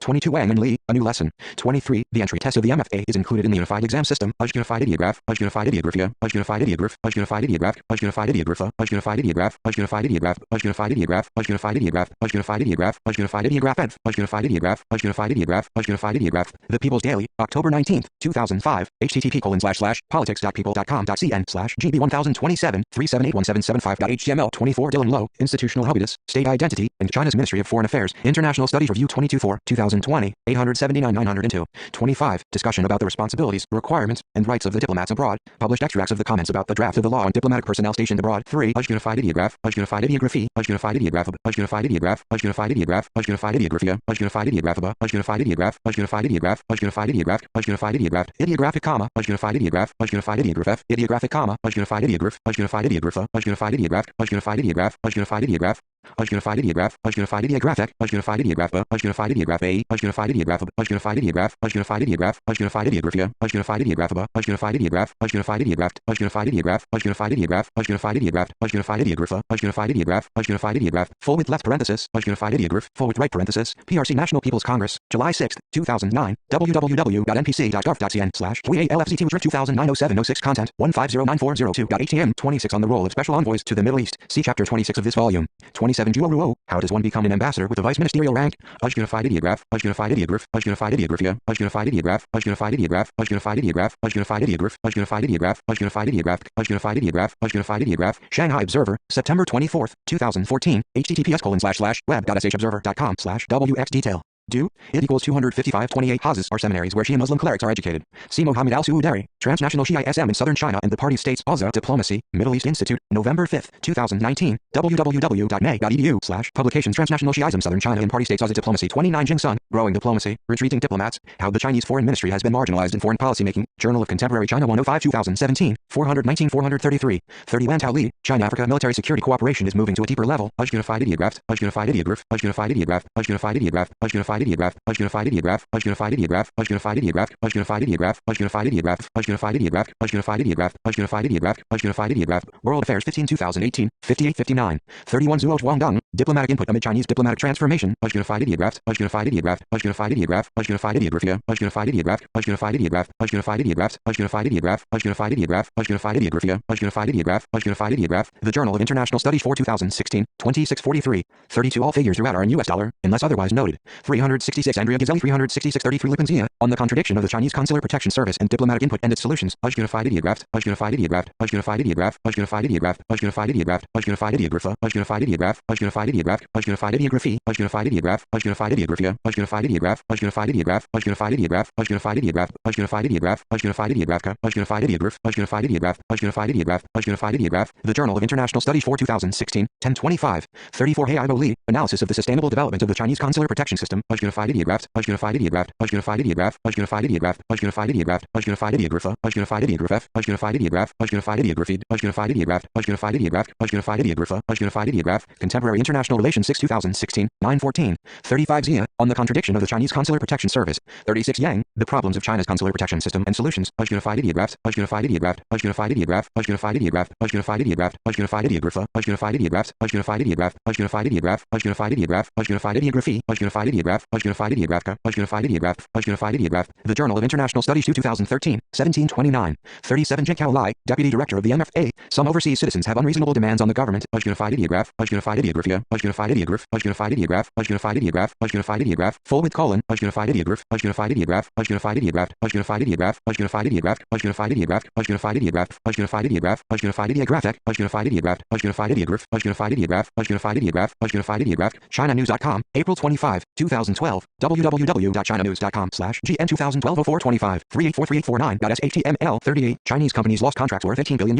It is difficult to assess the damage. Unified ideograph. Unified ideograph. Unified ideograph. Unified ideographia. Unified ideograph. Unified ideograph. Unified ideograph. Unified ideographia. Unified ideograph. Unified ideographia. Unified ideograph. B 188. Unified ideograph. Unified ideograph. Unified ideograph. Unified ideograph. Unified ideograph. Unified ideograph. B Unified ideograph. Unified ideograph. Southern News Network. April 24, 2011. http://finance.huanqiu.com/roll 2011-03 1584398.html 39 Andrea Ghizelli and Pippa Morgan. A Turbulent Silk Road. China's Vulnerable Foreign Policy in the Middle East and North Africa. China Quarterly. 2021. doi 10.1017s03057410200011216. References Al-Suudari, Mohammed. Transnational Shia SM in Southern China and the Party States. AZA. Diplomacy. Middle East Institute. November 5, 2019. www.meg.edu/publications Transnational Shiism Southern China and Party States AZA Diplomacy. Chinese companies lost contracts worth $18 billion. It is difficult to assess the damage. Unified ideograph. Unified ideograph. Unified ideograph. Unified ideographia. Unified ideograph. Unified ideograph. Unified ideograph. Unified ideographia. Unified ideograph. Unified ideographia. Unified ideograph. B 188. Unified ideograph. Unified ideograph. Unified ideograph. Unified ideograph. Unified ideograph. Unified ideograph. B Unified ideograph. Unified ideograph. Southern News Network. April 24, 2011. http://finance.huanqiu.com/roll 2011-03 1584398.html Corkin, Lucy. Redefining Foreign Policy Impulses Toward Africa. The Roles of the MFA, the MOFCOM, and China Exim Bank. Journal of Current Chinese Affairs 44, 2011, 6190. Cornut, Jeremy. To be a diplomat abroad. Diplomatic practice at embassies. Cooperation and conflict 53, 2015, 385-401. Discussion about the responsibilities, requirements, and rights of the diplomats abroad. Published extracts of the comments about the draft of the law on diplomatic personnel stationed abroad. 3. Unified ideograph. Unified ideography. Unified ideograph. Unified ideograph. Unified ideograph. Unified ideographia. Unified ideograph. Unified ideograph. Unified ideograph. Unified ideograph. Unified ideograph. Ideographic comma. Unified ideograph. Unified ideograph. Ideographic comma. Unified ideograph. Unified ideograph. Unified ideograph. Unified ideograph. Unified ideograph. Unified ideograph. Unified ideographic. Unified ideograph. Unified ideograph. A. Unified ideograph. Unified ideograph. Unified ideograph. Unified ideographia. Unified ideograph. Unified ideograph. Unified ideograph. Unified ideograph. Unified ideograph. Unified ideograph. Unified ideograph. Unified ideograph. Unified ideograph. Full with left parenthesis. Unified ideograph. Full with right parenthesis. PRC National People's Congress. July 6, 2009. www.npc.gov.cn/3ALFCT 2009-07-06 content 1509402.htm. Dongzuo Wall. Unified ideograph. Unified ideograph. Unified ideograph. Unified ideographia. Unified ideograph. Unified ideograph. Unified ideograph. Unified ideograph. Unified ideograph. Unified ideographia. Unified ideograph. Unified ideograph. Diplomatic input amid Chinese diplomatic transformation. The Journal of International Studies for 2016. 2643. Eisenman, Joshua. Comrades in Arms. The Chinese Communist Party's relations with African political organizations in the Mao era. 1949-76. Cold War History 18-4. 2018. 429-55. The entry test of the MFA is included in the unified exam system. Unified ideograph. Unified ideographia. Unified ideograph. Unified ideograph. Unified ideograph. Unified ideograph. Unified ideograph. Unified ideograph, unified ideograph, unified ideograph, unified ideograph, unified ideograph, unified ideograph, unified ideograph, unified ideograph. People's Daily, October 19th, 2005. http://politics.people.com.cn/gb1027-3781775.html. Van Hongda, an analysis of Middle Eastern studies in China under the background of upheaval in the Middle East. Unified ideograph, unified ideographic, unified ideograph, unified ideograph, unified ideograph, unified ideograph, unified ideograph, unified ideograph, unified ideograph, unified ideograph, unified ideograph, unified ideographic, unified ideograph, unified ideographa. West Asia and Africa 6 2013, 146-157. Fizeli, Andrea, Diplomatic Opportunities and Rising Threats. The Expanding Role of Non-Traditional Security in Chinese Foreign and Security Policy. Journal of Contemporary China 27-112, 2018, 611-625. Fizeli, Andrea and Pippa Morgan, A Turbulent Silk Road, China's Vulnerable Foreign Policy in the Middle East and North Africa, China Quarterly, 2021, doi, 10.1017s0305741020001216. Fizeli, Andrea, Protecting China's Interests Overseas, Securitization and Foreign Policy, Oxford, Oxford University Press, 2021. Jervis, Robert, The Compulsive Empire, Foreign Policy 137 2003, 8287. Jervis, Robert, Perception and Misperception in International Politics, Princeton, N.J., Princeton University Press, 1976. Lai Jinkao, Deputy Director of the MFA, Some Overseas Citizens Have Unreasonable Demands on the Government. Unified ideograph, unified ideographia, unified ideograph, unified ideograph, unified ideograph, unified ideograph, full with colon, unified ideograph, unified ideograph, unified ideograph, unified ideograph, unified ideograph, unified ideograph, unified ideograph, unified ideograph, unified ideographic, unified ideograph, unified ideograph, unified ideograph, unified ideograph, unified ideograph, ChinaNews.com, April 25th, 2012, www.chinanews.com/GN 2012-0425, 384389.SHTML 367 Chinese diplomats 367 Lambton, David M. ed.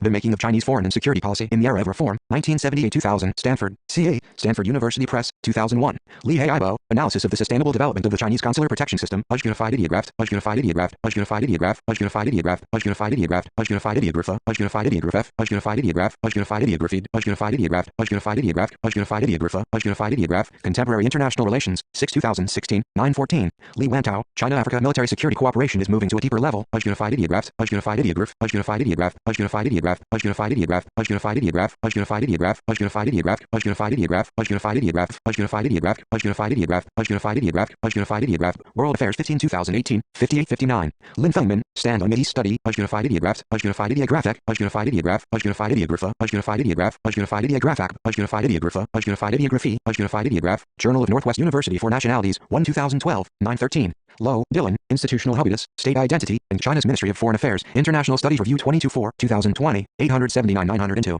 Pu Yao and Li Xian, A Review of Middle East Studies from 2000 to 2016 in China, Unified ideograph, unified ideograph, unified ideography, unified ideograph, unified ideographs, unified ideograph, unified ideographs, unified ideographic, unified ideograph, unified ideographa, unified ideograph, unified ideograph, 2000-2016, Journal of Strategy and Decision Making for 2018, 82-104. Scobale, Andrew, Why the Middle East Matters to China, in Anyao Shirvan Edashami and Nitoresh, ETS, China's Presence in the Middle East, The Implications of the One Belt, One Road Initiative, London, Routledge, 923. Shisher, Yitzhak, The Middle East and China's Foreign Policy, 1949-1977, London, Cambridge University Press, 1979. Shisher, Yitzhak, Sino-American Cross Currents in the Middle East, Perceptions and Realities, in Nitoresh, ed.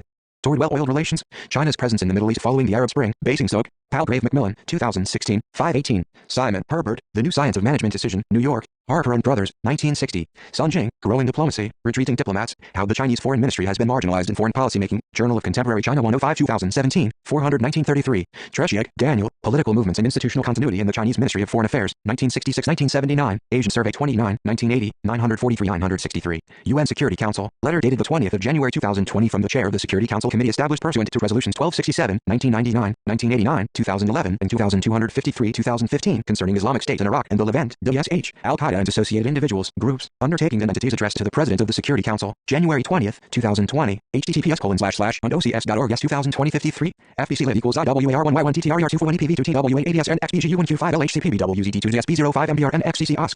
Wang Yuzuo and Shinda Li, A New Lesson About the Construction of China's Diplomatic Capabilities, The Changes of the Number of Diplomats as an Example, Unified ideographs, unified ideograph, unified ideograph, unified ideographia, unified ideograph, unified ideograph, unified ideographa, unified ideography, unified ideograph, unified ideograph, unified ideograph, full with colon, unified ideography, unified ideograph, unified ideographia, unified ideograph, unified ideographaba, unified ideograph, unified ideograph, unified ideograph, unified ideograph, unified ideograph, unified ideograph, unified ideographia, unified ideograph, unified ideograph, Contemporary World 9 2017, 1619. Zia Lippin, On the Contradiction of the Chinese Consular Protection Service and Diplomatic Input and its Solutions, unified ideographs, unified ideograph, unified ideograph, unified ideograph, unified ideograph, unified ideograph, unified ideographa, unified ideograph, unified unified ideograph, a unified ideography, a unified ideograph, a unified ideographia, a unified ideograph, a unified ideograph, a unified ideograph, a unified ideograph, a unified ideograph, a unified ideographica, a unified ideograph, a unified ideograph, a unified ideograph, a unified ideograph, the Journal of International Studies for 2016, 1025, Yang, The Problems of China's Consular Protection System and Solutions, a unified ideographs, a unified ideograph, a unified ideograph, a unified ideograph, a unified ideograph, a unified ideographa, a unified ideographs, a unified ideograph, a unified ideograph, a unified ideograph, a unified ideography, a unified ideograph, a unified ideographica, a unified ideograph, a unified ideograph, the Journal of International Studies 2013, 1729,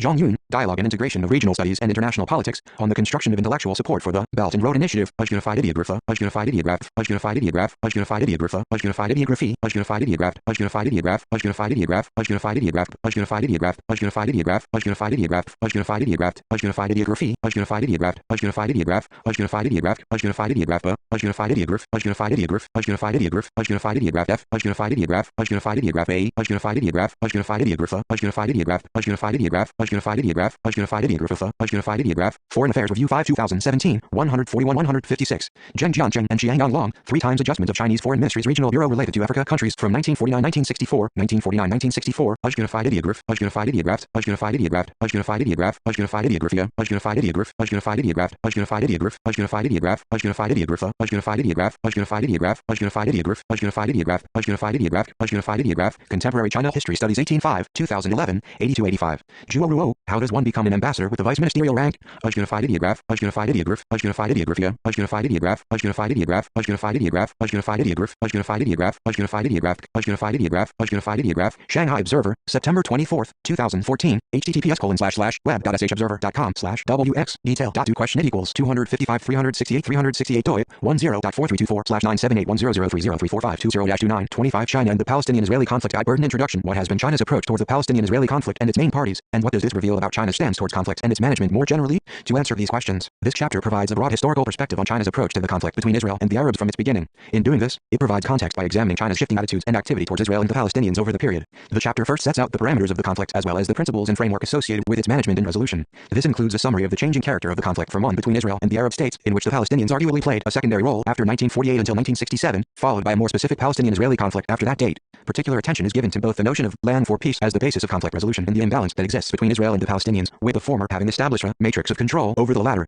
Second, the chapter examines China's position distinguishing between different stages of Chinese interaction with the conflict during the Cold War and after it, especially following its rise as a global economic power after 2000. Broadly, China has expressed rhetorical commitment to the Oslo peace process while overlooking the reality of the conflict's asymmetry on the ground. The chapter concludes with some reflections on China's stance towards the conflict and how that compares to its relations elsewhere in the region. That includes the role of the Belt and Road Initiative, BRA, and the absence of any need for China to hedge between Israel and the Palestinians. In addition, Chinese policymakers are giving more attention to conflict and the need to move from its containment and management to its resolution. To that end, the concept of development for peace or peace through development is emerging, although in the case of the Palestinian-Israeli conflict, it has so far remained untested. From the Arab-Israeli conflict to the Palestinian-Israeli conflict, the Arab-Israeli conflict was long the principal conflict in the region and internationalized at an early stage. Following Britain's failure to reach a consensus between the Jewish and Arab 369 China and the Palestinian-Israeli conflict 369 populations regarding the future of its Palestine mandate, the question was put to the recently established United Nations, a majority of which voted for partition in November 1947. From the establishment of Israel in 1948 to the 1967 war, the prevailing situation between Israel and the neighboring Arab states was war and rivalry. The Cold War also provided wider context for the conflict, with the West and especially the United States behind Israel, and the Soviet Union behind the Arab states. After 1967, the character of the conflict changed.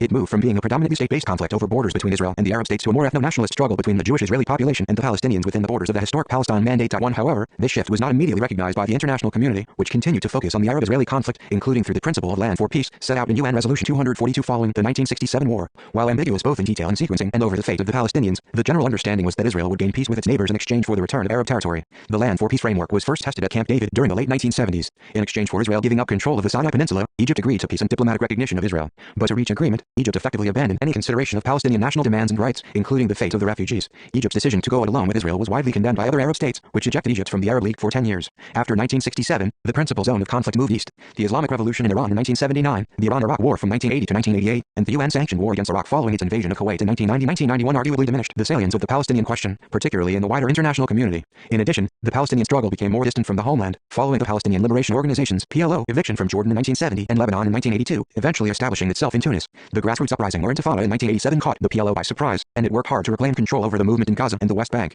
In 1988 it marked its preparedness to move from armed confrontation to dialogue by accepting Resolution 242 in November 1988, in the Algiers Declaration. The end of the Cold War meant there was no global or regional challenger to the United States, which became the hegemonic power. Consequently, the United States took the lead in international initiatives, including the promotion of a UN-sponsored peace process in 1991, leading to talks in Madrid and Washington between Israel and the Arabs. But despite Palestinian willingness to negotiate, Israel did not recognize the PLO, forcing it to participate in the talks as part of a Jordanian delegation. Neither the Madrid nor Washington talks led to peace. However, they did enable some routinization of contact between Israel and the Arabs, which were explored more fully in secret talks between Israel and the PLO in Oslo throughout 1993. That September, the communications were revealed in Israel's Prime Minister Yitzhak Rabin and PLO Chairman Yasser Arafat signed the Declaration of Principles (DOP) on the White House lawn in front of President Bill Clinton. The DOP, or Oslo Accord, was not a final peace agreement, rather, it constituted a framework for negotiations to achieve one. Like the Camp David talks more than a decade earlier, the DOP was based on the principle of land for peace. The accord, which became known as the Oslo process, was expected to last 5 years, during which time confidence-building measures would take place alongside negotiations towards a final peace agreement. To that end, a provisional 370-guy burden 370 Palestinian Authority (PA) was set up to provide self-rule in Palestinian towns and villages in the West Bank and Gaza. At the same time, Israeli withdrawal and Palestinian control over territory was to be staggered.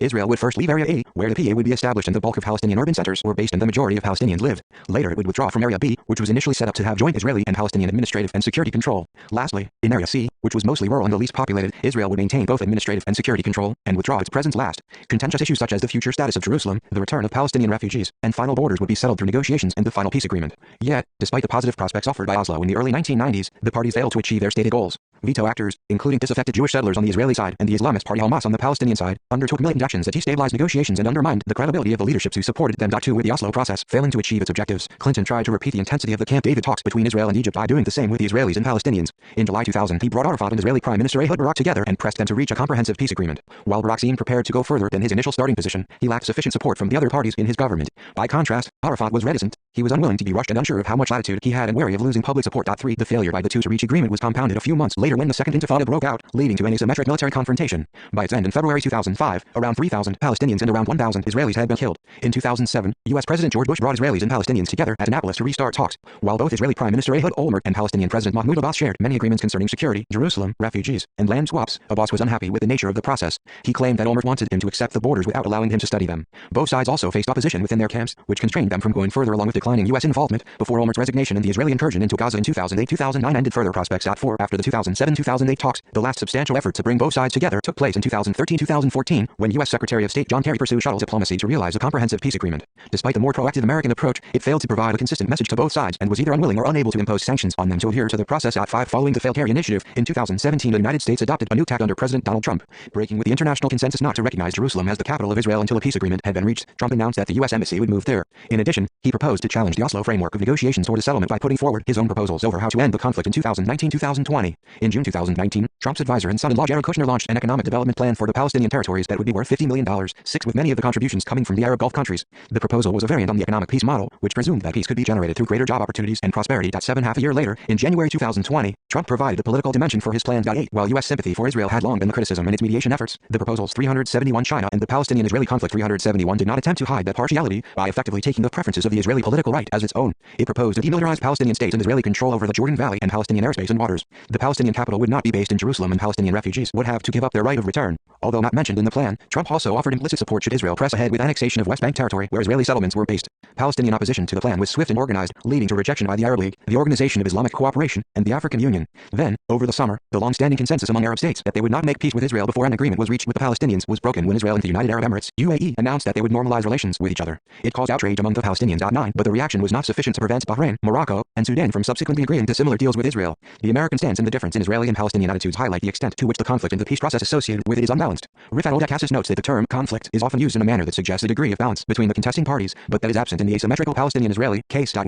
Simply put, the conflict is one where there is a disparity, with Israel the stronger party and the Palestinians the weaker party. Indeed, from the outset of the Oslo Accords, the Palestinian-American scholar Edward Said judged them to be a Palestinian Versailles. Since the Palestinians had effectively made all the concessions to that point, they had recognized Israel's right to exist while Israel had made no such similar statement to the Palestinians. 11. Since then, the imbalance between Israel and the Palestinians has become entrenched in what scholar and activist Jeff Halper calls a matrix of control. 12. Within this arrangement, Israel has effectively enabled its citizens to settle in occupied Palestinian territory, with the number of settlers having quadrupled during the 25 years since the Oslo Accords, from 116,000 to nearly 430,000 by 2018.13. In addition, Israel has paid only lip service to the PA by ensuring effective control over Palestinian-held territory and its population through the construction and expansion of settlements, bypass roads, and checkpoints, as well as over air and sea, as well as imposing control over the occupied territories. Israel has also ensured that there is different treatment for Palestinians and Israelis inside Israel. More recently, Halper has also observed that Israel's occupation of Palestinian territory has been converted from a potential burden into resource. Israel's control of its space has allowed it to develop and test new weapons and security methods as well as population control. This experience and developments associated with it have been taken up by other countries that maintain diplomatic relations with Israel, even as they publicly oppose its occupation. Policies. 14. Halper's insights engage with those by other critical scholars, such as Shir Heaver, who points out that some actors, especially military companies and homeland security firms, have benefited more from Israel's occupation than other groups. 15. Given the strength of the Israeli position and the absence of any significant costs associated with its actions, support for the Oslo process has fallen among both Jews and Arabs across Israel and the occupied territories, while support was more ambivalent among the Jewish population in Israel and higher among Arab Israelis, Palestinians who are citizens of Israel. During the 1990s, the trajectory has been a broad decline since 2005. Figure 25.1. Compounding diminishing support for Oslo has also coincided with splits in the Palestinian polity and society. One issue is the lack of national unity owing to the confrontation between Fatah and Hamas, which led to violence and a political split between Palestinians, with Fatah 372 Guy Burton 372 controlling the West Bank and Hamas controlling Gaza after 2007. For Israel, the division has been a boon, enabling it to sustain a policy of divide and rule. The same period has also seen differences open up in Palestinian society. In 2005, the Boycott, Divestment and Sanctions (BDS) movement was founded by 170 social movements, trade unions, educational institutions, professional associations, and human rights organizations. Bypassing Oslo, the BDS challenges Israel by campaigning against the Israeli occupation and abuse of human rights against Palestinians. Its scope is broad, including Palestinians in the West Bank and Gaza, as well as Palestinian citizens of Israel, who demand full equality and an end to marginalization and discrimination by Israel. Although the BDS does not take an explicit position, it is critical of the two-state paradigm associated with Oslo. While its activists include some who do support two states, they also include those who favor a single, multi-ethnic state in historic Palestine. The distinctness of the BDS extends to its behavior as well, distinguishing it from the political leaderships. While the Fatah and Hamas leaderships have largely focused on cultivating diplomatic and financial support from international partners, the BDS as a social movement aims to build ties with other like-minded groups and movements across the world to put pressure on governments and companies to boycott and divest from commercial activity in settlements and sanctions against Israeli human rights violations. China's position towards Israel and the Palestinians. China's position towards the Arab-Israeli and Palestinian-Israeli conflicts has changed over the 7 decades for which it has had contact with them. Broadly, China's stance towards Israel and the Arab states and Palestinians may be understood through 3 main lenses. The first is that of its standpoint towards the conflict, initially as an outsider with limited influence and subsequently as an insider and participant through its UN membership and growing stake owing to its recent rise as a growing global power. The second is the importance of external factors in the figure 25.1 support for 2 states among Israelis and Palestinians. Source: Cubison, William, 2 states for 2 people, a long decline in support. Kalil and Dalia Scheindlin, role of public opinion in the resilient resolution of the Palestinian-Israeli conflict. 373 China and the Palestinian-Israeli conflict. 373 Development and application of its policy towards the conflict, from its rivalry with the Soviet Union during the Cold War and general acceptance of U.S. primacy since then, including over the Oslo process. The third is a relative disconnect between Chinese aspirations and statements on the reality of the conflict on the ground. China's initial contact with the Middle East took place in the mid-1950s, after Beijing had consolidated its position both at home and in the region through the Korean War. Its first contacts were with Arab nationalist leaders and movements in backing for their anti-colonial and anti-imperial struggles. They included support for the Algerian nationalists in their fight against France and for Egypt's Gamal Nasser. When Nasser announced the nationalization of the Suez Canal, the Chinese offered their support and provided a channel to enable Egypt to acquire arms from Czechoslovakia. 16 that continued when the British, French, and Israelis invaded Egypt some months later, and China extended a line of credit to Cairo. 17 Israel's association with the European powers and later the United States was noted by the Chinese. In 1950, Israel had been the first country in the Middle East to recognize the new People's Republic of China, PRC. But the action was not reciprocated. Soon after the Korean War broke out, and despite the United States not being its principal ally, Israel's leaders took heed of Washington's request not to pursue a request. In 1954, Zhu Enlai hinted that China might be prepared to establish diplomatic relations, but this time it did not register in Israel, with a low-level delegation being dispatched. The following year, Israel followed up with a formal request, but it was too late as Chinese leaders were becoming more involved with Arab leaders and movements. 18 For much of China's early regional involvement, contact with the Palestinians was largely mediated through Arab leaders such as Nasser and King Hussein in Jordan. That was mainly because the Palestinians lacked any organizational presence, but also because Egypt and Jordan exercised control over Gaza and the West Bank respectively. However, in 1964 that began to change when the Arab League sponsored the creation of the PLO. Although not fully independent, it did provide the Palestinians with a voice under the leadership of Ahmad Shawkari. In March 1965, Shawkari visited Beijing, where he established a mission and also sought military assistance. The Chinese were willing to help, especially if it meant undercutting Soviet influence in the region. However, they were concerned at how best to provide equipment and material, especially given the Palestinians' reliance on host Arab states and their preparedness to allow shipments through. 19 In addition, Nasser was put out by the separate course taken by the PLO, since it challenged his influence over the Palestinian cause. 20 When war broke out in June 1967, China was a vocal advocate of the Arabs against Israel, even though in practical terms they contributed little in terms of resources or equipment. A major consequence of the Arab defeat was a change in the dynamics of the conflict, from one that was principally between Israel and the Arab states and focused on border disputes between them towards one that was more ethno-nationalist in character, between Israel and the Palestinians and relating to control within the borders of the mandate. In reflecting on the Arab defeat, the Chinese seem to acknowledge the shift by noting several lessons in an article published in the Peking Review. In addition to criticizing the Soviets and their unreliability as Arab partners, the author pointed out the need for a change in strategy and tactics, in particular the need to fight a people's war. To that end, the article advised that Palestinians and other Arab insurgents learn from the Chinese communist-owned experience before 1949 to survive, grow, and hit back militarily in adverse conditions. At the same time, the article also noted some of the dangers of pursuing this course, most particularly class conflict within Arab societies, which might undermine the effort. 21 The Chinese commitment to a people's war constituted the most radical phase of China's support for the Palestinian cause and coincided with the rise of the more militant Fatah 374 Guy Burton 374 nationalist movement within the PLO, replacing Shawkari with Yasser Arafat. Beijing was receptive to the internal change and expressed public support for its armed insurgency against Israel, as well as providing light arms and resources. Despite Chinese enthusiasm for the Palestinian cause, it faced competition from Moscow. As the senior superpower, Soviet diplomatic and military assistance overshadowed what the Chinese could offer. In addition, the Chinese rejected Soviet acceptance of the Land for peace framework enshrined in Resolution 242, it judged it to be humiliating for the Arabs and as benefiting no one other than the superpowers. 22. Chinese rejectionism was helped by its outsider status, but from the early 1970s, its oppositional stance came under challenge as it entered the international system, joining the United Nations and replacing Taiwan as a permanent member of the Security Council. Détente with the United States offered the prospect of a more diminished Soviet Union, while diplomacy replaced confrontation as the principal mode of international relations. In addition, domestic changes were causing shifts at home, including the ideological excesses of the Cultural Revolution, which was coming to an end. To illustrate the extent of the change in the Chinese direction, following the 1973 war between Egypt and Syria against Israel, the resulting UN Resolution 338 reiterated the principle of land for peace by making reference to Resolution 242. It passed with 14 votes in favor and 1 abstention. China's growing moderation was also evident in relation to the Egypt-Israel agreement at Camp David. While it did not fully endorse the U.S.-led Camp David talks, it did not oppose them. 23. Even if it had wanted to, it lacked the capacity to have a direct impact on the parties or the talks. At home, its leadership was arguably distracted by factional struggles that took place after Mao's death. In addition, Chinese leaders had to find a suitable balance between welcoming the agreement because it removed Egypt from the Soviet orbit on the one hand, while noting Arab anger at what they saw as Egyptian betrayal and which led to Egypt's expulsion from the Arab League for 10 years on the other. China also had to tread a fine line between its support for the Palestinian cause and the risk this posed for wider instability in the Arab world. 24. Although it backed the PLO in its military operations against Israel after 1967, that support came at a cost. Being based in Jordan, where a large Palestinian population was also resident, the PLO's militancy proved threatening to the leadership, which viewed it as operating as a state within a state. That prompted Jordan's King Hussein to undertake military action against the PLO in September 1970. Beijing initially condemned the Jordanians, who it saw as American stooges. 25. But in the absence of more practical assistance, the PLO was forced to relocate to Lebanon. The PLO presented a similar threat there as well, owing to the large Palestinian refugee population, the PLO's continuing cross-border actions in Israel, and the vulnerability of the Lebanese state. Palestinian activism in Lebanon was also at odds with Chinese interests, which were focused on establishing diplomatic relations with Lebanon. 26. Despite support for the PLO, in practical terms Chinese assistance began to dry up during the 1970s and 1980s. Partly, this was driven by the Palestinians themselves, who prioritized Soviet assistance over Chinese. But the Chinese also became averse to some of the more militant tactics adopted by some of the Palestinian factions, including hijacking aircraft and kidnappings. 27. Then, in 1982, Israel took advantage of the civil war in Lebanon and invaded to resolve its problems with the PLO once and for all. Under proxy militias, Palestinians were massacred in Beirut and the PLO subsequently withdrew to Tunis. Even as the Sino-Palestinian relationship diverged in practical terms, the two sides remained outwardly sympathetic towards each other, and China continued to champion Palestinian demands for national self-determination and rights. In addition, both were increasingly coming 375 China and the Palestinian-Israeli conflict 375 around to the advantages of diplomacy over insurgency. For the PLO, this culminated in its decision to forego armed struggle in favor of dialogue and recognition of Israel at Algiers in 1988. The PLO's position was soon endorsed by the Chinese, who had followed their own path toward moderation and pragmatism in the region. The drivers were twofold. One was the shift from ideological radicalism to pragmatism and a change in the role of foreign policy, from previously being a revolutionary tool to one that was in service to China's economic development. In addition to changes in the Sino-Palestinian relationship, there was also growing contact between Israel and China. Its origins lay in a clandestine arms trade following China's need to upgrade and replace its Soviet-built equipment after its war with Vietnam. 28. Israel became a key supplier, owing to its capture of such material from the Syrians and Egyptians in the 1967 and 1973 wars. That contact paved the way for further arms sales of increasing sophistication as well as additional interactions, including in Israel's Hong Kong consulate, which was established in 1985 and on the sidelines of the United Nations from 1987.29. The change in relations between China, Israel, and the Palestinians led to the adoption of a less confrontational response to the conflict than before.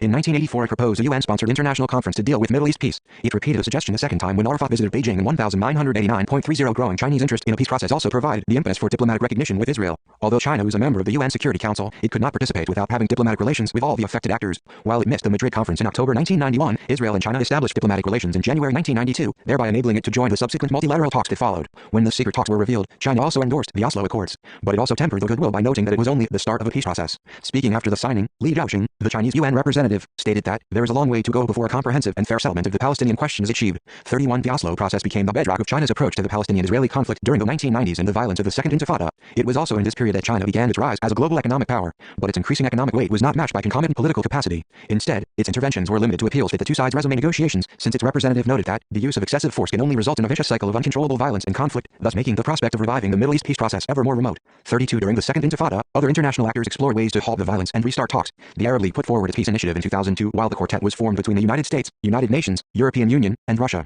China did not seek membership and instead announced that it would appoint its first special envoy to the Middle East. While the post provided Beijing with the opportunity for personal diplomacy, like these other measures taken in the period, it did not make much difference to the conflict and was judged as mostly symbolic. 33. By focusing so much on the Oslo peace process, China has presented a number of complications for itself. One is that it has arguably failed to fully address the imbalance between the two parties. Indeed, this is exacerbated by the disconnect that exists between China's individual and commercial relations with Israel and the Palestinians respectively, and with the conflict more generally. China has prioritized business over the conflict, which has worked to the benefit of the stronger party, Israel, over the weaker one, the Palestinians. Since 1992, its economic relationship with Israel has become increasingly important, arguably to the point where it overshadows other conflict-related concerns. To illustrate this, it is worth noting that 376 guy burden 376. Although Sino-Palestinian trade more than tripled from $26 million to $82 million between 2010 and 2019, it was outpaced by the much larger volume of trade with Israel, doubling from $7.6 billion to $14.7 billion.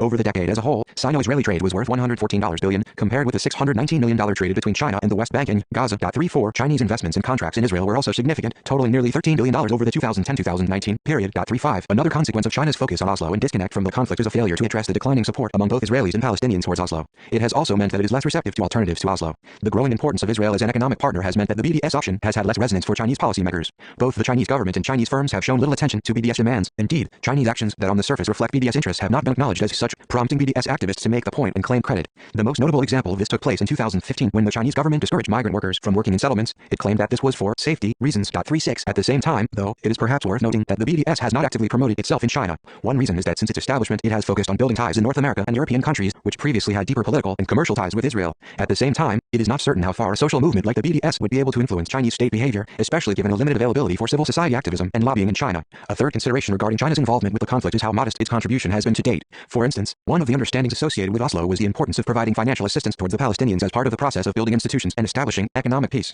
The assumption here was that improvements in individuals' job opportunities and income would spill over into wider society, offering a redress to grievances and reducing the prospect of violence. From the start, the West dominated this dimension of the process. While the United States took on the principal role as sponsor for talks, the Europeans bankrolled the PA and Palestinian development. Between 1994 and 2005, international donors provided $4.7 billion in assistance, 40% of which came from the United States and the Europeans. 37. By contrast, Chinese material assistance to the Palestinians has been virtually negligible. In addition, its contributions to the UN agency that provides aid to Palestinians refugees, the UN Relief Works Agency, rose from $80,000 to $2.35 million between 2008 and 2018. It amounted to 0.04% of the total $10.96 billion spent in the period. 38. Finally, China's commitment to Oslo and focus on commercial relations reflects a broad acceptance of the status quo. For the past 2 decades, that has served it well, but this could be starting to change owing to American pressure. In recent years, some of the Chinese investments in Israel have generated consternation in Washington. U.S. policymakers expressed concern at the Chinese acquisition of development and management contracts for the Ashdod and Haifa ports, the latter of particular concern given its use by the U.S. Sixth Fleet. Following U.S. pressure, Israel established a committee to review foreign investments, which was influenced in large part by the prospect of China's Huawei gaining a foothold in its 5G network. The decision was still pending as the U.S. presidential transition took place in early 2021.39. The Israeli response to U.S. pressure follows a similar pattern to the 2000 PHOCON controversy.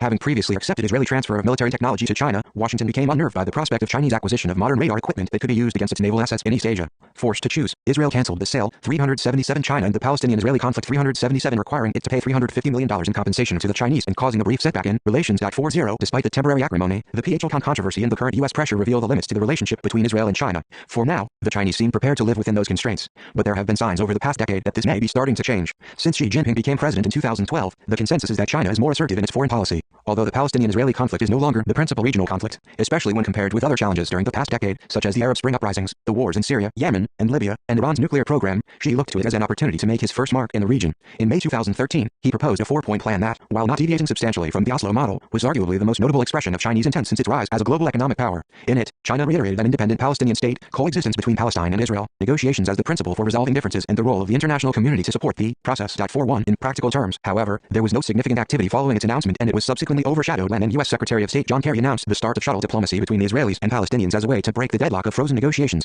The 4-point plan received a relaunch on the occasion of the boss's visit to Beijing in July 2017. China now proposed to host a peace symposium alongside trilateral talks, although Israeli scholar Yoram Evron called it more vague and less detailed than the last 2013 proposal. Expectations were low, with Han Guang, a prominent Chinese scholar of the Middle East, saying, "We don't even know if this will be an official dialogue or an unofficial one, but so far I doubt Israel would want any official involvement." 42. The talks took place in December, days after Donald Trump announced the U.S. decision to move its embassy to Jerusalem, thereby overturning the international consensus not to do so until a final peace settlement was reached. The delegations were disproportionate. The Palestinian one was led by Ahmed Medellani, a PLO executive member and aide to Abbas, while the Israelis were led by Hilik Bar, a deputy speaker of the Knesset. Despite Chinese confidence, in practice its officials found it difficult to get the two sides to sign anything more than a non-binding declaration, promoting the settlement of Palestine-Israel conflict with the two-state solution as its basis, which did little more than reiterate the Oslo process. The declaration included support for a Palestinian state with East Jerusalem as its capital, a freeze on Israeli settlement building and expansion in Jerusalem, support for moderates in the pursuit of peace, and acknowledgement of China as part of the peace process. The reaffirmation of the Oslo process marked China's realization of the difficulties associated with conflict resolution and the cost of becoming too involved. Indeed, any effort to play a more active role as a mediator would likely bring it into confrontation with the United States and Israel.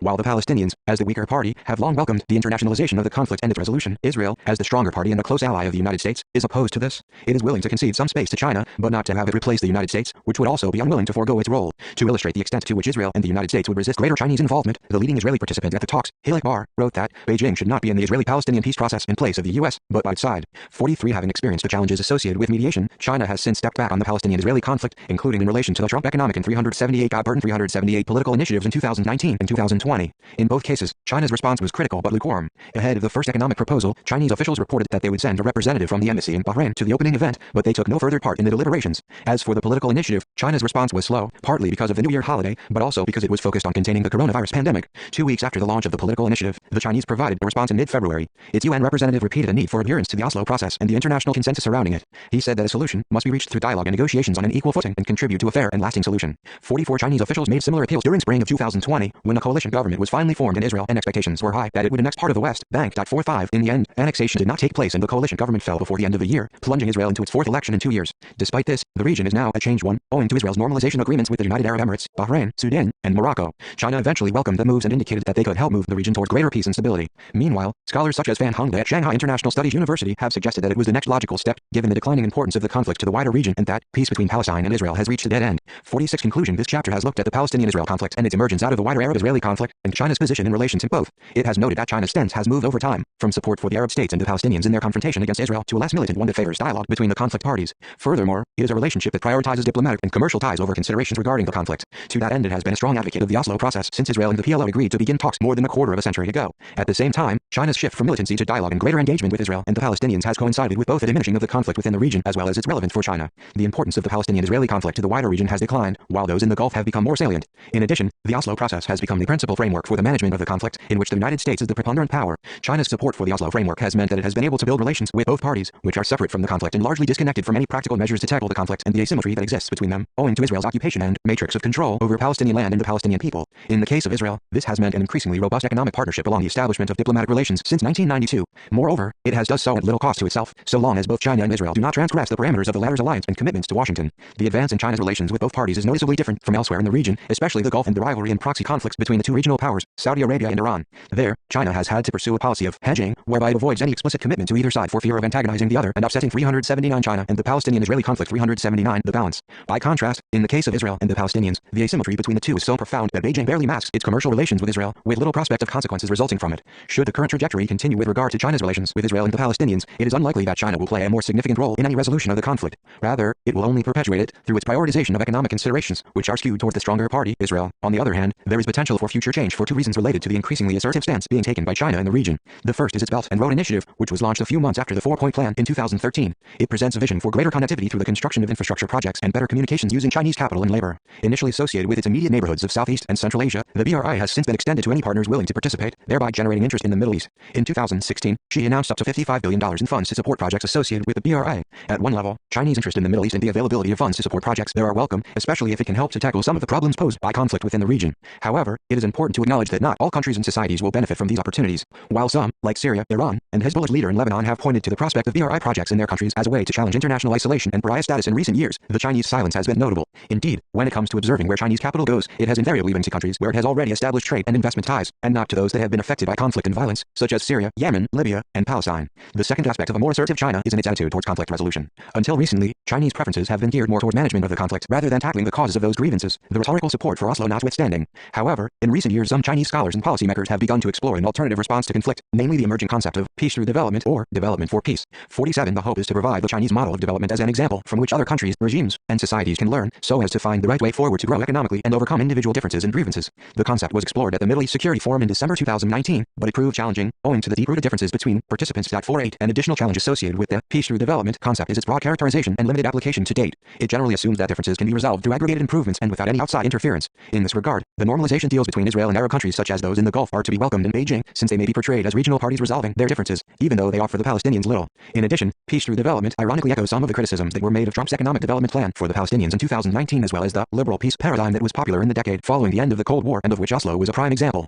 Namely, that the construction of institutions such as market economies and representative democracies would prove sufficient to contain and respond to societal demands. But so far their construction in the Palestinian case proved incapable of addressing the imbalances that existed between it and Israel. 380 Guy Burden 380 in sum then, if either the BRI or the emerging concept of development for peace is to make a difference in relation to conflict resolution generally, and in the case of the Palestinian-Israeli conflict specifically, that would mean challenging Israel's matrix of control. Doing so would mean pursuing projects with Palestinians that might contribute towards Palestinian development objectives and outcomes that within the context of the current zero-sum nature of the conflict would be perceived as a challenge and threat to Israeli preeminence and which could therefore be seen as leading not to peace through development, but rather conflict through development. Notes 1 Menachem Klein, The Shift, Israel-Palestine from Border Struggle to Ethnic Conflict, New York, Columbia University Press, 2010. To Shalom Ishal and Abraham Sila, The Palestinian-Hamas, Vision, Violence, and Coexistence, New York, Columbia University Press, 2000. 3 Yossi Mecklenburg and Greg Shapland, Israeli-Palestinian Peacemaking, What Can We Learn from Previous Efforts? Briefing, Chatham House, London, July 2018, www.chathamhouse.org/ Sites Default Files Publications Research 2018-07-24 Israeli-Palestinian Peacemaking Mecklenburg-Schapland, PDF 4 Mecklenburg and Grey-Schapland, Israeli-Palestinian Peacemaking, 5 Mecklenburg and Grey-Schapland, Israeli-Palestinian Peacemaking, 6 All figures throughout are in US dollar, unless otherwise noted, 7 United States, Peace to Prosperity, The Economic Plan, A New Vision for the Palestinian People, Washington, D.C., White House, 2019, https://trumpwhitehouse.archives.gov/peace to prosperity/economic/ 8 United States, Peace to Prosperity, Political Framework, Washington, D.C., White House, 2020, https://trumpwhitehouse.archives.gov/peace to prosperity/political/ 9 Daniel Estrin, Palestinians feel betrayed by UAE-Israeli deal, NPR, August 22, 2020, www.npr, or 2020-082290511058 Palestinians feel betrayed by UAE-Israel deal, T=1611938732577 10 Rifat Al-Kassis, Leveling the Scales by Force, Thoughts on Normalization, in Rich Wiles, ed.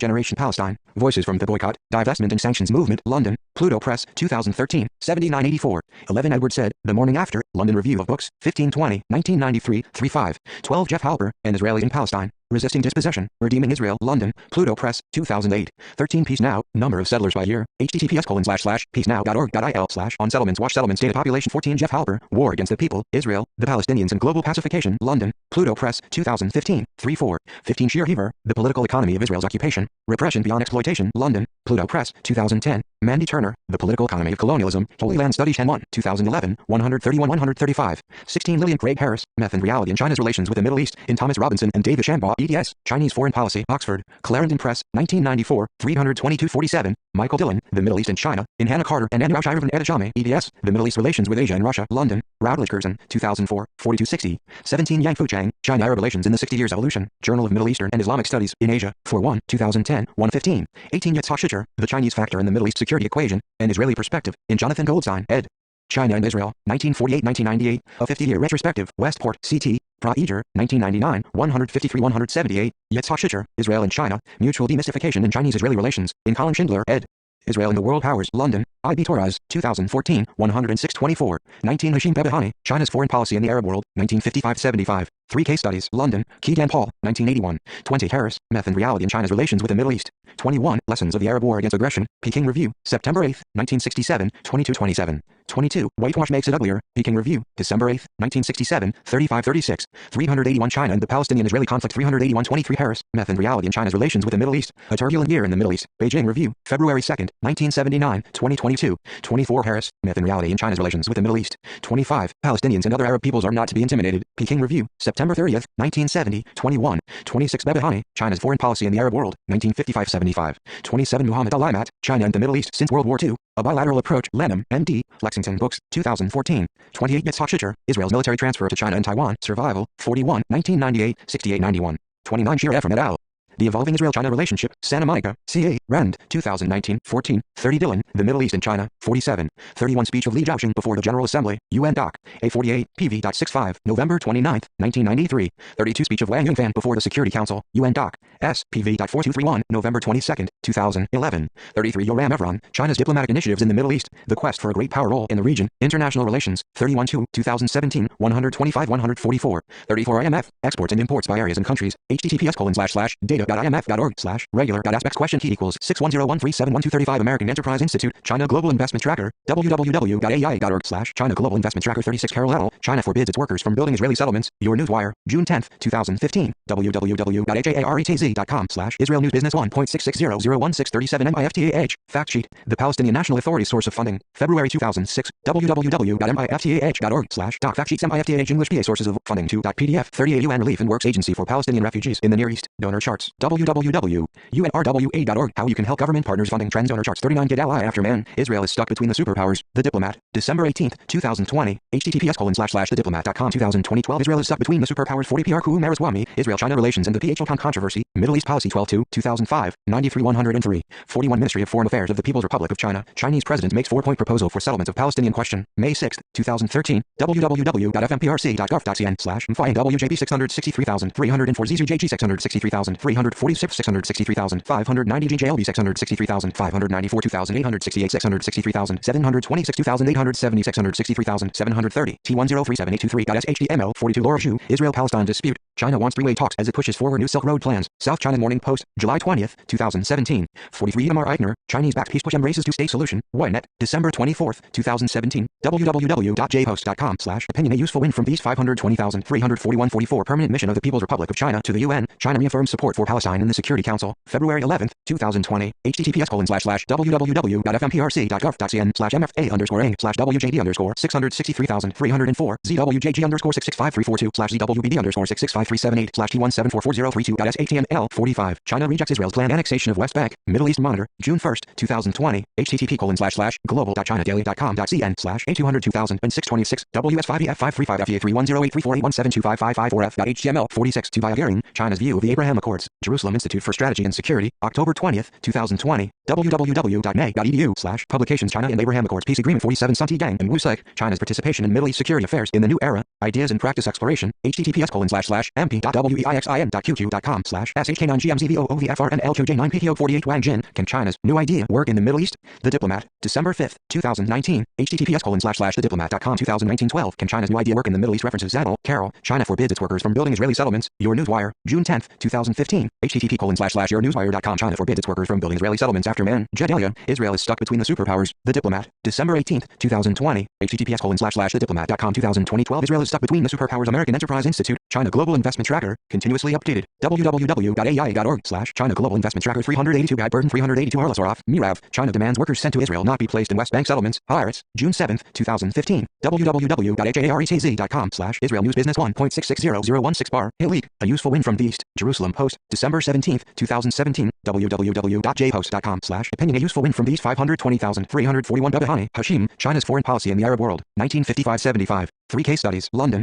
Kedan Paul, 1981. Beijing Review, A Turbulent Year in the Middle East, February 2nd, 1979, 2022. Caffiero, Giorgio and Daniel Wagner, China and the Abraham Accords Peace Agreement, Middle East Institute, September 22nd, 2020. www.may.edu/publications China and Abraham Accords Peace Agreement Chen Yi, China's relationship with Israel, opportunities and challenges. Perspectives from China, Israel Study 17-3, 2012, 121. China rejects Israel's planned annexation of West Bank. Middle East Monitor, June 1st, 2020. www.middleeastmonitor.com 20200601. China rejects Israel's planned annexation of West Bank. Cubison, William, Two States for Two People, a long decline in support. Israel Democracy Institute, October 23rd, 2018. https://en.ed.org.il/articles/24664. Dillon, Michael, The Middle East and China, in Hannah Carter and Andrew Shirvan Edashame, eds. The Middle East Relations with Asia and Russia, London, Routledge Curzon, 2004, 4260. Efren, Shira, Howard Schatz, Arthur Chen, Emily Haskell, Lyle Morris, and Andrew Scobell, The Evolving Israel-China Relationship, Santa Monica, CA, Rand, 2019. Eichner, Itamar, Chinese-backed peace push embraces two-state solution. Ynet, December 24th, 2017. Esren, Daniel, Palestinians feel betrayed by UAE-Israeli deal. NPR, August 22nd, 2020. www.npr.org/2020-822-905-110-580. Palestinians feel betrayed by UAE-Israel deal. T=1611938732577 Evron, Yoram. China's diplomatic initiatives in the Middle East. The quest for a great power role in the region. International Relations 31-2, 2017, 125-144. Gering, Tuvia Gering, China's view of the Abraham Accords. Jerusalem Institute for Strategy and Security, October 20th, 2020. https://jiss.org.il/on Gering China's view of the Abraham Accords. Halper, Jeff, and Israeli in Palestine. Resisting Dispossession, Redeeming Israel, London, Pluto Press, 2008. Halper, Jeff, War Against the People, Israel, the Palestinians and Global Pacification, London, Pluto Press, 2015. Harris, Lillian Craig, Meth and Reality in China's Relations with the Middle East, in Thomas Robinson and David Shambaugh, eds. Chinese Foreign Policy, Oxford, Clarendon Press, 1994, 322-347. Heaver, Shear, The Political Economy of Israel's Occupation, Repression Beyond Exploitation, London, Pluto Press, 2010. Hong Hiao, Israel urged to give up annexation plans, China Daily, June 26, 2020. http://global.chinadaily.com.cn/A20200626 WS5EF535FA310834817255554F.html. International Monetary Fund, IMF, exports and imports by areas and countries. https://data.imf.org, regular.aspects question key equals 610137112 Israeli, Raphael, the People's Republic of China and the PLO, from honeymoon to conjugal routine, in Augustus Norton and Martin Greenberg, eds. The International Relations of the Palestine Liberation Organization, Carbondale, IL, Southern Illinois University Press, 1989, 138-165. Cassis, Rifat Olde, Leveling the Scales by Force, Thoughts on Normalization, in Rich Wiles, ed. Generation Palestine, Voices from the Boycott, Divestment and Sanctions Movement, London, Pluto Press, 2013, 7984. Khalil and Valia Scheinlin, Role of Public Opinion in the Resilient Resolution of the Palestinian-Israeli Conflict, Palestinian Center for Policy and Survey Research, January 2019, http://pcpsr.org/on note 742. Klein, Menachem, The Shift, Israel-Palestine from Border Struggle to Ethnic Conflict, New York, Columbia University Press, 2010. Kumaraswamy, PR, Israel-China Relations and the PHLCon Controversy, Middle East Policy 12-2, 2005, 93-103. Lessons of the Arab War Against Aggression, Peking Review, September 8, 1967, 20-27. Li Zhuoxing, Speech of Li Zhaoxing before the General Assembly, UN Doc, A48, PV.65, November 29, 1993. Meckelberg, Yossi and Greg Shapland, Israeli-Palestinian Peacemaking, What Can We Learn from Previous Efforts? Briefing, Chatham House, London, July, 2018, www.chathamhouse.org/sites default files publications research 2018-07-24 Israeli-Palestinian Peacemaking Meckelberg Shapland, PDF 383 China and the Palestinian-Israeli Conflict 383 MIFTAH, Fact Sheet, the Palestinian National Authority Source of Funding, February 2006, www.miftah.org Doc Fact Sheets MIFTAH English PA Sources of Funding 2.PDF Ministry of Foreign Affairs of the People's Republic of China, Chinese President makes 4-point proposal for settlements of Palestinian question, May 6, 2013, www.fmprc.gov.cn/WJB 663,304 ZCJG 663,346 663,590 GJLB 663,594 2,868 663,726 2,870 663,730 T103783.SHTML Ms. Hal, Shaul and Avraham Sila, The Palestinian Hamas, Vision, Violence, and Coexistence, New York, Columbia University Press, 2000. Ali Matt, Muhammad, China and the Middle East Since World War II, A Bilateral Approach, Lenham, N.D., Lexington Books, 2014. Palestinians and other Arab peoples are not to be intimidated, Peking Review, September 30th, 1970, 21. Peace Now, Number of Settlers by Year, https://peacenow.org.il/on Settlements Watch Settlements Data Population Permanent Mission of the People's Republic of China to the UN, China reaffirms support for Palestine in the Security Council, February 11th, 2020, https://www.fmprc.gov.cn/mfa_ing/wjg_663308/ZWJG_665342/Z1744032.SATNL said, Edward, The Morning After, London Review of Books, 1520, 1993, 3-5. Shisher, Yitzhak, Israel and China, Mutual Demystification in Chinese-Israeli Relations, in Colin Schindler, ed. Israel and the World Powers, London, I.B. Torres, 2014, 106-124. Shisher, Yitzhak, Israel's military transfer to China and Taiwan, Survival 41, 1998, 68-91. Shisher, Yitzhak, The Chinese Factor in the Middle East Security Equation, An Israeli Perspective, in Jonathan Goldstein, ed. China and Israel, 1948-1998, A 50-Year Retrospective, Westport, C.T., Praeger, 1999, 153-178. Shaikaki, Khalil, and Dalia Scheindlin, Role of Public Opinion in the Resilient Resolution of the Palestinian-Israeli Conflict, Palestinian Center for Policy and Survey Research, January 2019, http://pcpsr.org/on/node/742. Santi Gang and Wu Saik, China's Participation in Middle East Security Affairs in the New Era, Ideas and Practice Exploration, https://mp.weixin.qq.com/shk9gmzvoovfrnlqj9pto Turner, Mandy, The Political Economy of Colonialism, Holy Land Studies 10-1, 2011, 131-135, UN Relief and Works Agency for Palestinian Refugees in the Near East, Donor Charts, www.unrwa.org How you can help government partners funding trends Donor Charts United States, Peace to Prosperity, The Economic Plan, A New Vision for the Palestinian People, Washington, D.C., White House, 2019, https://trumpwhitehouse.gov/peace to prosperity/economic/United States, Peace to Prosperity, Political Framework, Washington, D.C., White House, 2020, https://trumpwhitehouse.archives.gov/peace to prosperity/political/Wang Jin, Can China's New Idea Work in the Middle East?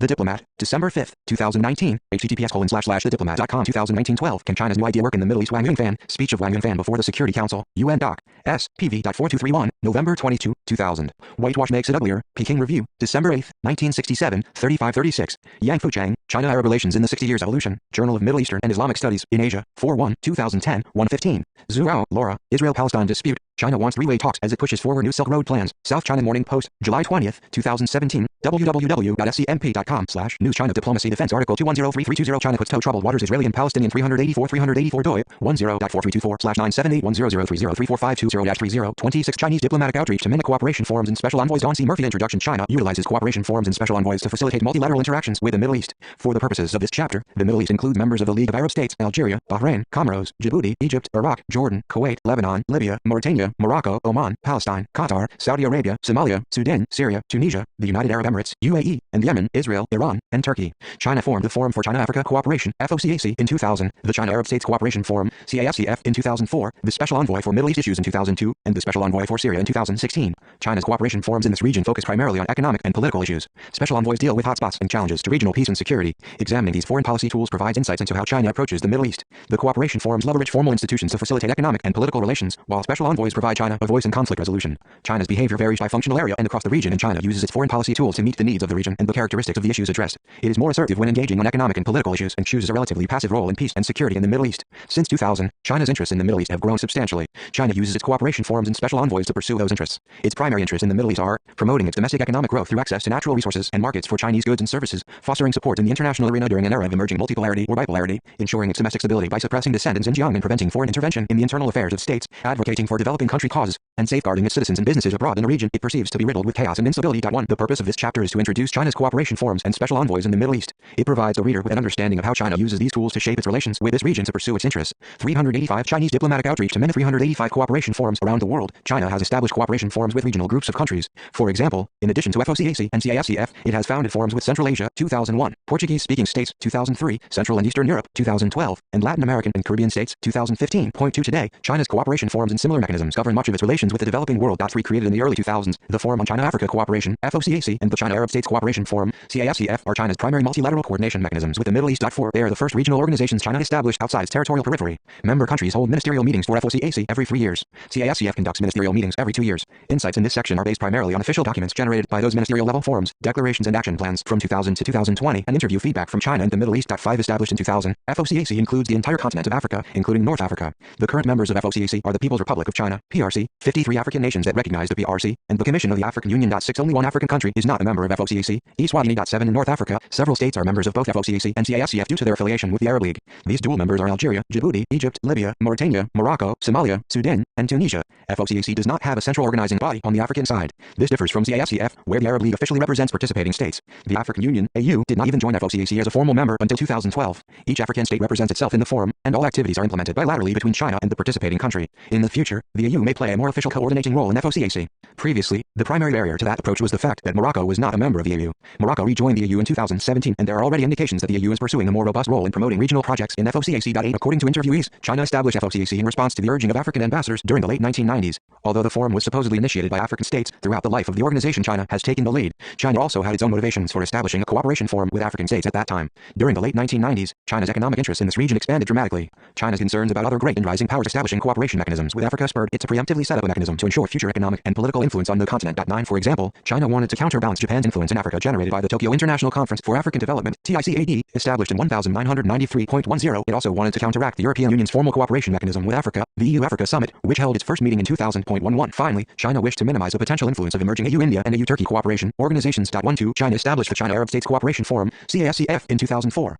Similar to FOCAC, interviewees claim China created this forum at the urging of the League of Arab States, Arab League, and its members. The Arab League represents its 22 members in this forum. Those states are Algeria, Bahrain, Comoros, Djibouti, Egypt, Iraq, Jordan, Kuwait, Lebanon, Libya, Mauritania, Morocco, Oman, Palestine, Qatar, Saudi Arabia, Somalia, Sudan, Syria, Tunisia, United Arab Emirates, and Yemen. All these states recognize the People's Republic of China as opposed to Taiwan. Due to coordination by the Arab League, in CASCF the Arab 386 Don C. Murphy 386 states have the opportunity to communicate with China in a unified voice and the ability to actively negotiate for the inclusion of collective projects involving multiple Arab countries. That said, post-Arab awakening developments, including suspension of Syria and Libya from the League, differing views on the Syria war, and the embargo of Qatar, have significantly degraded the ability of the League to speak with one voice and coordinate among its members within CASCF. CASCF was the first cooperation forum between the Arab League and another country or region. Since CASCF was formed, the Arab League established cooperation forums with other countries, including a grouping of South American nations, 2005, 13 Turkey, 2007, 14 Japan, 2007, 15 Russia, 2013, 16 in India, 2016.17. According to an Arab League official, CASCF inspired all these forums. 18 FOCAC meets every 3 years. From 2000 through 2018, FOCAC held 7 meetings,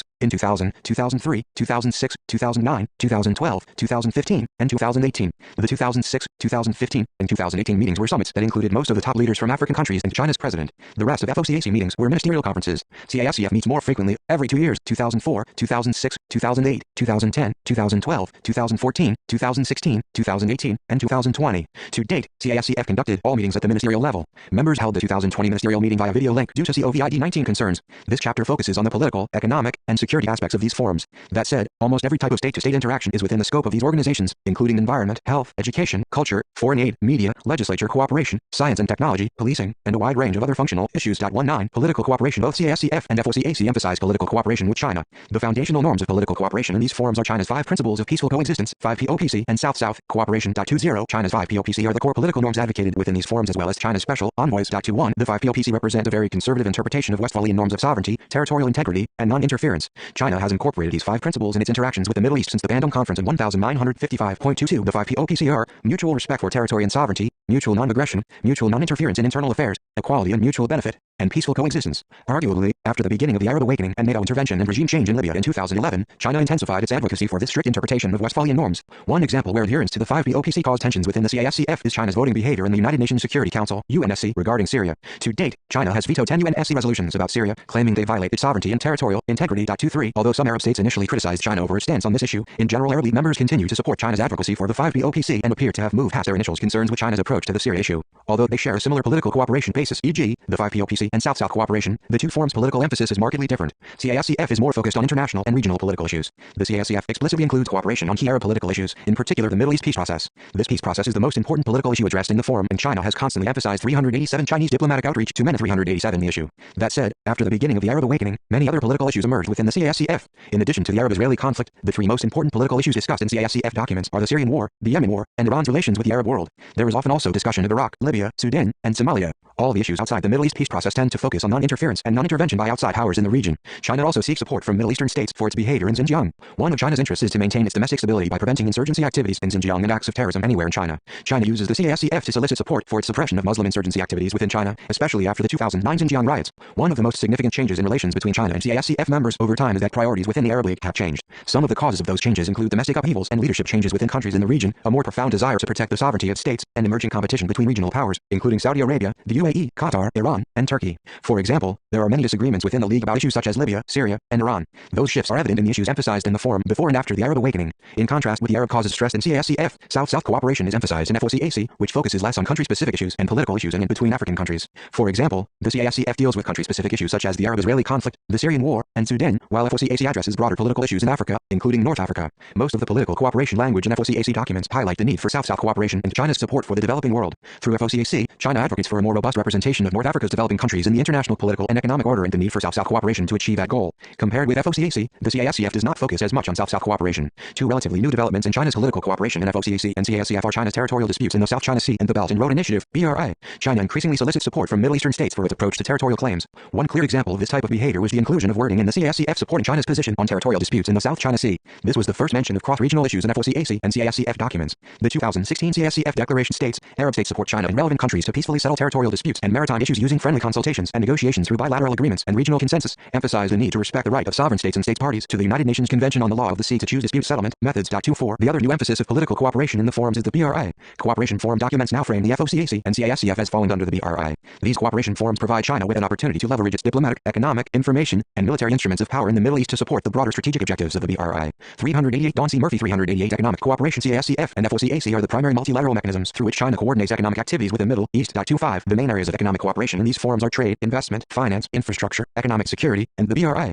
In all of these interactions, China advocates for a strong role of the state in economic relations. The primary way in which China promotes trade with the Middle East via CASCF is by encouraging the completion of free trade agreements with the Gulf Cooperation Council (GCC) and Palestine. CASCF also discusses establishing bilateral and collective trade dispute mechanisms between China and Arab states. Within FOCAC, China and North African states are exploring expanded trade cooperation through the newly established African Continental Free Trade Area (AFCFTA). Investment and financing are other mechanisms that China uses to facilitate economic cooperation in the CASCF and FOCAC. North African FOCAC members are eligible to receive a wide range of investment and financing through the China-Africa Development Fund (CAT), loans to support small and medium-sized enterprises in Africa, and financing through China's policy banks. This financing includes concessional loans for less developed countries in North Africa. Since China announced the BRI, CASCF member states have also been exploring new ways to facilitate financial cooperation. The China Development Bank and relevant Arab banks plan to establish a China-Arab Association of banks to fund China-Arab projects, infrastructure development, economic security, and the BRI are other important facets of economic cooperation between China and the Middle East through these forums. In FOCAC, North African countries have access to concessional loans to support infrastructure projects. CASCF encourages energy cooperation between China and Arab states. Increasingly, both forums voice strong support for the BRI as an initiative to foster economic cooperation. Security cooperation. CASCF and FOCAC officially encourage security cooperation, but compared with economic and political interactions, this activity is minimal.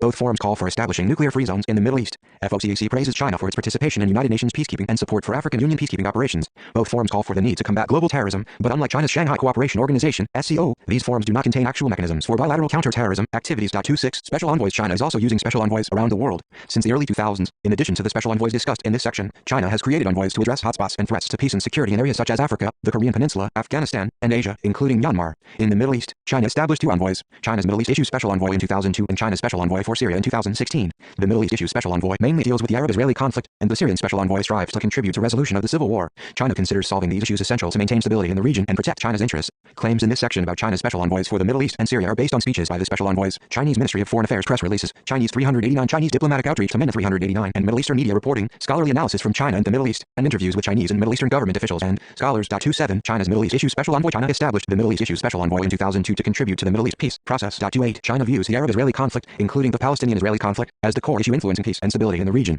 During the Mao era, China supported the Palestinians as part of its broader efforts to promote national liberation movements worldwide. Since the end of the Cold War, China has established diplomatic relations with Israel and maintains robust ties with Israel as well as Palestine and Arab states. That said, China continues to sympathize with Palestinian claims in the Arab-Israeli conflict. This special envoy provides China with an opportunity to contribute to the resolution of that long-simmering dispute and signal to Arab states its commitment to peace and stability in the region and a just outcome for the Palestinians. According to interview respondents and press reports, the main reason China established the Middle East Special Envoy was to respond to urging by the Arab states for China to become more involved in the Arab-Israeli conflict. 29 One reason for this Arab pressure was that China was not a member of the Quartet. 30 Also, many Arab states perceive China to be a more balanced player in the Middle East peace process than other great powers, especially the United States, due to its historical support for the Palestinians. 31 China formally announced the appointment of the Middle East Issue Special Envoy in September 2002.32. The first special envoy was Wang Shiji,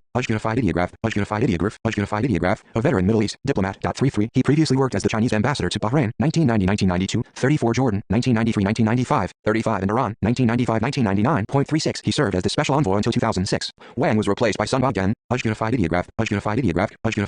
as special envoy in April 2006. Sun was also a seasoned Middle East diplomat. He served as China's ambassador to Iran from 1999 until 2002. 37 Then headed a team responsible for re-establishing the Chinese embassy in Baghdad, Iraq. 38 China's third special envoy, Wu Saik, was appointed in March 2009 and served until 2014. Similar to Sun Bogdan and Wang Shiji, he possessed a deep working background in the Middle East as ambassador to both Saudi Arabia and Egypt. 39 In September 2014, Wu Saik stepped down, and China appointed Gong Hiaosheng, as its fourth special envoy for Middle East issues. 40 He served from 2014 to September 2019. Another seasoned diplomat, he previously worked as the director of the Chinese office in Palestine, ambassador level, 2003-2005, ambassador to Jordan, 2006-2008, and ambassador to Turkey, 2008-2014.41 Most recently, in September 2019, a new envoy, Zai Jun, was appointed. 42 He previously served as ambassador to Libya, 1997-2000. He also held the positions of assistant foreign minister, 2006-2009, vice foreign minister, 2009-2014, and ambassador to France and Monaco, 2014-2019.43 The primary purpose of the Middle East Issues Envoy is to contribute to the Middle East peace process. China conceptualizes the Arab-Israeli conflict broadly as between not only Israel and Palestine but also Syria and Lebanon. It considers resolution of the conflict as the most important way to ensure regional peace and stability. It portrays its role as a responsible great power that is uniquely positioned to function as a balanced actor because of its relatively positive relations with all parties of the conflict. Although Arab states want China to exert more influence in the Middle East peace process on their behalf, China's view of the special envoy's role is to gain a deeper understanding of the 390 Don C. Murphy 390 conflict and serve as a mediator between parties. China is not advancing its own proposals to solve the dispute, it just seeks resolution of the issue. At this point, the envoy's most important mission is to encourage the parties to negotiate at all.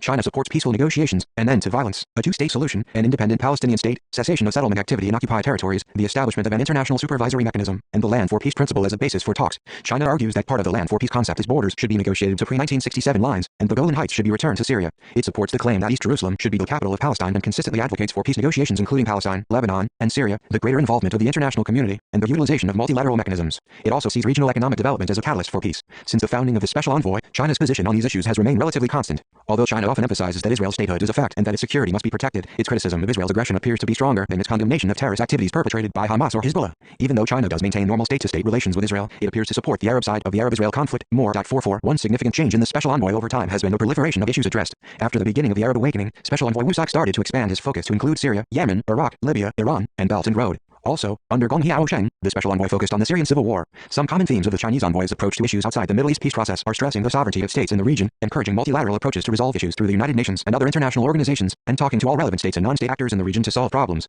Despite this proliferation of issues, to this day the most critical focus of the envoy remains the Middle East peace process. In 2016, China formed a separate envoy to deal with Syria. After establishing that new envoy, the Middle East envoy shifted focus back to the Middle East peace process and broader issues of stability in the Middle East, such as the need for BRI development and support for Iran in the Joint Comprehensive Plan of Action, JCPOA. China's special envoy for Syria Syria when conflict broke out in Syria in 2011, China expressed concerns by its Middle East issues envoy. In 2016, China appointed an envoy solely focused on resolving the Syria issue to promote peace and stability in the Middle East. Zahiaoyan, Ujgunified became special envoy for Syria in March 2016. He previously served as Chinese ambassador to Iran, 2007-2010, Chinese ambassador to Ethiopia, and concurrently head of Chinese mission to the African Union, 2011-2015.45. In his past diplomatic roles, he was involved in talks about the Iran nuclear program in South Sudan. 46. China established the Syrian special envoy for several reasons. It is concerned that the Syrian civil war could spill over into a broader regional war and endanger peace and stability in the Middle East. China uses the envoy to promote the 5BOPC and stand up for the sovereignty of Syria. It also sees the envoy as another opportunity to demonstrate that it is a responsible power that can serve as a balanced actor in facilitating the resolution of a regional hotspot. Another driver is China's domestic stability. It is concerned that the Turkestan Islamic Party, TIP, and other violent extremist groups in Syria could provide material support for Uyghur 391 Chinese diplomatic outreach to MENA 391 in China. The PRC leadership believes that TIP has connections with Uyghur in China's Xinjiang province and is partially to blame for the uptick of terrorist violence in China in 2012-2015. The special envoy provides China a way to encourage counter-terrorism within Syria against TIP. China views these counter-terrorism efforts in Syria as part of its broader efforts to protect its citizens and businesses abroad. Finally, the special envoy for Syria provides an outlet for China to contribute to humanitarian and reconstruction efforts in Syria. These efforts are another way to demonstrate that it is a responsible power in the Middle East and provide economic opportunities for its own companies to rebuild the country. The specific focus of the Syria special envoy is achieving a ceasefire, seeking a political solution to the conflict, encouraging counter-terrorism activities, facilitating humanitarian assistance, and planning reconstruction activities. It also condemns the use of chemical weapons by any actor in Syria and stresses that further investigation of previous use is needed. The envoy frequently warns that China and the international community need to learn from the lessons of foreign intervention in Iraq and Libya and prevent regime change by foreign powers. To encourage a resolution to the Syria issue, Xi represents China in all significant multilateral peace talks on Syria, including the Geneva, Astana, and Vienna processes. His efforts to promote peace include meeting with opposition groups in Syria as well as the Syrian government. He also seeks cooperation from Russia, Iran, and Hezbollah to resolve the Syrian situation. Similar to the Arab-Israeli conflict, China does not try to create its own dispute resolution mechanisms for Syria or advance its own solution to the dispute. It utilizes multilateral mechanisms led by others. 47. Conclusions. Cooperation forums and special envoys are two important ways by which China structures its multilateral interactions with the Middle East. Through CASCF and FOCAC, China has proactively designed international institutions to manage its economic and political relations with this region. Its special envoys for the Middle East issue in Syria provide China opportunities to address hotspot issues in the Middle East and contribute to peace and stability in the region. There are several common themes running through these foreign policy tools. Cooperation forums and special envoys both advocate for the 5BOPC as the normative foundation of political relations between China and countries in the Middle East. In particular, China uses these foreign policy tools to take a stand against foreign interference and intervention in the domestic affairs of countries in the region. China strongly advocates for the utilization of multilateral mechanisms to address matters of peace and security. In both the CASCF and the Special Envoy for Middle East issues, China exhibits a desire to support Palestine and play the role of a responsible, balanced actor in resolving the Arab-Israeli conflict. China's cooperation forums and special envoys tap into a long historical legacy of support for the Palestinians and China's lack of a colonial past in the region in contrast with Western powers. China also stresses its support for South-South cooperation in its forums. It emphasizes links between economic development in the Middle East and peace in the region in its cooperation forums and special envoys. Although there are common themes, there is also variation across functional areas and parts of the Middle East. In economics and politics, China has built robust new institutions to promote an agenda of respect for the 5BOPC and significant state involvement in economic interactions through its cooperation forums. In contrast, in the realm of security, China promotes existing mechanisms for peace talks and dispute resolution. China is not building its own institutions 392 Don C. Murphy 392 or offering its own proposals for solving security issues in the Middle East. It sees its role as a balanced player who can encourage negotiations, not as a power that will actually offer its own solutions or solve the problems. There is also variation in China's behavior across the Middle East. Its special envoys primarily focus on the Arab-Israeli conflict in Syria and do not deal with North African issues. The CASCF encompasses all of the Middle East, including North Africa. Still, most of China's South-South cooperation and development assistance for North Africa is stressed in FOCAC and not CASCF. China's cooperation forums and special envoys enable it to pursue its interests in the Middle East. China uses both cooperation forums to encourage economic relations. They promote its domestic economic growth through access to natural resources and markets for Chinese goods and services. It also leverages political cooperation in the CASCF and its focus on hotspot issues in the Middle East through special envoys to ensure that access continues. It uses these forums and envoys to foster support for China in the international arena during an era of emerging multipolarity or bipolarity. CASCF and FOCAC both stress political cooperation with China, and China uses the 5BOPC to solicit support from countries in this region that worry about the influence of external actors in their own countries. In the CASCF, it builds support for itself among Arab states by demonstrating an interest in solving the Arab-Israeli conflict and standing up for the state's sovereignty against foreign powers. In FOCAC, China uses the concept of South-South solidarity and various financing opportunities to garner support from North Africa countries. In its special envoys, it portrays itself as a responsible power seeking to contribute to the resolution of critical regional issues, the Arab-Israeli conflict and the Syrian civil war. The purpose of this behavior is to gain support from countries in the Middle East. China also uses these foreign policy tools to ensure its domestic stability by suppressing dissent in Xinjiang and preventing foreign intervention in the internal affairs of states. In particular, in the CASCF, China seeks support or at least silence from member states regarding its behavior in Xinjiang. Again, all of these tools utilize the 5BOPC as a basis for pushing back against foreign intervention in the Middle East as well as China. The PRC advocates for developing country causes in a number of ways through its cooperation forums. In the FOCAC, China promotes South-South cooperation and many North Africa states are eligible for financing and assistance through FOCAC. China also encourages South-South solidarity through CASCF. China uses these cooperation forums and special envoys to safeguard its citizens and businesses abroad in a region it perceives to be plagued with chaos and instability. In China's view, economic development reduces the potential for violent upheaval. As a result, it sees promoting economic development as a way to address terrorism and internal unrest in this region. Through its cooperation forums, China is actively striving to promote economic development in the Middle East. China's special envoys are also targeted at potential root causes of terrorism and internal upheaval, the Arab-Israeli conflict, and Syria. By contributing to solving these issues, China is trying to make the region safer for its citizens and businesses. Examining CASCF, FOCAC, and special envoys for the Middle East and Syria provides unique insights into how China shapes its relations with the Middle East to pursue its interests. Although these diplomatic mechanisms are still constantly evolving, they have significantly increased China's footprint in the Middle East, including North Africa. As China's interests in this region continue to grow and China pursues global strategic initiatives such as Belt and Road, its cooperation forums and special envoys will likely play an even more critical role in China's relations with the Middle East in the future. 393 Chinese diplomatic outreach to men. 393 authors. Note disclaimer: opinions, conclusions, and recommendations expressed or implied within this chapter are solely those of the author and do not necessarily represent the views of the Air University, the United States Air Force, the Department of Defense, or any other U.S. government agency. Notes 1 C. Don C. Murphy, China's Rise in the Global South, the Middle East, Africa, and Beijing's Alternative World Order. Stanford, C.A. Stanford University Press, 2022, Chapter 3 for an in-depth discussion of China's post-Cold War interests in the Middle East and how those interests have changed over time. 2 For more information on these other cooperation forums, see Shanghai Cooperation Organization with Russia and Central Asian States at ang.sectsco.org, Forum of China and Community of Latin American and Caribbean States, China CELAC at www.chinacelac.org/ang, Cooperation between China and Central and Eastern European countries, 17+1 at www.chinaceec.org, and Forum for Economic and Trade Cooperation between China and Portuguese-speaking countries, Forum Macau at www.forumchinapl.org.mo. 3 One exception is Southeast Asia. In that region, China interfaces with the Association of Southeast Asian Nations, ASEAN. Since the early 2000s, China's activities with ASEAN are very similar to the agreements formed through cooperation forums. See ASEAN.org, ASEAN External Relations China for an in-depth discussion of China's cooperation forums in the Middle East and Africa in comparative perspective. See Murphy, China's Rise in the Global South, Chapter 4. For other in-depth analysis of FOCAC, see Ambrose Duplessis, The Forum on China-Africa Cooperation, Ideas, and Aid, National Interest S or Strategic Partnership, Insight on Africa 6-2, 2014, 113-130. Sifara Fernando, China-Africa Relations, an analysis of Forum on China-Africa Cooperation, FOCAC, documents using Shin and Eisenman's Optimist-Pessimist Dual Framework, Insights on Africa 6-2, 2014, 145-160. Garth Shelton, April Yazini, April Fuunka, and Li Chen, EDS, FOCAC 2015, A New Beginning of China-Africa Relations, Pretoria, African Institute of South Africa, 2015, and Ian Taylor, The Forum on China-Africa Cooperation, FOCAC, London, Routledge, 2011. For an in-depth case study on CASCF, see Yao Kuangi, China-Arab State Cooperation Forums in the Last Decade, Journal of Middle Eastern and Islamic Studies in Asia, 8-4, 2014, 2642. Recent articles examining the forums in comparative perspective include Jakub Jakubowski, Chinese-led regional multilateralism in Central and Eastern Europe, Africa and Latin America, 16+1, FOCAC, and CCF, Journal of Contemporary China 27 2018, 659-673, and Nicola Contesi, Experiments in Soft Balancing, China-led multilateralism in the Arab world, Caucasian Review of International Affairs 3-4, 2009, 404-434. Outside of my book China's Rise in the Global South, Contesi's piece is the only one that compares FOCAC and CASCF. It was published in 2009. His work highlights the similarities between the two forums and speculates that they may be a model for China's foreign policy or an emerging grand strategy. 5 FOCAC documents in Chinese, English, and French are available online at www.focac.org. CASCF documents are available in Arabic and Chinese at www.chinaarabcf.org. The author conducted over 200 interviews about China-Middle East relations, including cooperation forums in China, Washington, D.C., the Middle East, Egypt, Kuwait, Oman, Qatar, Saudi Arabia, and the United Arab Emirates, Sub-Saharan Africa, South Africa, and Europe, Belgium, France, the Netherlands, and the United Kingdom between 2009 and 2019. Interviewees were primarily government officials, scholars, and economic actors. 6 The FOCAC website at www.focac.org/ALTJJ3C7 Swaziland changed its name to Eswatini in 2018. Eswatini recognizes Taiwan. 8 For example, in June 2020 the AU and FOCAC co-hosted a summit on COVID-19. See www.tirco, governor.za docs 2020 FOCAC 0617.atm 9 interview, CAS, IWAAS, April 27, 2010, Beijing, China. 10 interview, SOAS scholar from South Africa, January 12, 2010, Beijing, China. Interview, government official, Department of International Relations and Cooperation, June 15, 2011, South Africa. Interview conducted via phone. For more information on TICAD, see www.mofa.go.jp/region Africa TICAD index.html11 interview, CAS, IWAAS, April 27, 2010, Beijing, China. 394 Don C. Murphy 394-12 interview, CAS, IWAAS, April 27, 2010, Beijing, China. Interview, former African Union official, November 9, 2010, Cairo, Egypt. Interview, Embassy of the Republic of Turkey, March 30, 2010, Beijing, China. The India-Africa and Turkey-Africa Cooperation Forums were established in 2008.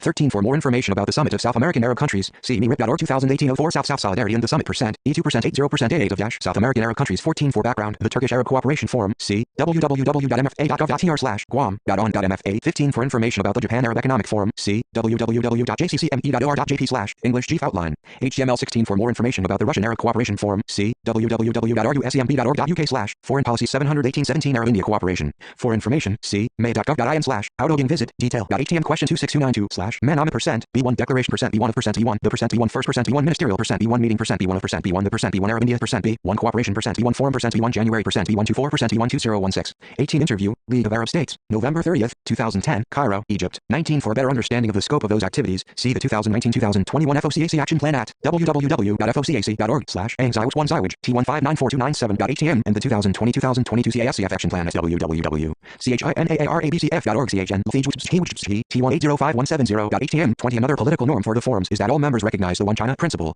For an in-depth discussion of the political norms of these forums, see Murphy, China's Rise in the Global South, Chapter 4, Section on Political Cooperation. 21 The 5 principles of peaceful coexistence were originally developed in the early 1950s. See www.fmprc.gov.cn/FINWJB665,342ZWD665,378 T1179045.SHTML. 22 Although China did promote the 5POPC during the Mao era, it also supported national liberation movements in the Middle East. 23 For an in-depth discussion of China's veto behavior in the UNSC regarding the Middle East, see Murphy, China's Rise in the Global South, Chapter 7. Also see Courtney Fung, Separating Intervention from Regime Change, China's Diplomatic Innovations at the UN Security Council regarding the Syria Crisis, The China Quarterly, 235-2018, 693-712. 24 China-Arab Cooperation Forum Ministerial Conference of the 7th Doha Declaration, 2016, Section 6, www.cascf.org, translation by author. 25 For an in-depth discussion of the economic aspects of China's interactions in FOCAC and CASCF, see Murphy, China's Rise in the Global South, Chapter 4, Section on Economic Cooperation. 26 For an in-depth discussion of security cooperation in these forums as well as comparisons with the Shanghai Cooperation Organization, see Murphy, China's Rise in the Global South, Chapter 4, Sections on Security Cooperation and How do FOCAC and CASCF compare to the Shanghai Cooperation Organization. 27 Statements and Media Reporting analyzed 2002 to 2018. 28 For an in-depth discussion of the Special Envoy for Middle East Issues, see Murphy, China's Rise in the Global South, Chapter 5. That chapter also provides an extensive analysis of China's Syria Special Envoy and China's Special Envoy for Africa issues. 29 Many interview respondents cited Arab expectations as the main reason for formation of the envoy. Some examples include interview, Beijing University Scholar, April 14, 2010, Beijing, China, interviews, CIIS, March 30, 2010, Beijing, China, interview, Embassy of the Sultanate of Oman, March 31, 2010, Beijing, China, interview, former Arab League official, October 26, 2010, Beijing, China, an interview, former African Union official, November 9, 2010, Cairo, Egypt. See also, Xinhua, Egypt welcomes China's active role in Mideast peace process, Beijing Xinhua in English, November 7, 2002. Syrian Vice President discusses Mideast situation with visiting PRC envoy 10 November, Xinhua Hong Kong service, November 10, 2002. And Jordan's King welcomes China's role in Mideast peace process, Beijing Xinhua in English, November 11, 2002. 30 members of the quartet are the United States, Russia, the European Union, and the United Nations. The quartet was established in 2002. Its mandate is to mediate Middle East peace negotiations and to support Palestinian economic development and institution building in preparation for eventual statehood. See unsco.unmissions.org/Mideast Quartet 31 for more on China's approach to the Arab-Israeli conflict, including the Palestinian-Israeli conflict. See chapters 7, 13, and 25 of this volume. 32 See Xinhua. Egypt welcomes China's active role in Mideast peace process. 395 Chinese diplomatic outreach to MENA 395-33 Xinhua. Jordanian FM hails China's decision to send Middle East envoy, Beijing Xinhua in English, November 11, 2002. 34 See Chinese ambassadors to Bahrain, China Foreign Ministry website, November 15, 2000. www.fmprc.gov.cn/anxialiaawjrw default.htm. 35 See Chinese ambassadors to Jordan, China Foreign Ministry website, September 20, 2006. www.fmprc.gov.cn/anxialiaawjrw default.htm. 36 See Chinese ambassadors to Iran, China Foreign Ministry website, November 15, 2000. www.fmprc.gov.cn/anxialiaawjrw 3607 3609 T18110.htm. 37 See Chinese ambassadors to Iran. 38 See Foreign Ministry spokesman Kong Kwan's statement on the release of 7 kidnapped Chinese citizens, Embassy of the People's Republic of China in the United States of America, April 13, 2004. www.chinaembassy.org Firth, T84326.htm. 39 Shai Xiangdong, Wusik. A special envoy's job is by no means easy. Liao Wang Dongfangzhaoan, May 20, 2009. 40 Transcript of PRC-FM spokesman news conference, China Foreign Ministry website, September 3, 2014. 41 Envoy to Middle East covers a lot of ground, China Daily Online in English, April 11, 2016. 42 See China appoints new special envoy, Xinhua, September 2, 2019. www.xinhuanet.com/English 2019-09-02 See 138358786.htm. 43 See New special envoy on Middle East affairs, Beijing review, September 19, 2019. www.bjrevew.com Nation 201,992,0190909 800177989.html. 44 The observations in this section are based on analysis in Murphy, China's Rise in the Global South, Chapter 5. That chapter provides a comprehensive discussion of China's approach to the Middle East peace process through this envoy. 45 Foreign Ministry spokesperson Hong Lei's regular press conference on March 29, 2016. PRC Ministry of Foreign Affairs, March 29, 2016. www.fmprc.gov.cn/46 Envoy looks to objective Mideast role, China Daily Online in English, April 11, 2016. 47 For an in-depth look at the Syrian Special Envoy, see Murphy, China's Rise in the Global South, Chapter 5.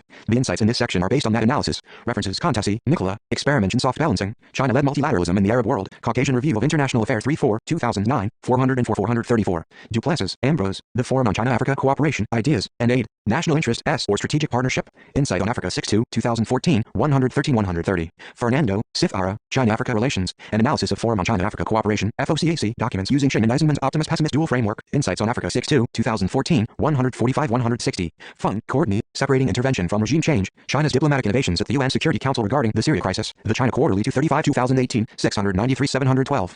Jacobowski, Jacob, Chinese-led regional multilateralism in Central and Eastern Europe, Africa and Latin America, 16+1, FOCAC, NCCF, Journal of Contemporary China 27 2018, 659-673. Murphy, Dauncey, China's Rise in the Global South, the Middle East, Africa, and Beijing's Alternative World Order, Stanford, CA, Stanford University Press, 2022. Shelton, Garth, April Yazini, April Fuunka, and Li and Chen, EDS, FOCAC 2015, A New Beginning of China-Africa Relations, Pretoria, African Institute of South Africa, 2015. Taylor, Ian, The Forum on China-Africa Cooperation, FOCAC, London, Routledge, 2011. Yao Kuangi, China-Arab State Cooperation Forums in the Last Decade, Journal of Middle Eastern and Islamic Studies, in Asia, 8-4, 2014, 2642. 396, 1 plus 2 plus 3 Cooperation Pattern 5, 82, 144, 282 Fourth Middle East War, Yom Kippur War, 128 5G Network 65, 253, 283, 284, 292 Al-Abadi, Haider 253 Abbas, Furhat 193, 194 Abbas, Mahmoud 100, 186, 370, 377 Abdallah, Muhammad Ali 253 Abdul Sisi 113 Abdulaziz, King Salman bin 144 Abdullah, Abdul Khalek 253 Abdullah, King 140, 141 Abdul Mahdi, Adil 253 Abu Dhabi 84, 175, Chinese SOS in 324,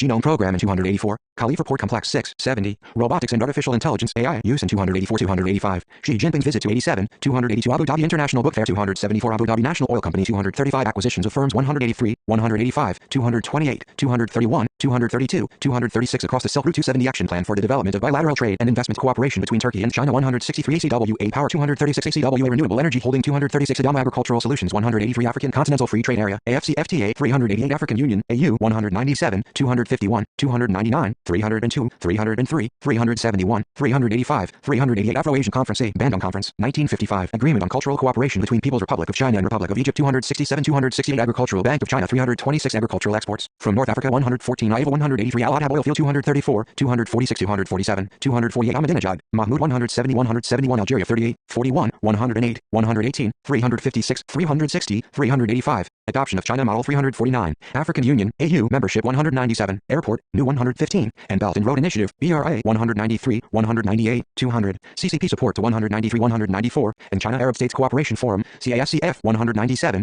China's Post-Conflict Reconstruction 248 CNPC in 248 Communication Satellite Launch 199 Coup d'etat 195, 196 East-West Highway 115 197 301 Energy Sector 246 and Forum on China-Africa Cooperation FOCAC 197 Free Trade Agreements with European Union 112 Government of the Algerian Republic GPRA 193, 195 Great Mosque of Algiers 115, 198 Huawei in 199 Independent Struggle China's Role in 109, 194, 195 196, 368 and Morocco 197 Nationalism of 109, 110 and Russia 301 and United States 309 UN Resolution 2758 Role in 196, 197 Algeria China Relations 192, 193 246 302 307 Arms Sale 198 and Bandung Conference 193 COVID-19 Pandemic Diplomacy 119 199 200 Culture and People-to-People Exchange 118 193 196 197 Debts 198 Delegation Visits 193 196 Diplomatic Networks 196 197 Education Cooperation 197 and Elites 193 195 196 Free Trade 112 Future 200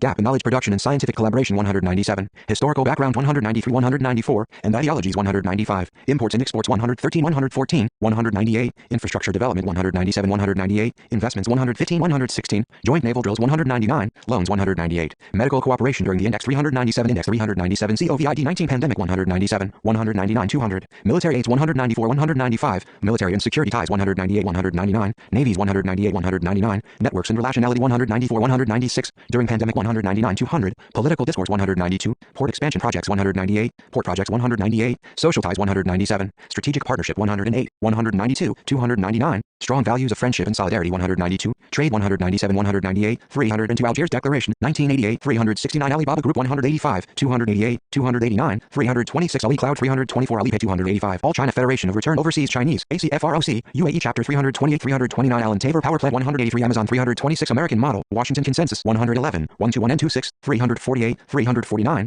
and China Model Compared 340 343 344 American National Security Strategy 65 Ancient Silk Road 156 252 323 Apple 185 Arab Awakening 386 387 Arab China Relations 5 52 212 282 292 332, anti-imperialism 110, arms sale 19, and banks 388, and China Central Television, CCTV 272-273, components of 53, digital development 282, economic cooperation 388, ideologies 20, infrastructural development 50, investments 282-283, politics 20, regional peace initiatives 128, technology-focused economic engagement 290, third world alignment policy 266, trade 301, Arab countries 134, 275, 308, and Belt and Road Initiative, BRA 282-283, and China Arab Cooperation 82, and China Arab States Cooperation Forum, CASCF 5, 52, 57, 111, 384, 388, 392, 393 and 4, 394 and 19, 394 and 23, and China Arab State Technology Transfer Center 130, cultural activities 269, and diplomacy 358, and Egyptian betrayal 374, free zone development 287, Gulf States 281, 283, Huawei and 283, media applications and platforms 289, national liberation movements 127, nuclear power plant 286, and Palestinian crisis 373, renewable energy 286, science and technology workshop 130, space ambitions 287, telecommunication and 5G 283, and Euro diaspora 266, and the West 19. See also specific countries: Arabic International Channel 273, Arabic TV Channel 272, Arab India Relations 394 and 17, Arab Institute of Science and Technology 130, Arab Israeli Conflict 15, 49, 368, 372, 378, and CASCF 386, 387. China's position towards 372, 373, 389, 390, 391, and foreign powers involvement 15, 49, and Middle East Issue Special Envoy 388, 392, normalization deals 379, peace process negotiations 99, 187, Arab League 100, 186, 268, 384, 385, 386, 387, and China 299, peace initiatives 375, Arab monarchies 254, and China 39, and United States 36, Arab policy paper 211, Arab Spring 85, 96, 100, 140, 141, 245, 247, 345, 347, 349, 352 and 68, 377, and authoritarianism 345, and China's concern over security 313, impact on Belt and Road Initiative 312, impact on Chinese North African economic relations 113, Arab Union 302, Arafat, Yasser 369, 370, 374, 375, arms trade 1617, 42, 56, 57, Algeria China 198, Algeria China relations 198, Arab China 19, Iran China 170, Iraq China relations 19, Israel China 1719, Saudi Arabia China 17, 146, artificial intelligence AI 284, 285, ASEAN China summit meetings 3233, Ashport 98, 183, 305, 376, Asia New Initiative 155, Asian Infrastructure Investment Bank AIIB 24, 34, 53, 144, 163, 210, 236, 237, 286, 305, Asianization 50, 58, Asian regions 50, 51, 290, Al-Assad, Bashar 251, Assets Supervision and Administration Commission China 363, Association of Southeast Asian Nations ASEAN 32, 393 and 3, Australia 8, 231, 232, 234, gas import from 228 authoritarian republics 341, 344, 345, 351 and 57, automobile sector 250, 252, AI would be, Nazi-N, 351 and 56, Al-Azhar Mosque 126, 133, Al-Azhar University 267, 268, Bab al-Mandab 208, Bab al-Mandab 83, Bahrain, Muhammad 252, Bahrain 39, 49, 87, 289, 290, 378, 385, Bank of China branch in 269, and Belt and Road Initiative, BRA 69, and China 49, 69, 82, 85, 213, 308, coronavirus vaccination in 276, 284, 334, Huawei in 290, and Israel 23, 187, 371, nuclear plans 237, unemployment rate in 236, Bahrain FinTech Bay 286, Bandung Conference 1955, 357, 386, Algeria China relations 193, Egypt China relations 109, 127, banking and development institutions 37, 54, 162, Bank Loimi 187, 398, Index 398, Bank of China 162, 209, 269, 326, Bar, Hillik 377, Baraka nuclear plant 237, 286, Al Bashir, Omar 121 and 27, Badet 284, BBC 272, BBC World Service 273, Baidu Navigation Satellite System, BDS 145, 146, 175, 287, Beijing Consensus, See China Model, Zhongguo Mashi, Beijing Foreign Studies University 359, 360, Beijing International Studies University 359, Beijing Xi'an Tai Law Firm Shanghai Branch 290, Belkacem, Krim 193, 200 Bella, Ben 195, 196 Bellen, Evil 345 Bells, Daniel 349 Belt, and Road Forum 34, 53, 249, 303, 304 Belt and Road Initiative, BRA 45, 23, 24, 34, 35, 37, 41, 58, 68, 69, 93, 97, 118, 227, 264, 265, 266, 312, 334, 380, 387, and Algeria 193, 198, 200, and Arab countries 282, 283, Arab Springs impact on 312, and Bahrain 69, basic flaw with 70, 71, and China's deeper reach 52, 53, and Chinese diplomats in MENA region 355, 356, COVID-19 pandemic crisis, impact of 117, 255, DAT trap diplomacy 275, and Digital Silk Road Initiative 117, 162, 283, and Egypt 69, 129, on geostrategic level 112, as Grand Strategy 50, and Gulf countries 53, 83, 84, 86, 282, 283, and Gulf region 53, 82, 83, 88, and Iran 85, 171, 172, 308, and Iraq 85, 200 247, 249, 368, 379, 380, and Israel 182, and Levant 93, 101, and Levant region 93, 101, North Africa 108, 112, 120, and North Africa 108, 112, 120, Oman 65, 70, 84, 210, 211, and Oman 70, 84, and Palestinian-Israeli conflict 368, 379, 380, and Saudi Arabia 69, 84, 85, 88, 143,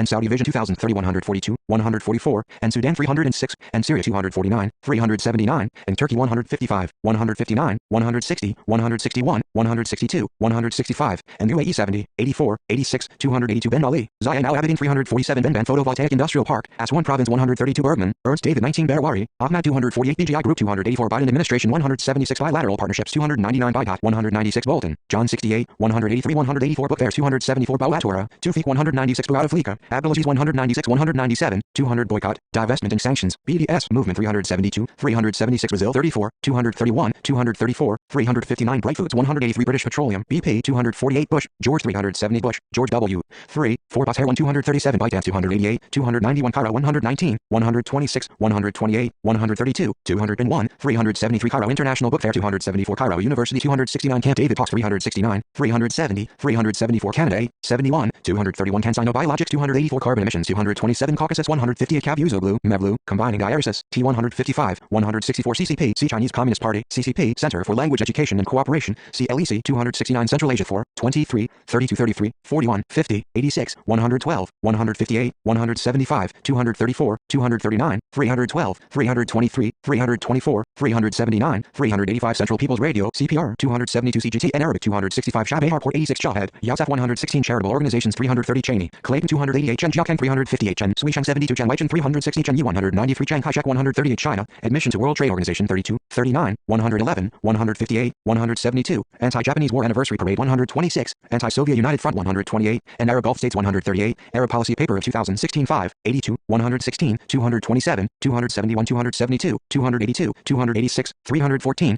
Arab Springs Impact on 85, Assistance to National Liberation Army 109, Borders and Boundaries 4, Crude Oil Imports 228, Dat Trap 93, 98, 117, 275, Deeper Reach 5253, Defense of Territory and Maritime Rights 42, Defense Policy 3031, Demand for Energy Resources 69, Development Model 118, 120, Digital Silk Road 117, Domestic Strategies, Transformation of 39, Economic Growth in 342, 343, Economic Liberalization 39, Economic Reform without Political Reform 85, Electrification of Transport System 146, Energy Resources from North Africa 114, Energy Security 88, External Policies 40, External Policies, Rejection of Hegemony 29, and External Powers 55, External Support 36, Extremist Threat 133, Fears of External 399 Index 399 Attack or Subversion 30, Firms Investment in Non-Energy Sector 116, Foreign Policy 3, 266, Foreign Policy in Africa 194, Geopolitical Effects of 5051, Global Power Relations 50, Global Strategies, See Global Strategies, of China, Gradual Expansion of 3, Growing Politico-Economic Size 56, Hedging Policy 71, 87, Hegemony, Rejection of 29, Hostility to its own Muslim minority 81, and India 49, Industrial Parks Development in other countries 83,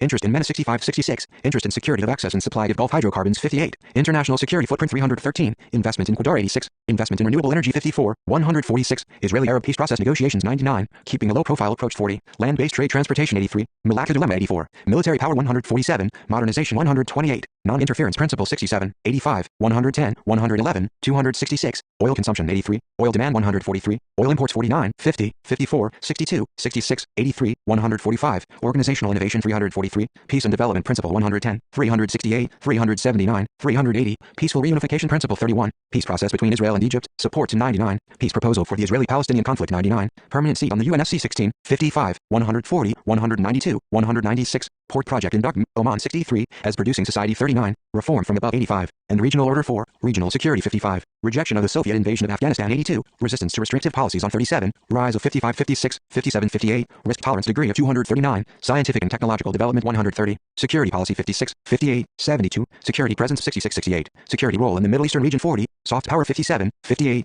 Sovereign Territory 4, and Soviet Union 18, 99, 138, Stances on War in Yemen 87, State, Coherence of 30, State Nuclear Power Technology Corporation, SNPTC 161, State-Owned Enterprises, SOES 5, Striving for Achievements Approach 40, Striving for a Peaceful International Environment 128, Support to FLN 109, Third World Alignment Policy 266, and UN Peacekeeping Missions 314, U.S. Domination, Resistance to 88, View on Intra-Gulf Competition 86 China-Africa Development Fund, CAT 388 China-Arab Cooperation 82 China-Arab States BDSG and NS Center 292 China-Arab States Cooperation Forum, CSCF 5, 52, 57, 111, 197, 266, 267, 367, 274, 281, 306, 384, 388, 392, 393N4, 394N19, 394N23 China Arab State Technology Transfer Center 130 China Arab Television, CATV 274 China Central Asia West Asia Economic Corridor, CCWAEC 83, 86, 88, 159, 172 China Central Television, CCTV 264, 272, 273, 274, 333 China Communications Construction Group 249 China Construction Bank 326 China Construction Third Engineering Bureau Corporation 249 China Daily 273 China Development Bank, CDP 112, 163, 209, 388 China Dream 4, China Effect 344 China Egypt Agriculture Joint Committee 129 China Egypt Cultural Joint Committee 129 China Egypt Defense Cooperation Committee 129 China Egypt Economic and Trade Joint Commission 129 China Egypt Pesticide Management Organization 130 China Egypt Science and Technology Joint Commission 129 China Egypt Suez Economic and Trade Cooperation Zone 301 China Egypt Technology Transfer Center 290, 2 China Gejuba Group 237 China Global Television Network, CGTN 273 China Harbor Engineering Company, CHEC 98 China Harbor 187 China Hydropower Construction Group International Engineering Company 249 China Institute of Contemporary International Relations 99, 250, 361 China Intercontinental Press 274 China Light Trading City 325 China Machinery Engineering Corporation, CMEC 161 China Metallurgical Group 249 China Middle East Relations since 1949, 1949 to 1978 3839, 1979 to 1998 39,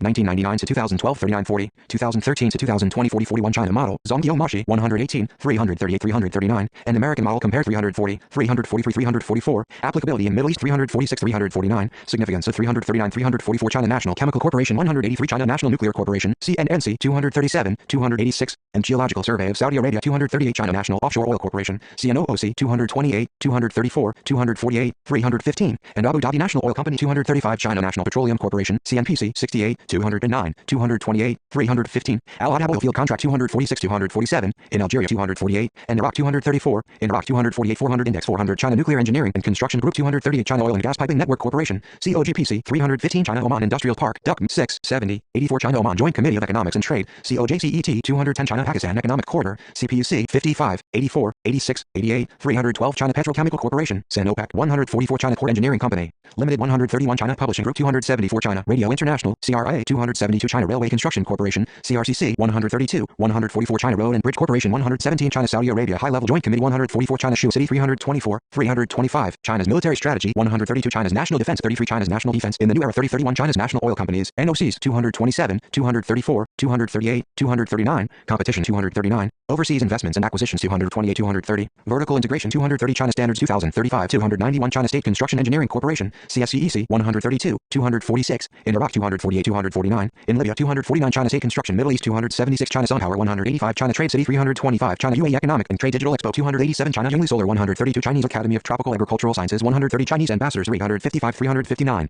in Europe 360, 361, Evacuation from Libya 362, Knowledge Impact and Policy Making for 361 363, in WNA 359 360 Chinese Communist Party, CCP 34, 5, 19, 30, 110, 156, 184, 272, 355, 361, Central Propaganda Department, CPT 272, and China Model 338, 340 342, Legitimacy of 343, Presence in Companies 313, and Saudi Chinese Relations 137, Support for Anti-Imperial Wars 194, Support for National Liberation Front FLN 194 195, United Front 331 Chinese Community Club of Oman, CCCO 210 Chinese Community Mosque 329 Chinese Enterprises Association 184 Chinese Exim Bank 163, 198 Chinese Goodwill Association 330 Chinese in Dubai.com 329 Chinese Islamic Cultural Center, CICC 329, 330 Chinese Language Media 329 Chinese Migrants in the Arabian Gulf, First Wave 323, Fourth Wave 324, Second Wave 323, Third Wave 323 324 Chinese School Dubai 326, 329 Chinese State-Owned Enterprises, SOEs 324 325, and Private Security 312 313 Cisco 283 Civic and Cultural Organizations 327 Civil Society Organizations 268 Clinton, Bill 170, 369, 370 CNBC Arabia 273 CNC World 273 CNN International 273 Cold War 24, 4850, 55, 95, 96, 138, 157, 169, 184, 251 252, 368 369, 373, end of 118, 158, Turkey-China relationship during 156 Commerce City 288 Committee of National and Religious Affairs 329, 332 Communist Party Central School of China 305 Community Organizations 326 327, Charitable Organizations 330, Hometown Organizations 327, Institutional Completeness 300 327, 329, 330, modern institutions 327, political organizations 328, 329, religious organizations 329, trade associations 327, 328, traditional organizations 327, Comoros 384, 385, complex personal accident risk insurance sector 316, 317, 318, conference on interaction and confidence building measures in Asia, CICA 163, Confucianism 340, 341, Confucius Institutes 269, 271, 274, 275, 333, criticism and accusations on 269, expansion of 264, 269, in Iran 172, model of 118, 270, in Saudi Arabia 145, control risk 316, cooperation between China and Central and Eastern European countries 17 plus 1, 393 and 2, cooperation forums of China 385, 386, 393 and 2, 393 and 4, economic cooperation 388, political cooperation 386, 387, and security cooperation 388, cooperation in renewable energy and coal agreement 161, COSCO 70, COSCO Pacific 160, COVID 19 pandemic crisis 8, 21, 58, 72, 251, 252, 386, and Algeria 192, 196, 197, 199, 200, and charitable organizations 330,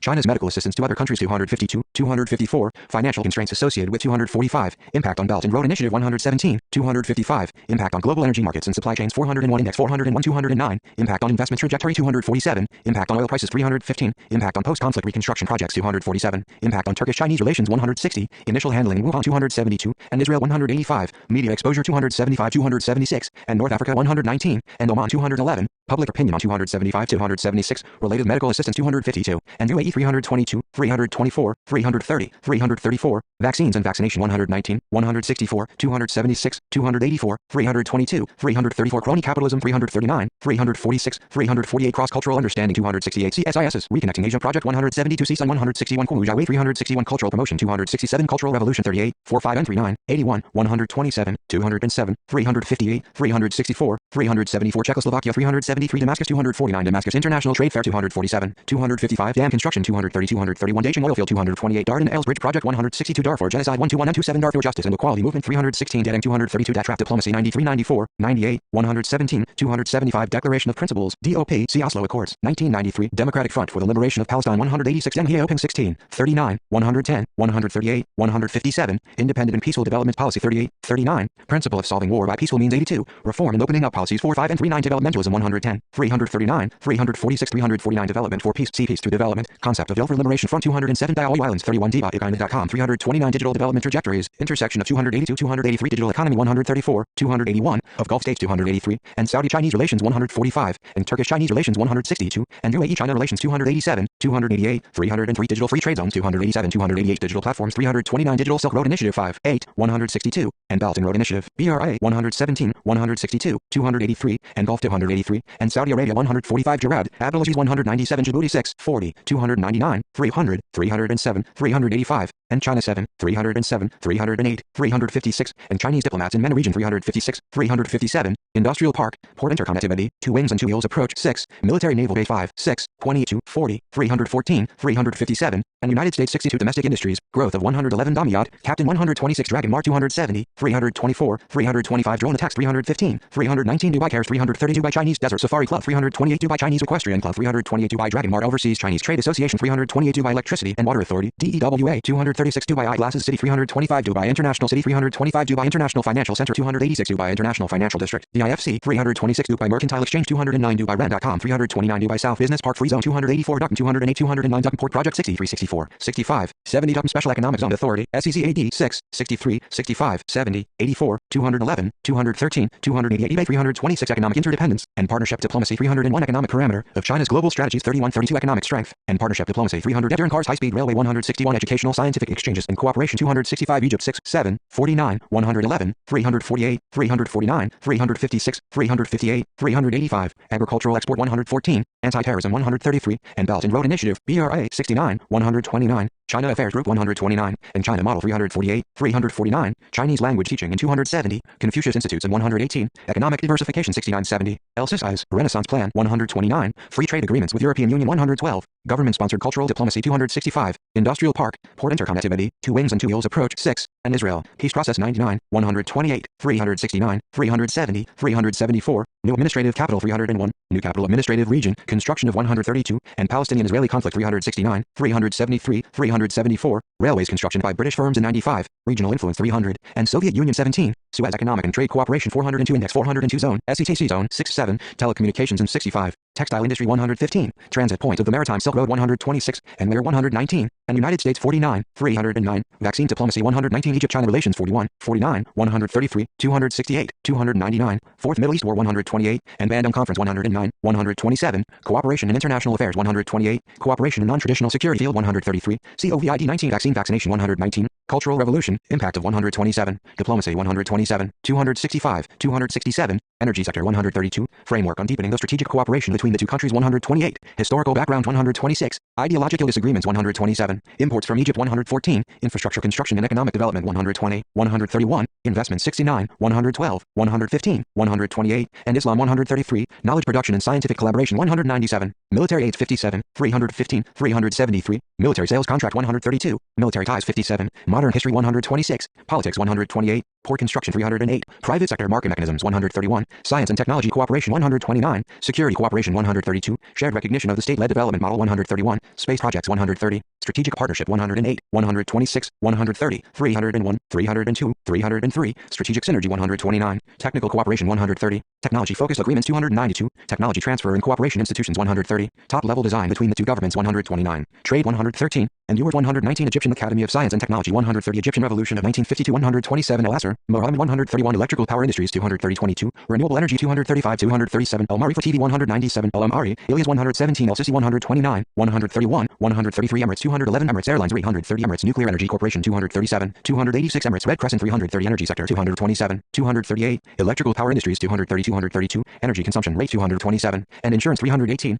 oil and gas 228, 230, risks 238, 239, security requirements 315, 316, subsidy systems and 239, energy security 82, 83, Gulf China relations 83, 266, Iran China relations 174, 175, Saudi Arabia China relations 142, Turkish Chinese relations 161, engineering, procurement, and construction, EPC, contract 236, 237, NLI, Zua 193, 195, Erdogan, Tayyip 155, 163, 165, 340, sports 289, Swahili 385, 393, N7, Ethiopia 316, ethnic enclaves 327, Etihad 211, Etihad Railway Project 276, EU Africa Summit 385, Eurasia 4, 50, 51, 53, 93, 325, 330, Euro Mediterranean Partnership 112, European Union Middle Eastern Trade 37, Evran, Canning 157, Evran, Yoram 377, EWTP Capital 289, Exploring China 270, Export Import Bank of China, EXIM 112, 308, Exxon 235, Easy Dubai 288, Facebook 185, Van Hunger 378, Fatah and Hamas, confrontation between 371, 372, Fatimid Dynasty 126, Federation of Overseas Chinese in the UAE Chowlian 328, 329, Financial Technologies 285, 286, FinTech Bay 286, 5 Principles of Peaceful Coexistence, 5 BOPC of China 386, 390, 392, 394 N21, 394 N224, Indirect Investment, FDI 116, 159, 291, 312, and Domestic Economic Development 111, Fossil Fuel Resources 228, and Service Provision, distinction between 115, Forum for Economic and Trade Cooperation between China and Portuguese-speaking countries, Forum Macau 393 N2, Forum of China and Community of Latin American and Caribbean States, China CELAC 393 N2, Forum on China-Africa Cooperation, FOCAC 111, 192, 197, 266, 267, 306, 384, 388, 392, 393 N4, 393 N5, Fossil Fuels 228, 230, 239, FOSIN International 183, 4 Modernization Strategy 16, 39, 49, 110, France 112, 118, 373, and Algeria 373,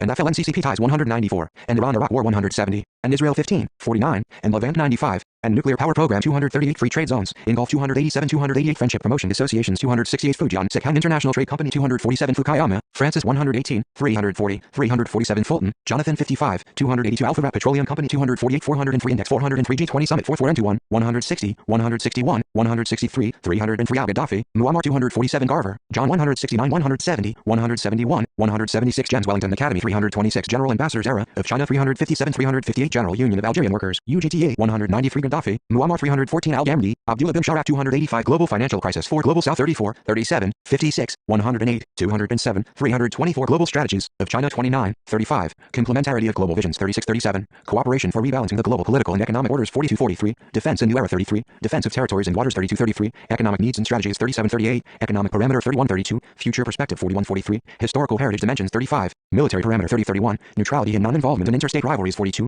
Political Analytical parameter 30. Regional international institutions and networks development 34. Responsible stakeholder in the global community 33. Second tier strategic ranking of the Middle East in 42. Security requirements 36. Sovereignty 42. Win-win cooperation 41 42. Going out strategy 5. 32. 39. 82. 111. 115. 324. Goldwyn 231. Gong Hiao Sheng 389. 390. Goodman, David 340. Google 185. Government of National Accord. GNA, Libya 247. Great Mosque of Algiers 115. 198. Great Proletarian Cultural Revolution 207. Great Wall Academy 329. Great Wall Drilling Company, GWTC 209. Group 42 284. Guangzhou Emperor 207. Guangzhou Foreign Trader Community in 206. Wool, Ismail Omar 370. Chuo Engineering Company 237. Gulf China Relations 89. China's Balanced Policy 87. China's Perspective 82. And Communist Ideology 81. Construction Projects 249. Economic Relationship 4950. Energy Market 85. 239. Energy Security 83. Gulf Regions Perspective 85. Historical Background 81. Infrastructure and Industrial Parks Construction 276. Mao era 81. Oil Industry 83. Political Motives 86. Post-Mao era 82. Reconstruction Investments 246. SLOCs Protection 67. Strategic Relationships 84. Technological Capabilities 289. 291.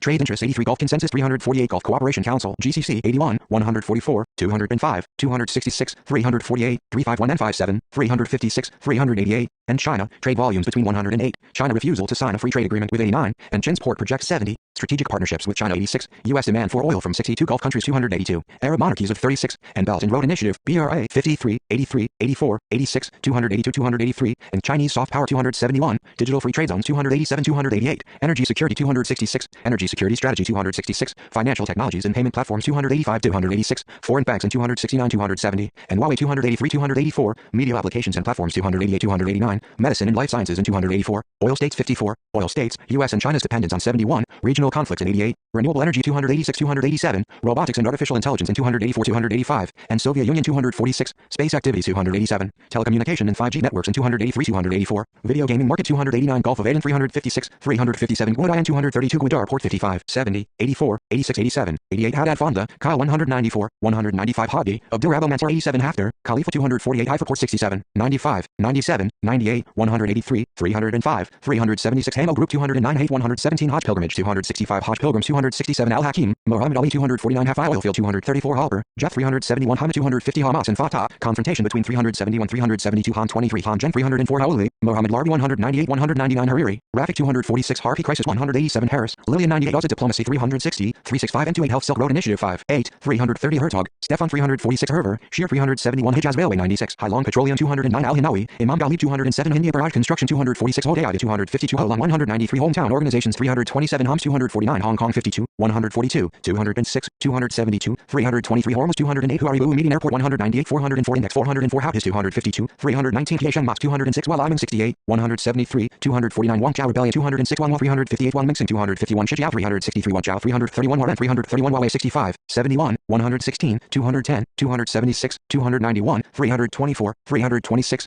5G development 283, 292, 376. In Africa 253. AI strategy 285. In Algeria 199. In Dubai 326. In Gulf Arab States 283, 284, 290. In Israel 184. In Morocco 292. National Talent Development Program 290. In Oman 217 and 78. In Saudi Arabia 284, 290. Saudi Talent Enablement Program 290. Seeds for the Future 2018 Program 290. Tamkeen 290. And Technical and Vocational Training Corporation 290. In Tunisia 116. In Turkey 162. And United Kingdom 290. U.S. Concern about 65, 71, 253. Huawei Academy Program 116. Huawei ICT Academy 285. Huawei Xinjiang, HXZA 317. Hubai Trade Association 327. Hu 23, 24, 267, 323, 328, 329. Hu Jintao 34, 33, 40, 53, 141, 246, 266, 276 and 4, 303. Huntington, Samuel 347. Hu Nuclear Thermal Power Plant Project 163. Hussein, Saddam 250, 373. Hutchison 187. Hydrocarbons 227. In Asia 49. Exporters 50, 54. In Gulf 58, 291. In Levant 95. Market 50, 277, 287. In OECD countries 48. In Oman 213. Pipelines 34. Resources 49. Revenue from 227. Supply and demand 37, 38, 39, 281, 290. Hydroelectric dams 230, 231. Hyperpay 285. IAI Harpy 182. IBRI, the second solar power project 286. IDA Technologies 187. India 49, 208, 247, 386. And China 8, 88, 186. And Gulf region 87. And Iran ties, China's hedging approach 87. And Middle East 55. Oil and gas consumption and 37. Indigenous innovation, Zaizu Jiangxi 343. Industrial and Commercial Bank of China, ICBC 162, 163, 209, 326. And 2. Combining dialysis, RKI's Bankus, agreement between 163. Industrial Park, Port interconnectivity, 2 wings and 2 wheels approach, 5, 6, 7 infinity 346 infrastructure construction development 144, in Algeria 197 198, in Arab countries 50, and Asian Infrastructure Investment Bank, AIIB 24, 34, 53, 144, 163, 210, 236 237, 286, 305, in Egypt 120, 131, in Gulf countries 276, in Iraq 234, 249, in Levant region 98, in Libya 249, in North Africa 113, in Oman 210, in Turkey 160, 161, in United Arab Emirates, UAE 348, see also post-conflict reconstruction institutional innovation 343 insurance, complex personal accident risk insurance, KNR 316 317, 318, international insurance 317 319, vanilla, product 318 Intel 185 International Atomic Energy Agency 238 International Chinese Institutions 118 International Monetary Fund, IMF 111, 198 Interpreter Ambassadors Era of China 357 Investment Cooperation between Turkey and China 163 IOR, China's interest in 66 67, 68, 72 Iran 7, 17, 24, 49, 82, 185 186, 249, 266, 300, 348 349, 387, Ballistic Missile Program, 175, and Belt and Road Initiative, BRI 85, 171 172, 308, and CCWAC 83, and China Model 348, and China's arms acquisitions from Israel 19, China's investment in 84, and China's NOCs 239, and Chinese diplomats in MENA region 355, 356, and Cold War 48, Confucius Institutes in 172, government-sponsored cultural diplomacy 265, and India 87, 88, Islamic Republic Revolutionary Guard, IRCG 175, Islamic Revolution in 49, 140, 169, Military Nuclear Program 170, Nuclear Deal 56, 68, 87, 176, 237, 308, 390, Nuclear Program 56, 68, 173, 237, Oil and Gas 232, 233, 234, and P5+1 Group 173, and Pakistan 86, and Palestinian-Israeli conflict 378, 379, and Palestinians 187, and Persian Gulf 175, 176, in political terms 88, post-war reconstruction 246, 253, 254, private security sector 314, railway system 172, regional rivalry, China's stance on 87, and Russia 300, sanctions-induced economic isolation 186, and Saudi Arabia, conflict between 58, 62, 88, 147, and Shanghai Cooperation Organization 303, and United States 17, 57, 63, 176, and U.S.-China rivalry 68, 69, 86, 88, 174, Iran-China relations 56, 72, 81, 168, 185, 186, 308, anti-terrorism cooperation 174, arms sale 170, balanced policy 87, comprehensive strategic partnership 173, 308, crude oil export 234, diplomacy 16, 39, 82, 207, domestic market 170, in economic terms 88, energy market 85, energy security 174, 175, energy trade 303, EPC contract 237, friendship associations 268, joint naval drills 175, military partnership 56, 237, nuclear programs 56, 87, 170, 174, oil and gas facilities 83, oil imports 83, 88, 170, 174, paradoxes 175, 176, 405 index 405 people to people exchange 172, political motive 86, post-2016 politics of 172, 174, pre-BRI history 169, 171, quantity versus quality 168, 176, and regional conflicts 175, 176, renewable energy 237, security implications 174, 175, and Soviet Union 169, strategic partnership 50, 82, 84, 302, technology transfer 175, trade 68, 267, 301, and United States 172, U.S. concern about 7 Iran-Iraq War 17, 94, 140, and China 17, 82, 170, 246, and France 170, and United States 62, Iraq 49, 82, 249, 250, 266, 346, automobile markets 250, and Belt and Road Initiative, BRA 85, 247, 249, 368, 379, 380, China State Engineering Corporation, CSCEC in 248, 249, and CNPC 234, 248, fragmentation of power in 314, invasion of Kuwait 22, 246, 307, as a key state 305, and national oil companies, NOCs 227, 239, oil and gas reserves 232, oil and gas trade 233, 234, private military companies 312, 313, reconstruction process 246, 247, 249, and Soviet Union 17, 49, U.S. invasion of 99, 140, 141, U.S. withdrawal from 140 Iraq-China relations, arms sale 19, cooperative partners 305, 306, crude oil supply 315, diplomacy 82, economic development 85, economic diversification 251, energy and petrochemical sectors 234, energy sector 250, 301, Aussie diplomacy 360, infrastructure projects 234, 249, investments 251, 253, 254, jointly operated Sino-Iraqi investment fund 249, military ties 57, 315, oil for reconstruction agreement 253,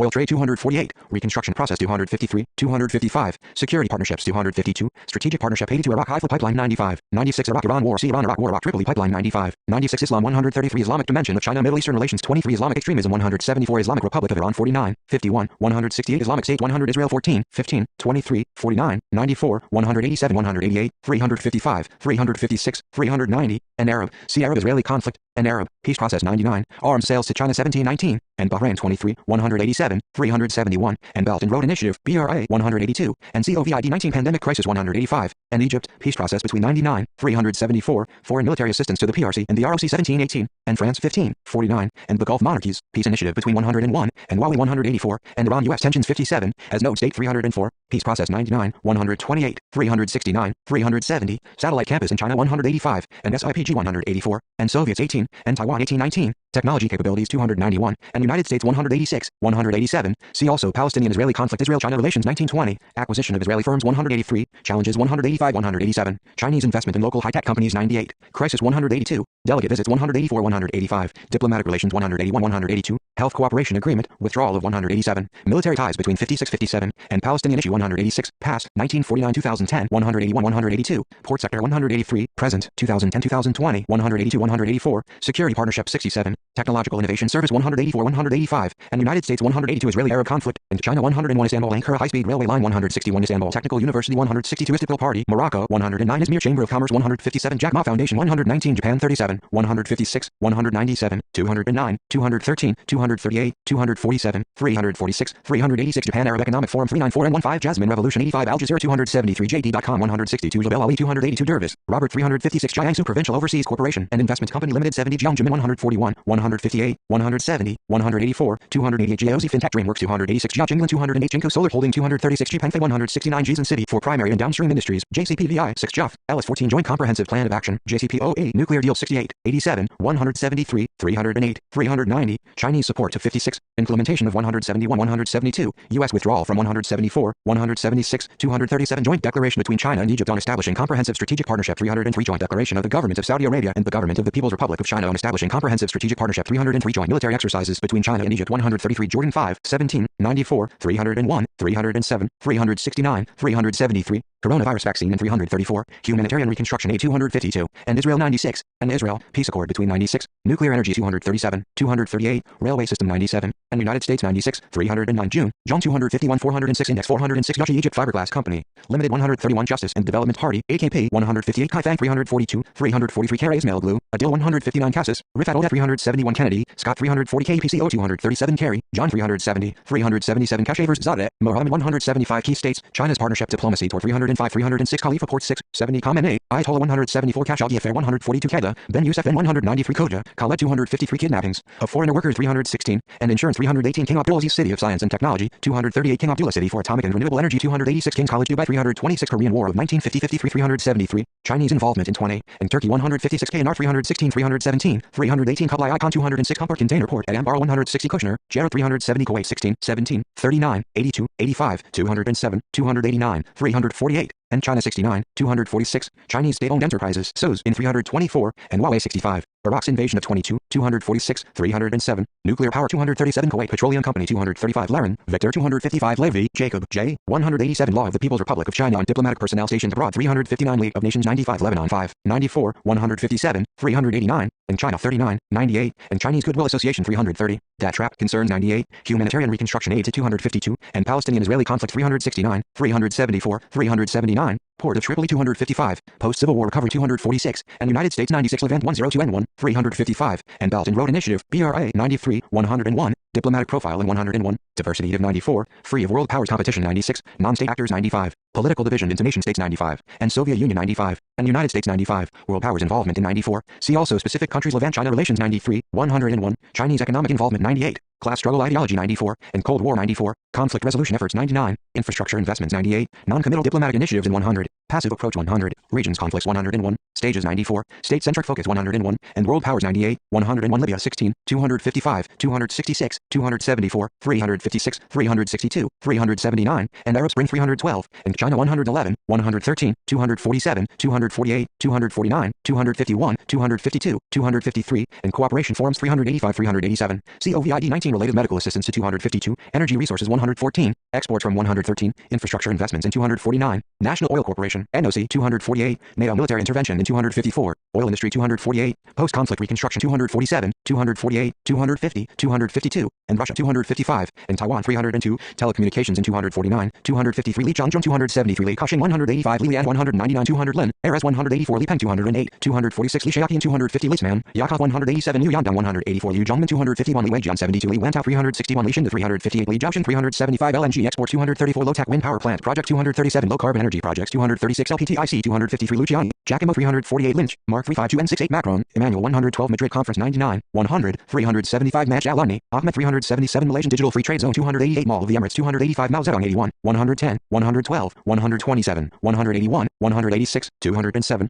5 principles of coexistence 38. On imperialist western system 138. 3 world theory 109. 134. 135 and 4 Al-Makdisi. Shamsuddin 205. 206. Maritime Silk Road Initiative. MSRA 5. 6 Maritime Trade 6 7. Market authoritarianism 341. 349. Mars exploration 287. Marxism Leninism 110. Masharek Bank 285. Masjid Suleiman oil field 234. Al-Masudi. Abu al-Hassan 206. Mauritania 299. 356. 385. Mason Governor 248. 407. Index 407. Meartimer. John J. 50. 51. Mecca Medina High Speed Railway 144. Media and Entertainment 271. 274. And Arab Policy Paper 2016 271. 272. Book Publications 273. 274. Films, Series and Dramas 273. 274. Foreign Media and Elites 273. Influential Media Outlets 272. 273. Local Media Organizations 271. Objectives 272. And People to People Connectivity 272. Print Media 273. State Run 271. Western Media Outlets 272. Media Applications and Platforms 288. 289. Medicine and Life Sciences 284. Mediterranean Basin 312. Megs of Hell. Abdulkader 198. Middle East Chinese Newspaper 329. Middle East Issue Special Envoy China 388. 390. 392. 394 M28 Middle East Model 344. 346 Middle East Security Forum 379. Mi Guangjiang 268 Military Parameter of China's Global Strategies 3031. 56 Modernization of Defense 31 Minglu Chen 340 Mingwan 351 and 51 Ministry of Commerce China 130. 210. 291. 363 Ministry of Foreign Affairs of China 53. 155. 273. 356. 359. 362. 363 of Israel 305 of Turkey 155. 157. 163. 164. 165 Mesenfield 234 Mobile Wallet 285 Modi Narendra 208 Mohammed bin Zayed University of Artificial Intelligence 285 Mohammed bin Rashid Al Maktoum Solar Complex 236 Mohammed bin Rashid Al Maktoum Solar Park 286 Malawi Afshin 348 349 Morocco 212 306 378 385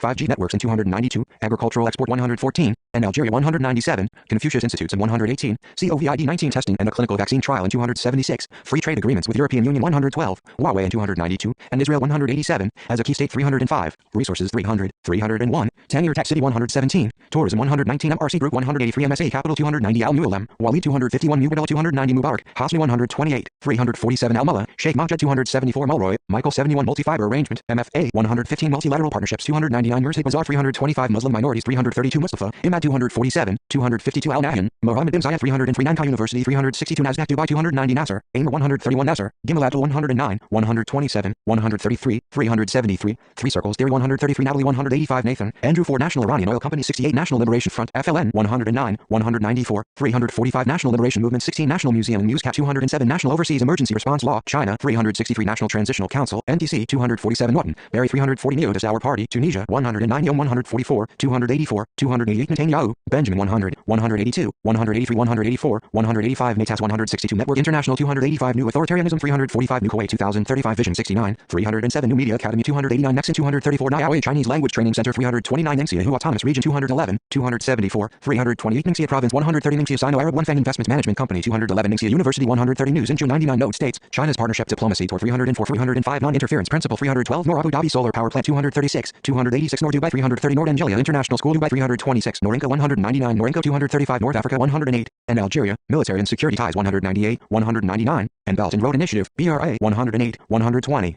COVID-19 Pandemic Crisis 199 Oil and Gas Investment 230 North Africa China Relations 120 China's Model of Development 118 Chinese Soft Power 117 COVID-19 Pandemic Diplomacy 119 Culture and People to People Exchange 118 Trap Diplomacy 117 Economic Relations 113 Energy Resources Imports 114 Foreign Direct Investment FDI 111 115 and France 112 Ideological Affinities 109 Peace and Development 110 Political Interests 109 Service Provision by Chinese Firms 115 Three World Theory 109 400 408, Index 408, Tourism 118, Trade Competitiveness and Deindustrialization 114, Trade Relations 113, Trade Volume 108, 111 North Atlantic Treaty Organizations, NATO 49, 111, 156, 254, 386 North Azadigan Oil Field 234 Northern Minzu University 130 North Jazeera Irrigation Project 246 Northwest Trade Association 327 North Yemen 252 Nuclear Energy 72, 86, 144, 227, 231, 237 238, 239 Oasis News 329 Obama, Barack 21, 66 Obama Administration 4, 140 Occupational Concentration 322 323 October War 14 OECD 330 Ogaden National Liberation Front, ONLF 316 OGA, Combining Diaresis, Coup, Combining Diaresis, Mehmet 158 Oil and Gas Sector 54, 227, 228 230, 301, Exploitation of Resources 238, Investments 234 235, Need for Security 314, Significance of Middle East 232 233, Trade 233 234 Al Alama, Omar 285 Olmert, Ehud 370 Olympic Stadium Bahrain 198 Oman 6, 7, 69, 82, 210, 228, 239, 249, 283, 307,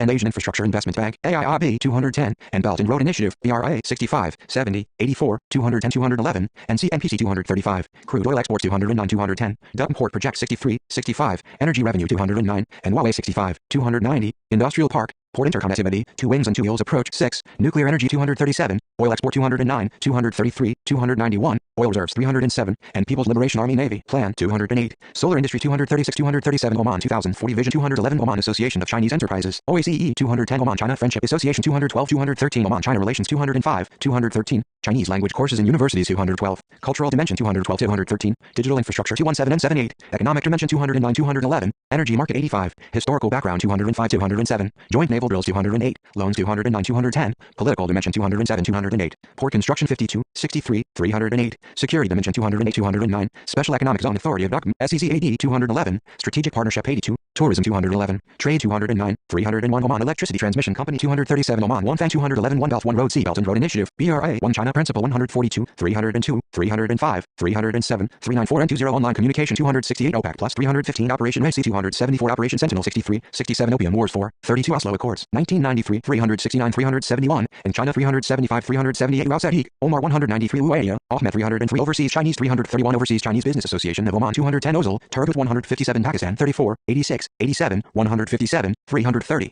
and China 231 and Middle East 55 and Turkey 157 Palestine Palestinians 14, 16, 18, 300, 308, 356, 388, 390, activism in Lebanon 374, and boycott, divestment and sanctions, BDS 372, and CCP 186, and China 16, 186, 375, 376, economic development plan 370, Fatah and Hamas, confrontation between 371, 372, 373, 374, financial assistance to 376, free trade agreements 388, and Iran 187, self-determination and rights 374, 375, solar panels for electricity generation 186, and United States 377 Palestinian Authority, PA 98, 100, 370, 371, 376 Palestinian-Israeli conflict 100, 185, 186, 378, 380, and Belt and Road Initiative, BRA 368, 379, 380, China's peace proposal 499, China's position towards 186, 187, 251, 372, 378, 389, 390, and Egypt 369, 373, 374, 5-point peace proposal for 186, 4-point proposal of China 100, 377, 379, history of 368, 372, and Iran 378, 379, and Israel 99, 369, 373, 374,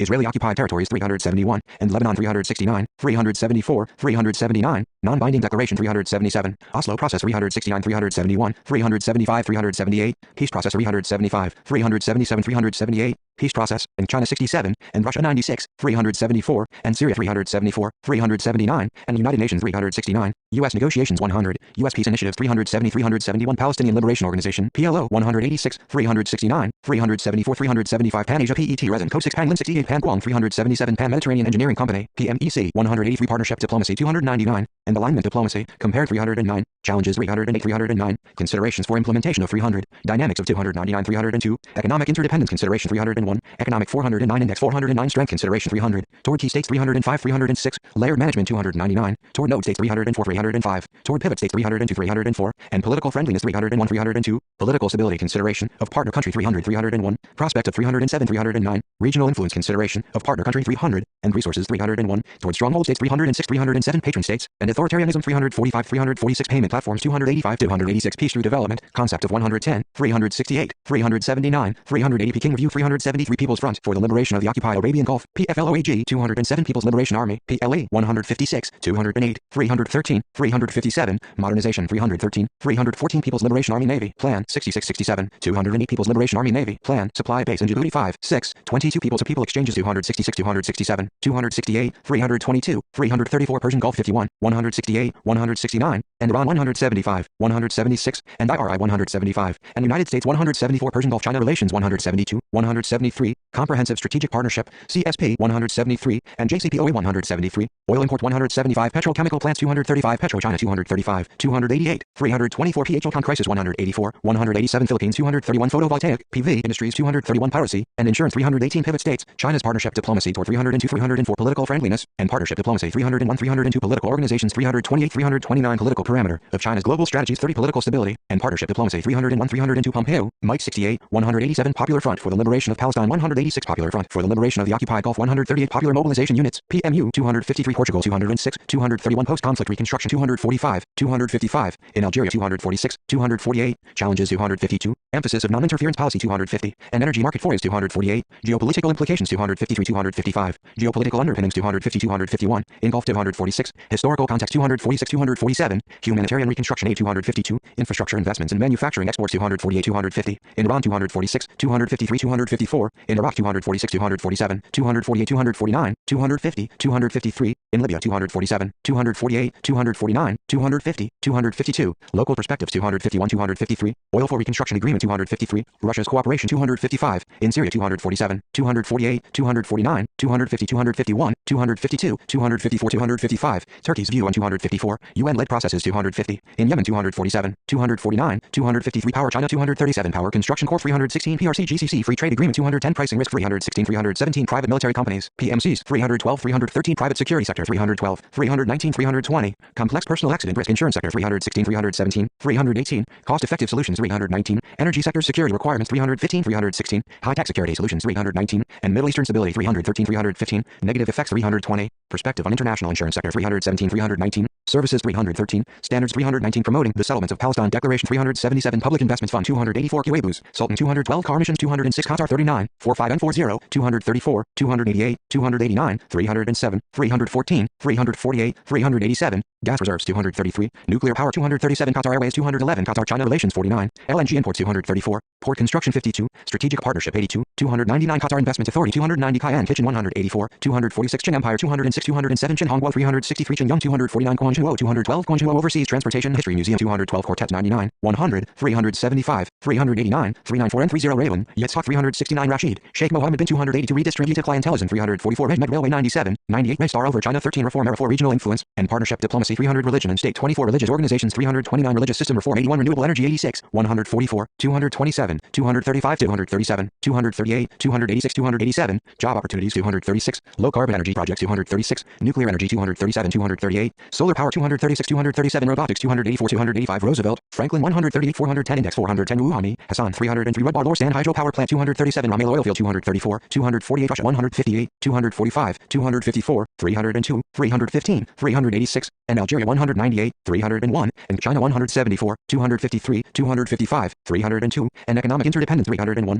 Energy Resources 238, 239, and Iran 254, 300, and Iran's Pater 1 237, and Levant 100, 101, and Libya 255, Oil Output Limitation Policy 21, and Palestinian-Israeli Conflict 374, as a Pivot State 302, and Syria 254 255, and Syria, as Tana Process 250, and United States 186 Russian Arab Cooperation Forum 394 and 16 Al-Sadiq Al-Khalida, The Eternal Friendship 212, Al-Sagir, Abu, Ubayd Abdullah bin Al-Kuwaisim 206 said, Edward 371 said, Sultan Kuwaybus bin 208 Al-Sa'id, Fahad bin Mahmud 208 Salah, Ahmed Gade 198 Salah 208 Salam, Ghassan 351 and 56 Salman, Crown Prince Mohammed bin 304 Salman, Crown Prince Mohammed bin 144 Salt Lake Natural Gas Storage Project 163 Al-Saud, King Salman bin Abdulaziz 69, 138, 303 Saudi 211 Saudi Arabia 5, 6, 7, 49, 84, 207, 208, 209, 239, 255, 270, 307, 323 324, 378, 387, and AI 145, Arms Import by 146, and Belt and Road Initiative, BRA 69, 84, 85, 88, 143, China-led Digital Economy International Cooperation Initiative 145, and China Model 346, 348, China's investment in 84, and Chinese arms sales 17,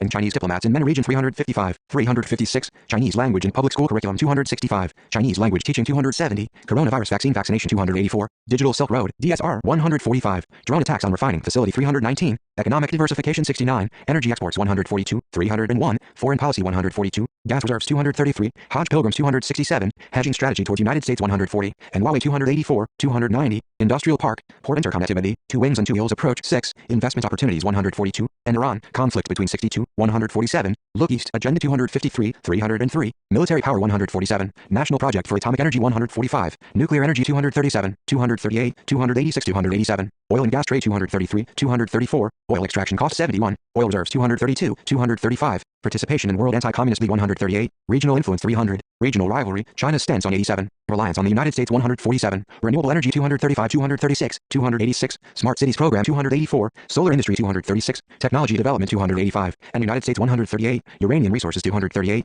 Yanbu oil refinery 235, Saudi Arabia China relations 6, 137, 147, 172, 173, 1+2+3 cooperation pattern 144, challenges 137, China's interests 142, Chinese Communist Party, CCP 137, Chinese CSS-2 ballistic missile deal 140, Chinese export opportunities 140, comprehensive strategic partnership 173, 175, 185, 304, contracting and investment 143, diplomacy 142, 302, 303, economic agreements 141, in economic terms 88, energy sector 141, energy security 142, hedging approach 146, historical background 137, joint counter-terrorism exercise 146, military and security cooperation 57, 146, nuclear cooperation accord 141, oil import by China 140, in opposing camps 138, people-to-people exchanges 145, political dimension 138, 142, in political terms 88, political visits 140, port construction 308, post-conflict reconstruction 253, Saudi's interests 142, strategic oil partnership 141, strategic partnership 142, 144, technological transfer 145, timeline of contact 139, trade volume 143,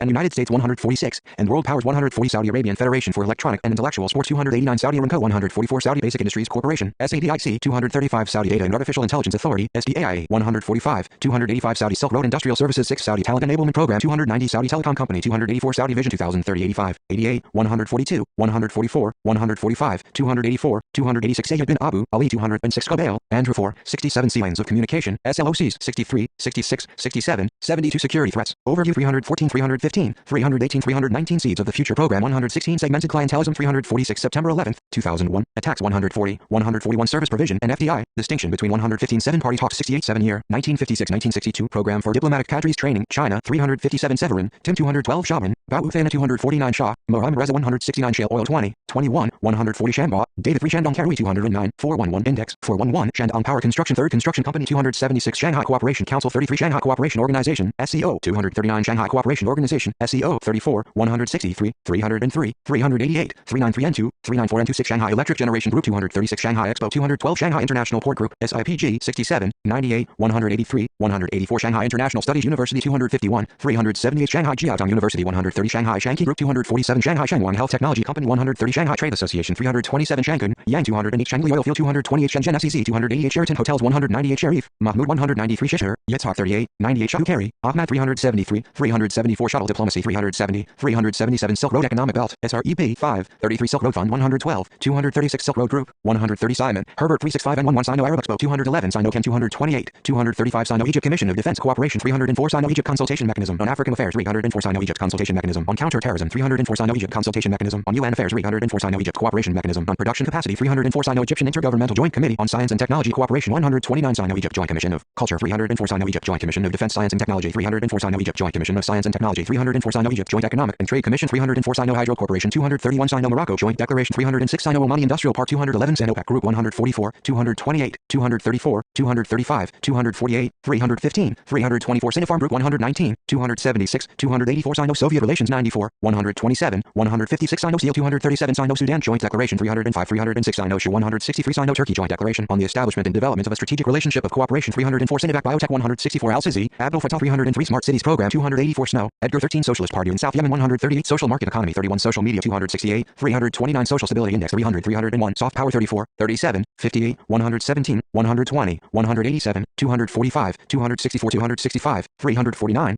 in Arabian Gulf 333, Business or Community Initiated Programs 265, Chinese Language Learning 270, Chinese Language Teaching 270 271, Chinese Model 118, 339, Cultural Promotion 118 119, 265, 266, 267, 268, 271, Definition of 264, Development Policy 118, Education and Language Programs 265, 268 271, Formal and Informal Diplomacy 265 268, Impact of 274 276, and Israeli Elites 185, Media and Entertainment 271 274, and Outward Investments 264, Pandemic Diplomacy 119 120, People-to-People Exchanges 118 119, 265, 266 267, 268, Public-Private Initiatives 265, in Reconstruction Investments 251, State-Sponsored Programs 265, Sohar 205 206, Solar Energy Sector 236 237, Solar Photovoltaic, PV, Industry 231 232, 237, Somalia 300, 308, 356, 385, 387, Anti-Piracy Patrol 67, Sorak 2 Desalination Plant 187, South Azadirgan Oil Field 234, South China Sea Islands 31, Southern News Network 362, South Korea 37, 209, 237, 238, 346, South Pars Gas Field 83, South Port Terminal, Ashdown 183, South Relations 110, 120, 303, 306, 386, 387, 391, 392, South Yemen 82, 138, Sovereignty Safeguarding 52, Soviet-led Warsaw Pact 49, Soviet Union, and China 109, 138, Collapse of 181,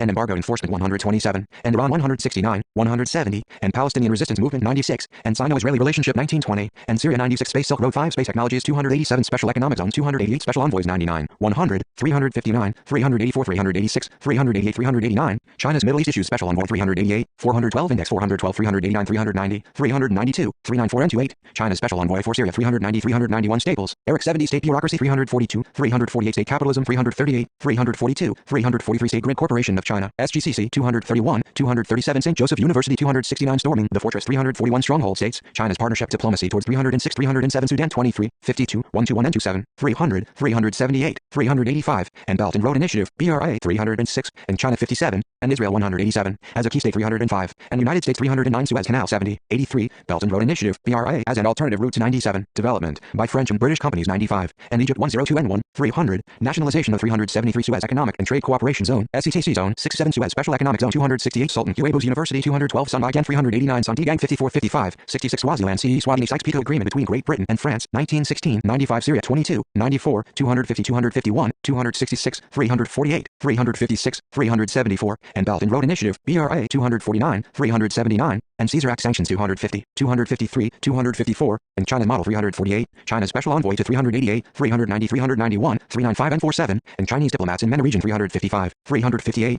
and Cooperation Forums 386, 387, Economic Interdependence 301, Energy Market 96, External Interference 300, Humanitarian Reconstruction Aid to 252, and Lebanon 96, Oil Exploration and Development in 235, Oil Industry 248, and Palestinian-Israeli Conflict 374, 379, and Saudi-Chinese Relations 141, and Soviet Union 96, 254, Wares 355, and United States 96, 98, 100, Withdrawal of U.S. troops from 62, Syria-China Relations 56, 98, 308, Automobile Sector 252, COVID-19 Related Medical Assistance 252, 254, Diplomacy 38, Energy Relations 239, Post-Conflict Reconstruction 247, 248, 249, 250, 251, 253, 255, Security Partnerships 252, Syrian Civil War 94, 96, 250, 314, and China 100, Impact on Israel 96, Russia's military involvement in 96, 6-point declaration concerning 100, Syrian Petroleum Company 248, Tabriz 83, Tahrir Square, events in 113, Taiwan 31, 38, 62, 88, 142, 252, 307, 323, 374, and Iran 169, and Israel 1819, sovereignty of 197, 208, Taliban, Jalal 246, Tamkeen 290, Tangier Tech City 117, Tang Jayaxwin 184, Taobao 162, Tak Field 234, Tariq, Sultan Khatam 280, BEA Xinjiang New Energy Company, Limited 132, T Club 328, Taburan, Abdel Majid 198, 200 Technical and Vocational Training Corporation 290, Technion, Israel Institute of Technology 185, Technology and Economics 281, 282, Comparative Advantages 283, 289, Development Trajectories 289, 291, Digital Development Trajectories, intersection of 282, 283, Digital Free Trade Zones 287, 288, Financial Technologies and Payment Platforms 285, 286, Media Applications and Platforms 288, 289, Medicine and Life Sciences 284, Renewable Energy 286, 287, Robotics and Artificial Intelligence AI 284-285, Space Exploration 287, Telecommunications and 5G Networks 283-284, Tehran Isfahan High-Speed Rail 172, Tehran Mashhad Railroad 172, Textile Bank 162, Telecommunications 65, 113, 249, 253, 283, 284, Tencent 288, 289, Terminus Technologies 284, 285, Textile Industry 115, 249, Al-Findi, Abdullah 249, Third Bosphorus Bridge Northern Motorway Project 163, Third World 109, 111, 112, 127, 134, 265, 266, 3 System 357, 3 World Theory 108, 109, 120, 134, 135, N4 Tiananmen Massacre 20, 62, 246, Xi'anjian 246, Tianjin Net 272, Tibet 192, TikTok 289, 291, Mall 162, New 183, Tokyo International Conference for African Development, TICAD 385, 393, N10 total 68, 112, Tourism 112, 118, 119, 165, 268, Trade Associations 327, 328, Treaty of Amity 33, 137, Drendiel 162, Drennan, Dimitri 255, Tripoli 110, Tripoli Syria Railway Network 97, 413, Index 413, Trump, Donald 20, 61, 62, 174, 186, 308, 370, 371, 377, Trump Administration 56, 120, 174, 291, 314, Tunisia 110, 333, 345, 349, 385, Broadband Network, and Huawei 116, Confucius Institutes and 118, Free Trade Agreements with European Union 112, Imports from China 114, Tunisia Investment Forum, TIF 116, Turkey 300, 330, 355, 386, 387, Activist Foreign Policy 158, Asia New Initiative 155, and Asian Infrastructure Investment Bank, AIIB 163, and Belt and Road Initiative, BRA 159, 160, 161, 162, 165, Commercial banks, credit deals with Chinese institutions 163, deficit against China 159, 160, foreign policy 158, government-sponsored cultural diplomacy 265, military coup of September 12, 1980 157, need for capabilities improvements 161, as node state 304, North Atlantic Treaty Organization, NATO, membership 156, nuclear plants 161, and Euro movement 302, and United States 157, 161, 309, and Uyghur diaspora 23, Turkey-China relations 155, banks, contributions 162, bilateral currency swap agreement 163, China's interest 156, comprehensive strategic partnership 304, cooperation in the field of railways 161, cultural diplomacy 265, digital economy 162, diplomatic and political relations 163, 299, diplomatic relations 157, economic relations 159, economies, liberalization of 157, energy security 161, exports and imports 158, friendship promotion associations 268, future 164, historical background 156, infrastructure and logistics capabilities 160, logistics and energy, investments in 161, military memorandum 157, multilateral diplomacy 163, railway transportation 160, reconstruction investment 253, 254, technology transfer 162, trade 155, 157, 301, transportation infrastructure 161, Turkey's interest 156, Turkish business community views on 157, and Eurasia 163, 165, vaccine diplomacy 164, Turkey, Sultan Faisal bin 207, Turkish Arab Cooperation Forum 394 M14, Turkish-Chinese Agreement for Cooperation and Peaceful Uses of Nuclear Energy 161, Turkish-Chinese Intergovernmental Cooperation Committee 163, Turkestan Islamic Party, TIP 390, 391 2, combining IRSS, RKI's Bankus and ICBC, agreement between 163, Turkmenistan, gas import from 228, 20-year program for diplomatic cadres training, China 357, UAE China Arab Scholars Association 328, UAE China Trade Association 328, UAE Chinese Biking Club 328, UAE Chinese Goodwill Association 330, UAE Washington Performing Arts Troupe 328, UAE Jiaoxing Education 329, UAE Tipao Association 328, UAE Women's Association 330, Wares 23, 24, 100, 119, 158, 163, 165, 266, 302, 355, Union Head 285, United Arab Emirates, UAE 6, 7, 49, 69, 169, 208, 239, 348, 356, 378, 385, 387, AI Strategies 285, and Asia 287,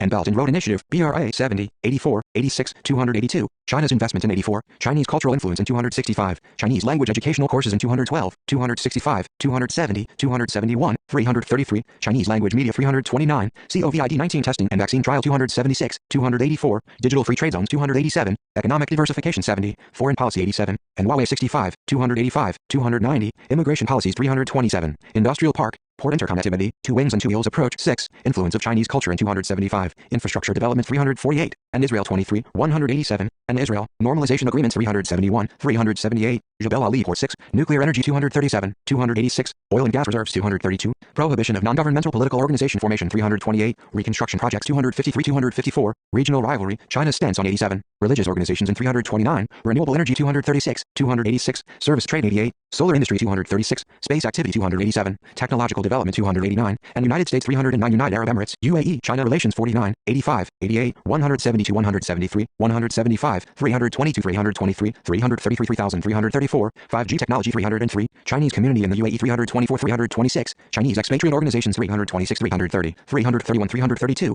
and Chinese Muslim minorities 332, comprehensive strategic partnership 41, 82, 84, 173, 299, 302, COVID-19 clinical trials 334, COVID-19 medical assistance 330, COVID-19 vaccine research 322, cultural diplomacy 265, economic interest 322, 333, in economic terms 88, energy investments 83, energy market 85, events and celebrations 331, 332, investments 84, military relationship 57, military ties 57, non-oil trade 332, non-trade places 326, oil and gas activity 235, political interest 322, in political terms 88, port construction and development 52, trade 69, 301, 324, 334, trade associations 327, 328, and Western media 333, United Kingdom 231, ban on Huawei equipment 290, 291, and Israel 15, 19, and Levant 95, 96, and Oman 65, 206, 208, 211, and private military companies 313, 414, index 414, United Nations 100, 2030 Agenda for Sustainable Development 308, arms embargo on Middle East 127, and China 22, 33, General Assembly Resolution 67, 19, 186,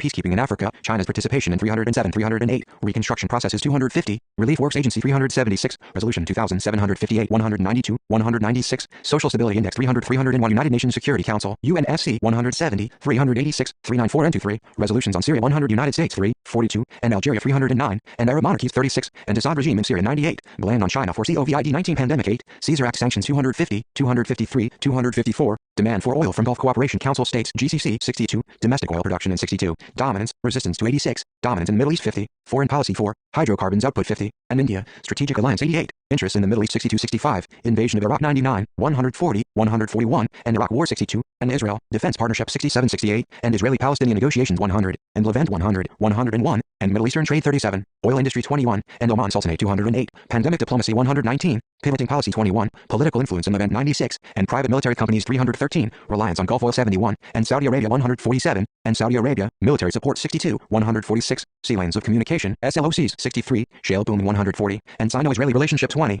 and Sino-Saudi relationship 17, Trans-Pacific partnership 21, unilateral interventions, China views on 254, withdrawal from Iraq 140, withdrawal from Middle East 20, withdrawal from the JCPOA 172, 174, 176, withdrawal of troops from Syria 62, United States-China rivalry relations 20, 21, 56, 61, 72, 73, China is free rider on America's protection of oil SLOC 66, China's future policy 71, 72, Chinese security presence 66, 68, and economic diversification 69, 70, hegemony 66, in Indo-Pacific region 61, and Iran 68, 69, and Israeli port management 184, and Levant 98, 101, and Middle Eastern states 69, 71, ports and competition 70, 71, positional rivalries 62, 63, 65, 71, power struggle 51, 52, spatial rivalries 62, strategic rivalries 61, 62, 71, 72, trade war 145, United States, China, Saudi Arabia triangle 141, universities, teaching Arabic and Persian and 45 and 39, University of Jeddah 269, Human rights 163 meters, see your vaccine diplomacy 119, 164, 276, 284, 322, 334, Velayabi, Ali Akbar 246, Venezuela 71, 234, 251, 254, video gaming market 289, Vietnam 16, 231, 375, voluntary organizations 328, Al funds of funds 290, Wang Jinyang 247, Wang Kitchen 184, Wang Shichi 389, Wang Yaohui 274, Wang Yang 208, 211, Wang Yi 5, 33, 68, 100, 142, 182, 186, 281, 359, Wang Yuzuo 358, Wang Xiang Group 131, Washington Consensus, See American Model, Washington Consensus, WeChat Pay 285, Wei Feng 133, Wen Xiaobao 141, 159, 304, Wenzhou Trade Association 327, West Asia and North Africa, WANA region 356, Chinese diplomats in 359, 360, Western culture, influence over Middle East 35, West Caroline oil field 83, West Corn 1 oil field 234, wind energy industry 231, 232, 237, wind photovoltaic, PV industry 231, 232, Wisdom Palace Group 274, World Bank 111, World Food Program 252, World Health Organization 252, Wuhai Tao 250, Wusat 389, 390, Xilipin 362, Xiaomi 185, Xi Hiaoyun 390, 391, Xi Ge 72, Xi Jinping 4, 5, 23, 33, 34, 40, 50, 68, 81, 100, 129, 163, 355, 362, 377, 379, and Belt and Road Initiative, BRA, Project 84, Commitment to Iraq's Reconstruction 247, Foreign Policy 108,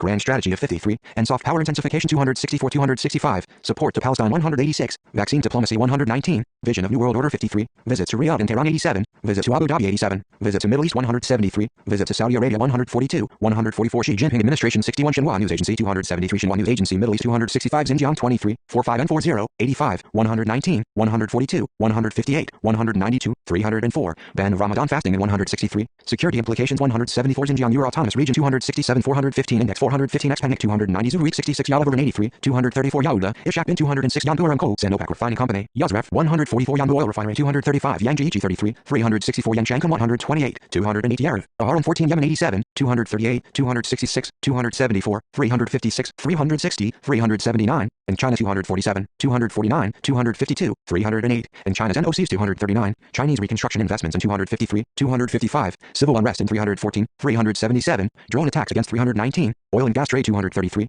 oil exploration and development in 235 and Saudi Arabia 146 Yemen Arab Republic 82 UAE 361 Young Emperor 206 Young Karen 54 U George 194 195 Yunnan Trade Organization 327 Zaki Mohammed 133 Zanjab Rising 206 Zarif Javad 171 173 Zar Zaitin Field 248 Zayed Sheikh Mohammed bin 270 Zayai June 359 361 389 Zhang Shangman 273 Zhang Jiaoli 208 Zhang Jun 247 251 Zhang Tao 252 Zhao Li Jiang 273 Zhao Sui Shang 70 Zhao Ziang 111 Zhao Piaxin 359 Jijiang CHINT 132 Jijiang Trade Organization 327 Zhang He 206 Zhang Ai Education 329 Zhang Tai Financial International 290 Zhu NII 39 109 110 127 195 196 197 357 358 373 Zhuhai Zhenrong Corporation 234 ZTE 162 184 253 416A